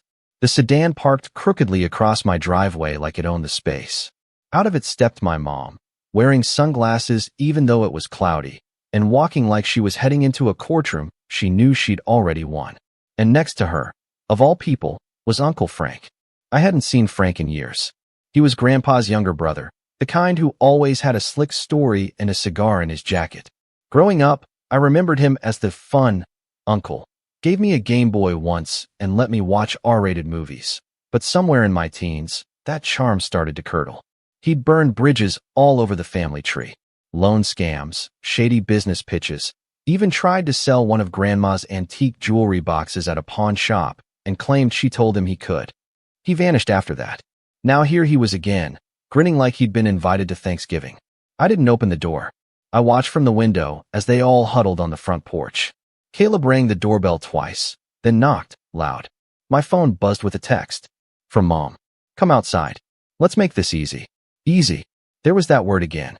Like this was a misunderstanding. Like this was mine to fix. I didn't reply. I called Jared. He picked up on the second ring. "They're back." "Yep. And they brought Uncle Frank." There was a pause. "Call the police. I'm heading there now." "What if they force their way in? Then we have a trespassing charge." "But don't open that door, Evan." So I didn't. Instead, I stood there, heart thudding in my chest, while my own family stood on the porch like it was theirs. Caleb started talking loud enough for me to hear through the glass. "We're not playing games anymore, Evan. You're squatting in a family asset. That's not just selfish, it's illegal. You're gonna lose everything if you keep this up." My mom chimed in. "You don't want to be dragged through court, honey. We'll tell them how you manipulated your grandfather. You think they'll side with you after hearing how you isolated him?" I nearly laughed. Isolated him. I lived in the hospital half those nights while she was off visiting yoga retreats and posting cryptic quotes on Facebook. Frank finally spoke. "Come on, kid. You're smarter than this. You don't want to start a war with your own blood. Walk away with some dignity, and we'll let you keep a slice of the inheritance. Cash. No fuss." It was surreal. Like I was watching a bad play from the worst row in the theater. I wanted to scream.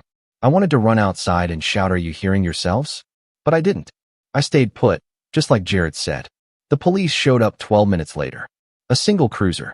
Officer Rains, a short guy with a calm voice who'd already visited the house once before.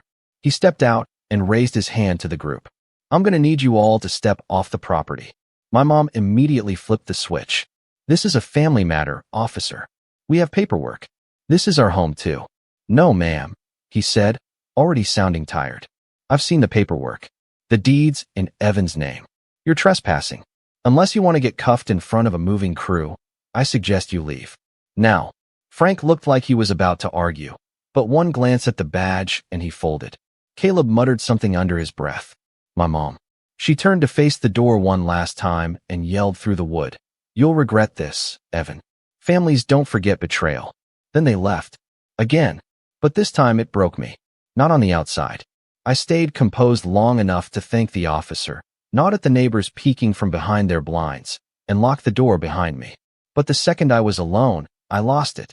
I sank to the kitchen floor, curled against the dishwasher like a child, and cried harder than I had in years.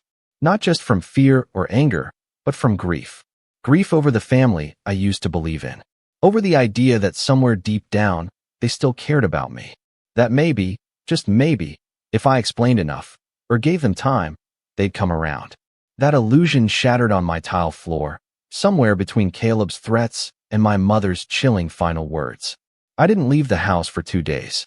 I let the groceries rot in the car. I didn't answer texts. I ignored work emails. I just wandered the halls like a ghost, not eating, not speaking, not sleeping. The house felt too big suddenly, too quiet. Every picture frame on the wall mocked me. This is what they're after, they seemed to whisper. Not you. Just this.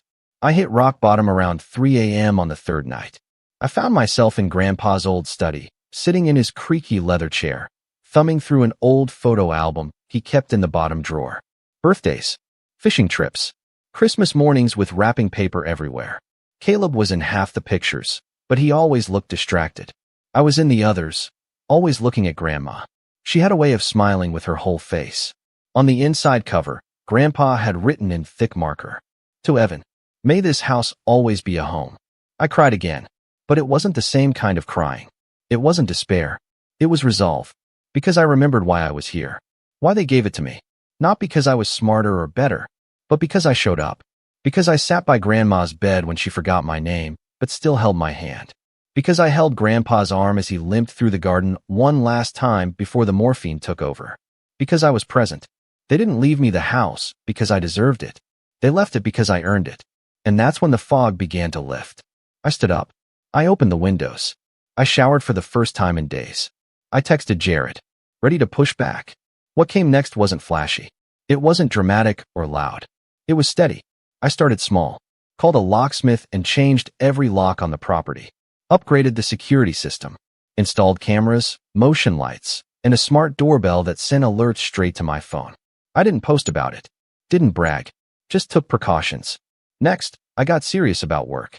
I'd been freelancing in digital marketing for years, decent clients, good pay, but I'd been coasting.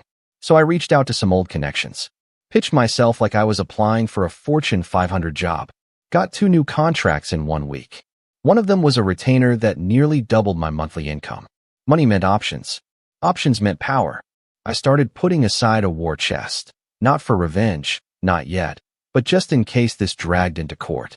Jared helped me draft a cease and desist letter, complete with a notarized warning that further harassment would be met with formal litigation. But most importantly, I started living again, not just surviving. I joined a local gym, took cooking classes on Saturdays, reconnected with my college friend Marcus, who'd just moved back to town.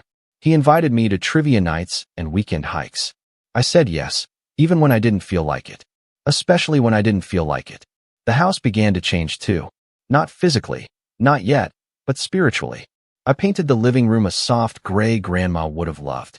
I started planting herbs in the backyard. Basil, mint, rosemary. Little things, but they made the place feel mine. I even adopted a dog. A 3-legged mutt named Tucker who barked like a maniac every time someone came within 5 feet of the property line. He slept at the foot of my bed like a silent guard, snoring loud enough to drown out the ghosts. And slowly, I found peace. Until last Tuesday. That's when Caleb made one final move. A certified envelope arrived at my doorstep.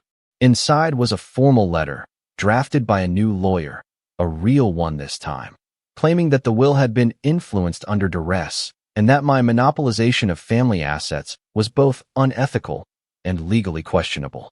Attached was a copy of a court summons. They were suing me. For everything. The house. The contents. Even back rental fees for living in the property they claimed I had denied access to. It was laughable, but also terrifying, because now it was official. They weren't just playing games. They wanted blood. I stared at the papers in disbelief. Then I picked up my phone, dialed Jared, and said only 4 words. It's go time now. I didn't sleep the night I got served. Not because I was afraid. Okay, maybe a little, but because something else had settled over me. Clarity. Cold, hard, crystalline clarity. That kind of laser-sharp mental focus you get when you finally accept that someone has declared war on you and you stop trying to make peace. No more hoping they'd come to their senses. No more giving them the benefit of the doubt. This was it. They were dragging me to court. They were going to stand in front of a judge and say that I manipulated our dying grandfather, that I was keeping them from what was rightfully theirs, that I somehow tricked 2 people who loved me more than anyone else on this planet into giving me everything while my mother and brother, just watched. It was insulting, but also, it was a gift, because now the gloves could come off. That night, I cleaned off the big oak desk in Grandpa's study, the one with the leather blotter and the drawer that still smelled faintly of pipe tobacco. I turned it into a war table, spread out every document I had, the original will, the certified deed, the hospital bills I'd paid, the property tax receipts, even screenshots of texts and emails. I pulled up my cloud backups and printed everything that mattered. Then I called Jared. He picked up with a dry, "So you saw it." "I saw it," I said. "Let's tear them apart." He didn't laugh. Jared never laughed. But he said, "Good. That's the right energy." We met the next day at his office. Floor-to-ceiling bookshelves, glass conference table, and a coffee machine that hissed like a steam engine. He looked over everything I brought and nodded slowly. "They don't have a case," he said. "They know it. This is a pressure tactic. They're trying to wear you down." "Won't work," I said. "I know. But we're not just going to defend you," he added, flipping through the binder I brought. "We're going to counter. Hard." I leaned forward. "How?" He opened his laptop.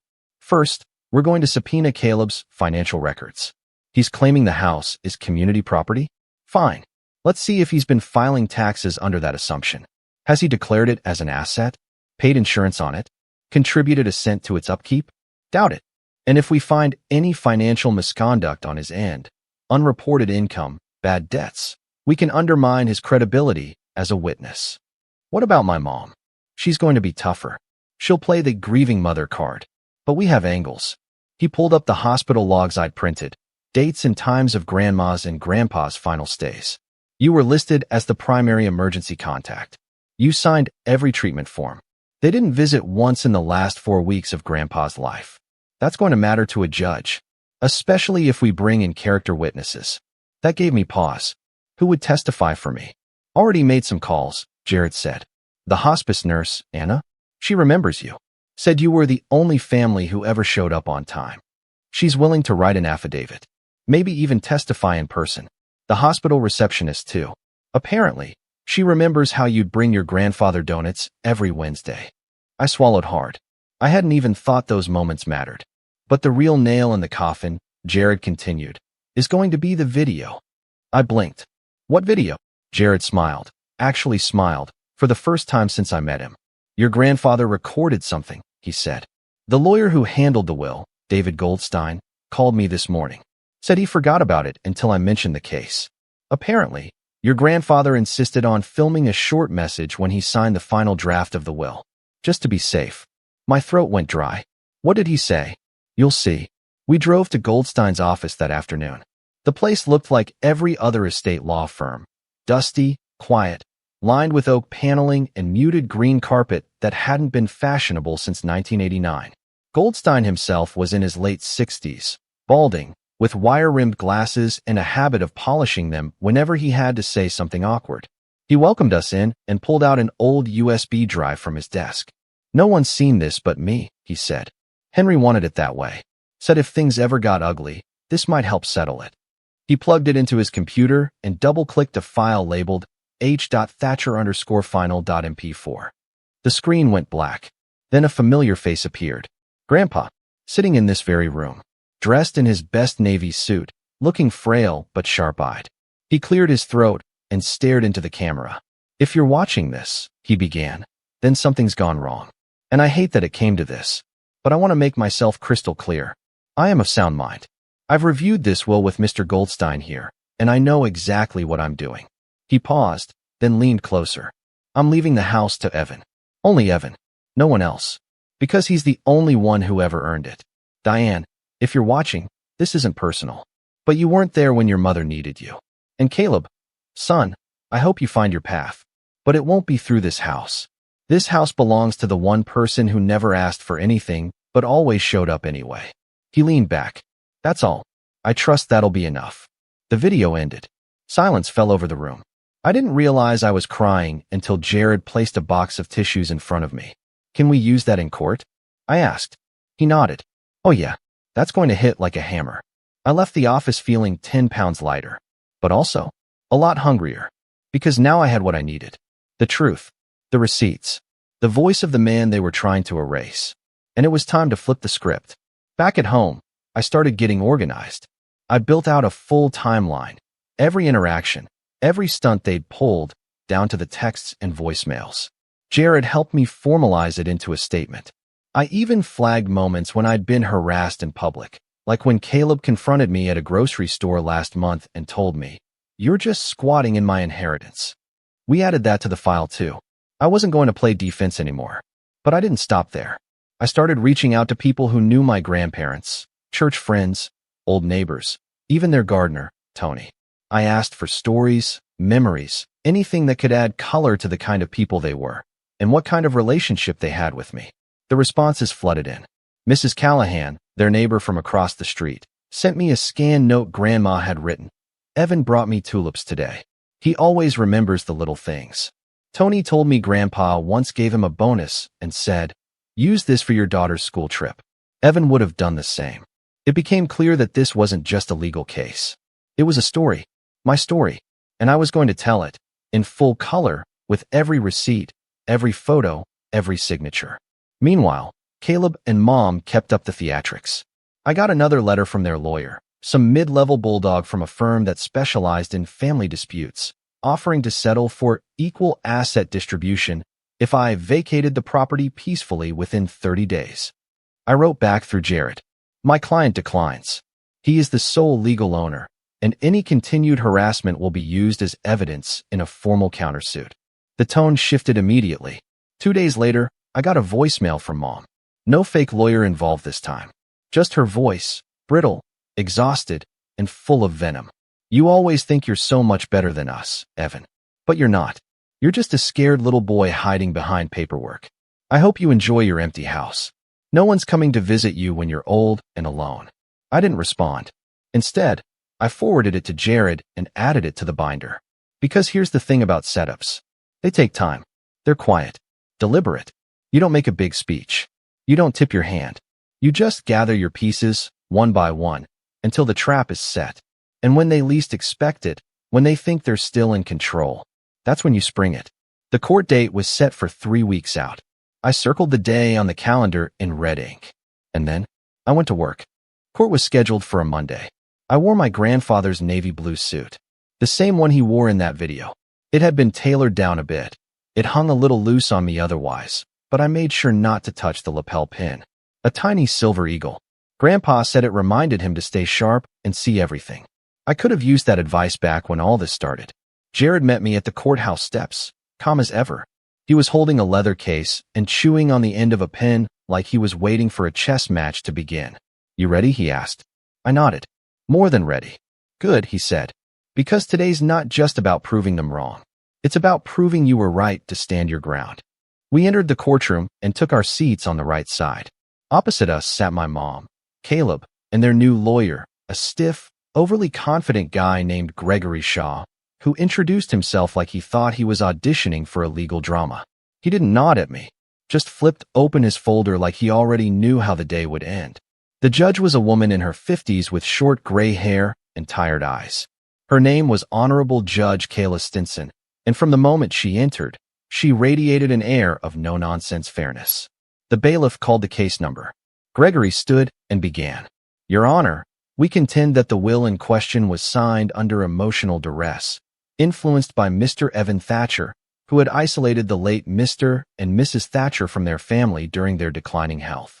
Furthermore, we will demonstrate that the defendants, Mrs. Diane Thatcher and her son Caleb, were unjustly excluded from their rightful inheritance due to manipulation, coercion, and undue influence.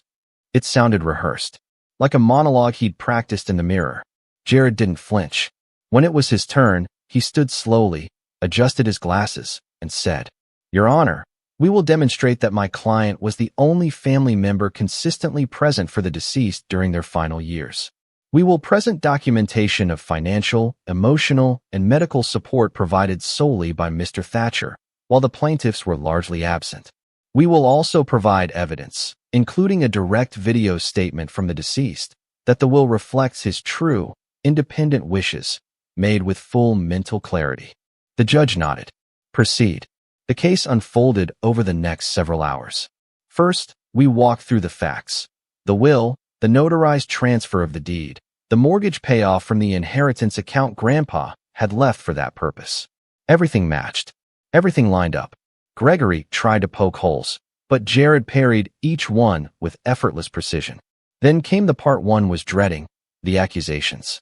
Gregory brought up Caleb to testify. He strutted up to the stand, all fake humility, and painted himself as the devoted grandson who had regrettably not been there in the final months due to work and mental health issues. He said he always meant to visit, that he called every week, and that he'd had a close bond with Grandpa that was manipulated and severed by me. Jared didn't object. He let him talk. Then, when it was his turn for cross-examination, Jared quietly asked, "Can you name the last medication your grandfather was prescribed?" Caleb blinked. Can you name his attending physician?" I don't remember the name, but can you tell us the name of the hospice nurse assigned to his care?" Caleb's face tightened. "I didn't memorize all that, okay? That's not the point. But you said you had a close bond. Wouldn't someone with a close bond know who was treating him?" The judge glanced down at her notes. Caleb clammed up. Then Jared brought up Anna, the hospice nurse. She was soft-spoken but firm. "Evan was there almost every day," she said. "He asked questions, took notes. He brought his grandfather coffee and his grandmother crossword books. The rest of the family? I never saw them." Next came the video.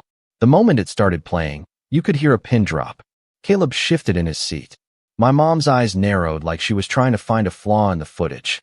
But there wasn't one. Grandpa's voice filled the courtroom, calm and deliberate, explaining exactly why he left the house to me. Not out of favoritism, but out of trust. When the video ended, no one said a word for a full 10 seconds. Then the judge leaned forward and said, "Thank you. That's very compelling evidence." But Jared wasn't done. He presented the text from my mom, the guilt trips, the veiled threats, the "you'll regret this" messages. He brought out photos of the damage Caleb had done when he tried to move in, the scratched floors, the broken light fixture, the invoice from the movers who'd been hired under false pretenses. And then he did something I didn't expect. He filed a countersuit, right there, for harassment, defamation of character, and property interference. Jared said, "We are requesting damages in the amount of $47,000, which includes repairs, legal fees, and emotional distress supported by medical records from Mr. Thatcher's therapist." Gregory stammered. "That wasn't disclosed." "It's being filed now, Your Honor," Jared replied coolly. "All documentation is present." The judge called a brief recess. My mom stormed out of the courtroom. Caleb trailed behind her like a kicked puppy. I stayed seated, hands folded, breathing slow and steady. 10 minutes later, the judge returned. "Having reviewed the documentation and heard the testimonies, I see no reason to believe that the will was executed under duress. It is valid and binding. The property lawfully belongs to Mr. Evan Thatcher." Gregory tried one last Hail Mary. "Your Honor, perhaps we could request an asset-sharing compromise." Judge Stinson cut him off. "No, that request is denied." Then she turned to my mom and Caleb. "Furthermore, I find that the defendants engaged in a pattern of harassment and misrepresentation that wasted this court's time and resources. I'm approving the countersuit for damages in the amount of $41,500, slightly less than requested, but sufficient to account for verified costs and emotional distress." She banged the gavel. Case closed. It was over, and it was glorious. The fallout came fast. Caleb tried to delay the payment. Jared filed for wage garnishment within the week. My mom sent me one final text. "You've turned your back on your family. Hope you enjoy the house." Alone. I didn't respond.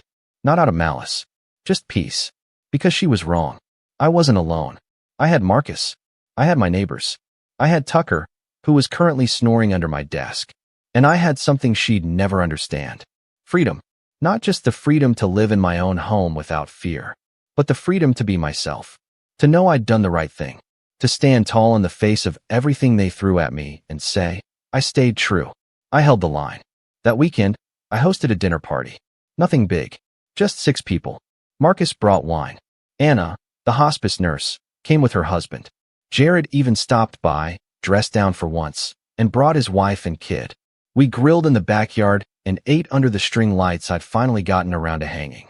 At one point, I looked around the yard, the laughter, the shared food, the warmth, and realized this house finally felt like a home again. A new one, built not just on old memories, but on new beginnings. That night, as I locked up and turned out the lights, I passed Grandpa's study. I paused, looked at his photo on the shelf, and smiled. "You were right," I whispered. "They didn't win." Then I walked upstairs, the halls quiet, the air peaceful, the future mine. And for the first time in a long, long time, I slept without looking over my shoulder. It was 4:13 a.m. when my doorbell rang, twice. Not once, not a polite little ding-dong. Twice, fast, like whoever was out there didn't care if they woke the whole neighborhood.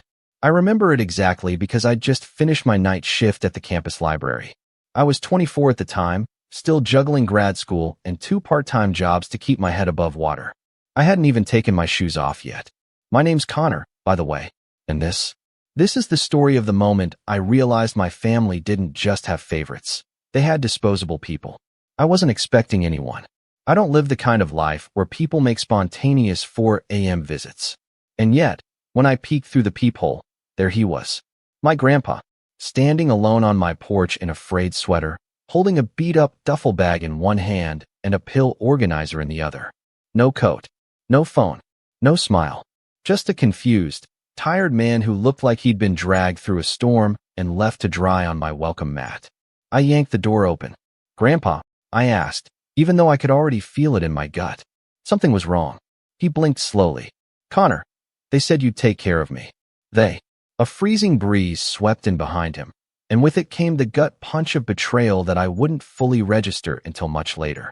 My parents had done some questionable stuff over the years, silent treatments, guilt tripping, conveniently forgetting birthdays, but dumping a 78-year-old man with early-stage dementia on my doorstep in the dead of night? That was a new level of heartless. I brought him inside immediately, sat him on the couch, and wrapped him in the throw blanket I usually reserved for chilly movie nights. He was shivering, not just from the cold, I realized, but from exhaustion and confusion. He kept asking if we'd be home soon. My 1-bedroom apartment wasn't big, but it was safe. Warm. Nothing like what he deserved, but more than what he had right now. I tried calling my parents. No answer. I texted my mom. "Why is Grandpa here? What's going on?" The read receipt popped up almost instantly. No reply. I waited. 10 minutes passed. Then 20. Still nothing. It wasn't until 5:01 a.m. that I got a response from my dad. "He can stay with you now. We're redoing the upstairs." He was going to be in the way anyway. "It's better this way." That was it. No explanation. No apology. Not even a fake excuse like he wanted to be closer to you. Or, "It's just for a few days." Just a text. A shrug in message form. Let me back up a little. Growing up, I never had the typical Leave It to Beaver family dynamic. My parents, Laura and Dennis, were always a little self-centered. Not openly cruel. Not technically neglectful. But there was this underlying current in our house that everything existed to serve their narrative. My older sister, Vanessa, was the golden child. Straight A's, violin prodigy, head cheerleader. She hit all the check boxes they loved. I was the other one. Quiet. Kept to myself. Loved drawing and books, and didn't have much to say at dinner unless I was asked directly. It's not that they hated me. They just never really noticed me. The only person who truly did was Grandpa. He wasn't my biological grandpa. He was my mom's stepdad. But he was the one who showed up. School plays? He sat in the front row with a huge thermos of tea. Bad breakups? He brought over donuts and said, "Let's yell at the TV together." When I got into college, he mailed me a handwritten letter that said, "Proud" doesn't even begin to cover it. Meanwhile, my mom sent a thumbs up emoji. So yeah, seeing him drop like some unwanted Amazon package at my door hit me harder than I can explain. Not just because of what it said about how they saw him, but what it confirmed about how they saw me. I called off everything the next day, class, work, everything. Took Grandpa to the clinic just to make sure he was okay. He was physically fine, but the doctor said his memory was deteriorating faster than expected. When I asked him what had happened that night, all he could say was, "They said it was a short trip, just for the weekend." But I knew when I saw their faces, it wasn't. I felt sick. I didn't respond to my parents for 2 days. I didn't know what to say that wouldn't turn into a screaming match. When I finally called, it wasn't a talk. It was to listen. I wanted to hear them admit it. The selfishness. The calculation. I was still clinging to some hope that this was a misunderstanding. Instead, my mom answered like nothing had happened. "Connor, sweetie, did he settle in okay? Why is he here?" I asked. She sighed, like I was the one being dramatic. "Connor, we needed to start the renovations. The contractor had an opening this month. You know how long the wait lists are right now. And Grandpa just, what? Had to go. He was going to a home, but they didn't have a vacancy. And you have the extra pull-out couch, don't you? Besides, it'll give you two some quality time. You always loved Grandpa." "You're not answering the question," I said, my voice low. "Why did you leave him here without telling me? Why 4 a.m.? "It was the only time Dennis could get the van," she said. "And Vanessa needed her room prepped before she moves back in." I froze. "She's moving back in?" "Well, just for a bit," my mom chirped, like it was the most natural thing in the world. "You know how tough the market is right now? And she's got that new job at the firm. She needs her space. We're converting Grandpa's old room into an office/guest room for her. Plus, you don't need much room, right?" I stared at the wall in my apartment. My books stacked in milk crates because I couldn't afford a real shelf. My busted couch that creaked every time I sat on it. The leftover mac and cheese I was rationing out in Tupperware. And across from me, Grandpa slowly flipping through a catalog upside down, lost in his own mind. They dumped him. For drywall and track lighting. So my sister could have a Pinterest-worthy workspace. And the worst part? They didn't even see it as cruel. To them, it was just logistics.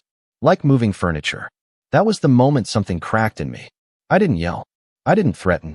I just said, "I'll take care of him. But don't expect me to be okay with this." My mom made that little disapproving sound she always made when I wasn't being grateful enough. "Well, maybe once things settle, we can have a nice dinner together. Vanessa's birthday is coming up. You can bring him too. Bring him." Like he was a +1. An afterthought. I hung up. That should have been the end of it, right? Just a messed up family dumping their elderly parent and washing their hands of him. But it wasn't. Because the thing about people like my parents is, they never just take one step over the line. Once they know you'll bend, they lean. Hard. Over the next few weeks, I started noticing the little things. Grandpa's prescriptions? Suddenly no longer refilled automatically. I had to call, chase doctors, cover the gaps. His pension? Redirected. Until I found out and had to go through a nightmare of paperwork to fix it. And every time I tried to ask questions or raise concerns, radio silence. Until the day Vanessa herself decided to drop by. Not to see Grandpa. Not to say thanks. But to ask a favor. That's when everything started to unravel. That's when the fuse was lit. And trust me, the explosion was coming. 3 weeks after Grandpa moved in, just as we were settling into some kind of routine, the buzzer rang again. Midday this time. I'd been helping Grandpa sort through his old medications, trying to figure out which were current and which were 5-year-old leftovers from doctors who'd since retired or passed away. He was doing better, still had trouble remembering where the bathroom was sometimes, but he smiled more. Laughed when I burned toast. Even started calling me by name again instead of the tall one. But when that buzzer rang, everything in me tensed. I had a gut feeling before I even checked the intercom. And sure enough, when I pressed the button, the voice on the other end chirped. "Hey, it's me, Vanessa, the golden one."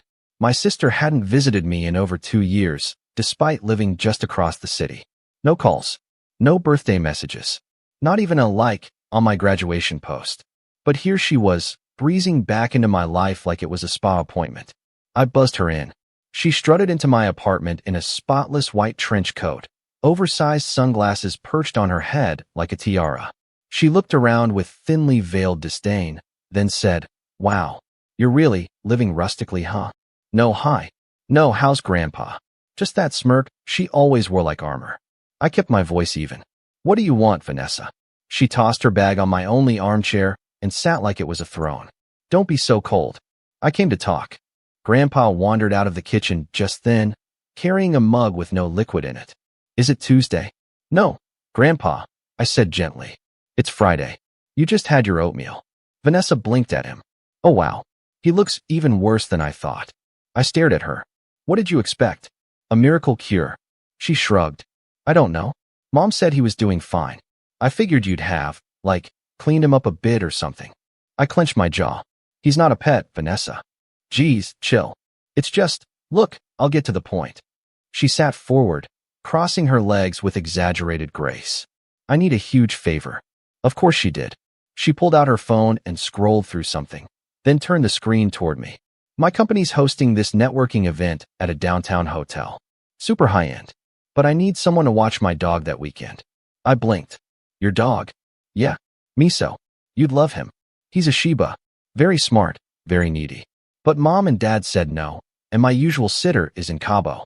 So I figured, hey, you're already doing the caretaker thing." I genuinely thought she was joking. "You want me to babysit your designer dog while taking care of Grandpa for free?" She smiled. "Well, yeah. I figured you'd be used to it by now." Something in me snapped. "No," I said firmly. Her smile faltered. "Wait, what?" "No, I'm not your backup plan. I'm not your dog sitter. I'm not your family dumping ground." "Connor, calm down. No, you don't get to stroll in here after years of silence, after helping dump our grandfather on me, and act like I'm just your errand boy." She stood, her voice sharp. "Don't be so dramatic. It's just a favor." "No, Vanessa. You want a favor? I already did one. A huge one. I'm taking care of Grandpa full-time while finishing school and working. You don't get to play the helpless princess here." She scoffed. "Wow. Mom said you were getting uppity lately." I froze. She said what? Vanessa grabbed her bag, flipping her hair back. "That you were being all high and mighty ever since you took Grandpa in. Like you think you're some saint or something." I didn't respond. I couldn't. Because if I had, I might have said something I regretted. She left without another word. That night, I lay in bed staring at the ceiling, thinking about that phrase. High and mighty. As if doing the bare minimum for a sick old man was a power move. As if I was somehow the problem. And suddenly, so many little things started clicking together. The way they'd stopped answering my calls. The way Grandpa's insurance info had been mysteriously misplaced when I tried to get coverage transferred. The way our family group chat had been oddly silent since he arrived. They weren't grateful. They were annoyed. Because I hadn't just accepted the responsibility quietly. I'd made it visible. In their minds, I was showing them up. Making them look bad. And if there was one thing my parents hated, it was being seen as wrong. The next blow came 2 weeks later. I received a letter. Yes, an actual letter from my mom. Inside was a single page, typed, with the header, Temporary Guardianship Agreement. She wanted me to sign it.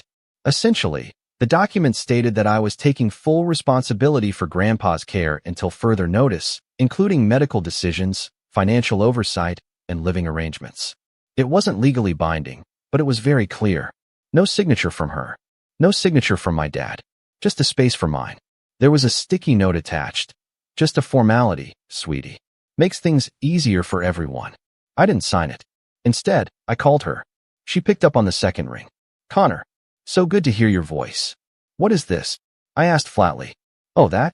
Just something our lawyer suggested. Nothing big. You know, for clarity's sake." "For clarity," I echoed.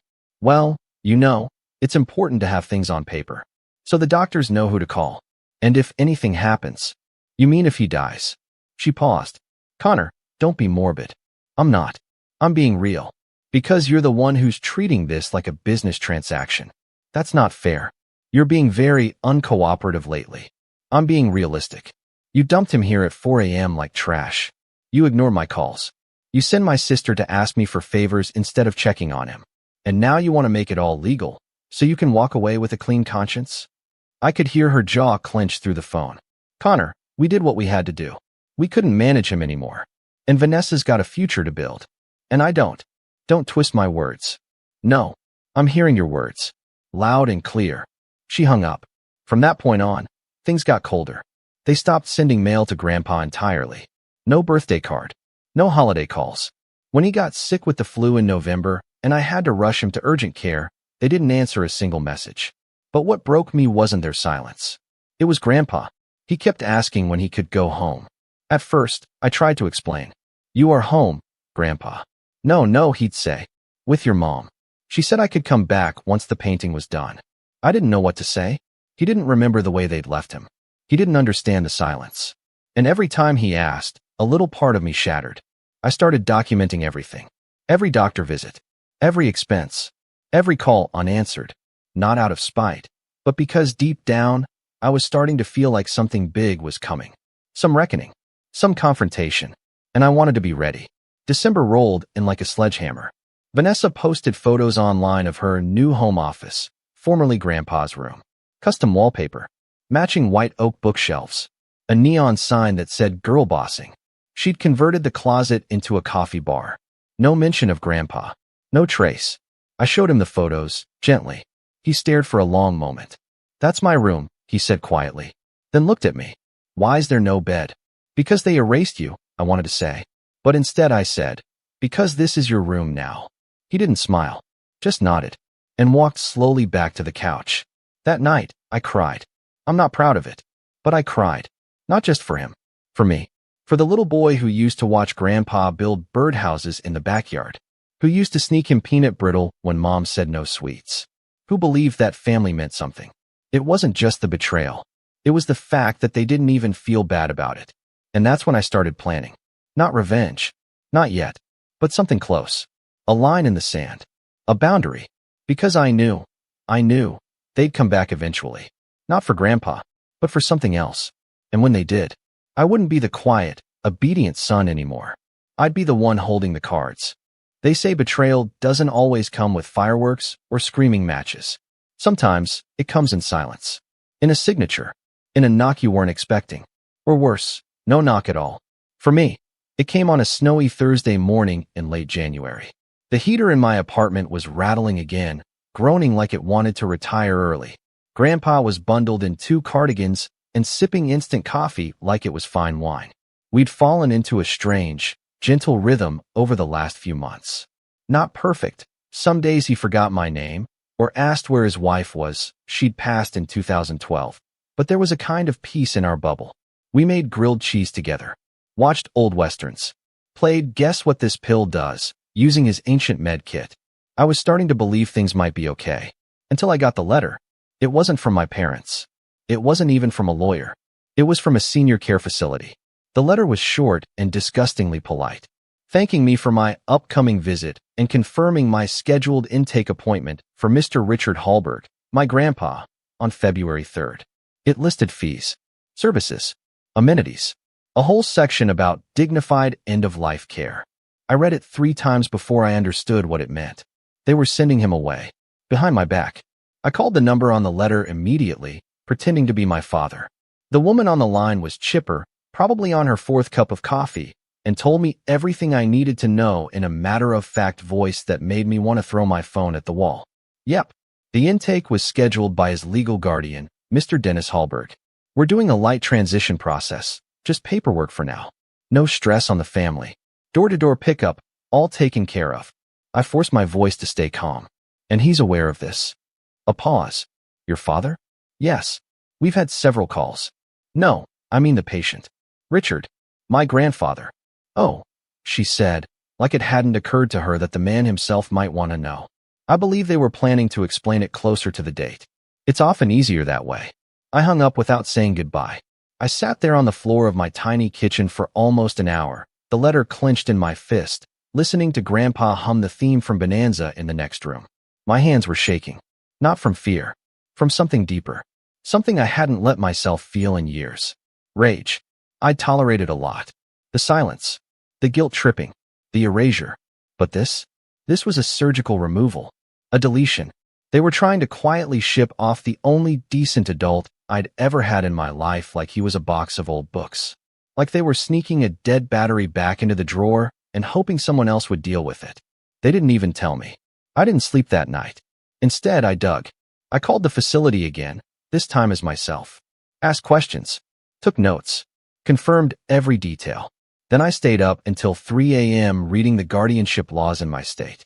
Turns out, unless a court removes it or the guardian voluntarily relinquishes it, they're allowed to make certain decisions without notifying anyone, even if the person in their care is living with someone else.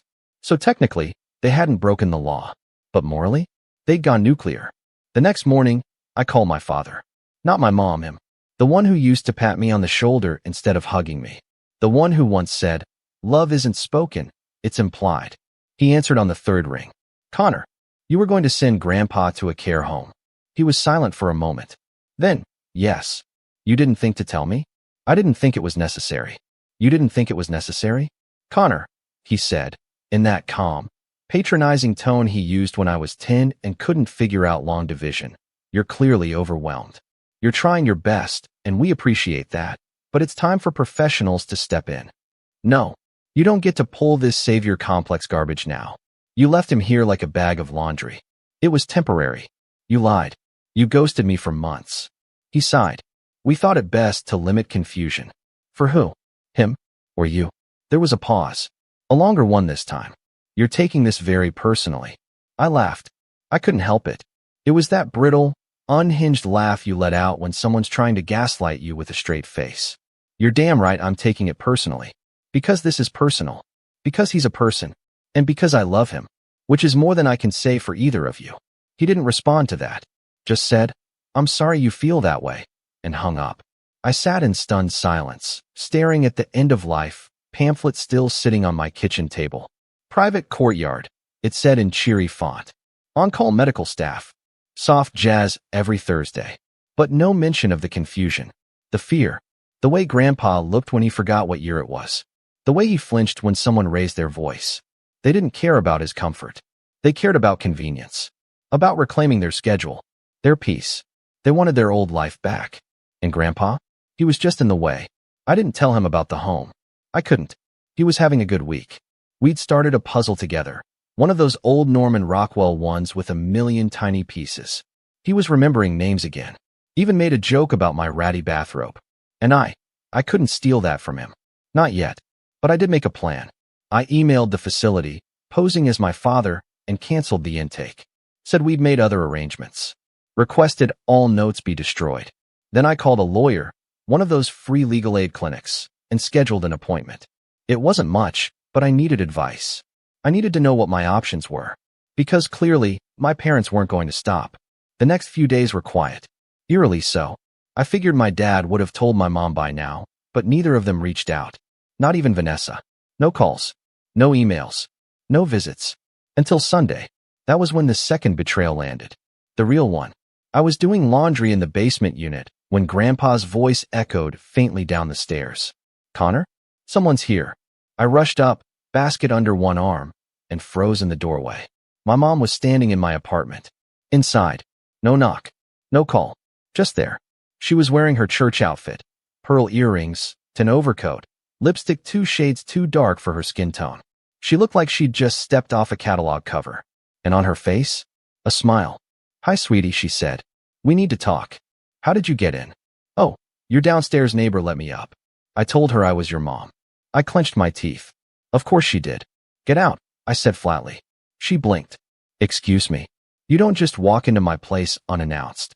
"Connor, don't be rude. I'm here to help." "With what?" I asked. "Your guilt." Her expression hardened. "That's not fair." "No, what's not fair is lying to me, then trying to erase Grandpa behind my back." She held up her hands like she was diffusing a bomb. "Okay, let's calm down. I know you're upset, but we've made a decision, and we need you to support it." "We?" I echoed. "Yes, your father and I. And Vanessa. We talked it over, and we agree. This situation isn't sustainable. For anyone. He's not a situation. He's a person. You don't get it," she snapped, finally dropping the facade. "We've spent years dealing with this. The doctor visits. The repeating stories. The wandering. We've done our time." I stared at her. "He's not a prison sentence." She exhaled, like I was a stubborn child. Connor, you're young. You have a life ahead of you. Do you really want to be tied to this forever? Yes, I said without thinking. Because he's the only one who ever showed up for me. She rolled her eyes. Don't be so dramatic. I'm being honest. And then, she did it. She walked to the table, pulled out a folder from her purse, and dropped it in front of me. Inside, a stack of documents. Medical releases. Facility contracts. A signed letter of consent, with my name forged in the corner. She smiled like it was a gift. It's already done, she said. I stared at the signature. Sloppy. Curved like a child's. Not even close to mine. My chest tightened. You faked my name. It was necessary.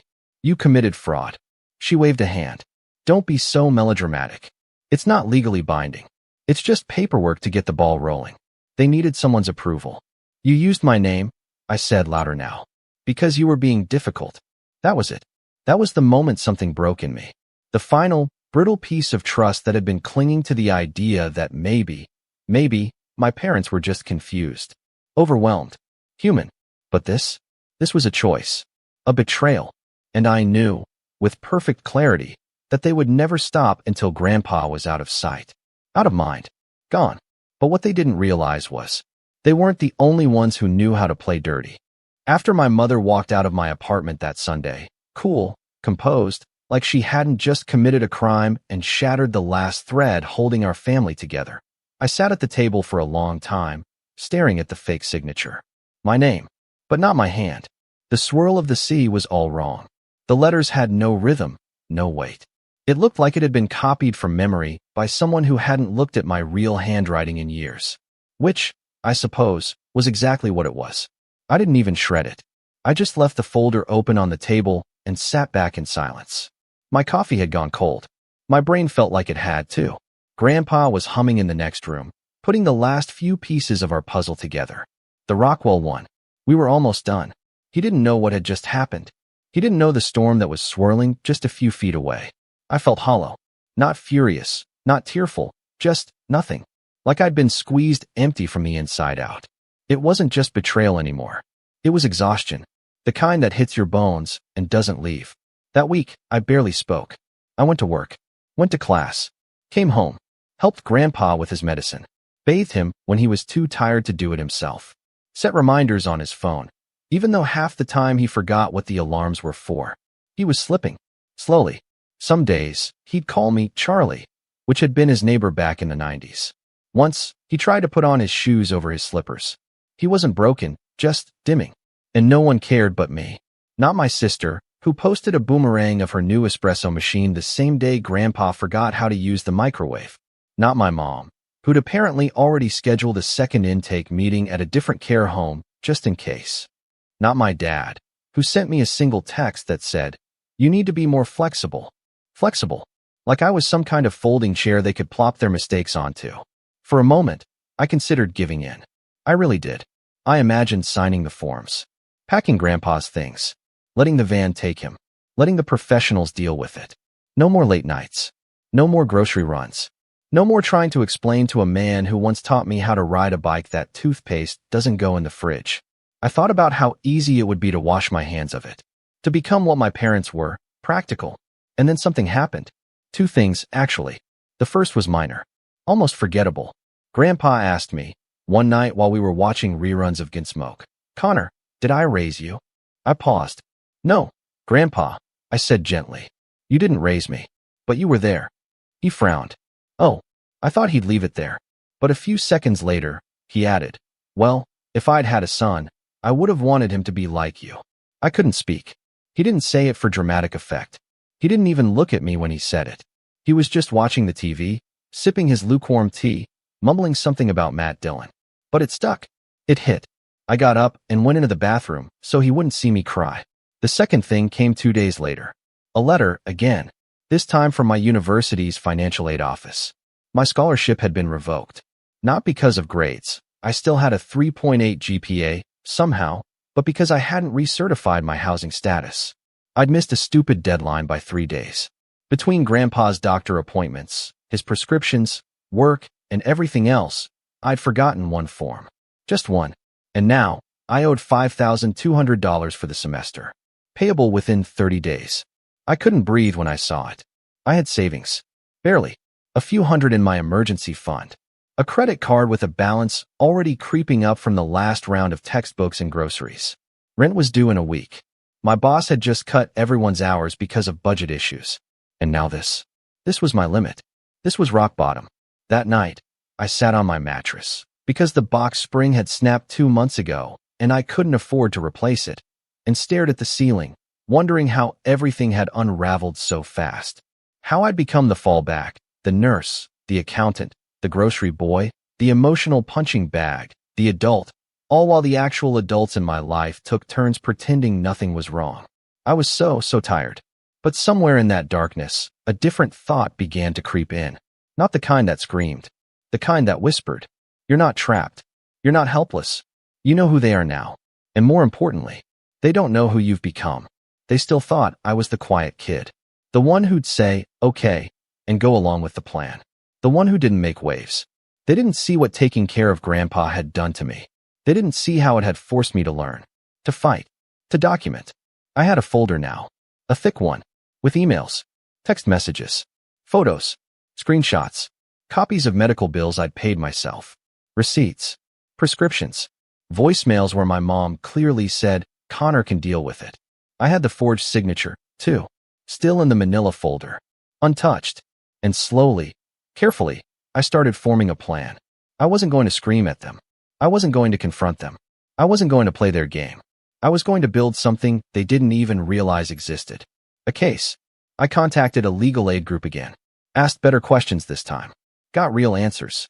They confirmed what I suspected. The forged signature could be grounds for fraud, especially if it had been submitted to a facility or insurance provider. I could subpoena the intake records if it came to that. I also learned something else. That in our state, if an adult guardian is proven to be acting against the medical or emotional interests of their ward, especially when another family member is providing consistent, documented care, the guardianship can be challenged. In court, I wasn't there yet, but I was getting close. The next few weeks were quiet. I went on autopilot. Work, class, care, repeat. I sold my tablet to pay part of the tuition balance. Found a tutoring gig on weekends to make up the rest. Cut my meals down to 2 a day, instant ramen and rice, mostly. Grandpa didn't notice. He was still eating well. I made sure of that. Sometimes, I'd look at him and wonder how much time we had left. Not in a morbid way, just realistically. He was fading. Not quickly, but noticeably. And I couldn't shake the feeling that this time, this little sliver of borrowed normalcy, was the last good chapter in his life. And they were trying to steal it from him. I didn't tell him anything. Not about the home. Not about the money. Not about my plan. But I did start doing small things. I took photos of him smiling while we cooked. Recorded a video of him telling a story from when he was in the army, even though he got most of the dates wrong. Made notes of the days he remembered my name. Screenshotted the texts where he said, "Thank you for this, son," or "You're the only one who visits me." I wasn't collecting memories. I was building evidence. Because I knew they weren't done. People like my parents never admit they're wrong. They don't apologize. They don't self-reflect. They double down. And when they came for him again, and they would, I'd be ready. But first, I needed one more thing. A way out. A clean way out. Not for me. For him. It started with a spreadsheet. Not the kind of thing you'd expect to spark a turning point, I know. But after everything, being lied to, pushed aside, manipulated, and practically starved, there was something comforting about cells and columns that obeyed logic. Numbers don't gaslight you. A total is a total. A lie is a negative balance.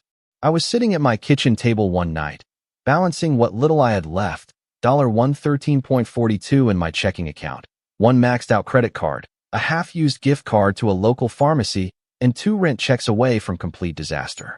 Grandpa was asleep on the couch, snoring faintly, surrounded by a patchwork of crocheted blankets and snack wrappers from a movie night we'd had earlier. And yet, despite the chaos, I felt something I hadn't in months. Control. See, there's something that happens when you're forced to grow up in someone else's war zone. You start to recognize patterns. You learn to listen more than you speak. You watch people, not just their words, but their habits, their cracks. And after everything my parents had done, I was done waiting for them to change. I was going to change the rules. That spreadsheet? It turned into a project. A full-blown record of every interaction, every expense, every errand, every time my parents had dropped the ball or tried to erase Grandpa from their lives. I built tabs. One for care tasks, one for financial records, one for correspondence, calls, texts, emails, another just for forged documents. And then I added a new tab, leverage. This one was different. It wasn't for courts. It was for me. I'd been quiet too long. Good son. Quiet grandson. Doormat sibling. I'd kept the peace. Bit my tongue. But now I had receipts, and I was finally going to use them. It started subtly. I reached out to an old friend of mine from college, Rachel, who now worked for a local news outlet. I didn't tell her everything, just mentioned I had a story. Family dumping a dementia patient in the middle of the night for renovation space. Favoritism. Fraud. Neglect. Not naming names yet. But I could feel her interest spark through the phone. You sure you're ready to go public with this? She asked gently. Not yet, I said. But soon. Because first, I had to make sure they couldn't retaliate. And for that, I needed a lawyer. But here's where things took an unexpected turn. Remember the legal aid group I'd been working with? Turns out, one of the attorneys there, Ms. Janelle Park, had a particular passion for elder care fraud cases. Her own grandfather had been placed in a facility against his will years ago, and she'd made it her mission to prevent it from happening to others. She offered to take my case pro bono. I still remember sitting in her cramped office across from a dusty fan and a poster that said, "Justice is earned, not given." She flipped through my folder for 20 straight minutes without saying a word. Her eyebrows arched, her lips pursed, and then, when she got to the page with my forged signature, she let out a low whistle. "Connor," she said, looking up, "do you have any idea how rare it is to have this much in writing?" I shrugged. They've always liked documenting their control. She smiled. Not kindly. Strategically. Then we're going to use that against them. Within a week, she filed an official petition to challenge the guardianship. Cited the fraud, the abandonment, the medical neglect, and my documented, months-long care of Grandpa, complete with receipts, prescriptions, photos, and timestamps. We weren't suing. Not yet. But we were putting them on notice. Once the petition was filed, everything started moving. Fast. For the first time in months, they had to answer to me. I didn't tell them what was happening. Not directly. I let the court documents arrive in their mailbox. I imagined my mom's painted nails tearing open the envelope with curiosity, and then her face slowly draining as she read the words petition for emergency transfer of guardianship. And I waited. 3 days later, my phone rang. Private number. I let it go to voicemail. "Connor," my dad's voice said stiffly. "We need to talk about this situation. Your mother's very upset. There's no need to escalate things like this. We're a family. No mention of the forged signature. No apology. Just panic. And control slipping through their fingers." I didn't respond. Because for the first time, they were playing catch-up. Meanwhile, life started getting better in unexpected ways. My financial aid appeal went through. Turns out, one of my professors had submitted a personal recommendation to the committee without telling me. Said I was the most quietly resilient student he'd ever seen. I cried when I read that email. Like, full-on ugly cried in the campus library bathroom. Rent? Covered. I picked up 2 more tutoring gigs, and one of the parents even offered me a small bonus to help their kid prep for college applications. I wasn't swimming in money, but for once, I wasn't drowning either. And Grandpa? He was having more good days than bad. We finished the Rockwell puzzle and framed it. He started remembering the names of my coworkers. He even made a small garden on the fire escape using plastic cups and leftover tomato seeds. Called it the farm. Every morning, he'd shuffle out, water the sprouts, and give me an update like he was running a produce empire. He didn't know about the guardianship battle, or the fraud, or the documents. But he knew I was there. He knew I cared. And some days, he'd just look at me and say, "You're doing good, kiddo." That was enough. But just when I thought things were settling, they came back. Not with lawyers. Not with apologies. But with manipulation. Vanessa showed up first.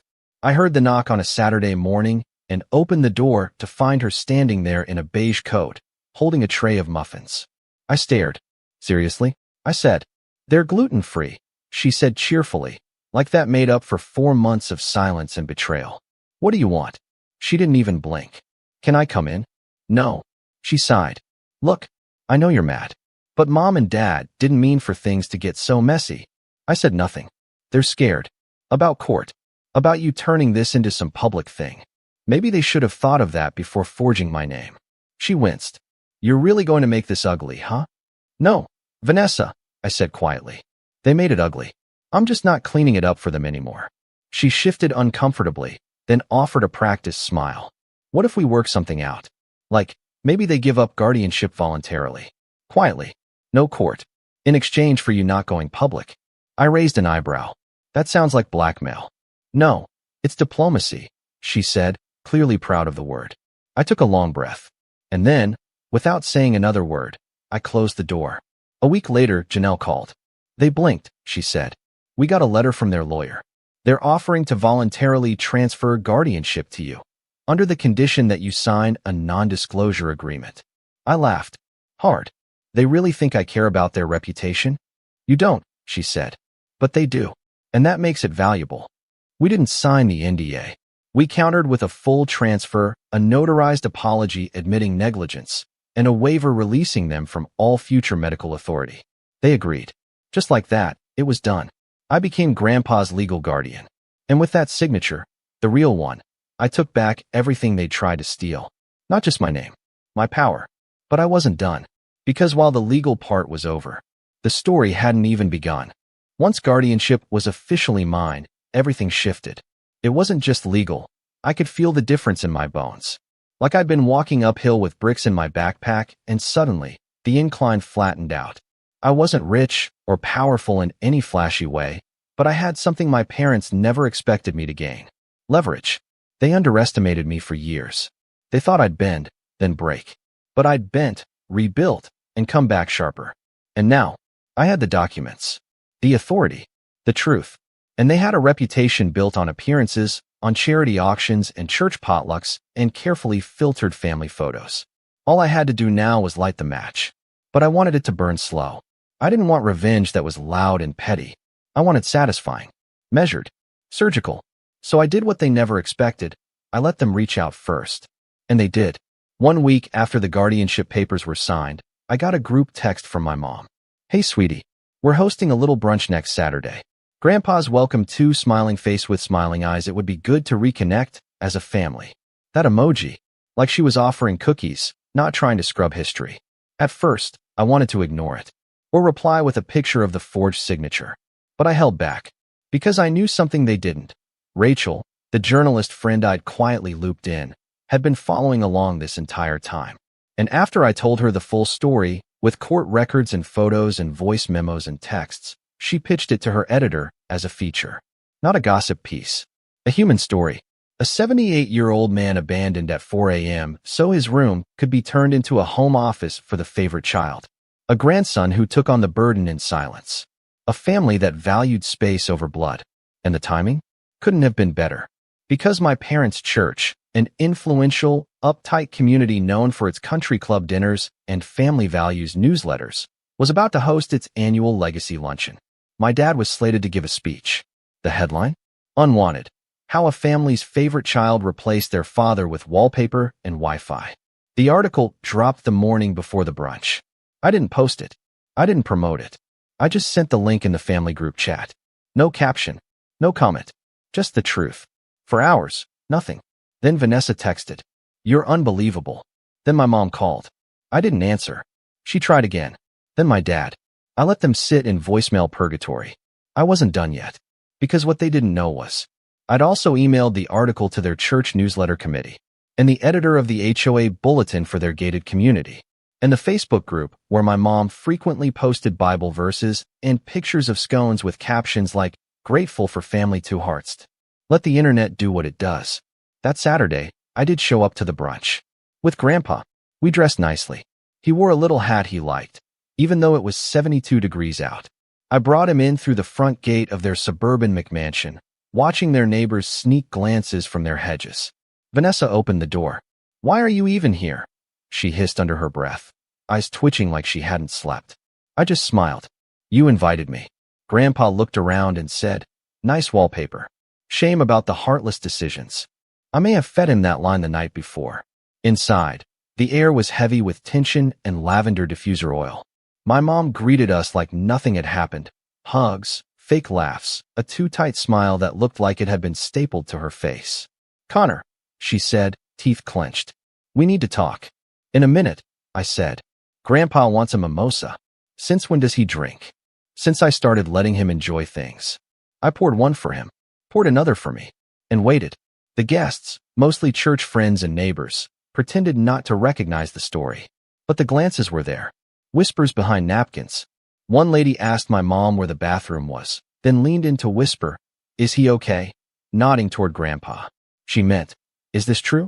The facade was cracking. Then came the final push.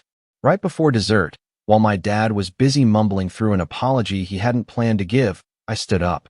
"Actually," I said, raising my voice just slightly, "there's something I want to say." My mom froze mid-step. Vanessa shot daggers.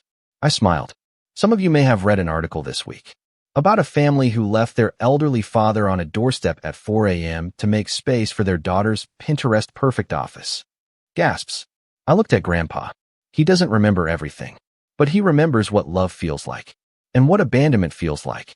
And so do I. Silence. My mom opened her mouth. I held up a hand.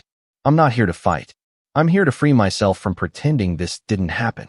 I pulled a stack of envelopes from my bag, copies of the court documents, the signed transfer of guardianship, and a statement I'd written outlining what really happened, with time-stamped records. I handed them to her. "This is yours now. You don't get to rewrite it later. This is what happened." She didn't speak. Neither did my dad. Vanessa looked down at her plate like it was a crime scene. I turned to Grandpa. "Ready to go, Pops?" "Do they have to come with us?" he asked, deadpan. I chuckled. "Nope." We walked out together. He held my arm. The sun was warm. There were birds chirping in the garden they used to ban us from walking across. On the ride home, he dozed off in the passenger seat with the window cracked, a small smile on his face. That night, I got one final voicemail. My mom. Tired. Rattled. "You didn't have to do it this way." But I did. Because sometimes, revenge isn't about destruction. It's about clarity. It's about stepping out of the role they shoved you into and saying, "I'm done pretending I owe you silence." They wanted to bury the past. I made it the headline. 6 months later, the house was up for sale. A bland listing on Zillow, stripped of all personality, just white walls and wide angles, hiding the tension soaked into every floorboard. Vanessa had moved out already, according to a mutual friend from high school who messaged me out of nowhere. She's staying with a guy in the city. Rich. Doesn't know a thing about her family drama. Yet, my parents? They'd retreated. Stopped posting online. Their little curated world had cracked, and the cracks never healed. People don't forget stories like that. Not when they're true. Not when they're shared. Not when someone finally stands up and says, "Here's what they did. Look at it." They never responded to the article publicly. Never filed anything against me. Never apologized. They just disappeared. And that was fine, because I wasn't waiting for closure. Grandpa and I had made a life. We'd moved to a small duplex on the quieter edge of town. Nothing fancy, but clean, with a little backyard where he could tend to his farm. Tomatoes, basil, a stubborn little lemon tree that never quite bloomed but refused to die. His dementia didn't go away. Of course it didn't. Some days were hard. Some days he called me by names I didn't recognize. Once he asked if we were in Spain, but he still had his moments. Still smiled when I made pancakes. Still told me stories from his army days. Even when they were jumbled, they came from a place of love. And me? I graduated. Somehow. Final thesis turned in, late nights fueled by cheap coffee and quiet rage. The university hosted a small ceremony, and Grandpa insisted on coming even though it meant sitting in the sun for an hour and a half. He wore a wrinkled suit jacket and clapped louder than anyone when my name was called. Afterward, we got burgers. I think that was the first time I realized I wasn't angry anymore. Because what they took from us, the time, the security, the sense of family, I couldn't get back. But what they gave me, without meaning to, was better. A clear view of who I was. And who I wasn't. I wasn't someone they could manipulate. I wasn't the family fallback. I wasn't disposable. I was the one who stayed. The one who fought. The one who protected the only decent man in our family when no one else would. And Grandpa? He never said much about what happened. Maybe he forgot pieces of it. Maybe he chose to. But sometimes, when we'd sit out back and he'd hand me a crooked tomato from the vine, he'd squeeze my shoulder and say, "You've got a good heart, son. Don't let anyone make you doubt that. I didn't. Not anymore. The final time I saw my parents was purely by chance, at a grocery store 2 towns over. They were older, more tired looking. My mom's hair had gone almost fully gray. My dad had a cane. They saw me. Stopped. I looked at them for a beat. Then walked past. Not in anger. Just peace. They weren't monsters. Just people who made their choice. And I'd made mine. We didn't speak. They didn't try to follow. And I went home, where Grandpa was waiting on the porch with 2 iced teas and a story I'd heard a dozen times before. This time, I listened all the way through. And when he finished, I laughed. Really laughed. Because even though they tried to write me out of the story, I ended up writing my own. And it was better. It was real. It was ours. I'm Aiden, 31, and for as long as I can remember, I've been the other brother. Not the golden child, not the failure. Just the one who fades into the background. Growing up, it was always Noah this, Noah that. He was the first to walk, the first to win medals, the one with the dimples and charm. I didn't mind at first. I actually liked being in his shadow. It gave me space, quiet. And over the years, I learned to build my own life away from all the noise. I started my own consulting firm in my 20s, kept my wins to myself, and politely smiled through every family gathering where my parents went on and on about Noah's job in real estate, as if he'd just discovered fire. When Noah got engaged, it was the main event. My mom planned the engagement party like it was the royal wedding, and my dad even offered to help them with the down payment for their future house. I didn't get an invite until a week before the event, not because they forgot, but because they weren't sure I could make time, as my mom put it. I live 1 hour away. But whatever. I RSVP'd yes and told them I'd bring a gift. I spent a lot of time thinking about that gift. I don't do half measures, and even though we're not close, I wanted to give something meaningful. A gesture of goodwill. So I wrote a check. A sizable one. 5 figures. Not some casual birthday card money. Something that would actually make a difference in their wedding fund. I put it in a plain white envelope with a handwritten note inside that said, "Wishing you both a future full of clarity, integrity, and real joy. Aiden." The party was held at a fancy banquet hall, all white linen and rented elegance. When I arrived, I was met with the usual polite nods. No hugs. No glad you're here. Just a tight smile from Noah and a distracted wave from my mom, who was fussing over the flower arrangements. My envelope was gently pried from my hand before I even stepped fully into the room. "Gifts go there," someone said. Could have been my aunt, could have been a stranger, before it got tossed into a pile like junk mail. Then came the seating. I scanned the room, trying to find my name card. And then I saw it. Far corner of the hall. Table 9. I kid you not. Plastic cups, crayons, and booster seats. They stuck me at the kids' table. At first, I laughed. I honestly thought it was a mistake. So I walked up to the planner and asked, casually, if maybe there was an error. She looked at the clipboard, blinked at me, and said, "Oh, you're Aiden?" "Yeah, they said you're fine with sitting there." They didn't have enough space at the main tables. I stared at her. "You mean the 10-person table with only 8 people at it?" She offered me a smile with no warmth behind it and went off to check on the cake. I didn't cause a scene. I don't do that. I sat down, next to my 6-year-old cousin, who asked me if I liked fart noises. I watched from that corner as my brother gave a long-winded speech about family being everything and how everyone at the main table played a special role in their love story. The laughter, the toasts, the photos, none of it included me. I might as well have been a hired caterer. I quietly left before dessert. Didn't even say goodbye. The next morning, I was sipping coffee in my apartment when my phone rang. Unknown number. I almost ignored it, but something told me to answer. A voice, deep and calm, said, "Is this Aiden Hartley?" I said yes, a little confused. "This is Raymond. I'm Isabel's father." I froze. Isabel was Noah's fiancée. Her dad had been polite during the party but hadn't spoken to me beyond a quick handshake. He continued, "I wanted to ask, the check with the note in the white envelope. That was from you, wasn't it?" I blinked, surprised he even saw it. "Yeah, that was me." There was a pause. Then he said, "Meet me tonight. 7:30, Cafe Aurelia on Westgate. There's something you deserve to know before the wedding." Click. No explanation. No clues. I stared at my phone for a long while. I wasn't sure what to expect, but something about the way he spoke, measured, deliberate, sent a chill through me. I got to Cafe Aurelia early. It's one of those places that feels like a secret. Dim lights, piano playing faintly in the background, old wooden beams, and strong coffee. Raymond was already seated in a booth near the back. He stood when he saw me, shook my hand firmly, and gestured for me to sit. There was a leather folder on the table in front of him. Closed. He studied me for a second, like he was sizing me up. Then he leaned in and said, "You're nothing like them, are you?" I gave a half smile. "Depends who you ask." He nodded slowly, then opened the folder. Inside were papers. Dozens. Emails. Screenshots. Bank statements. Even a few photos. And that's when he began to talk. About what he'd discovered. About why he called me. About what he thought I should do next. And that's where everything changed. He started slowly, like someone peeling back a bandage, careful not to tear too fast. "I wasn't planning on getting involved," Raymond said, tapping the edge of the folder. "Isabel's a grown woman. She can make her own decisions. But after the party, after what I saw, and then that check, I knew I couldn't stay quiet." He slid one of the papers toward me.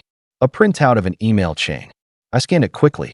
It was from Noah's work account, with subject lines like client outreach and property transfers. But then, midway down, there was something that stopped me cold. My brother had been using his position at his real estate firm to move around funds between shell companies. There were names I didn't recognize listed as consultants or contractors, getting payments for projects that didn't exist. And one of the names? Isabel's. Her name, her signature, but the tone of the emails was off. It didn't sound like her. Raymond continued. "I had my lawyer friend dig through some of their joint accounts. Isabel signed some documents she didn't understand. Noah told her they were standard forms. Turns out, he's been funneling funds into a fake account using her credentials. And now he's got her tied into liability for at least 2 fraudulent deals." I sat back, trying to process it. Why would he do that? She's his fiancée. Raymond let out a breath like he'd been holding it in all day. Because he's leveraged. He's deep in debt, owes people money, and Isabel has a pristine credit history. He's using her to cover his mess. But that check you gave them? That wasn't just generous. It changed everything. I looked up, confused. He explained, "See, Noah told Isabel your envelope had something small in it. She never opened it. But I did. And when I saw the amount, I started asking questions. Because why would someone who got shoved to the kids' table give a gift like that? And when I asked around, well, it became clear your family treats you like a wallet they can ignore." He wasn't wrong. I stayed quiet, unsure what to say. I showed Isabel everything 2 nights ago. She didn't want to believe it at first, but she's starting to see the cracks. He slid the rest of the folder toward me. "I want you to hold on to this. I don't know what Isabel's going to do yet, but she deserves the truth. And you deserve a say in how this ends. Especially after how they treated you." I took the folder slowly. It was heavier than it looked. Raymond stood. "One more thing," he said, pulling a sealed envelope from his jacket pocket. "Open it when you get home. Trust me." Then he walked out, leaving me in that booth with my untouched coffee and 100 questions rattling around in my head. When I got home, I opened the envelope. Inside was a photograph, an old one, of me and Isabel from back when she first started dating Noah. We were laughing, caught mid-joke at some family barbecue. On the back, written in neat cursive, were 4 words. "Don't let this rot." That night, I barely slept. My mind kept replaying everything. The way Noah barely acknowledged me, how Mom said there wasn't enough room at the table, the casual dismissal of my gift. And now this. I thought about Isabel. She never struck me as naive. Quiet, yes, but not weak. If she had known what Noah was doing, she never would have gone along with it. And maybe, just maybe, she still had time to pull the brakes before her life got hijacked. I spent the next day going through the folder. Every page, every document. The deeper I got, the worse it looked. And it wasn't just Isabel.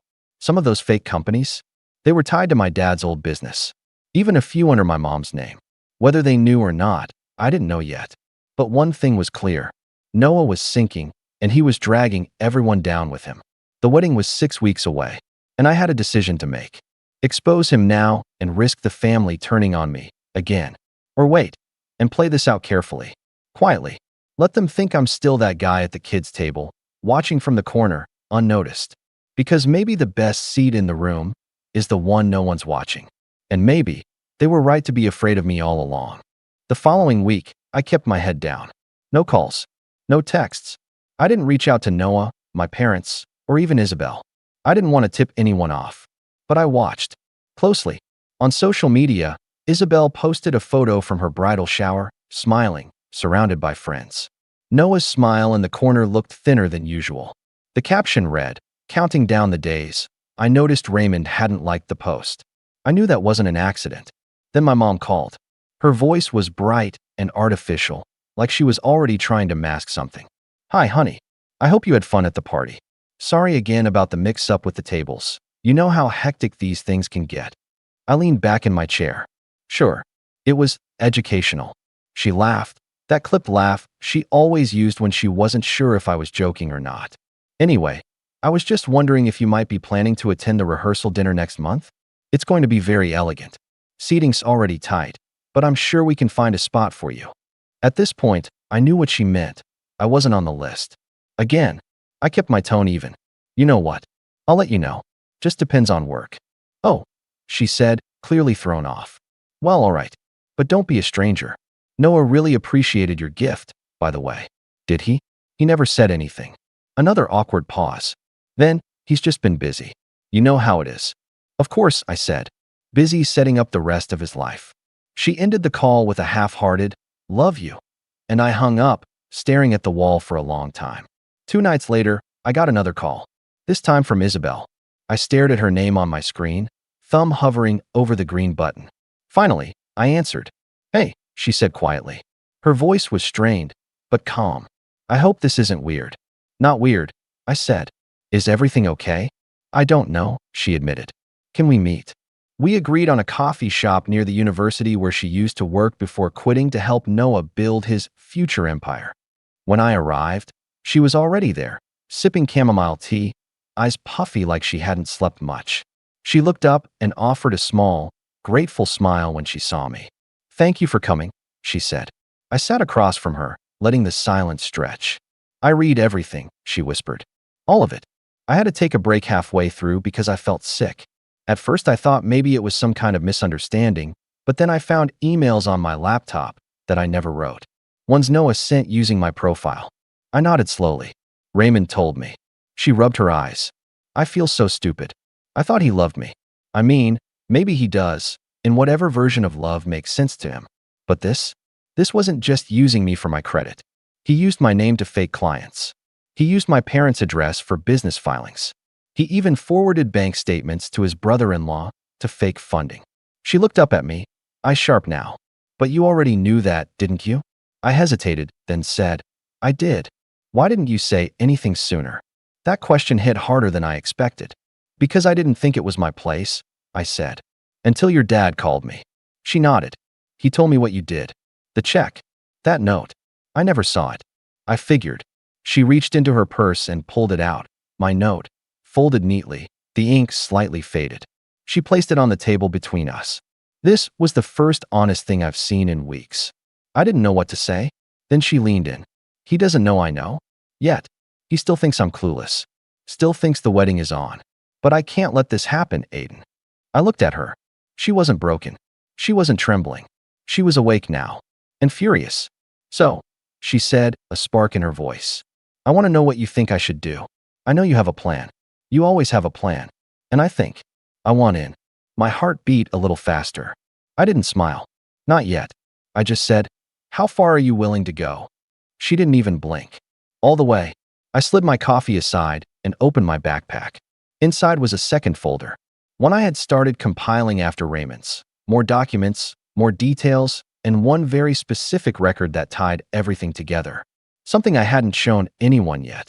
Not even Isabel. I placed it gently on the table and said, "Then let's begin." The next 3 weeks were a blur of late-night phone calls, encrypted email threads, and secret meetings in quiet corners of the city.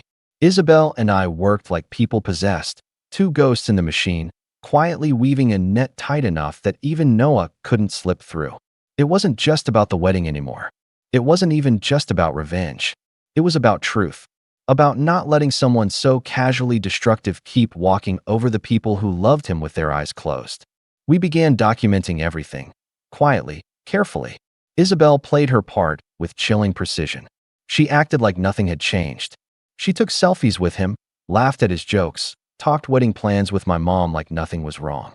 And the whole time, she was feeding me information.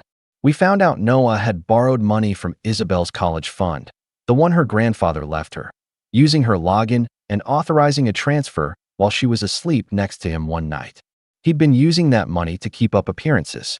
Fancy car, designer suits, dinner meetings with investors. We tracked every dollar. I helped Isabel open a secure account, moved what was left of her money there, and then had my legal team start prepping something nuclear. A full breakdown of the fraudulent accounts, falsified documents, and enough evidence to show a pattern of manipulation and financial abuse. We didn't go to the police yet, not because we were scared, but because we needed the timing to be perfect. The wedding was set for a Saturday in mid-June, held at a vineyard just outside the city. The kind of place with white stone paths and lavender bushes, and the kind of soft lighting that made even the most dysfunctional families look like a perfume commercial. Noah looked smug that day. Trimmed beard, crisp white suit. He smiled for the cameras, accepted compliments like a king, and didn't even look in my direction as I arrived. Not that I expected him to. I wore a simple black suit. No tie, just clean lines and quiet confidence. I was calm, too calm. My mom barely acknowledged me, already half drunk on Chardonnay and pre-wedding jitters. My dad offered a quick nod, more absorbed in making sure the jazz quartet stayed on schedule. Raymond saw me, though. He gave a nod across the courtyard. Subtle, just enough. At precisely 5:27 p.m., 3 minutes before the ceremony was set to begin, Isabel vanished. The guests were seated.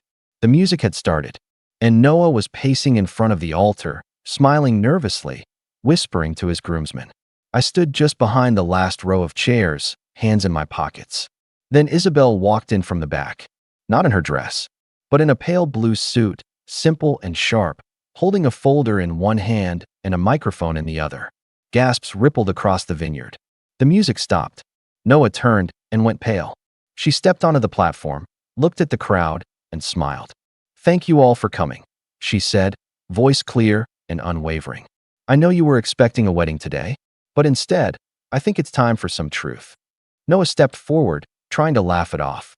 "Babe, what are you doing? Come on, this isn't." "Sit," she said, with a tone I'd never heard from her before. And he did. She opened the folder. What followed was 20 straight minutes of silence, broken only by the occasional whispered, "Oh my God," and the shuffling of people slowly realizing this wasn't a stunt. This was a reckoning. She read aloud excerpts from Noah's emails, showed screenshots of falsified documents. She pulled up projections from accounts under her name. She described how he drained her savings, faked her approval, and used her as collateral for debts he never intended to repay. Every now and then, she glanced up, not at Noah, but at the crowd, at his parents, at mine. When she finished, she placed the microphone down, and for a moment, no one moved. Then Raymond stood up. "Police are on their way," he said calmly. "I sent them the files this morning. They'll want to talk to you, Noah." My mom gasped like someone had thrown cold water in her face. "What is this? This has to be a mistake." Raymond turned to her. "The only mistake is how long you let him get away with it." Noah stood now, red-faced and trembling, trying to make his way down the steps. People parted like the Red Sea. I stepped in his path. He looked at me like I was the one who betrayed him. "You knew," he hissed. "You did this. I watched you treat her like a prop," I said evenly. "I watched you treat me like a shadow. I watched you steal and lie and blame everyone else while expecting loyalty you never earned." He tried to shove past me. I didn't move. Then 2 police officers arrived. Raymond had timed it to the second. They approached Noah gently, but firmly. Read him his rights. Cuffed him in front of everyone. And still, he kept saying it was all a misunderstanding. That we were setting him up. That it wasn't what it looked like. But the truth was louder now. I watched as they put him in the car. My mother cried, clutching her pearls like the whole world had turned against her. My father sat down on a bench and stared at the ground. The guests didn't know what to do. Some tried to comfort Isabel. Some just left, awkward and stunned. Isabel and I stood by the vineyard gate. She looked calm, empty, but free.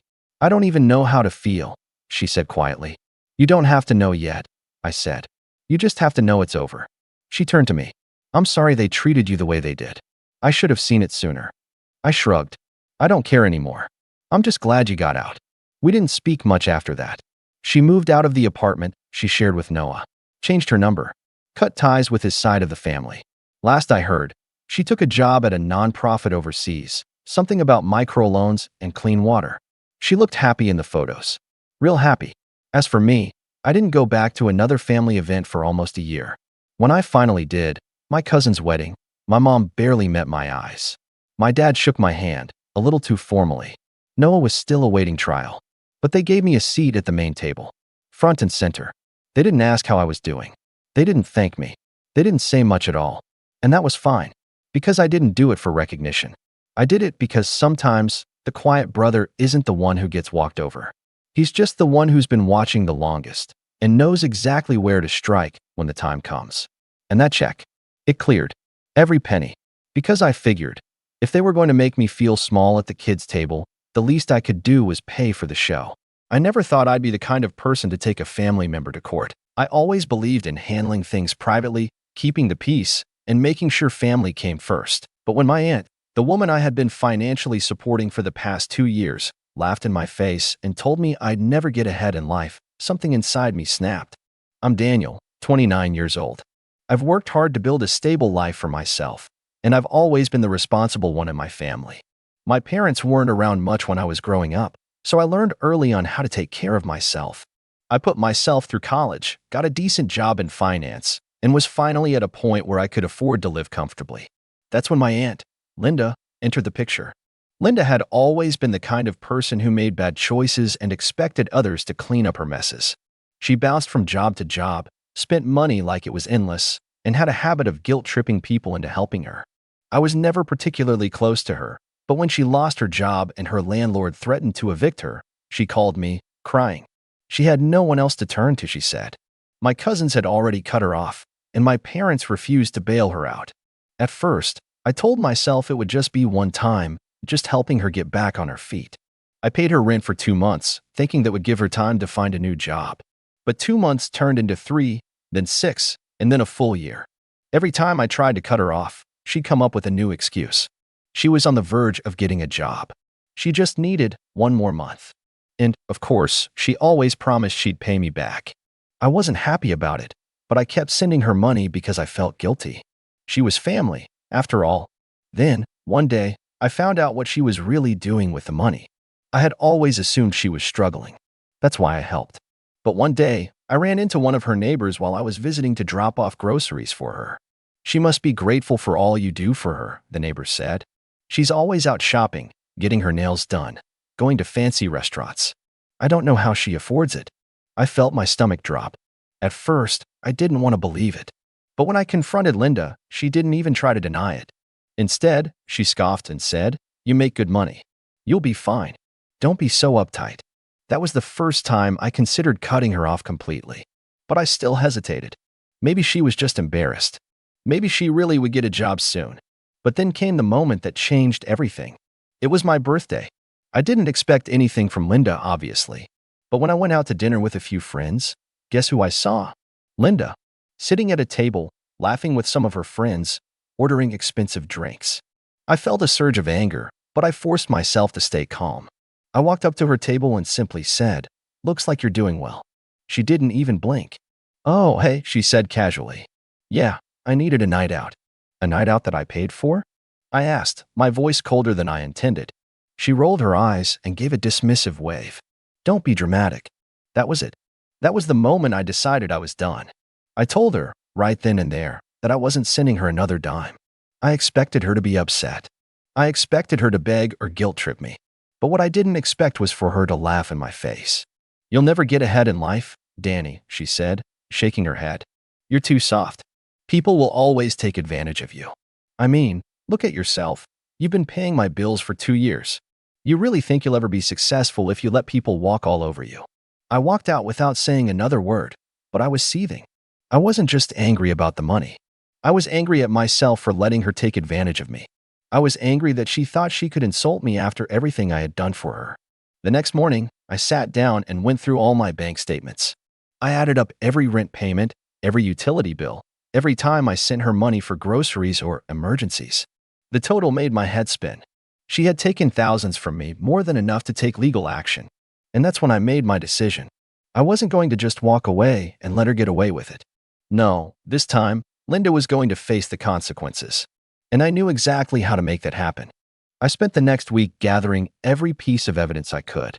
Every bank transfer, every text message where she begged for money, every promise she made to pay me back. I documented it all. I even went through old emails and found messages where she explicitly said, "I'll pay you back as soon as I get a job." It wasn't just verbal. I had written proof that she had acknowledged the money as a loan. At first, I wasn't sure what my next step should be. I considered just letting it go, chalking it up as a painful lesson. But then I got a call from my mom. "Daniel," she said, her voice hesitant. "Linda told me you embarrassed her in public." "What happened?" I nearly laughed. "Embarrassed her? Was she serious?" I took a deep breath and explained everything. How I had been paying her bills for 2 years, how she had been lying to me, how I saw her spending my money on expensive dinners while telling me she was broke. I expected my mom to be on my side. Instead, she sighed. "I get that you're upset, but she's family. You're just going to have to let this one go." My jaw clenched. Let this one go? Mom, she stole from me. She didn't steal. She just made bad choices. That was the moment I realized why Linda had gotten away with this for so long. My mom, my cousins, and everyone else in the family had always given her a pass. She was the troubled one, the one who needed help, and anyone who tried to hold her accountable was told to just let it go. I wasn't going to let it go. Not this time. So I called a lawyer. At first, I thought my case might be weak. After all, I had given her the money. But my lawyer was confident. "This isn't just about money," he told me. "You have a paper trail that shows she acknowledged the debt. That makes it a contract. If she received the money with the understanding that she'd pay you back, you can sue her for breach of contract." That was all I needed to hear. A week later, Linda was served with legal papers. She called me immediately, screaming, "Are you out of your mind? You're suing me. Over a little bit of money." "A little bit," I said, my voice calm. "Linda, it's over $20,000. She huffed. "You gave me that money." "No, I lent it to you. And I have proof." She tried every trick in the book. She cried, saying she'd be homeless if I did this. When that didn't work, she got angry. "You'll never win. You're just wasting your time." But I wasn't backing down. The next few weeks were chaos. Word spread through the family, and suddenly, I was the villain. My aunt accused me of ruining Linda's life. My mom begged me to drop the case, and even my cousins, who had cut Linda off years ago, told me it wasn't worth the stress. But I had already made up my mind. Then, just when I thought Linda couldn't sink any lower, she did something that made me angry. She tried to flip the story. I started getting texts from mutual friends, people who barely knew the full situation, asking me why I was suing a single woman who was struggling to survive. Linda had painted herself as the victim, claiming I had forced her to take my money, that I was controlling her, that I was using the lawsuit to punish her for not being able to pay me back. I was furious. She had spent 2 years using me, laughing at me, mocking me to my face, and now she had the nerve to play the victim? Fine. If she wanted to fight dirty, I was ready. Because what she didn't realize was that I had something she didn't. The truth. And I was about to make sure everyone knew it. As the days passed, I could feel the pressure mounting. The family was in turmoil, divided over my decision. Some of them still sided with Linda, or at least tried to play the role of peacekeepers, telling me I should let it go, that family is family, and I was being too harsh. It stung, especially coming from my mom. The person who should have been on my side, the one who had watched Linda manipulate people for years, was the one telling me to just forgive and forget. But I wasn't backing down. I started to prepare for the court case, and the more I got into it, the more I realized how serious it had become. I wasn't just fighting for my money anymore. It was about setting a boundary, about making sure Linda and everyone else in the family understood that I wasn't her personal ATM. She couldn't just take advantage of me and expect me to let it slide. I'll admit, I was a little nervous. It was my first time dealing with anything like this, and I wasn't sure what to expect. But I had the evidence, texts, emails, receipts, and even social media posts where Linda bragged about her night out or treating herself when she knew I was paying her bills. I had it all lined up, and I was determined to make sure it didn't go unnoticed. The day of the hearing arrived, and my heart was pounding in my chest as I walked into the courtroom. Linda was already there, sitting with her lawyer, looking all smug, as if this was just another game to her. I could see it in her eyes. She still thought she could talk her way out of it. My lawyer briefed me on the process beforehand, but nothing could prepare me for what happened when we actually got in front of the judge. The courtroom felt too small, too cold. Every word, every glance felt like it was weighing on me. I couldn't believe I was sitting there, suing my aunt. It was surreal. Linda's lawyer immediately tried to undermine my case, claiming that I had given her the money out of family obligation and that there was no formal agreement to repay me. He suggested that this was just a family dispute, a misunderstanding, and that I was blowing things out of proportion. The judge didn't seem to buy it, but it was still unnerving hearing those words. Then Linda took the stand. Her testimony was something else. She made herself out to be the ultimate victim. She was struggling. She was trying so hard, but I had attacked her in her time of need. She said I was holding her financial mistakes over her head and that I was just trying to punish her because I was jealous of her free-spirited life. I couldn't believe it. She was literally twisting everything I had done for her into something selfish.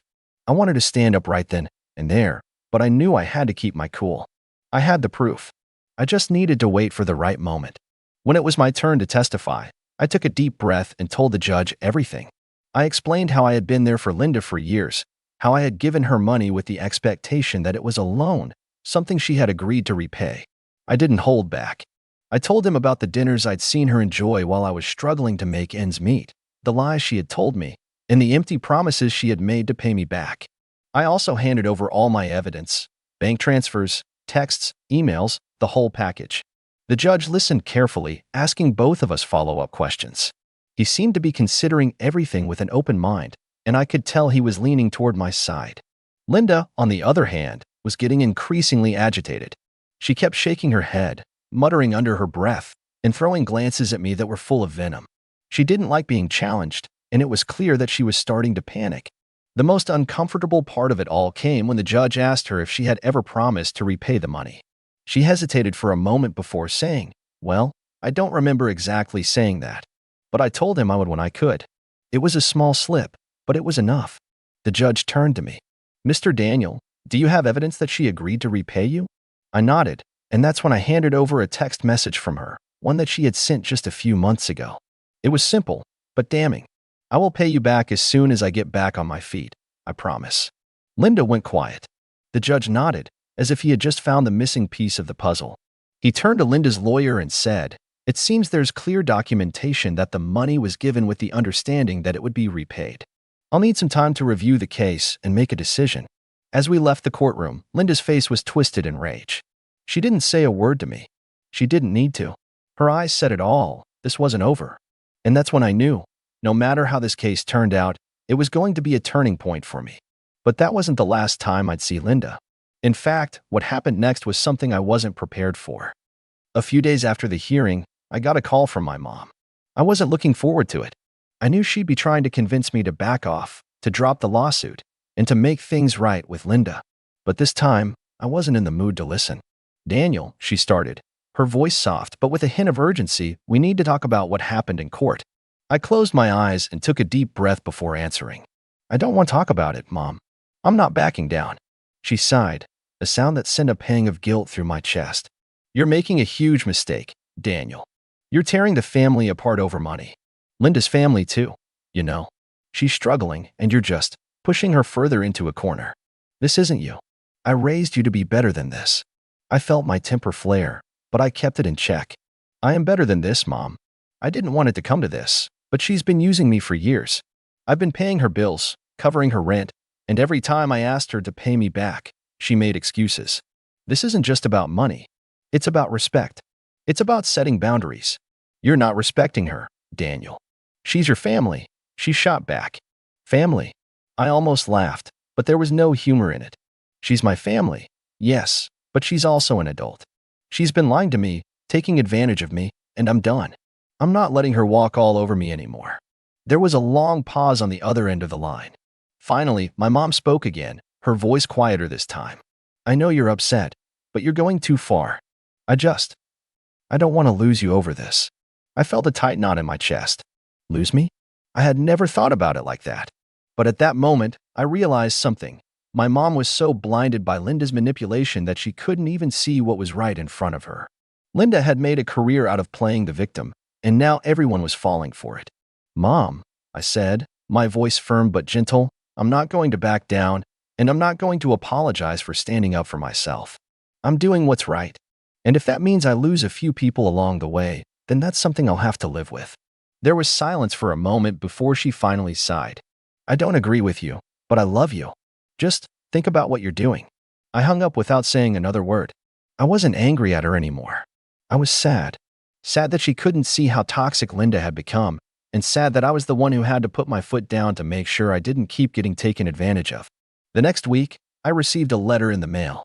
It was from Linda's lawyer, and as soon as I saw the envelope, my stomach dropped. Inside was a settlement offer. They were offering me a large chunk of money in exchange for dropping the case. I could already hear Linda's voice in my head. "This is the easiest way out for you, Daniel.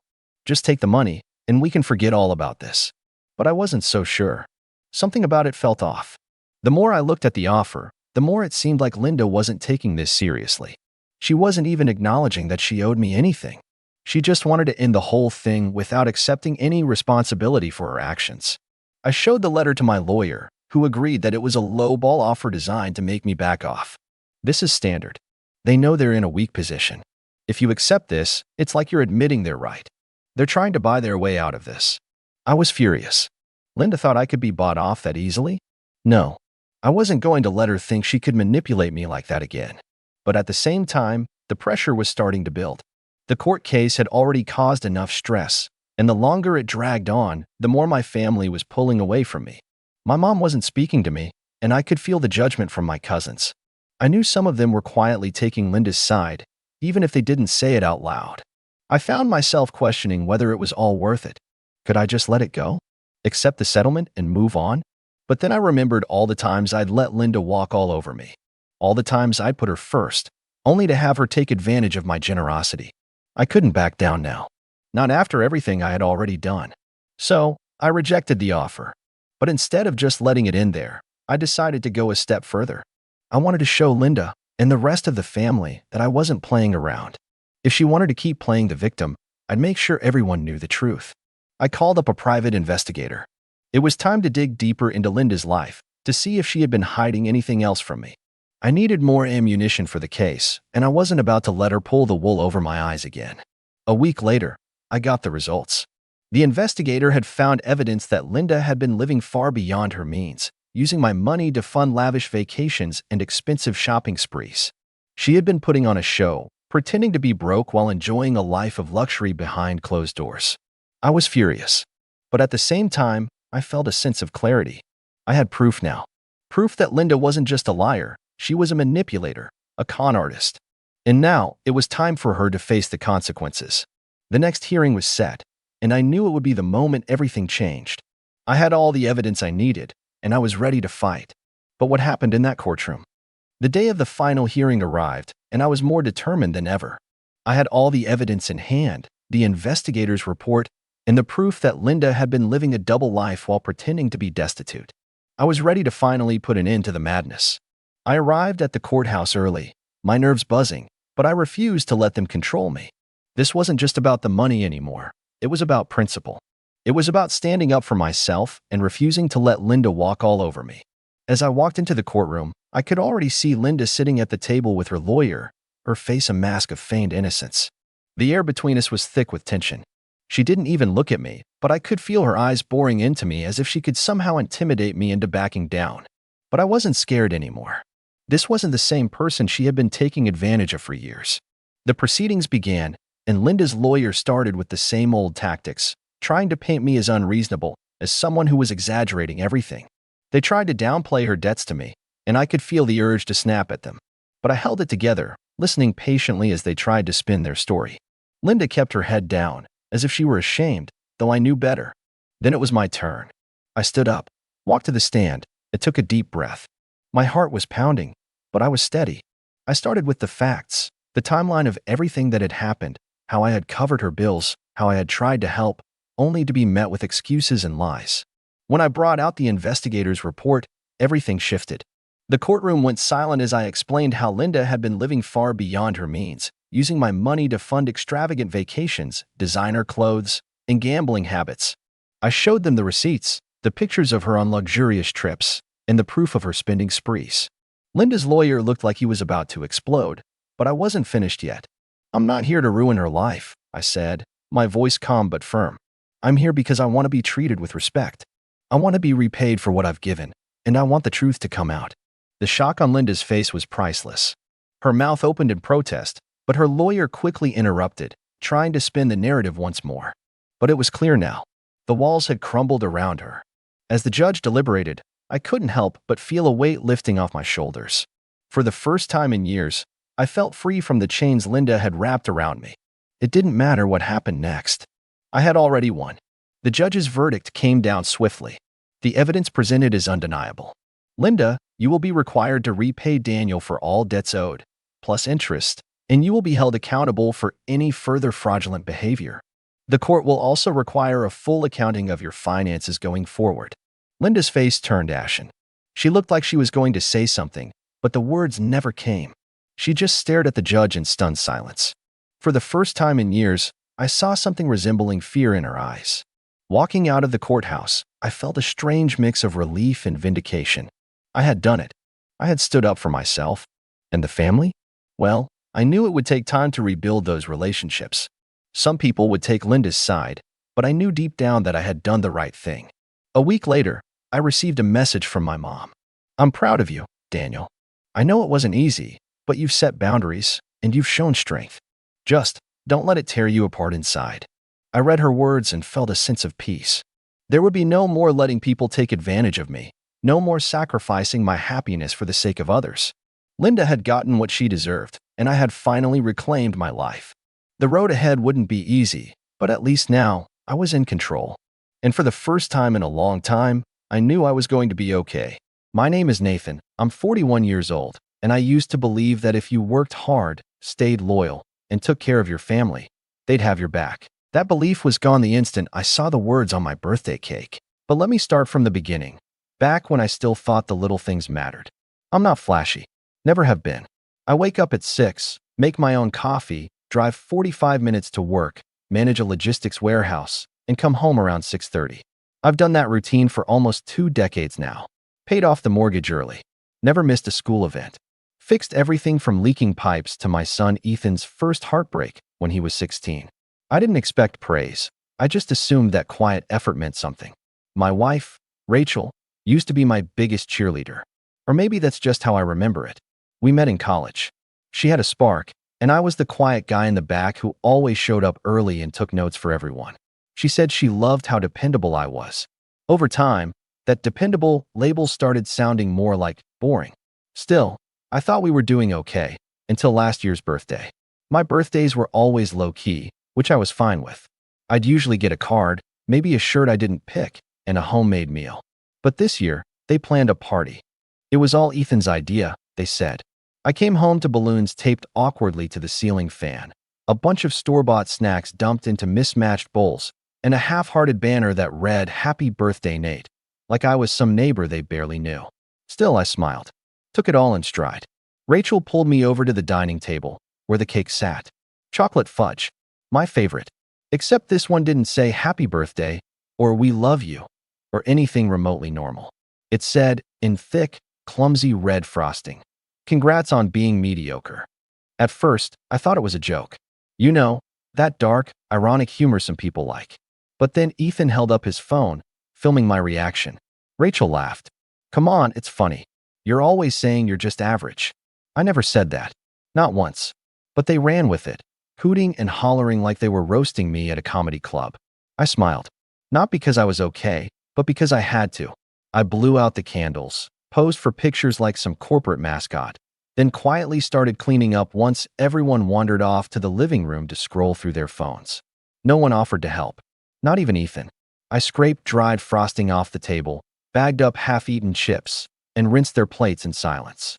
The only sound was the distant laughter from Rachel's phone as she rewatched the video, chuckling like it was primetime comedy. Nobody noticed I didn't say a single word the rest of the night. The days after were a blur. I didn't argue, didn't confront. I just watched, observed, like I was standing outside my own life, taking inventory. I noticed how Rachel hadn't worked in over 6 years, but still shopped like we had unlimited funds. how Ethan had a brand new laptop, gaming chair, and an allowance big enough to cover a car payment. How I paid every bill, every subscription, every little luxury, without question.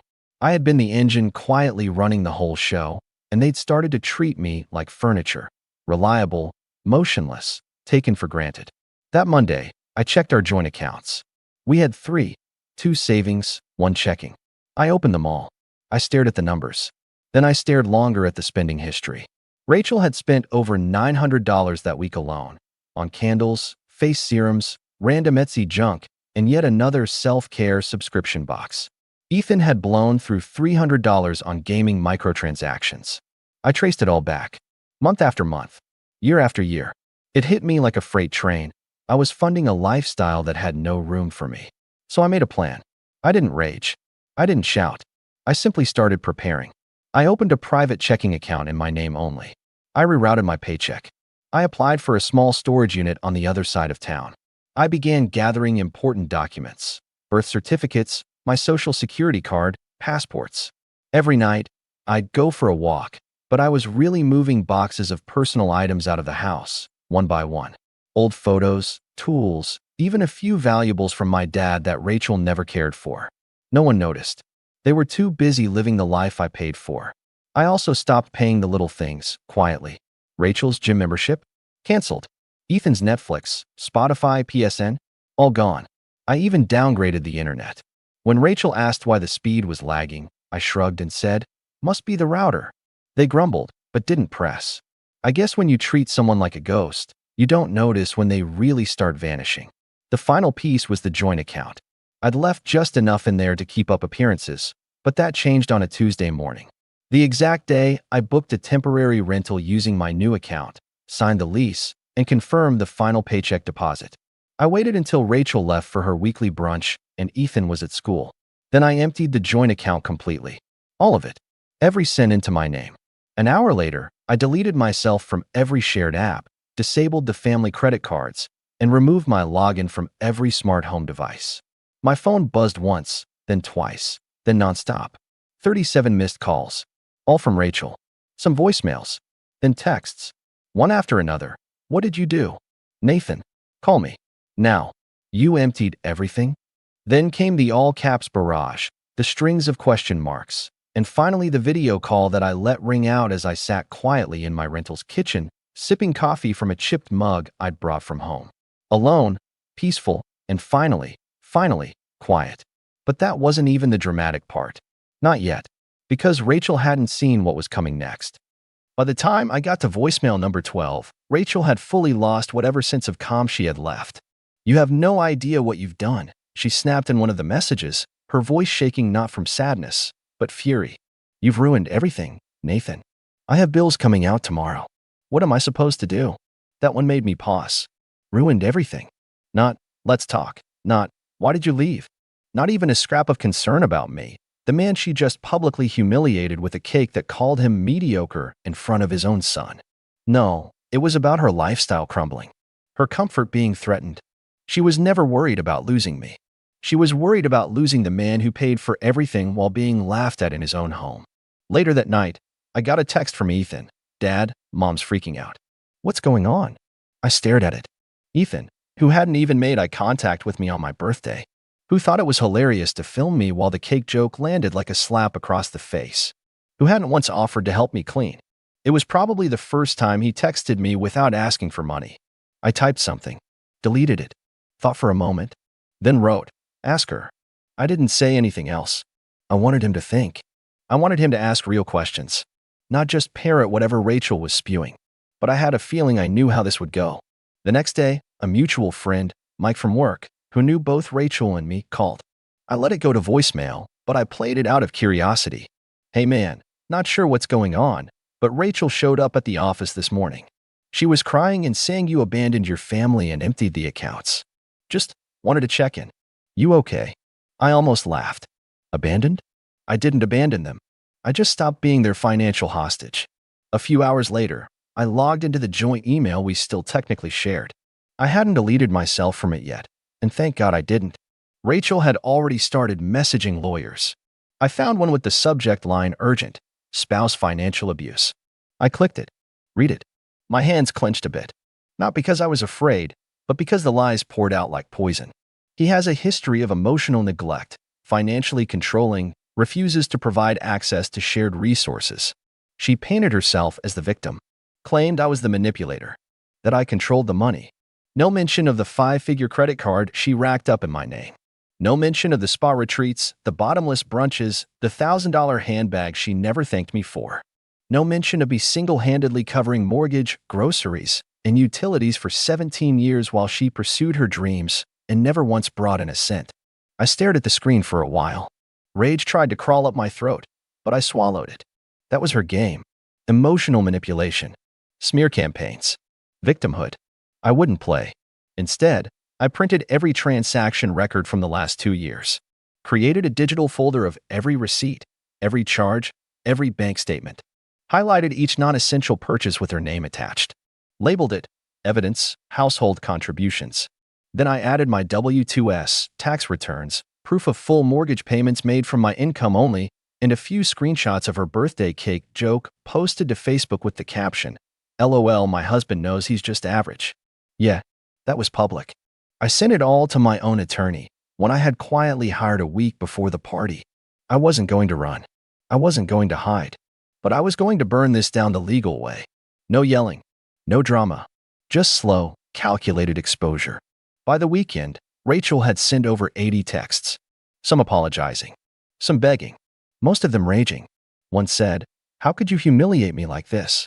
You left me with nothing." I responded to that one. "You left me with nothing years ago. I just finally caught up." Silence. Until the next day. I was sitting in the tiny kitchen of the rental apartment.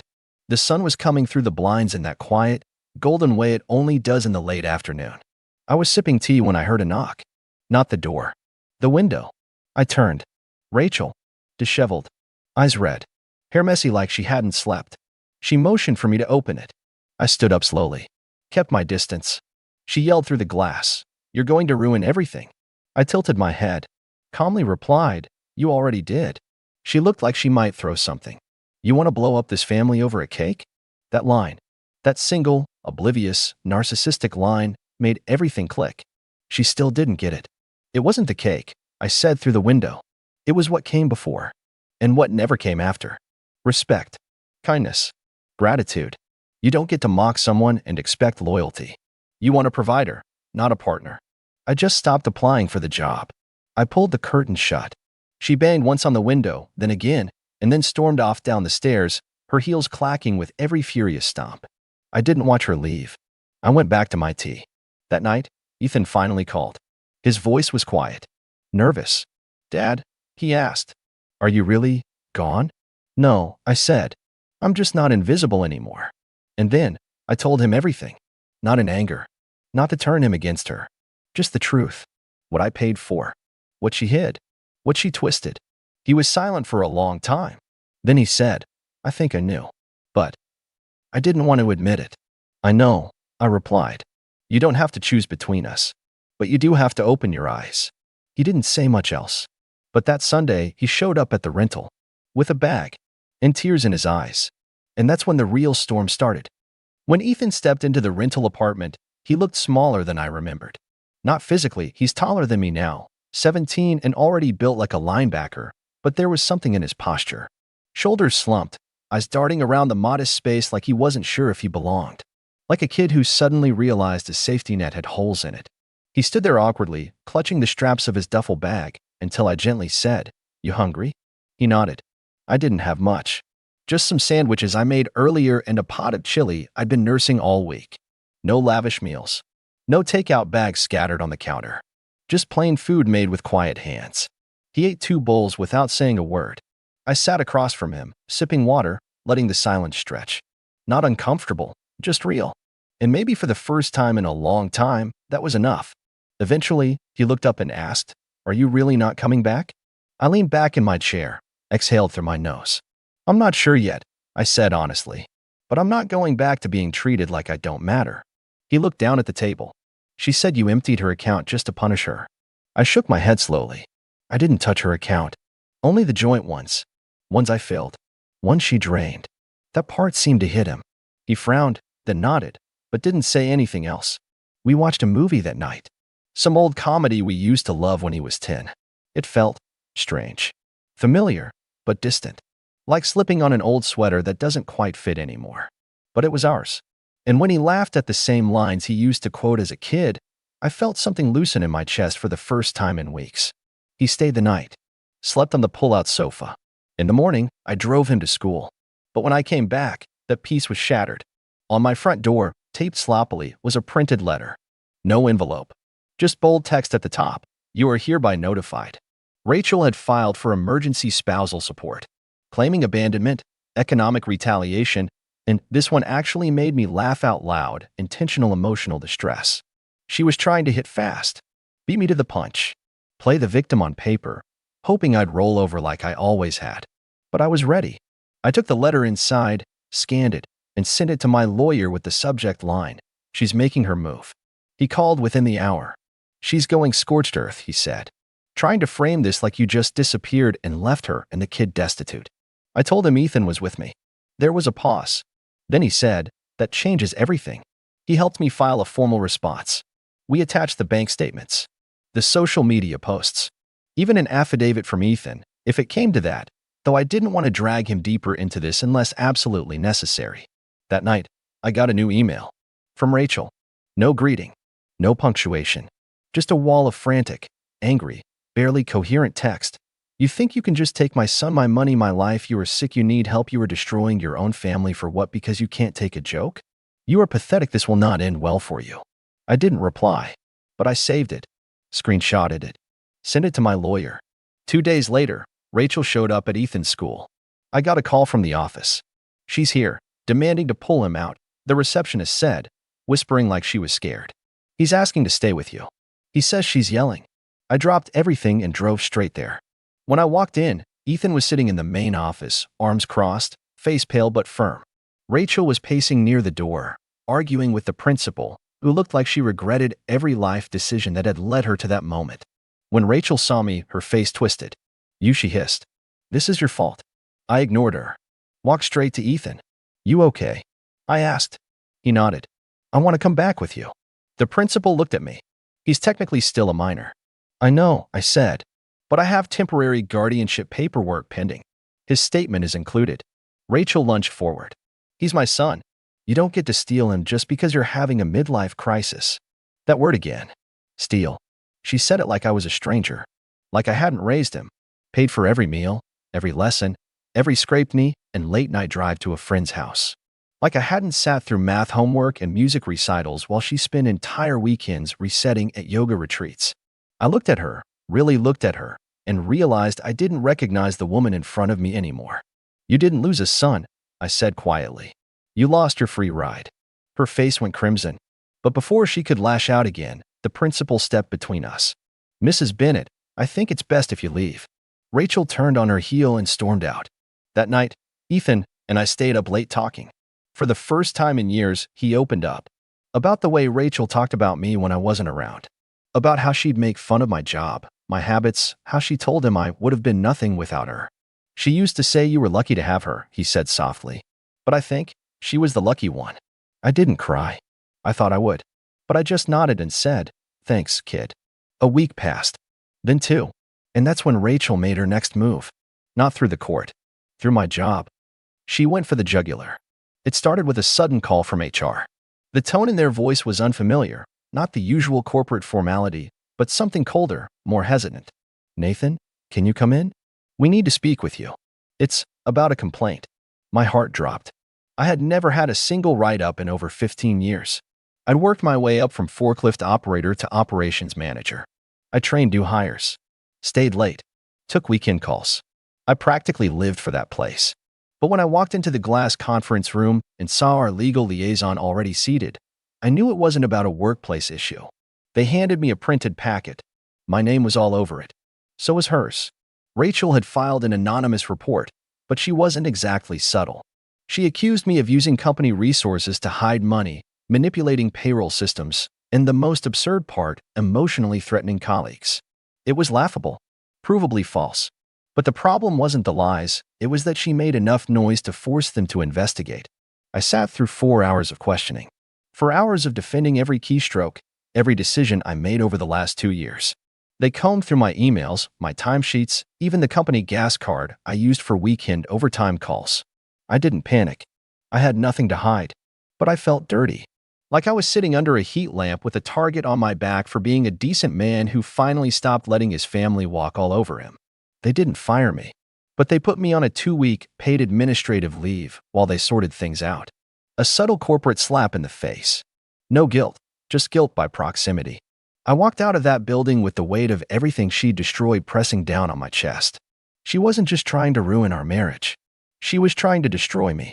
That night, I sat in the rental apartment with Ethan. He saw my face and asked, "What now?" And that's when I knew it was time to stop defending. It was time to end it. The next morning, I met with my attorney and gave the go-ahead for a full countersuit, divorce filing, custody motion, and a civil suit for defamation and malicious interference with employment. He raised an eyebrow when I added the last part. "You serious?" he asked. I nodded. "She's turned this into a war. I'm just finally showing up to fight." Over the next 6 weeks, everything unraveled, and not for me. When Rachel was served the papers, she went ballistic. She called over 30 times in a day, most of them screaming voicemails alternating between threats and tears. I didn't answer once. Not out of spite, but because anything she had to say could go through my lawyer. She tried to play the loving mother card to the court, saying Ethan had been brainwashed by me, that he was just confused. But the judge wasn't moved, especially when Ethan calmly testified, under oath, about her behavior. The cake. The years of mocking.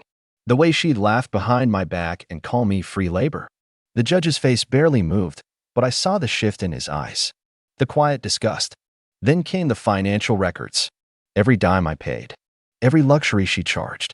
The endless list of wellness expenses, weekly massages, private Pilates, imported skincare, custom pet clothes for the dog she never walked. Over $80,000 in 4 years. All while I paid the mortgage and groceries and utilities and school tuition. Her lawyer tried to pivot. It was part of maintaining the home, he argued. I remember my lawyer's smirk when he replied, "She hasn't been employed since 2016. There are no documented contributions, financial or otherwise." The final blow came in the form of a deposition. See, what Rachel didn't know was that I'd quietly recorded a conversation the week before she filed the fake workplace complaint. It wasn't to catch her. I was venting to a friend on a call, and she barged in halfway through, ranting about how she'd make me wish I was never born, and that I'd lose everything if I didn't crawl back to her. She said, quote, "I'll take your job, your money, your stupid moral high ground, and leave you with nothing but that sad little apartment." When the court heard it, every arrogant word, in her own voice, the case shifted. The judge ruled in my favor on all counts. The divorce was finalized within the month. I was granted full custody of Ethan, with Rachel getting supervised visitation until she underwent counseling. As for the job, the investigation cleared me entirely. HR even offered a formal apology letter, though they were too spineless to say it to my face. Still, I declined their offer to return. I didn't want to step back into a place that let her poison linger that long unchecked. Instead, I started something new. I took a severance and used the savings I'd quietly built, the separate account, the investments she never knew about, and I bought into a small business I'd dreamed about for years. A local logistics consulting firm that needed a manager with experience and vision.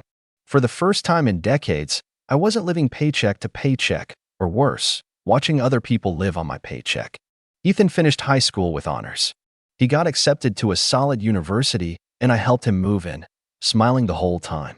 Rachel, meanwhile, tried to save face on social media, claimed she was finding herself and living her truth. But the truth had already been filed in court documents and heard by 3 judges. The mask was off. Most of our mutual friends quietly unfollowed her. The ones who reached out to me said things like, "I always wondered how you put up with her." And my favorite, "You were never mediocre. You were just surrounded by people who didn't know what great looked like." It's been a year now. My rental apartment? I left it behind. I bought a modest place near the lake. It's quiet, peaceful. There's a hammock in the back that gets just enough sun.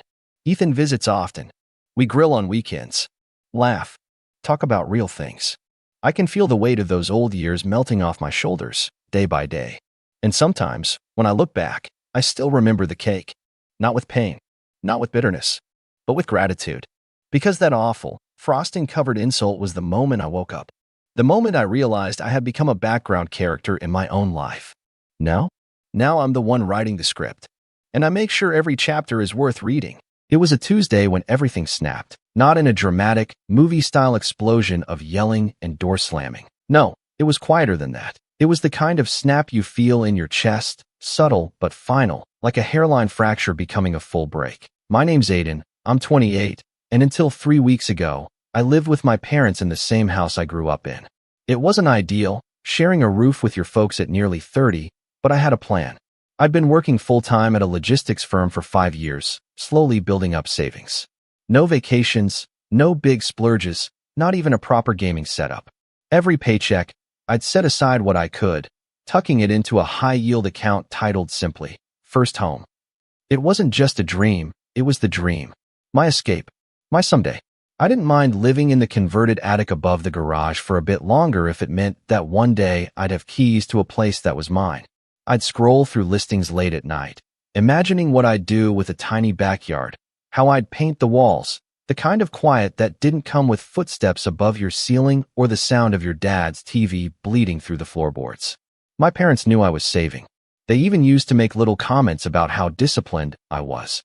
At Christmas last year, Dad clapped me on the back and joked, "You'll own a house before you own a new pair of shoes." I laughed too. At the time, it still felt like we were on the same team. The dynamic in our house wasn't toxic exactly, but it wasn't balanced either. My younger sister, Brianna, moved out when she was 21, but even now at 25, she had this magnetic pull over our parents. Every time she came home, they lit up like the sun had walked through the door. She'd tell stories about work, she's in marketing, and they'd hang on every word like she was delivering a TED Talk. If I mentioned anything about my job, it was always, "That's nice, dear," followed by a quick pivot to Brianna's latest accomplishment. She had recently gotten engaged to a guy named Chase, who was, to his credit, very polite, very clean-shaven, and very into craft cocktails. The wedding planning had taken over every dinner conversation, even though it wasn't happening until next year. Still, I kept my head down. I was used to being the afterthought, the responsible one, the quiet fixer. Need someone to help move a couch? Aiden. Can't figure out the printer? Aiden. Someone has to wait at home for the new dishwasher delivery? Aiden again. I didn't complain. It felt like part of the deal. Live at home, help out, keep saving. I thought we had an understanding. But over the past couple of months, I noticed things were shifting. Strange comments. Questions about my savings that didn't feel like idle curiosity. One night over dinner, Mom casually asked, "How much do you have saved now? You must be close to a down payment, right?" I remember feeling a jolt in my chest, like I'd just been called on in class and hadn't studied. I shrugged it off with, "Still saving. Not quite there yet." She nodded, but something about the way her eyes narrowed stuck with me, like she was adding something up. Then the kitchen demo started. It wasn't a small facelift. It was a full gut job, cabinets torn out, walls knocked down, shiny new island planned, marble countertops, new appliances, the works. It caught me completely off guard. My parents had always been practical, borderline stingy. The stove we'd had since I was 10 still had one burner that only worked if you smacked it just right. I remember coming home from work one Friday and seeing the fridge unplugged, shoved into the hallway. The next morning, contractors were there, boots stomping across the tile as they took measurements and shouted instructions. I asked about it at dinner that night, keeping my voice light. Did I miss something? When did we decide to remodel the kitchen? Dad barely looked up from his plate. Your mom wanted a change. It's been overdue. Mom gave me a smile that didn't quite reach her eyes. We figured it was time. And it benefits all of us, doesn't it? I nodded slowly, still unsure why it felt off. But the bigger hammer was yet to fall. It came a week later, when I was trying to log into my bank account to check my balance, and the screen flashed a message, "Insufficient funds." At first, I assumed it was a glitch. I backed out, refreshed the page, tried again. Same thing. I blinked at the number. 0. Not a dollar left in the First Home account. I just sat there, staring at the screen like it would explain itself. It didn't. I ran downstairs, phone in hand, adrenaline rising like a tidal wave. "Did one of you touch my account?" I asked, trying to keep my voice steady. Mom didn't even blink. "Oh, that," she said, wiping her hands on a dish towel. "We used it for the kitchen remodel." I laughed. I actually laughed. What are you talking about? She turned to face me, lips pressed together. You live here, Aiden. This house is your home too. We needed a new kitchen, and you benefit from it just like we do. It felt like the floor had dropped out beneath me. That was my life savings. And now it's part of your home, she said, like I was being difficult. Don't be dramatic. I turned to Dad. You're okay with this?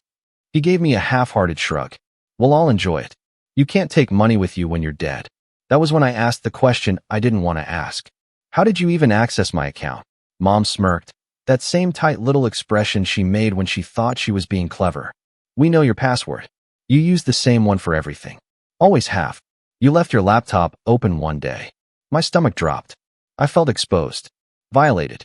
Not just because they stole from me, but because they'd snooped, cracked into something that was supposed to be mine. They didn't even try to hide it. They acted like it was normal. Like it was fair. That night, I didn't sleep. I packed. I froze every account I had. Changed every password. Called the bank, flagged the transaction. They said they'd open an investigation, but since it was technically a family transfer and I hadn't filed a police report yet, there was little they could do right away. I didn't bother arguing. I was already done. I left at 3 a.m., before sunrise, just threw my duffel in the car and drove to my friend Logan's place across town. He'd offered me his spare room months ago when his roommate moved out, and I'd said no at the time. But now, the key he'd given me just in case burned in my hand like a lifeline. I didn't leave a note. The next morning, my phone was lighting up, texts from Mom like nothing happened. The contractor is coming at 10. Can you make sure you're home? We need to decide on the backsplash today. And finally, when I didn't reply, where are you? Then came the kicker. 2 days later, the contractor called me. Personally. I had no idea how he got my number. Hi, Aiden. Your mom said you'd be handling payment for the counters this week. Just wanted to confirm the transfer time so we can stay on schedule. I didn't even respond. I stared at my phone, heart pounding, as the realization hit me harder than anything else had. They weren't done taking. They were still expecting more. And that was when I knew. This wasn't over. Not by a long shot. I didn't respond to the contractor's message. I just let it sit there on my phone like a ticking bomb. I wasn't ready to confront it yet. I wasn't even sure how to process it. The idea that my own parents had drained my account was bad enough, but that they'd just keep passing along invoices as if I was their personal bank? That made something in me crack. Logan noticed it that morning. We were sitting in his kitchen, sipping coffee. Or, rather, he was sipping. I was just holding the mug, staring at it like it might have answers. You all right? He asked cautiously. He wasn't the type to pry, but Logan and I had been friends since college. He knew my moods like clockwork. They used my savings for the kitchen remodel, I said. My voice came out flat, like I was reporting the weather. All of it. Every dollar. Logan blinked. What? Your parents? I nodded. But didn't you say that was for your house? I gave a weak laugh. Yeah, that's what I said too. He set his mug down. Tell me you're joking. I wish I was. Logan didn't say anything for a minute. He just sat back in his chair, jaw tight. Dude, that's theft. Yeah, well, I muttered. They're calling it a family investment. He looked at me, eyebrows raised. You call the cops yet? I shook my head. Not yet. Trying to figure out if I can even prove it. Logan didn't pressure me. He just said, well, you're not paying that contractor. And you're staying here as long as you need, all right. I nodded, and for the first time in days, I felt like someone was actually on my side. The following week was radio silence from my parents. At first, I thought they were finally realizing I wasn't coming back. That maybe they were feeling some sliver of remorse. But then Brianna called. Aiden, what is going on? She asked, her voice dripping with annoyance instead of concern. Excuse me. Mom and Dad are freaking out. Contractors are threatening to walk off the job. They said you ghosted them. Why are you making this such a big deal? I felt my fingers curl into a fist.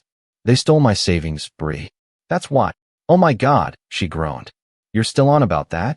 I blinked. Still? It happened last week. She scoffed. You live in the house. You use the kitchen. Why are you acting like they robbed a stranger? I took a deep breath. Because they did rob someone. Me. She didn't reply immediately. When she did, it was with that voice she always used when she wanted to feel smarter than everyone else. You're being petty. They raised you. They supported you. You owed them something anyway. That line hit like a slap. I owed them. They had siphoned off my future and called it a debt I owed. Something in me flipped hard. Tell you what, Bree, you can pay the next invoice. You still use the kitchen too, right? She went quiet for a beat, then muttered, I don't have that kind of money. Neither do I said, and hung up. For a while, I tried to go back to normal. I focused on work. Logan kept me company, but my thoughts kept circling the same drain. The sense of violation. The casual way they'd taken everything from me. It wasn't even about the money anymore. It was about the message underneath it. You don't matter as much as we do. Then I heard from Aunt Denise. She called out of the blue, which was unusual. She only ever called for holidays or funerals. I almost didn't answer, but curiosity got the better of me. Aiden, honey, I just wanted to check in on you, she said, her voice unusually gentle. I hesitated. Why? Well, she sighed. Your mom's been calling everyone. She says you abandoned the family and left them in the middle of a remodel. Said you took off without warning, and now she's stuck with unpaid bills. I felt my blood boil. She what? She's making it sound like you committed some kind of betrayal, Denise continued. Like you were supposed to help out, and you ditched them instead. I wanted to scream. Instead, I took a breath and said, she stole my life savings, Denise. I didn't abandon anyone. There was a long pause. Then, to my surprise, Denise said softly, I figured there was more to the story. I told her everything. Not for pity, just to get it out. I told her about the hacked account, the smirk, the contractor, Brianna's lecture. She didn't interrupt. She just listened. When I was done, she let out a low whistle. Wow, that's a lot. Yeah. You know, Aiden, she said, I always knew your mom could be forceful. But this is different. That word stuck with me. Different. It validated everything I'd been struggling to articulate. It wasn't just a misunderstanding. It was a betrayal. Over the next week, I started to see the ripple effect. I got texts from extended family, cousins I hadn't talked to in years, all asking the same question. Why did you bail on your parents? Why would you leave them hanging? Is it true you emptied your own account just to spite them? They were rewriting the narrative, painting me as the selfish son who didn't want to help. And the worst part? People believed them, because I'd always been quiet, passive, the one who never made waves. I was being erased and replaced with a caricature, all while they basked in their new quartz countertops. One afternoon, Logan came home with takeout and tossed me a soda. You doing okay? I shrugged. As okay as I can be while my parents tell everyone I'm some financial terrorist. He chuckled. That's a hell of a title. I smiled weakly. Then my phone buzzed again. This time, it was an email. Subject line, payment reminder, final notice. It was the contractor. Again, he'd attached the invoice. And this time, he CC'd me and my father. I scrolled through the email, heart pounding, and then froze. There it was. A copy of the signed estimate, with my name on it. Except, I never signed anything. I printed it out and looked closer. The signature was close. It even matched how I sign. But I knew my own hand. I never authorized that. I never even saw that document. They forged my signature, I whispered. Logan looked up. What? They forged my signature to make it look like I agreed to pay for the counters. He stood slowly, eyes hardening. That's illegal, dude. I nodded slowly, a mix of fear and fury building in my chest. I sat down, printed another copy, and opened a new folder on my desktop. For the first time, I wasn't just reacting, I was documenting. Screenshots, emails, texts, call logs. I filed a fraud report with my bank. I called the contractor and told him, flatly, that I had not signed that estimate, and that any future invoices would be considered harassment. He didn't reply, but the next morning, I got another call. This time from my dad. Aiden, he said, tone sharp. What the hell did you tell the contractor? I didn't answer right away. Do you have any idea how embarrassing it is for us to get a call like that? We trusted you. That was the moment. That exact sentence. We trusted you. I almost laughed. You trusted me? I said quietly. You hacked my account. You stole my savings. You forged my signature. And you trusted me. There was a beat of silence. Then he said, well, maybe if you weren't so selfish, we wouldn't have had to. That was it. The final crack. Something broke wide open inside me. All the years of brushing things off, of letting them take without pushing back, of being the good son, the patient one, the afterthought.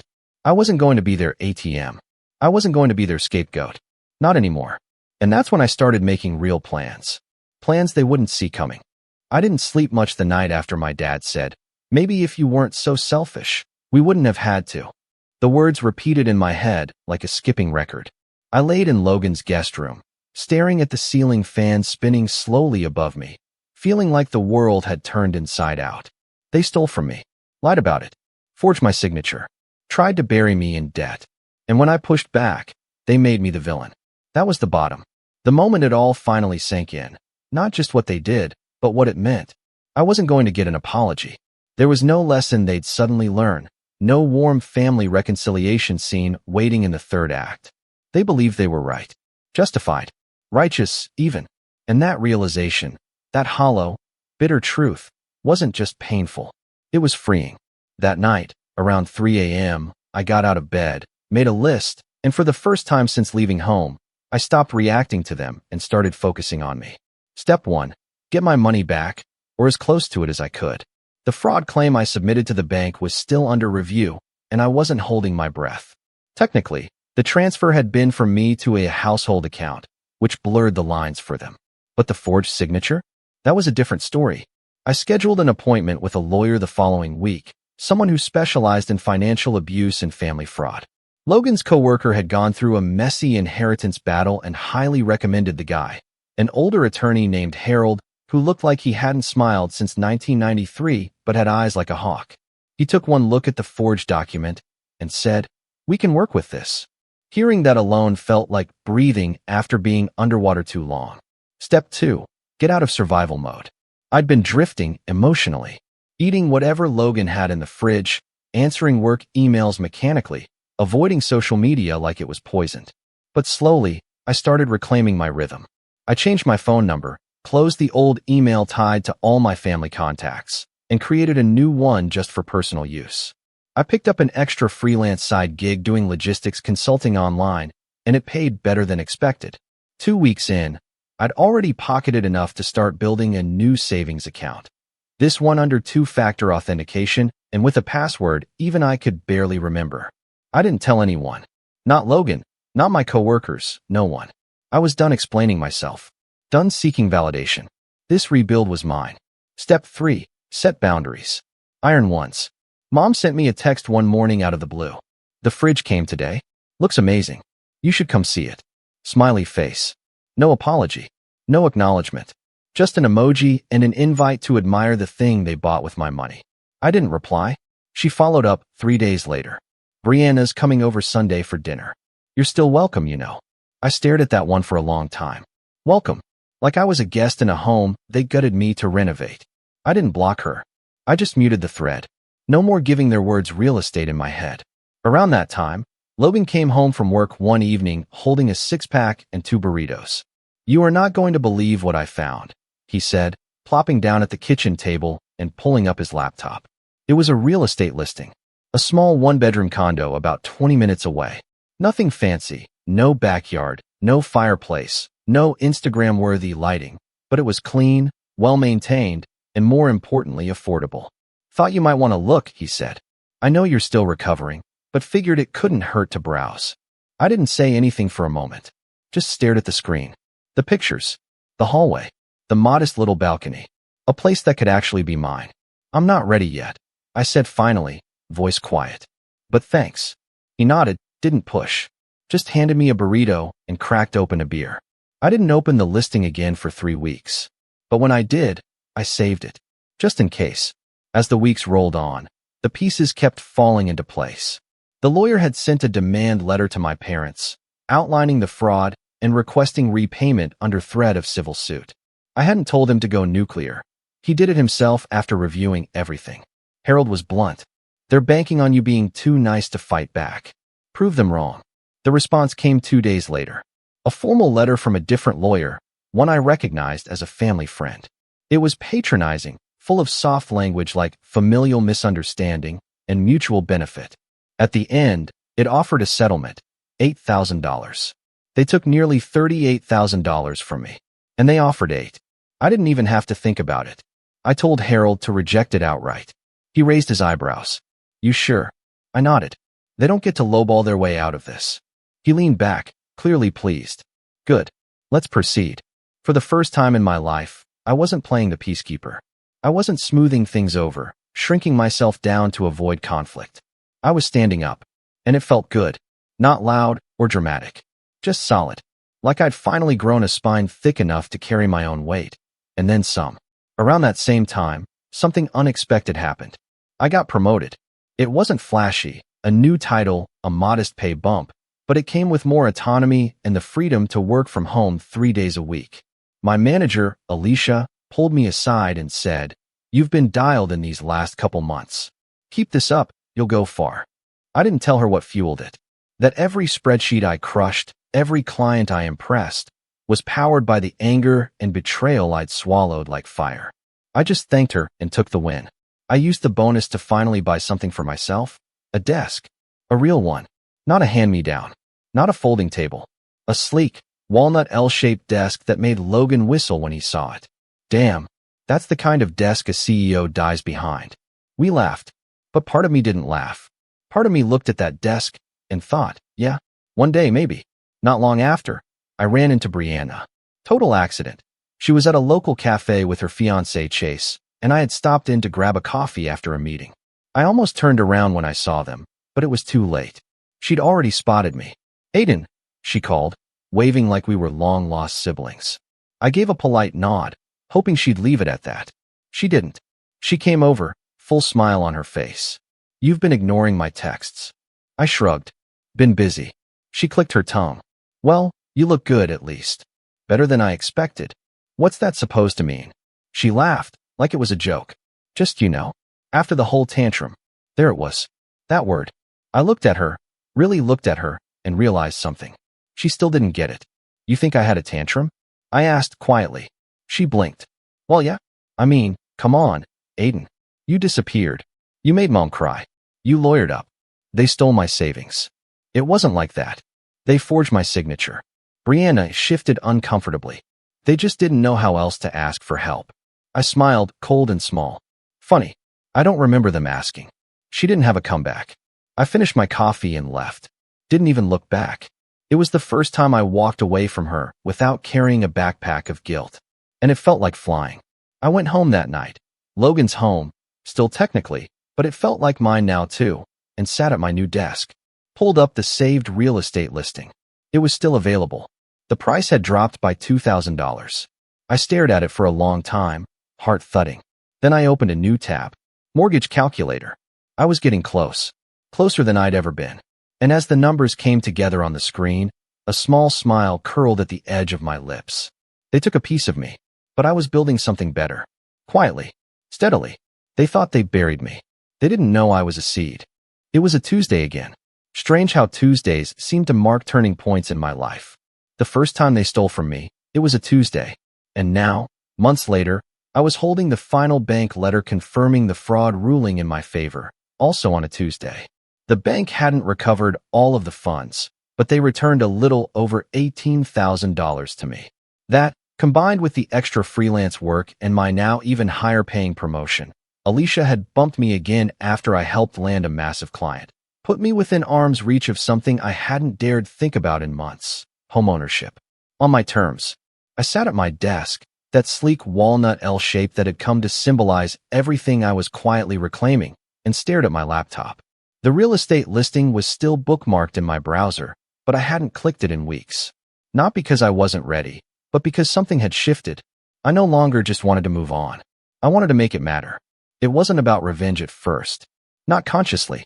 But once the pieces began to fall into place, once I started noticing just how deep my parents' manipulation went, I knew that just walking away wasn't enough. I wasn't going to yell. I wasn't going to burn bridges in some big, dramatic blowout. I was going to let the bridge collapse under them, brick by brick, while I stood on the other side and watched. Because here's what I discovered during my quiet rebuild. There were cracks in their house. And I'm not just talking about the kitchen. I'd been out of their home for nearly 4 months now. The lawyer Harold was working the civil case slowly, deliberately, and methodically, knowing full well my parents were bluffing their way through their own lawyer's weak defense. In the meantime, I started digging, not out of spite, but out of curiosity at first. I wanted to understand why they'd been so desperate. Turns out, the kitchen remodel wasn't just a frivolous project. It was a bandage, a cover-up for the fact that they were trying to refinance the house to offset other debts. I found out by pulling property records. See, after the forged invoice stunt, I realized I needed to look at everything. So I requested copies of the title records for the house and noticed something strange. A second mortgage had been taken out just months before the kitchen remodel began. That second mortgage hadn't been publicized to anyone in the family, and it was oddly timed. It had nothing to do with student loans or home repairs. Then I looked deeper, and what I found made everything click. It wasn't about me. It was about Brianna. More specifically, her wedding. Chase and Brianna had picked a venue way out of their league. Some ridiculous winery-turned-resort 2 hours north of the city, with a rustic barn aesthetic and a private chef. I hadn't asked many questions before, but now I started pulling threads. According to public records, my parents had co-signed on a private loan Chase took out for part of the venue cost. I blinked at the screen. That loan defaulted 2 months ago. So now, not only were my parents on the hook for their own debt, but for Chase's too. That explained the desperation. They'd siphoned my savings not just for a kitchen, but to buy time. They'd used it to appease contractors and keep their finances afloat long enough to avoid default. And they hadn't even told Brianna. I confirmed that later in a very casual, very strategic conversation with her while she gushed about cake tastings over a chance encounter on the sidewalk. She still believed the wedding was fully funded by a smart investment my parents made years ago. No clue it came from my bank account. No clue the roof over their heads was being quietly chipped away with every overdue payment. No clue that the kitchen remodel was just a smokescreen. The moment I understood that, something inside me settled. This wasn't just revenge anymore. This was exposure. A surgical unmasking. They built a lie so elaborate they forgot one thing. I wasn't stupid. I was quiet. I played the long game. Always had. And now, they were playing mine. I started with the civil case. Harold and I reviewed our timeline and evidence. We were approaching discovery, and their side was stalling, asking for extensions, avoiding depositions, trying to drag it out. So we filed a motion to expedite and attached the forged signature documents and included proof that my login credentials had been accessed from their IP address. The day the motion was filed, I got a call from Brianna. "Aiden," she said, exasperated, "what are you doing?" "Following the law." I replied, tone even. "You're trying to ruin them. They did that on their own." She sighed into the phone. "You know they can't afford this. Chase and I are already covering the rehearsal dinner now." I nearly laughed. Sounds like they can't afford a lot of things. Weird how they still found time to steal from me. She tried again. "Please just can't we settle this? You're not involved in this case, Brianna. I suggest you stay out of it." She hung up on me. That was the first satisfying moment. The second came a few days later. Harold called and said the judge approved the expedited motion. Depositions were now required within 3 weeks. Their lawyer would need to submit evidence or face default judgment. They were cornered. But I wasn't finished. That night, I opened my browser again. Found the listing. The same one Logan had shown me. It was still on the market. Price had dropped again. I called the realtor the next morning. She was cheerful. "It's still available. It's been sitting for a while, actually." "Why?" "Seller moved out of state. Wants to close quickly. Willing to negotiate." "Can we schedule a showing?" "Of course." "How's Thursday?" I paused. "Make it Tuesday." When I stepped into the condo, it felt surreal. Not luxurious, just real. No one else's name on the lease. No one else's energy in the walls. It was a blank slate. The kitchen wasn't fancy, but it was mine. No marble counters. No designer backsplash. Just clean lines and functional space.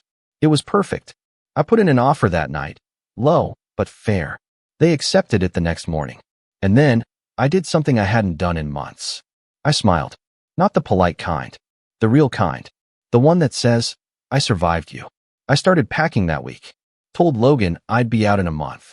He tried to look disappointed, but he couldn't hide the pride in his face. "You're really doing it," he said. "Starting over." "Not just starting over," I said, half smiling. "I'm setting the stage." Because I still had one card left to play, and I planned to use it at exactly the right moment. Here's the thing. When people build their reputation on lies, it doesn't take much to bring the whole thing down. Just one truth. Dropped at the perfect time. And I knew exactly when that would be. The wedding.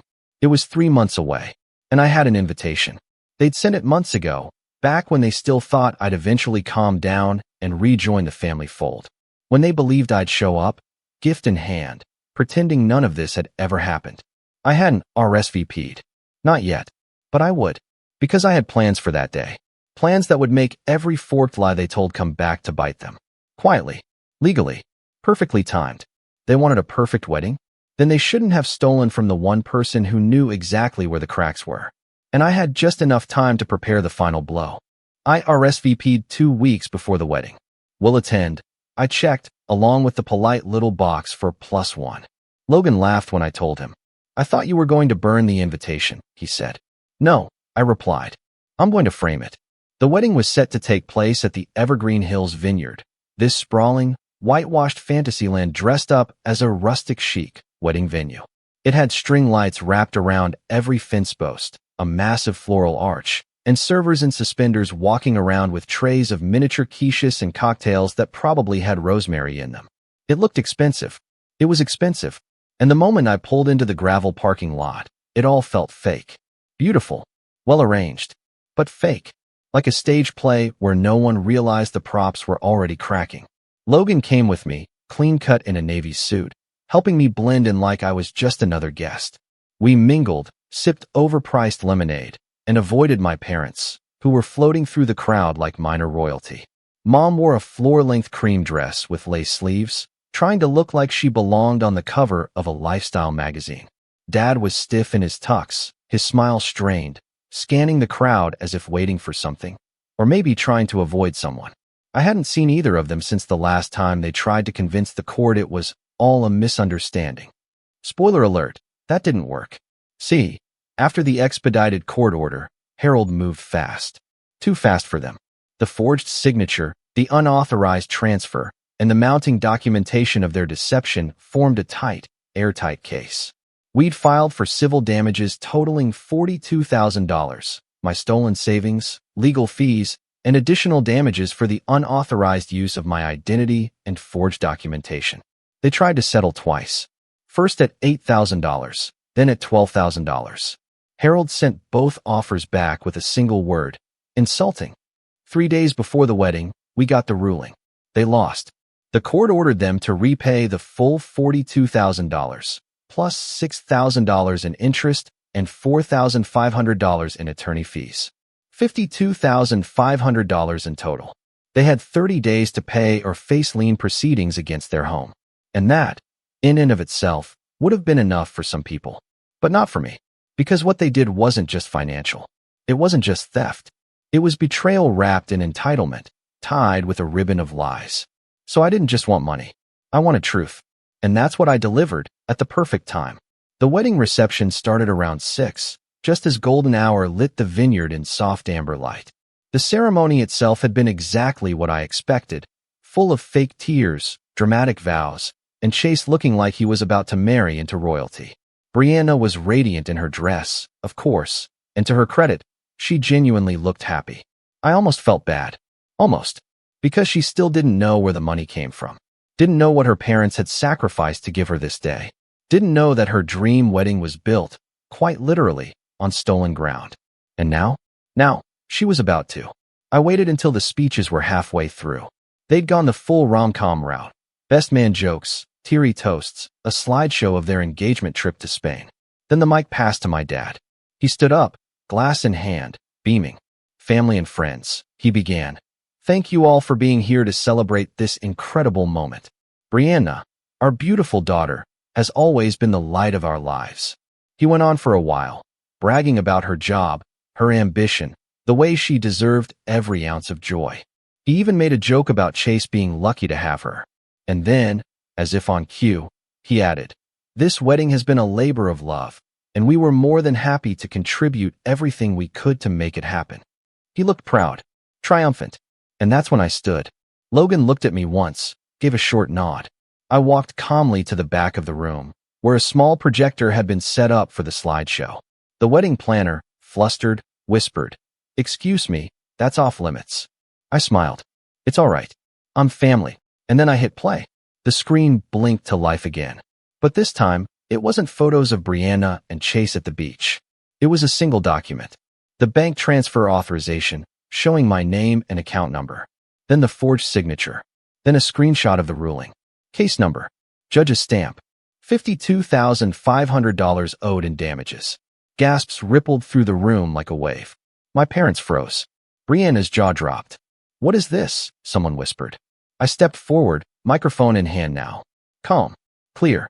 That, I said, gesturing to the screen, is how this wedding was paid for. The silence was immediate and suffocating. My parents, I continued, voice even, emptied my savings account, money I'd been building for 5 years, to help cover the costs of this venue, this food, that wine you're drinking. They forged my signature on an estimate and lied to contractors. They stole from their own son. I let that settle in the air like dust. They said it was a family contribution. They called me selfish for objecting. And when I took them to court, they lied again. I turned to Brianna, who was staring at me like she'd seen a ghost. You didn't know? I believe that. But now you do. I nodded at the DJ, who promptly turned off the screen. And then I walked out. Not fast. Not dramatic. Just calm, with Logan behind me. We passed a dozen stunned faces on the way to the door. Some shocked, some angry, some deeply uncomfortable. My parents never moved. Not once. They just stood there, hollow-eyed, watching everything crumble in real time. We stepped outside into the twilight, and Logan whistled low. You really did it. Not yet, I said, because that wasn't the final blow. That came 2 days later. See, the judgment had a 30-day payment deadline. But I knew something they didn't. Their house. It was still carrying that second mortgage. That co-signed loan with Chase. Still unpaid. Between the lien I was about to file and the wedding costs, they had 2 choices. Pay me in full immediately, or lose the house. I filed the lien that Friday morning. And a week later, their lawyer called with an offer. Full payment. No negotiation. They wired the $52,500 the next day. I didn't respond to the email. Didn't return the call. Didn't even smile when the funds hit my account. Because I wasn't surprised. When people build a kingdom of lies, all it takes is one truth to bring the whole thing down.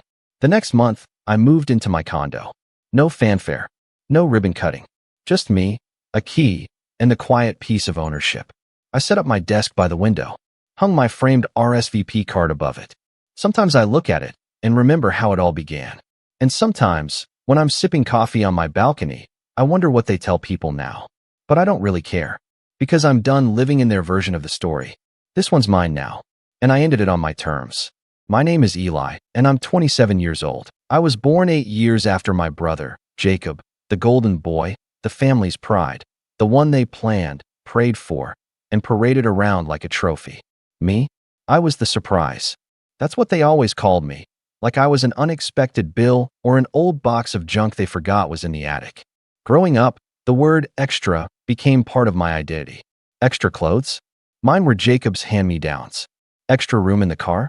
I got the cramped middle seat. Extra ticket to the game? Sorry, Eli, we only had 3. You understand. I did understand. Or, at least, I learned to pretend I did. My childhood was spent in the background, always a few steps behind my brother's spotlight. Jacob got the sports trophies, the framed school awards, the beaming pride in my dad's eyes. When he got into college, they threw him a backyard barbecue with banners and balloons. When I got in, on scholarship, no less, my mom said, "That's nice, sweetie. Let's not go into debt like we did for your brother." Still, I didn't make waves. I played the part they gave me. The quiet, helpful one. The afterthought. I learned to blend in, to be polite, to never complain. I took family photos during holidays, made excuses when no one remembered my birthday, and smiled through jokes that stung more than they realized. Or maybe they did realize, and just didn't care. But the engagement party? That was the moment everything shifted.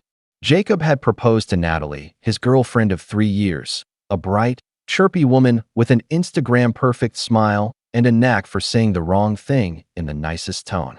I'd met her a few times, and she always acted like I was a waiter at a wedding. She once asked me to top off the wine at our family Christmas dinner. I wasn't even sitting at her table. So when the invite came for Jacob and Natalie's engagement party, I wasn't surprised it had a typo in my name, or that it arrived 2 weeks late, or that I was listed as E. Williams +0.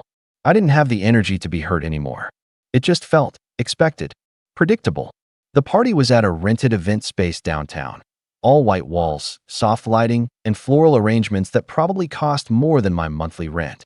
I showed up early, camera in hand, because I'd been asked, or rather, assigned, to take the official photos. No, hey Eli, would you mind? No thank you. Just bring your camera. You're good at that, right? Like I was the help. Like I didn't have any reason to be there unless I was providing a service. When I arrived, I was met by my mom near the entrance. She didn't hug me. She didn't say hello. She waved her hand at the catering team behind me and said, "Can you go ask them to bring out more napkins? They listen better to family." Then she looked at me and laughed. Well, technically. Inside, I was introduced to Natalie's friends as the extra one. That was the exact phrase. "This is Eli, the extra one," Natalie giggled. "Jacob's little brother. You know, the surprise baby." My mom, standing right beside her, chimed in like it was her favorite joke. Well, he was never part of the plan, but here we are. My aunt, who I hadn't seen since my high school graduation, gave me a once-over and said, "At least you're finally useful. Someone's got to take the photos." I nodded, smiled, raised the camera, clicked the shutter. They posed for group photos on the balcony with the skyline behind them. Jacob gave a speech while I snapped away. My dad stood next to him, a proud hand on his shoulder, eyes misty. "This," he said, "this is what we always dreamed of." I was standing 10 feet away, taking pictures like a hired photographer at a stranger's wedding. As I moved through the crowd, documenting moments I wasn't part of, I caught snippets of conversation. "She's lucky to be marrying into such a great family. Oh, Jacob always had it together. Not like that other one. Eli? He's sweet. A little odd, though. Lives alone, doesn't he?" Every word chipped away at whatever armor I had left. I kept smiling, kept working, but my chest felt tight, like the room was slowly shrinking. It wasn't new, this feeling. It was just louder now, more vivid. After dinner, just before the cake was wheeled out, Natalie stood up and tapped her glass for attention. "We want to thank everyone for being here," she said, beaming. "It means the world to us, especially to our amazing families, to the people who raised us, guided us, and showed us what love looks like." My parents stood and clapped. My aunts dabbed their eyes. Jacob kissed her hand like a scene from a movie. "And a special thank you," she added, "to our family photographer/brother, Eli. You've got such a good eye and such a quiet presence." Everyone laughed. I smiled again, just as I had rehearsed. Then I looked down at my phone. The draft email was already open, an old friend I'd been shaping for 6 years. It had attachments, screenshots, photos, audio clips, a careful, chronological trail that no one in this room knew I had. I'd started building it after Jacob's college girlfriend came to me in tears one night, saying Jacob had cheated on her with Natalie, her roommate. It wasn't just a one-time mistake. It was months of lies. He had gaslit them both, manipulated their friends, and even swiped money from their shared apartment fund to buy Natalie jewelry. I helped her pick up the pieces. She asked me if I'd tell the truth, but I was too scared back then. Too unsure. Too small. But I never deleted the evidence. Over the years, more cracks showed. Stories didn't add up, timelines shifted, money vanished. And every time I noticed something, I saved it. I documented it. I archived it. Quietly. Patiently. Like a historian cataloging a truth that no one wanted to hear. I never meant to use it. Not really. But there's only so many times you can be dismissed, humiliated, erased, before you stop asking for space and start taking it. I looked around the room. My mom was whispering to a guest, probably about me. My aunt was still laughing at something Jacob had said. And Jacob himself? He was leaning against the wall, one arm around Natalie, eyes scanning the room like he was already bored of it all. I raised my camera. "Say cheese." Click. Then I hit send. And 5 minutes later, everything began to unravel. The thing about digital receipts is they never really go away. The photos I'd saved, the screenshots I'd captured, Jacob thought they had vanished with old phones, deleted messages, buried memories. But I'm not the kind of person who forgets what he's told not to remember. Especially not when it's clear the people around you will only respect you if you hold the receipts they fear most. The email went out to 3 people: Natalie, her older sister, who'd always been suspicious of Jacob, and her maid of honor, who was currently standing next to the cake, holding a glass of champagne and a very fake smile. I'd labeled the email for when you want the truth, no filters. It had a long trail of attachments and a short message. You don't know everything you think you know. You should, especially before you say yes to forever. I didn't linger to watch the explosion. I didn't need to. It started small, a vibration in Natalie's purse. I watched her reach in absent-mindedly and check her phone while still nodding to the guests. Then she froze. 1 second. 2. Her face dropped just slightly, the corners of her smile trembling like they'd forgotten how to hold shape. She scrolled and then, slowly, looked up at Jacob. She didn't say a word, just turned the phone so he could see. He laughed. At first. Then his face changed, too. He reached for her wrist, whispering something, trying to keep the panic out of his voice, but it was too late. Her sister had read the email. So had the maid of honor. I watched both of them turn toward Natalie like synchronized dancers breaking from script. The room had gotten quieter without anyone realizing it. You could feel the shift, that breathless pause just before a glass tips off a table. Something was wrong, and it was spreading. Natalie stepped away from Jacob without saying a word. She didn't cry. She didn't scream.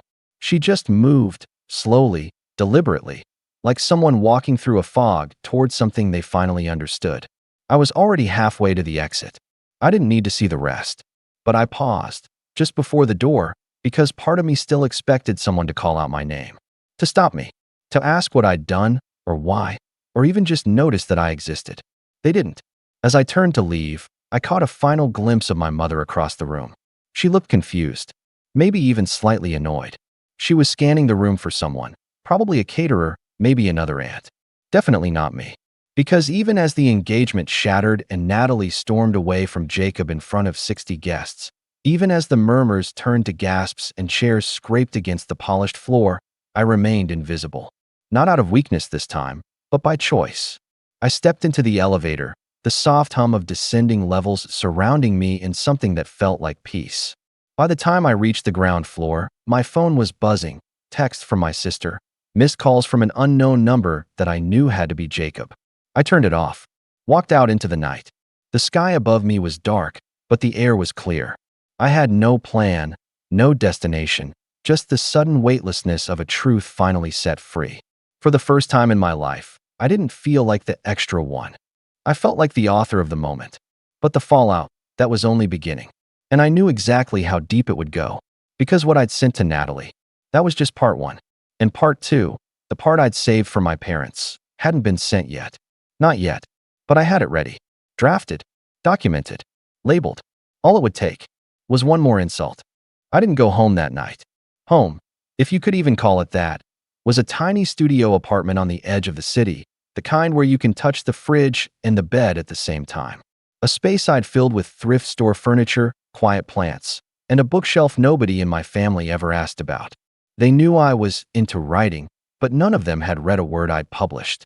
Not the essays, not the short stories, not even the one that won an award and landed me a 2-minute radio interview. My mom said, "That's nice," and asked if I could print a copy to mail to her. She never brought it up again. So I didn't go there. I just walked. Through streets pulsing with nightlife and neon. Through laughter and open patios where strangers clinked glasses and kissed under street lamps. I didn't feel sad. I didn't feel triumphant either. I felt still. Like my whole life had been a pool of water held under tension, and someone finally dropped a stone in the middle. The ripples hadn't reached the edges yet, but they would. I checked into a small hotel on the waterfront. Paid cash. Used a fake name. Not because I thought I'd done something wrong. I hadn't. But because I knew my parents. And Jacob. And even Natalie, if she let her rage get the better of her. They wouldn't care about the truth. They'd care about how it looked. And they'd come looking for someone to blame. And they always knew where to find me. Well, they used to. I lay on the bed fully clothed, staring at the ceiling, replaying the moment Natalie saw the email. That flicker in her face when the truth touched her. I'd spent years wondering if it would ever be worth it to let it all out. The evidence, the whispers, the photos, the gut feelings I could never prove until I finally could. There had been a time I thought maybe the family would come together if I just waited long enough. Maybe if I stayed quiet, they'd miss me one day. Apologize. Reach out. But they never did. And that night, in that hotel room, I finally accepted it. They didn't want to see me. They wanted me not to exist at all. The next morning, I turned my phone back on. 43 missed calls. 26 voicemails. More than 100 text messages. The first dozen were from Jacob. Some angry, some panicked. One that just said, "How could you?" Then came Natalie. She hadn't responded right away, but at 3:42 a.m., she sent one message. "I should have known. Thank you. I don't know what I'm going to do yet, but I'm done lying for him. And for myself." Then, a follow-up. "I didn't know what they said about you until I read what you wrote. You didn't deserve that. I'm sorry." I stared at that message for a long time. Not because I needed an apology, not from her, but because it was the first time anyone had actually seen me. Not the extra one. Not the backup plan. Just Eli. But it didn't last long. By noon, my mother had left 5 voicemails. Her tone shifted in each one, scolding, pleading, dismissive, angry. I played the first 3. "Eli, what did you do to your brother? He's devastated. You've always been jealous. And this is just cruelty. Call me back right now. I don't know what you thought you were doing, but we raised you better than this. Fine. If this is the life you want, don't come crawling back when no one's speaking to you." Click, click, click. Then came a call from my dad. I didn't answer. He left no voicemail. But an hour later, I got a text. "You've embarrassed the entire family. I hope you're happy."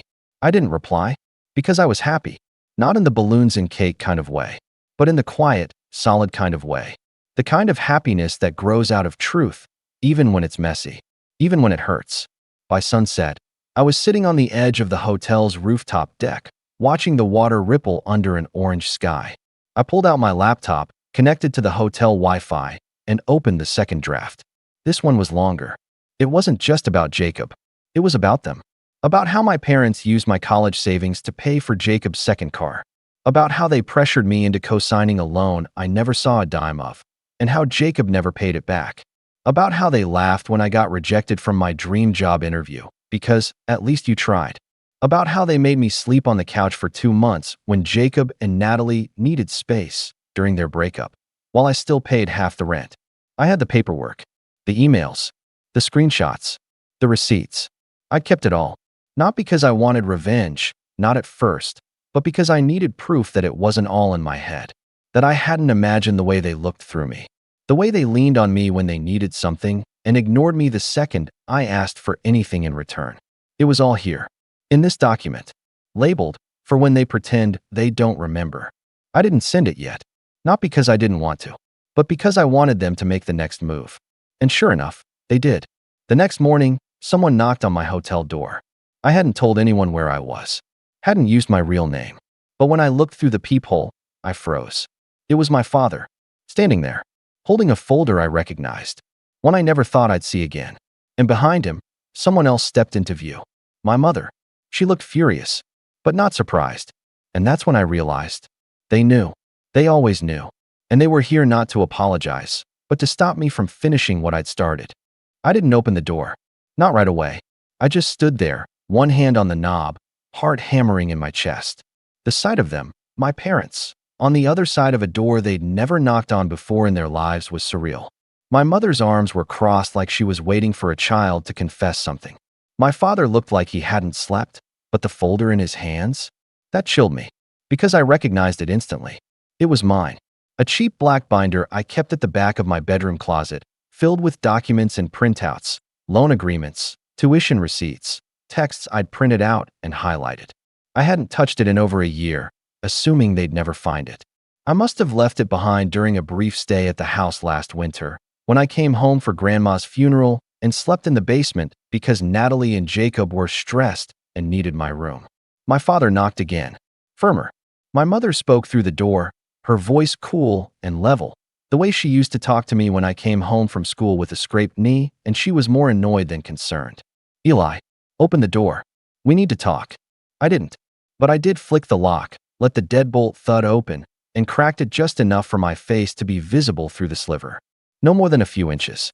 She gave a tight smile, like I'd just done the bare minimum, and she was proud of that.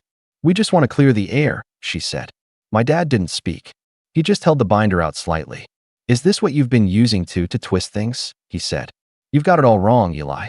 None of this is what you think it is." I stared at the folder. For a brief moment, a childish instinct kicked in, the part of me that wanted to back down, apologize, tell them they were right. that I'd overreacted, that I was just sensitive. But that part of me had died at the engagement party. I opened the door a little wider, stepped aside, and let them in. They walked in like they owned the place.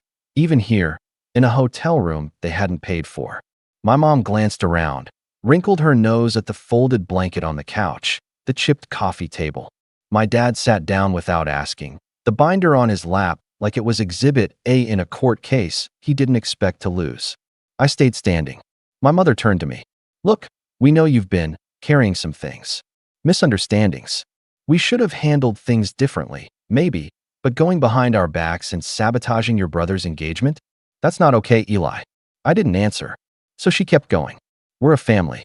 Families don't tear each other apart like this. What you did, you embarrassed all of us. In front of Natalie's family. In front of friends. People are asking questions. Jacob hasn't left the house. My dad finally spoke, flipping open the binder. You think this stuff proves something? That we took advantage of you? You signed these loans. You offered to help. Did I? I said calmly. Or did you pressure me when I was 19 and terrified of losing your approval? He didn't answer. My mom scoffed. So what now? You're the victim? You poor, neglected little boy. I let that hang in the air. And then I walked over to the nightstand and picked up my laptop. It was already open. The email draft was still there, addressed to all the extended family members they respected, the ones they always tried to impress at Christmas, the ones who'd funded Jacob's early internships and invited him to golf retreats and investment dinners. A curated list of people they couldn't afford to lose face with. What is that? My mother asked. I didn't respond.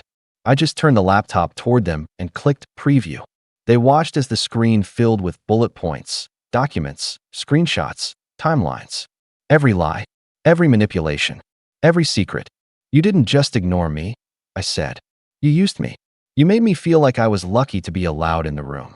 You made me sleep in basements and pay your debts, and then laughed about it in front of people. You called me an accident for most of my life. But the thing that hurt them most. They looked up. You never even asked how I was doing. Not once. My dad shook his head, incredulous. Eli, come on. You're being dramatic. No, I said. I'm being honest. They were quiet then. I sat down across from them. Calm. Measured. You didn't come here to apologize, I said. You came here to stop the bleeding. You're scared. Not of what you did, but of people knowing. My mother's lips parted like she was about to deny it, but she stopped. Because she knew I was right. I pointed to the screen. This email goes out in 12 hours unless I say otherwise. I've scheduled it. You're blackmailing us? My father asked, eyes narrowing. No, I said. I'm giving you a choice. They stared at me. You can walk out of this room, pretend I'm dead, and deal with what happens when the world finds out what kind of people you are. Or, you can fix it. My mom crossed her arms. Fix what exactly? Start with Jacob paying back the loan, I said. All of it. You too. Then, a public apology. At the next family gathering. You stand up, you look me in the eye, and you say everything you've never said. My father scoffed. You think we're going to grovel? No, I said. I think you're going to decide whether your reputation is worth more than your pride. We sat there in silence. Finally, my mom stood up. Her eyes had changed, still sharp, still bitter, but underneath it all, something else. Fear, regret, maybe even shame. We'll talk to Jacob, she said. I nodded. You do that. My father stood too. He looked at the binder again, then at me. You've been keeping score a long time, he muttered. No, I said. I've been surviving. They left without another word. The door closed. The hallway went silent. And I sat there, staring at the screen. I didn't know what they'd do. If they'd cave. If they'd lash out. If they'd smear me before I could hit send. But for once, I wasn't afraid of the outcome. Because I'd finally done it. I stood up. I claimed my voice. I stopped waiting to be loved and started demanding respect. A week later, at my cousin's birthday dinner, my mom stood up in front of 20 relatives, lifted her glass, and cleared her throat. Her voice wavered at first, then steadied. We owe someone here an apology. A real one. Eli, we haven't treated you the way you deserve. We made mistakes. We forgot how to listen. And I hope it's not too late to change that. Every fork paused midair. Every head turned toward me. And for the first time in my life, I was seen, not as the extra one, not as a footnote, but as someone who mattered. And in the end, that was worth everything. Every photo, every email, every second I waited to be heard. because now they had to listen.